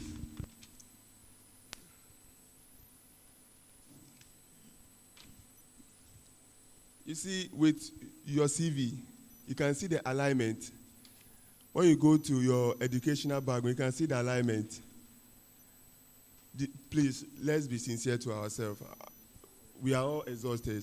Let's be sincere. Please, did you take your time to go through this document before submitting it?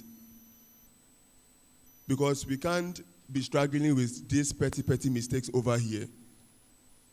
Did you take your time?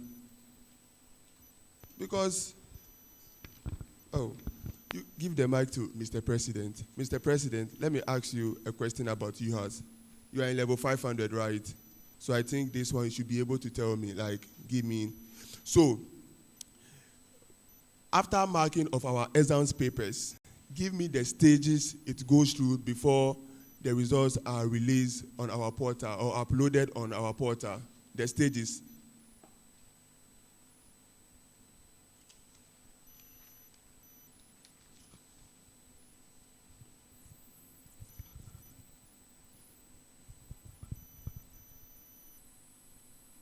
Hello, Madam Mensa. Please, I've directed the question to Mr. President Hopeful. So allow him, okay? All right. So thank you very much. So after the successful marking of the results, the result is forwarded to the HODs, and then the HODs are going to the HODs, the head of department of that the head of department. Don't you think it's the department and not the head of department? All right. So it is forwarded to the department level, which is controlled or chaired by the HOD, and then they check the results. And also, if the HOD then approves, there is a moderation. And so each course has a moderator, which then looks at the results and more like tries to audit the results. And in instances where external auditors also come into. Let's be brief about it, okay? Yes, so be brief about it. After that, it is sent to the dean of the school, and the dean of the school organizes.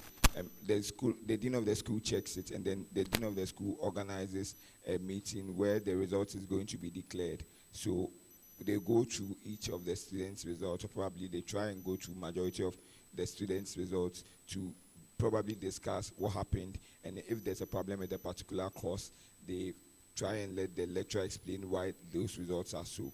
After that, it is forwarded to the registrar, and then the registrar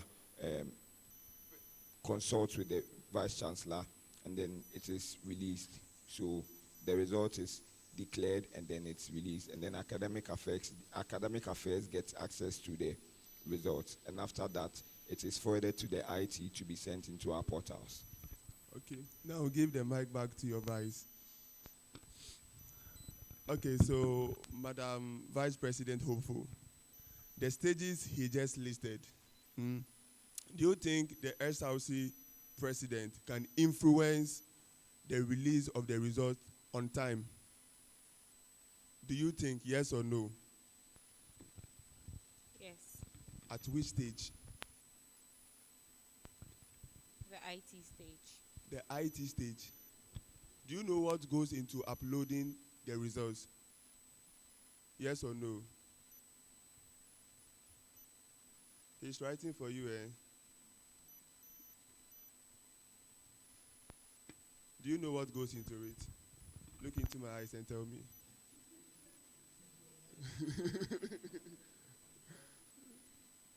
Do you know what goes into it?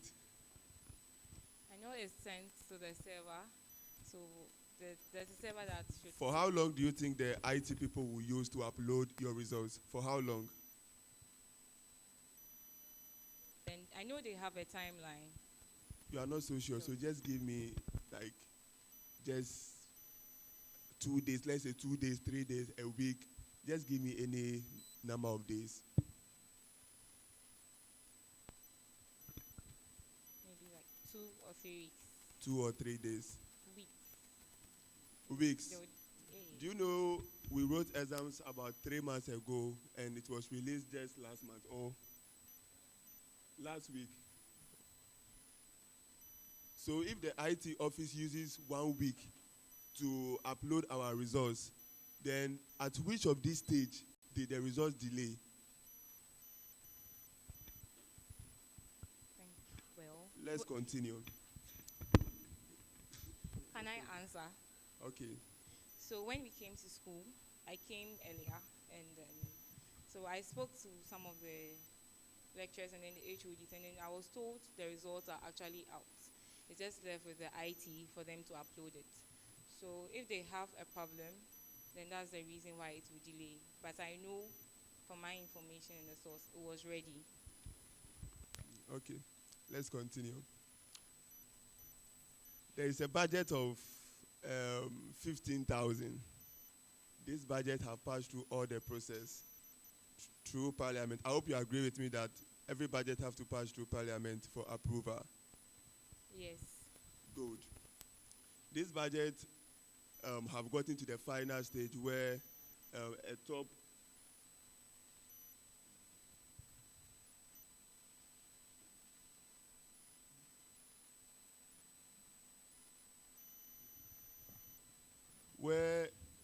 a senior officer is supposed to sign, right?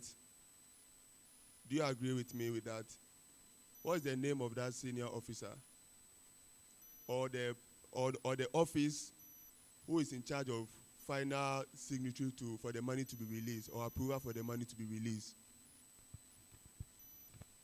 Mr. Johnson, please allow her.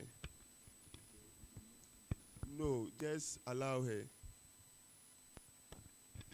So I know that after 10,000, the dean of students can't sign, so it goes to the vice chancellor. So Okay, the so office of the vice chancellor is supposed to approve the 15,000 budget. So in a case where the money is 15,000, but the highest authority who is supposed to sign the money is not around. Are you there with me? Yes. And you need the money urgently. What will you do? It's now more than 10,000, right? So the dean of students cannot sign. So what will you do for that money to be released? I'll go to the Pro VC. Pardon? The Pro Vice Chancellor. She's not around. He's not around. They are not around. The top three, they are not around. The dean of students is the one you have right now that can do that work for you. So tell me what you do, or tell me what you tell the treasurer to do for the funds to be released.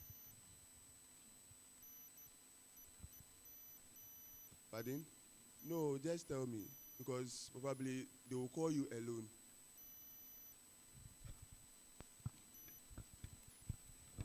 Is it very urgent?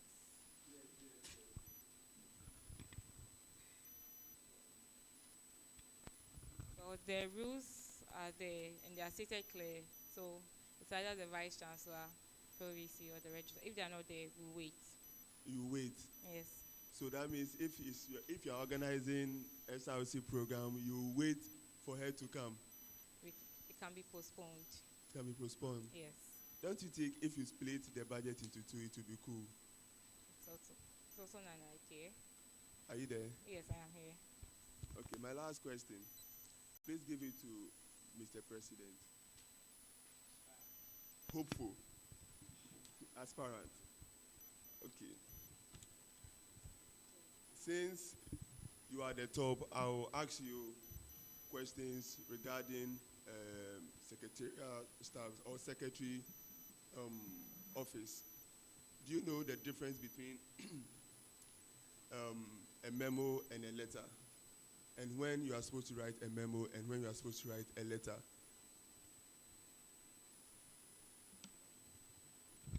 All right. Thank you very much for your question.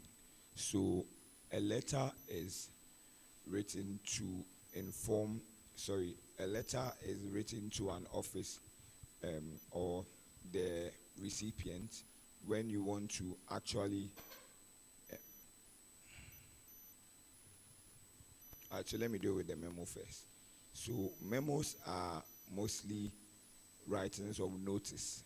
So you want to write that to notify a proceeding that's supposed to happen within the office or wherever you are working. So probably if there is a meeting, then we write a memo to like inform the people in the organization that there's a meeting happening probably at 12 and you're supposed to be there.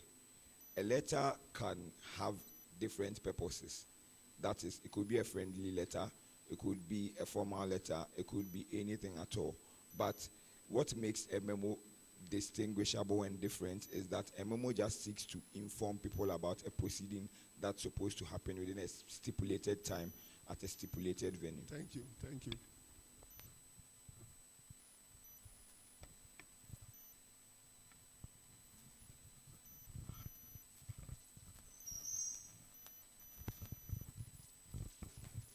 Good evening. Good evening. Mr. Weisman, correct? All right. Witzman. Weisman, thank you. Weisman, thank you. All right. Okay. So I have an issue with your CV, as my fellow panel I won't like to stress much on it, but I'm sure you've also noted that your CV has a lot of issues. All right. So I'm seeing something fascinating here. English C2, German A1, French B1. Can you please just explain it further to me, please?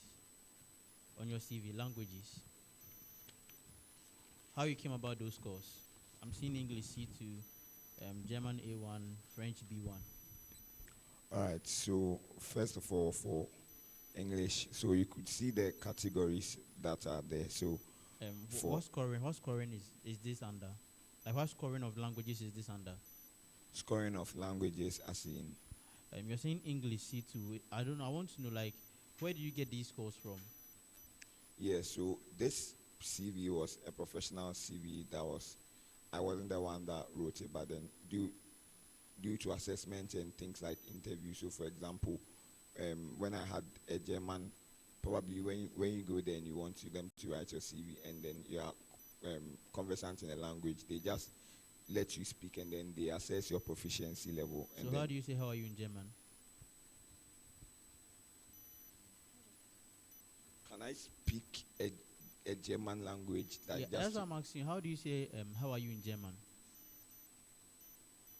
Just testing if you can really speak German. That's all. I think that should be the basics. Or how are you in German? Okay.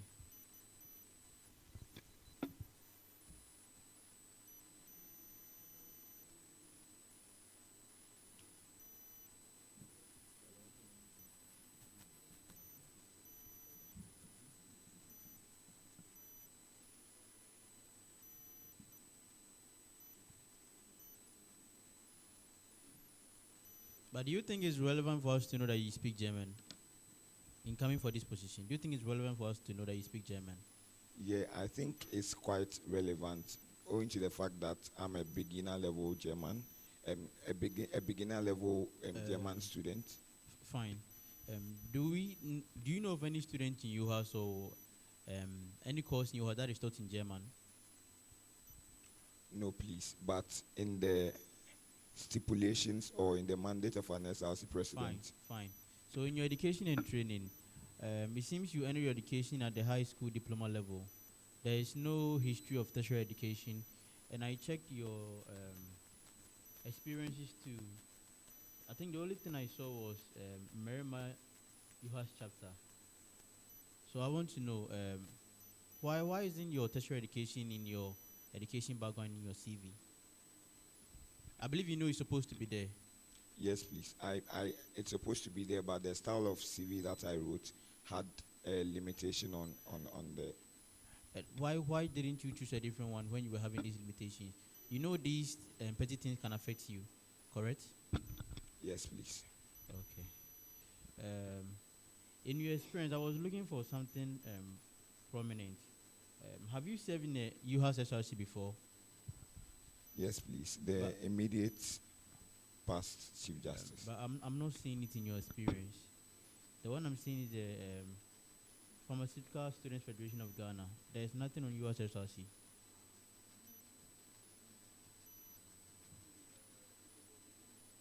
I don't know whether the photocopy took it out. No, please. Because I was expecting to see that one. Since you are coming to work for UHAS again, so at least having worked with us before, that will make you in a way more make you a strong candidate for this position. So I believe that should have been there. Do you agree? Yes, please. All right. Okay. So give me 3 duties of a vice president. 3 duties of a vice president. A federal vice president. 3 duties. All right. So.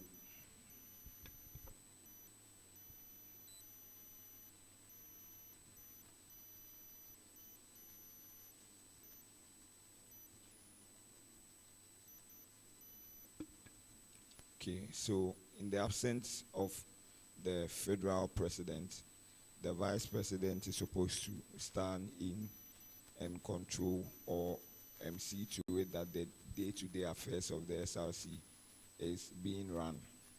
And the vice president also acts as an ex officio member to the committees and the commissions, to the committees and the commissions under the UHAS SRC. Okay, last one.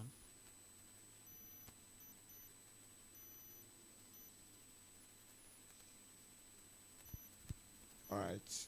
So the vice president also assists the president in whatever duties that is supposed to be run. And the vice president is also supposed to take executive orders from the All president. right, please pass the mic to your vice. All right, give me 3 functions of the federal president.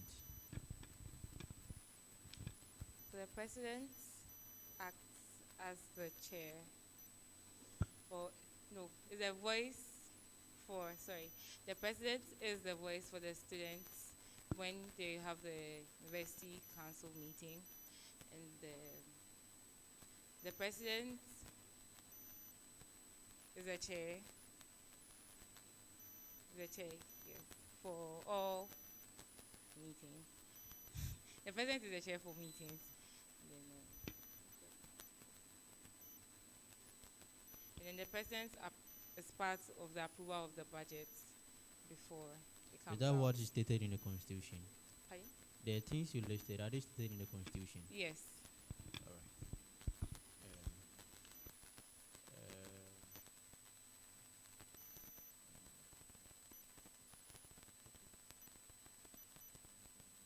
All right, my last question to you. Okay. Yeah, no, to her. Okay, please take the microphone. All right. Why do you think you deem fit for the position of the federal vice president? Apart from me looking at your CV and everything, why do you think you deem fit, or you are a strong candidate to be the next vice president of UHAS? Why? The position of the vice president, it requires me to know how to relate with other members of the committee, since I act as an ex-official member in all committees. So I deem myself fit because I know how to relate to people who have different backgrounds, different perspectives, and then I see myself as competent and a hard worker. All right. Thank I'll you. I'll come back to what you said. Tim Johnson Mensah. Okay, so Yes, I would sir. like to start from. So I would like to start from Mr. Israel. Tell me about the times you demonstrated leadership.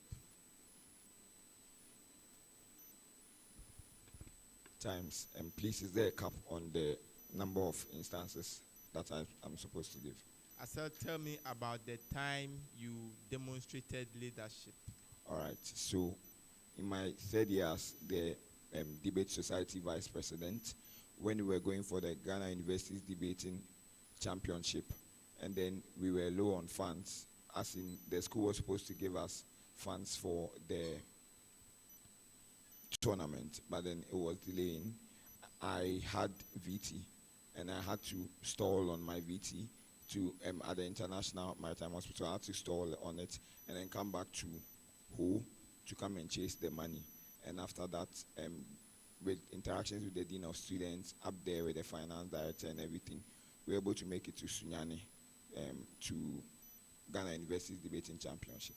And I think that's leadership, because for a leader would go. What position were you holding? I was the vice president of the UR Where was debate. the president? The president was not available. Where was he? Okay, so the president was also, the president was also doing VT.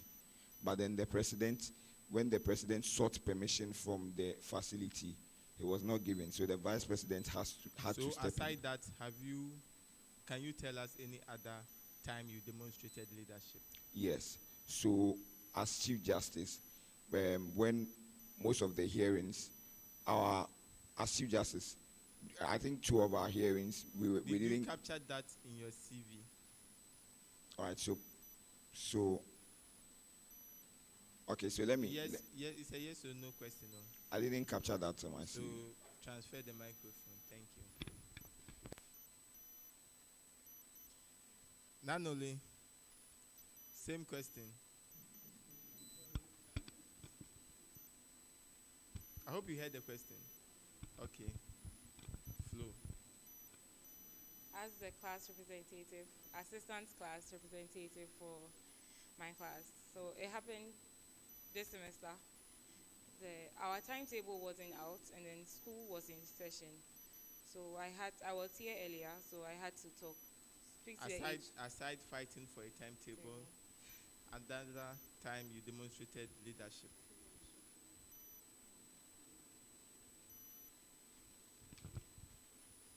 So let me come back to the CV you provided us. Okay. So you have 5 leadership experience. Assistant course rep, that one you fought for a timetable. That's fine. Class prefect in Achimota School. So there you were a ceremonial prefect. You didn't demonstrate any leadership. That's what you want to tell us. It's not that I didn't demonstrate any leadership, but then everything was smooth. It's just the normal bit. The fact that it was smooth doesn't mean you didn't demonstrate. So you never went to a class to call a teacher who knew he was supposed to come to class and teach you. Well, that is leadership. So the lecturer knew he was supposed to come to the class and teach you, but he failed to come. So you went to call him, isn't it? In my school, it's not like we are not allowed, but then the teachers know. So it's somehow like a rule. So there was no time you went to the staff common room to call a teacher to come and teach you? There on time. That's actually, and okay, let me bring you back to UHAS here. You have never gone to call a lecturer to come and teach you, or you have never tested the lecturer that said, please. So that is the time you demonstrated leadership. It's not everybody from the class who can just pick a phone and call the lecturer that say, please, we have a class. Are you getting it? Can I also add another one? No, please. Now I've given you a clue, so you can. Yes. Mr. Izel, what is your leadership style?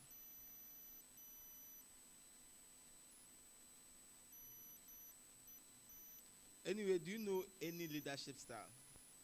Oh yeah, I know. Sorry, I've lost my voice, so I'll be going. All right, so I know leadership styles. I know. Should I mention them or something?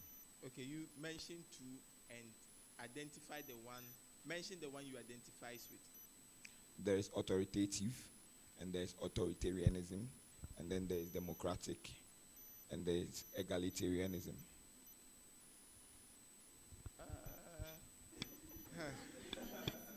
So personally, those ones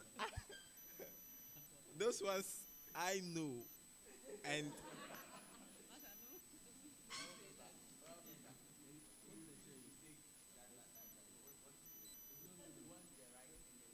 no, recently I was taught leadership.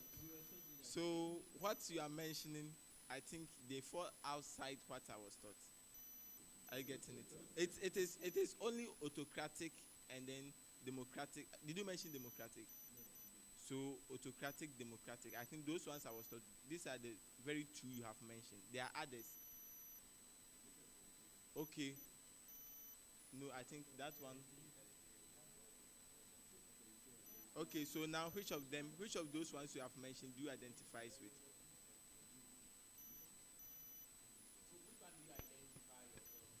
All right, so democratic. You're a democratic leader? Yes, please. Okay, hand over the microphone. Same, madam. Yes. Are you also a democratic? Democratic. And do you think this one can affect your style of leadership? It will affect your leadership role in any form?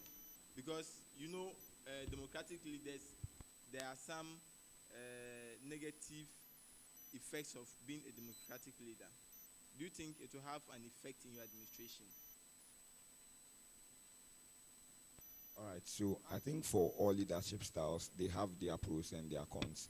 And with each one that we choose might have repercussions. But I think for democratic leadership, which is the style that we choose, will be better for us because even in those repercussions, we'll find a way to come together to solve them. Okay. What is the major effect of democratic style of leadership? Bureaucracy. Bureaucracy. Is that the major effect? Don't you think it delays process? The delayance of process is the major effect of democratic leadership. Yeah, so that's literal. That is bureaucracy when a lot of proceedings are stalled because you have to take democratic process, so you have to go through a lot of chains. Okay, my last question to the team: which supporting skills do you think are more important for you as a presidential aspirant? So first, Mr. Israel. Please, which supporting skill do you think are more important for you as a presidential aspirant? Please, can I have a clarity on the supporting skills? If I mean to mention, I want you to mention those ones you have in your CV here. Supporting skills. You have skills here. Public speaking, debating. So any of them you find as supporting? So,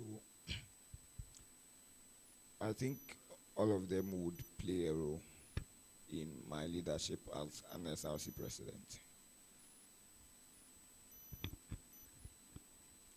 All the skills you have mentioned here are supporting skills, and you think they will play a crucial role in. Okay, so now let's come back to. Pardon?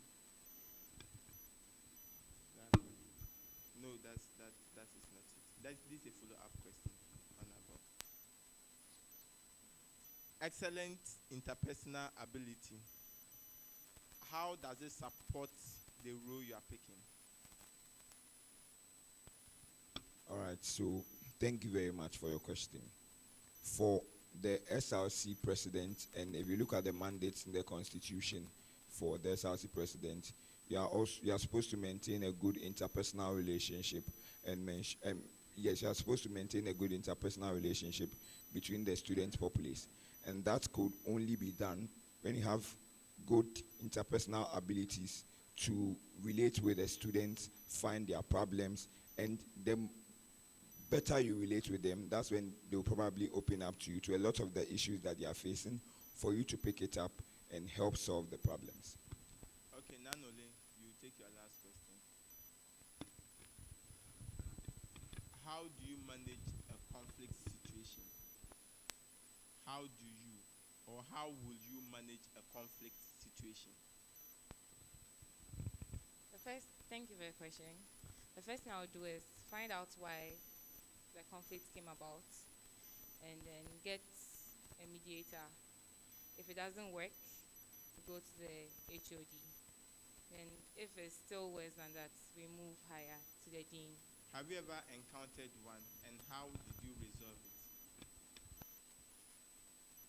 You know where I'm coming from? I said, you know where I'm coming from? No. Physio level 300. So when you encounter such a situation, how will you solve it? And when you encountered one, how did you solve it? Well, the first thing I did was to ask what brought about the issue. And then... And you said you report to the HOD. At that time, did you report the issue to the HOD? Yes, I did. Well, when it happened, we had already escalated. So those who were... Where were you when the issue... I was in Ho, and they were in Hohoi. Okay, thank you.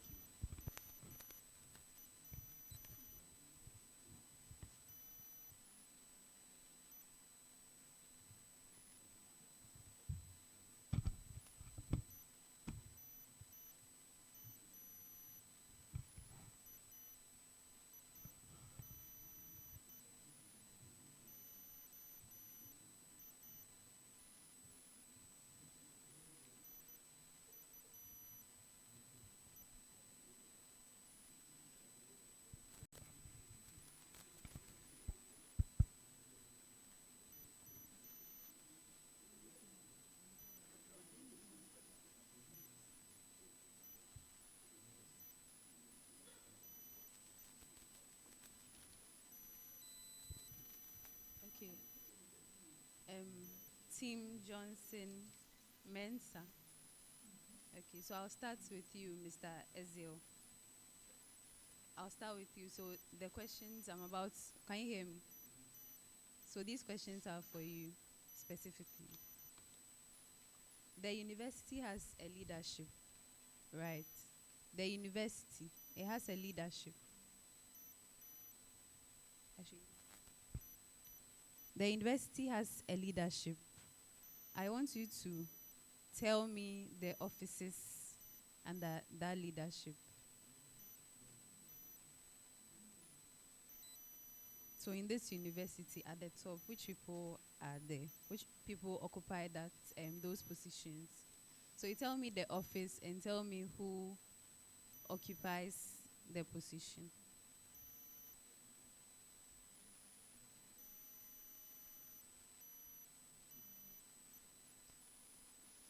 All right. So for we have the Vice Chancellor, and then we have the Vice Chancellor is Professor Lydia Aziato, and then we have the Pro Vice Chancellor, Professor Harry Tagbo, and then we have the Registrar, Mrs. Yao Puniamankwa, and then we have the Chairman of Council, who is His Lordship Justice Maulom Doche, and then we have, okay, so the Chancellor seat is vacant. Yes. Okay. How many schools do we have in UHAS?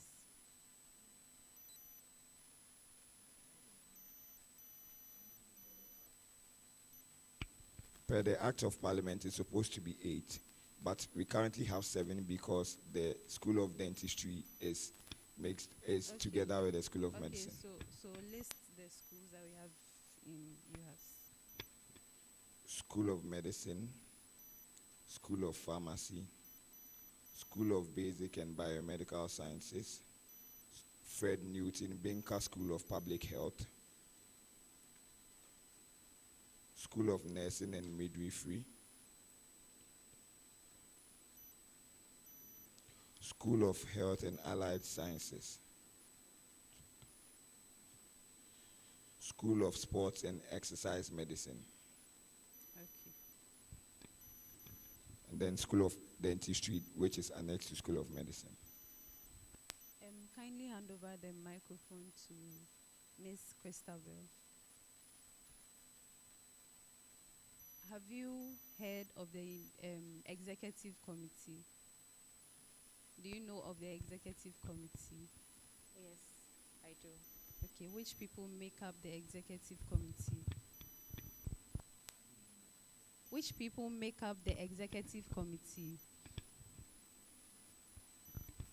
The federal executives, the provincial executives, JCRL for halls, blocks, and then the hostels. And then a representative that has been appointed by has been elected from the faculty. Yes, so far that's what I remember.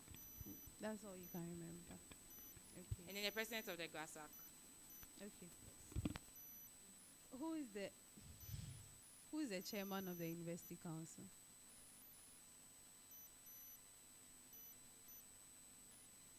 It's to you.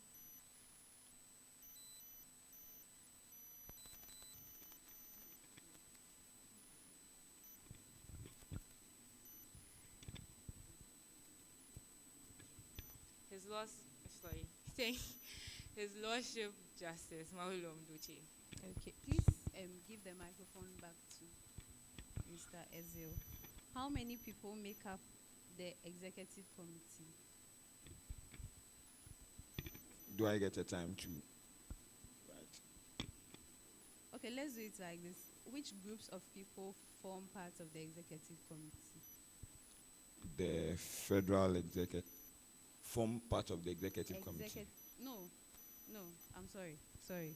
University council. Which people form part of the university council? Which groups of people form part of the university council?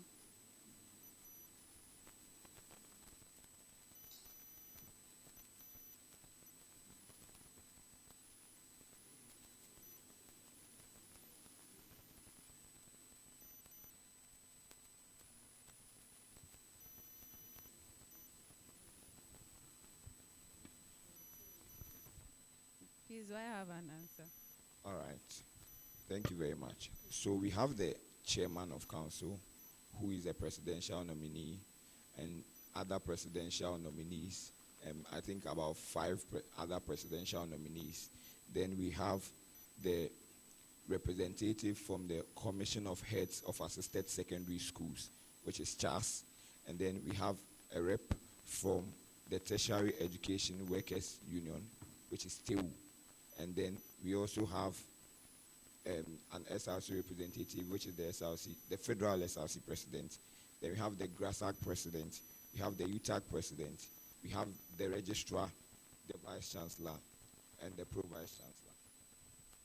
Are you sure the registrar and the pro vice chancellor are on the council?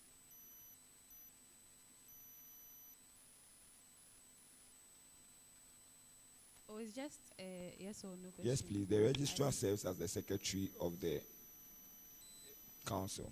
Okay. I know you are a choir director, so I'm not going to ask you to sing the UHAS anthem. Okay, no, I'm going to ask you to sing the UHAS anthem, but you are going to sing the second stanza. All right. Thank you very much.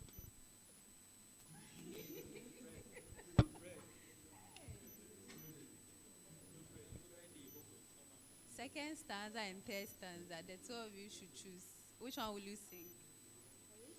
Second stanza, third stanza. Today, someone has sung. But you people, you are musicians, you are choristers, so you are not singing the first stanza.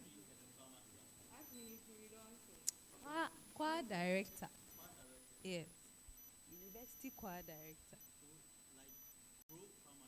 Yes. So you are not 30 seconds. 30 seconds on my clock.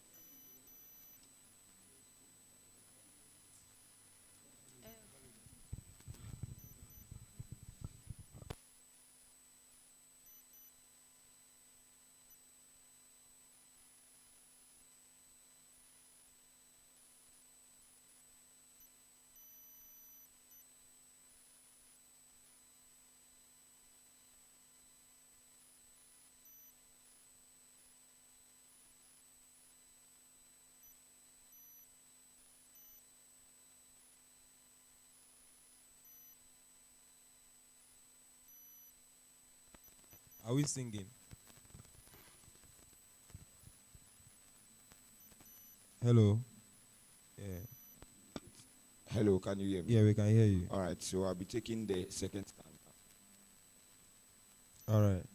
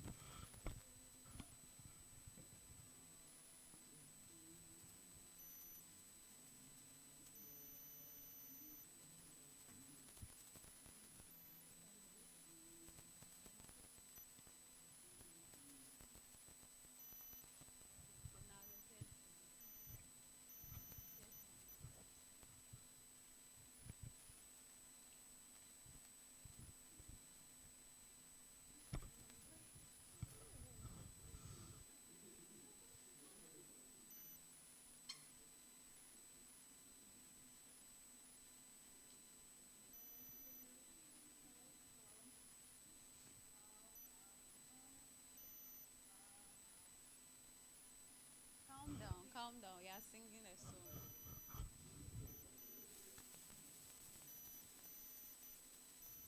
Please, let's hear you. We don't have time like that.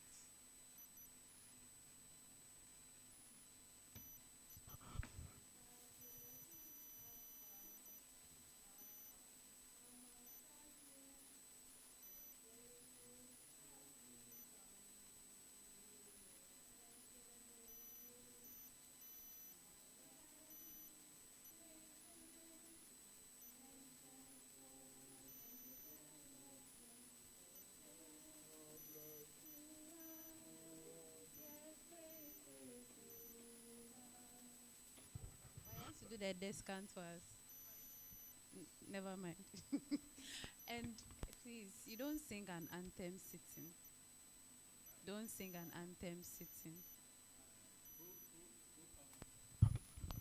Hello, so my name is Lamte Frederick, and I'll be my proving will be based on the UHAS SRC Constitution. So the team, my question is, the first question is, what is the supremacy of the Constitution?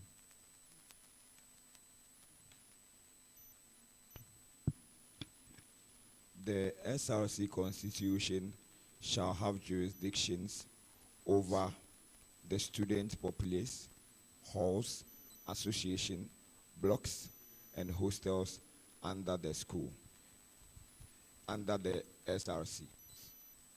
Okay, the next.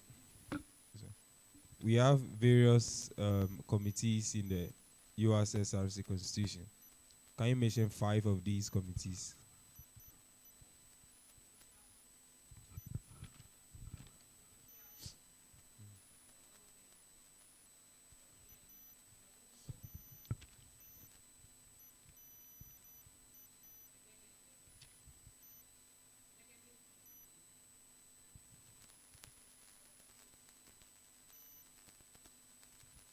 I think the WOCOM has a committee. So start again. Yeah, committee. 5 of them.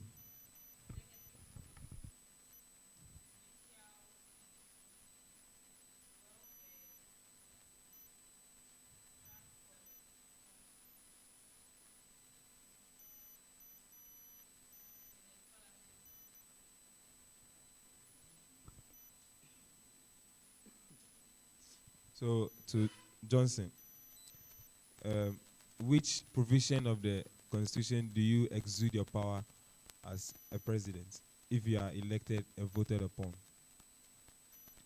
Which provision of the Constitution will you exude your power as a president?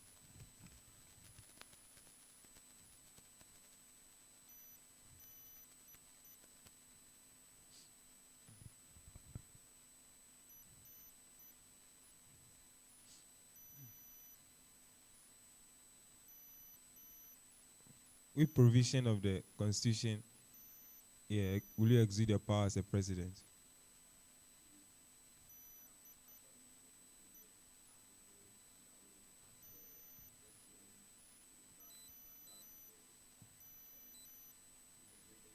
So which chapter is that?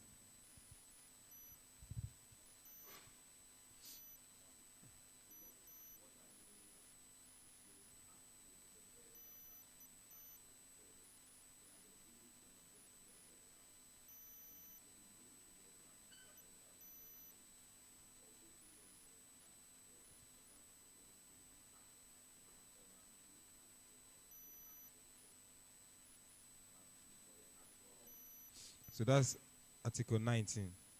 So the Vice President, which provision of the Constitution do you exude your powers?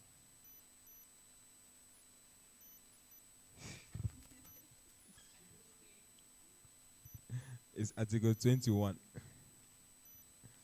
Okay, last question.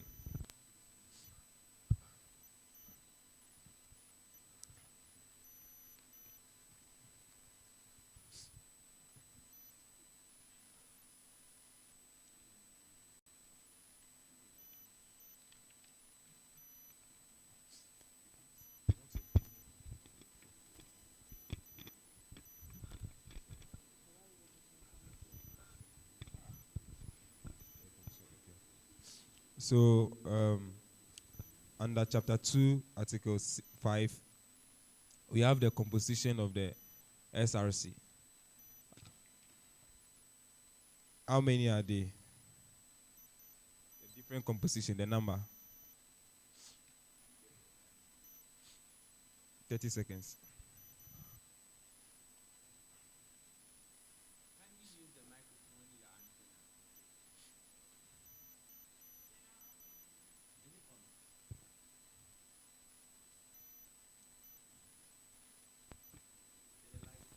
So speak.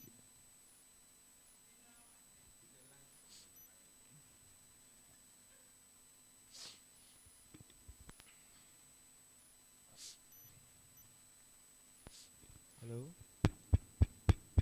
Hello?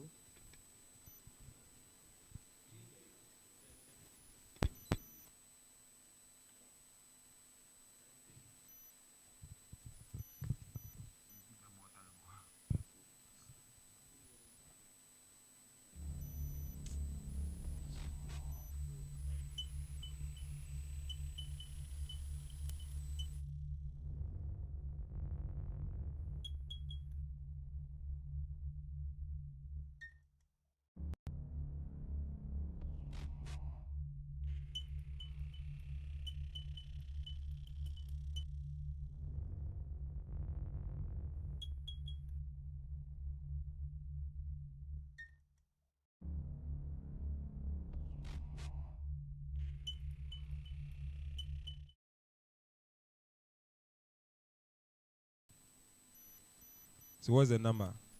7. 7. Mention a 7. The General Assembly. General Assembly. The Parliament. The SRC Parliament. SRC Parliament. The Federal Executives. Provincial Executives. The Student Populace. The Judicial Committee. Executive Committee. You've mentioned Executive Committee already. No, I have not. I mentioned Federal Executive.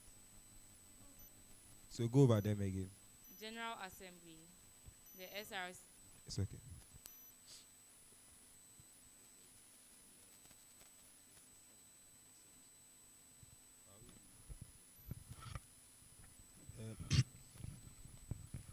Tim Vamijo. So I'll be assessing you on your policy, okay, your feasibility of policy.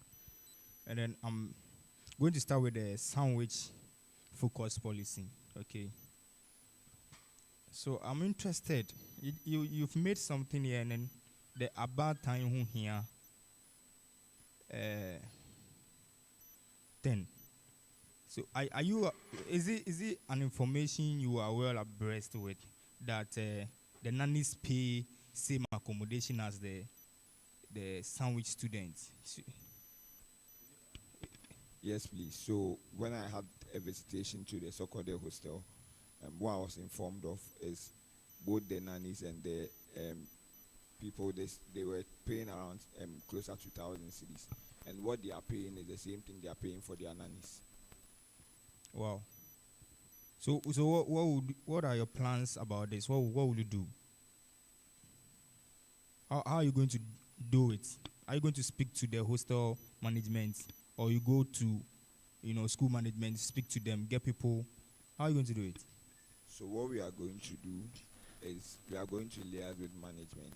So I think hostel fees issues, because these are halls, if they belong to the university.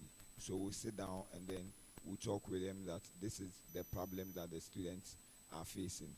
And because most of these people, they are working and paying from their pockets, and then they have to pay for extra nannies and then their children and everything. The burden is high. So it all deals with negotiating with management to at least decrease a little the price of the nannies, so that they can also feel comfortable, particularly because the sandwich program outside is now very competitive, and we have to do something as UHAS to make us competitive, to let a lot of people come to UHAS. So giving them this preferential treatment will actually benefit management, because they are going to get a lot of people applying to UHAS, and also benefits the SRC because the students now feel safe. So I think it's a win-win situation, and because of this negotiation, it's going to be feasible because both parties benefit. Okay, give the mic to your vice. Okay. Negotiate for sandwich fee reduction and flexibility. So what I understand from this policy is that sandwich pay different fees as what's the name? Regular. Is that the case? Yes. So let's say level 300 sandwich. How much do you think they pay? So if let's say if level 300 is regular pays 3,000, how much do you think the sandwich who are paying? They pay around 4,000 minus, so it will be around 4,000 minus the hostel fee. So they are They all should combine the hostel fee with the school fees. It will be around 6,000. not all of them stay in the hostel, I believe. Others go to off-campus apartments and all that. So they still have to pay 4,000. Yes. They still have to pay around 4,000, even though they know they are not paying. They are not staying in school-provided accommodation. So with the, if they should pay with the hostel, it's around 6,000, but just the school fees is around 4,000. But I'm thinking it is mandatory for them to pay that. What's the name? That high fees. From the way I'm looking at it. Why? Because of the way you have put the policy, negotiate for sandwich fees reduction and flexibility. So I'm thinking if somebody wants to go to an off-campus accommodation, that person will still have to pay. Is that the case? So with my negotiation for the sandwich fee reduction and flexibility, the flexibility in the sense that the way regular students, we are allowed to pay half of our school fees and then we are able to register for our courses. That's the same thing I want the sandwich students to also enjoy. So that is not being done at the moment. No, so far it's not being done. What I know of, it's not being done. That's fine. Let's go to, what's the name? A policy on the no chair bag. Okay. Liaise with university management to procure more chairs to fill all lecture halls and effect anti-mobility measures like bracing to prevent students from. Have you seen such chairs around before, like with braces that such that we are not able to move them across other universities? Have you seen such chairs before? All right. So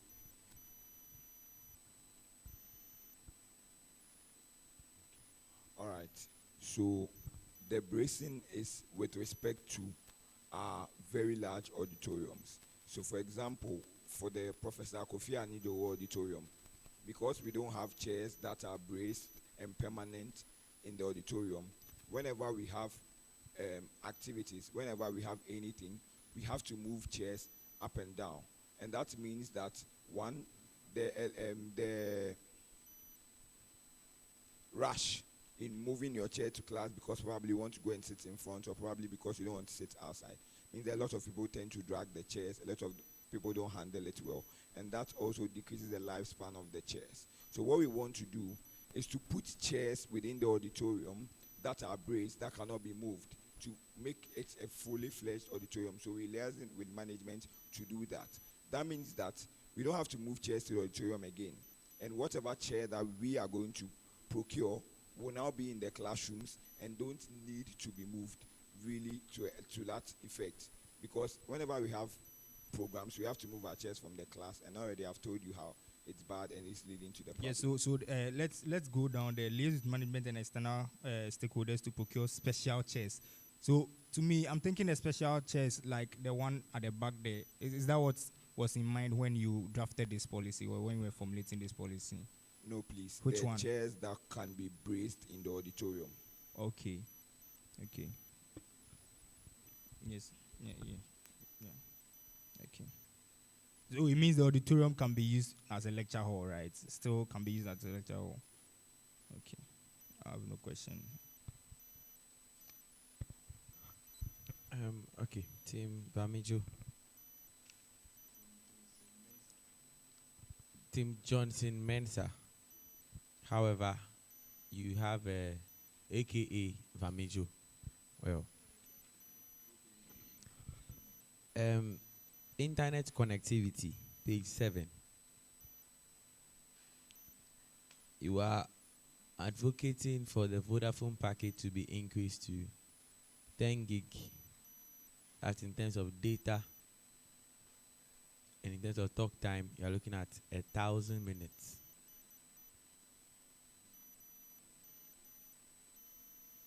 Have you engaged Vodafone already on this issue? Yes, please. So we made a couple of inquiries. From Vodafone? Yes, please. Okay. Please continue. And also we made inquiries with other... what did Vodafone say? So the the enquiries we made, they told us that it can be done, right? So they told us that it needed consultation and a lot of meetings to know how we are going to structure it and how it's going to be done. So the advocacy in our policy means that most of those talks is going to happen with Vodafone, and that's something that we've started. And so we'll sit with them and then know how feasible it actually looks like in terms of how the money or the amount of money that's supposed to be paid and what it will cost us to a larger extent. And then if there is a need to advocate for reductions or find a way to plead on behalf of the students to get a much more comfortable offer, then we are happy to do that. But our target now is 10 gigabytes and then 100 minutes of talk time. 1,000 minutes of talk time, sorry.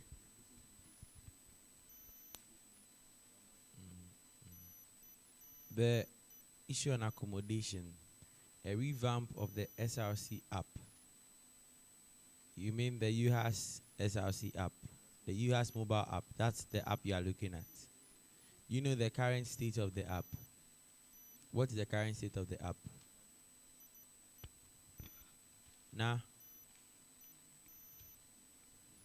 Noli.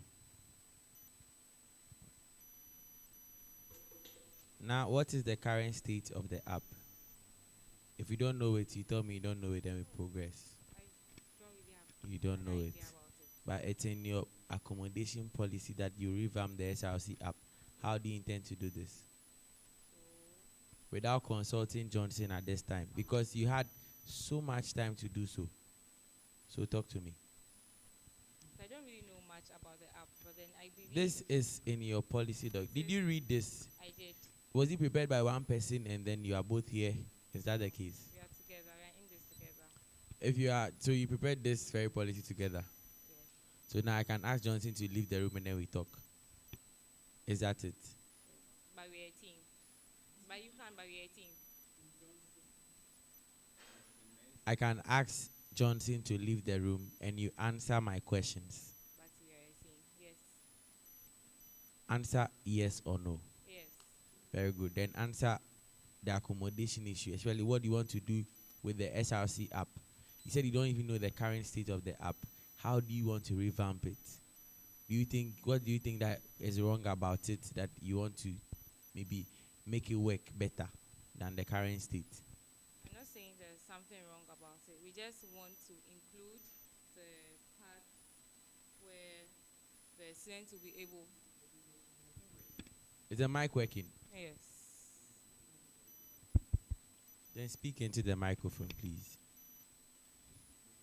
So we just, the app still can hear me. Can you still hear me? Mic. I think speak. If they can pick it alone, it's fine.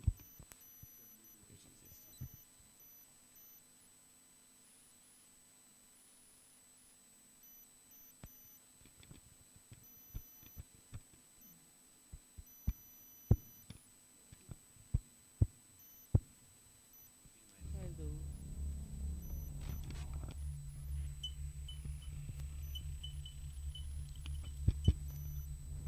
Hello now. Okay, I think this is fine. Let's talk. So now tell me about the UHAS SRC app or UHAS mobile app and what you want to do to it. So with the UHAS SRC app, we want to add a part where the section where we are going to add accommodation. So with that section, we are going to look for hostels, available hostels, and then their locations, and then their prices, so that when the students who are looking for places, You know the original intent of the app. no, So how do you want to add a component to it when you don't know what the purpose of the app? You don't know if it's serving that purpose. You don't know if it is actually being used for that purpose. Do you have the app on your phone? no, please. So how do you want to use it? How do you want to revamp it? Is this a policy? You want to just put something on paper to excite us? Is that the case? No. And you seem to be so clueless about anything in the app. Nah.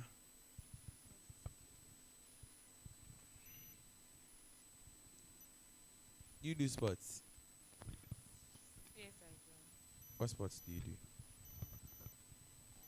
I play badminton. Then I used to play basketball. Yes, and then I learned the basics of long tennis and then volleyball too. But I mostly focus in badminton.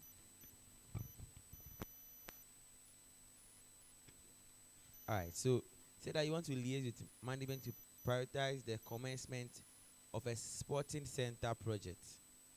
Page 11 under sports and recreation.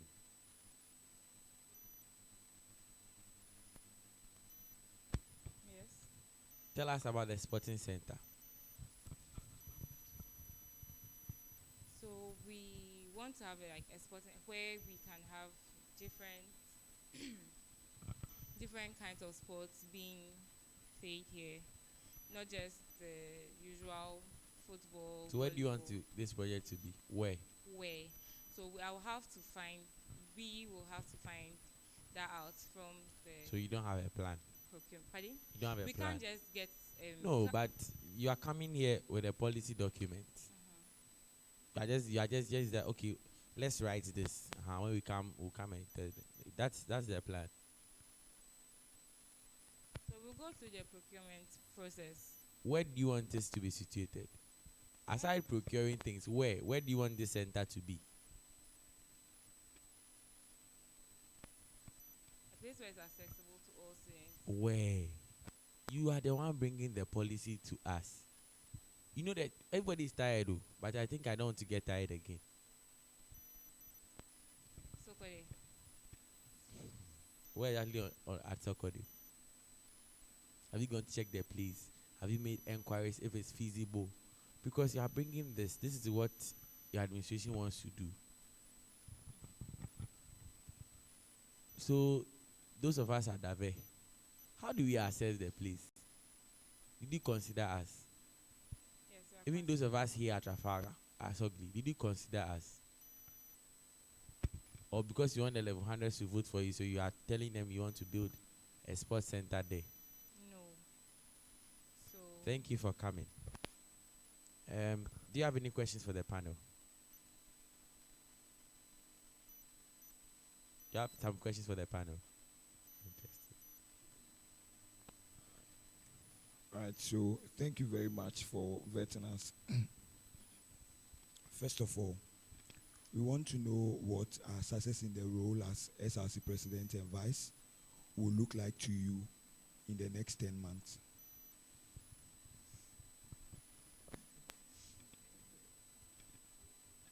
What's the other question? Okay.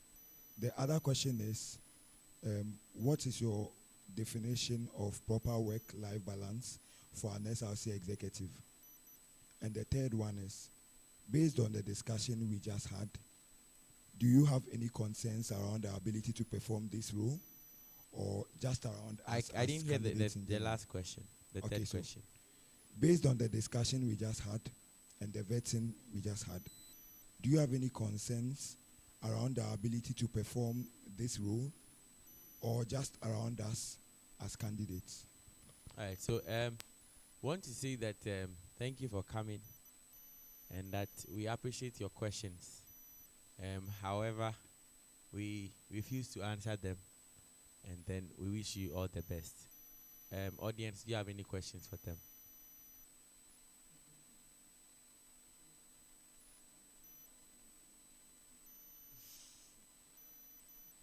Don't worry. It's fine. It's fine. Do we have any questions for them? Yes. Right. That's fine. Pardon?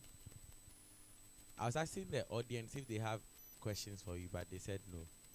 Yes.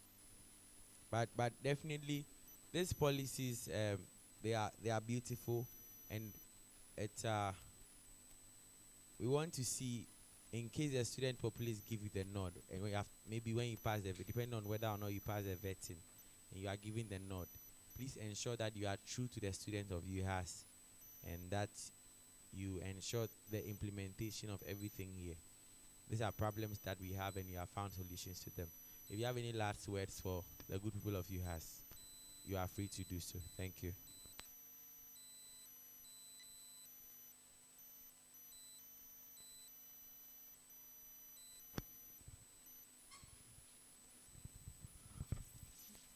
on behalf of the Johnson Mensa team, please can you? So on behalf of the Johnson Mensa team, we would like to say thank you for having us here. And then for our audience, we just want to say thank you and your support. That's Have a fine. wonderful evening. Thank you. So, Mr. Johnson, give us a closing prayer for the day. Thank you. All right. Shall we pray? Our Heavenly Father, we thank you for this day. We thank you for how far you've brought us. It's been an exhaustive day, but then you've been our shield and you've been our guide. Above all, you've been our fortress. Father, as we are leaving home, we depart here in your safe hands, that we will get to our homes safely, and in the end, we will give you glory and honor. We commit the week into your hands, that it should be fruitful and your glory should be seen in our lives. In the name of Jesus, we pray thanksgiving. Amen. Amen. Thank you all for joining us today to end the entire vetting process. We truly appreciate it. The panel would like to say that all things being equal, tomorrow the result to be released.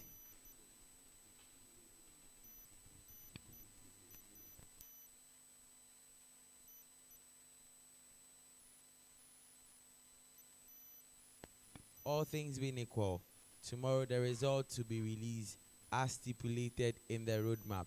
Thank you all for your time and have a wonderful evening. Bye-bye.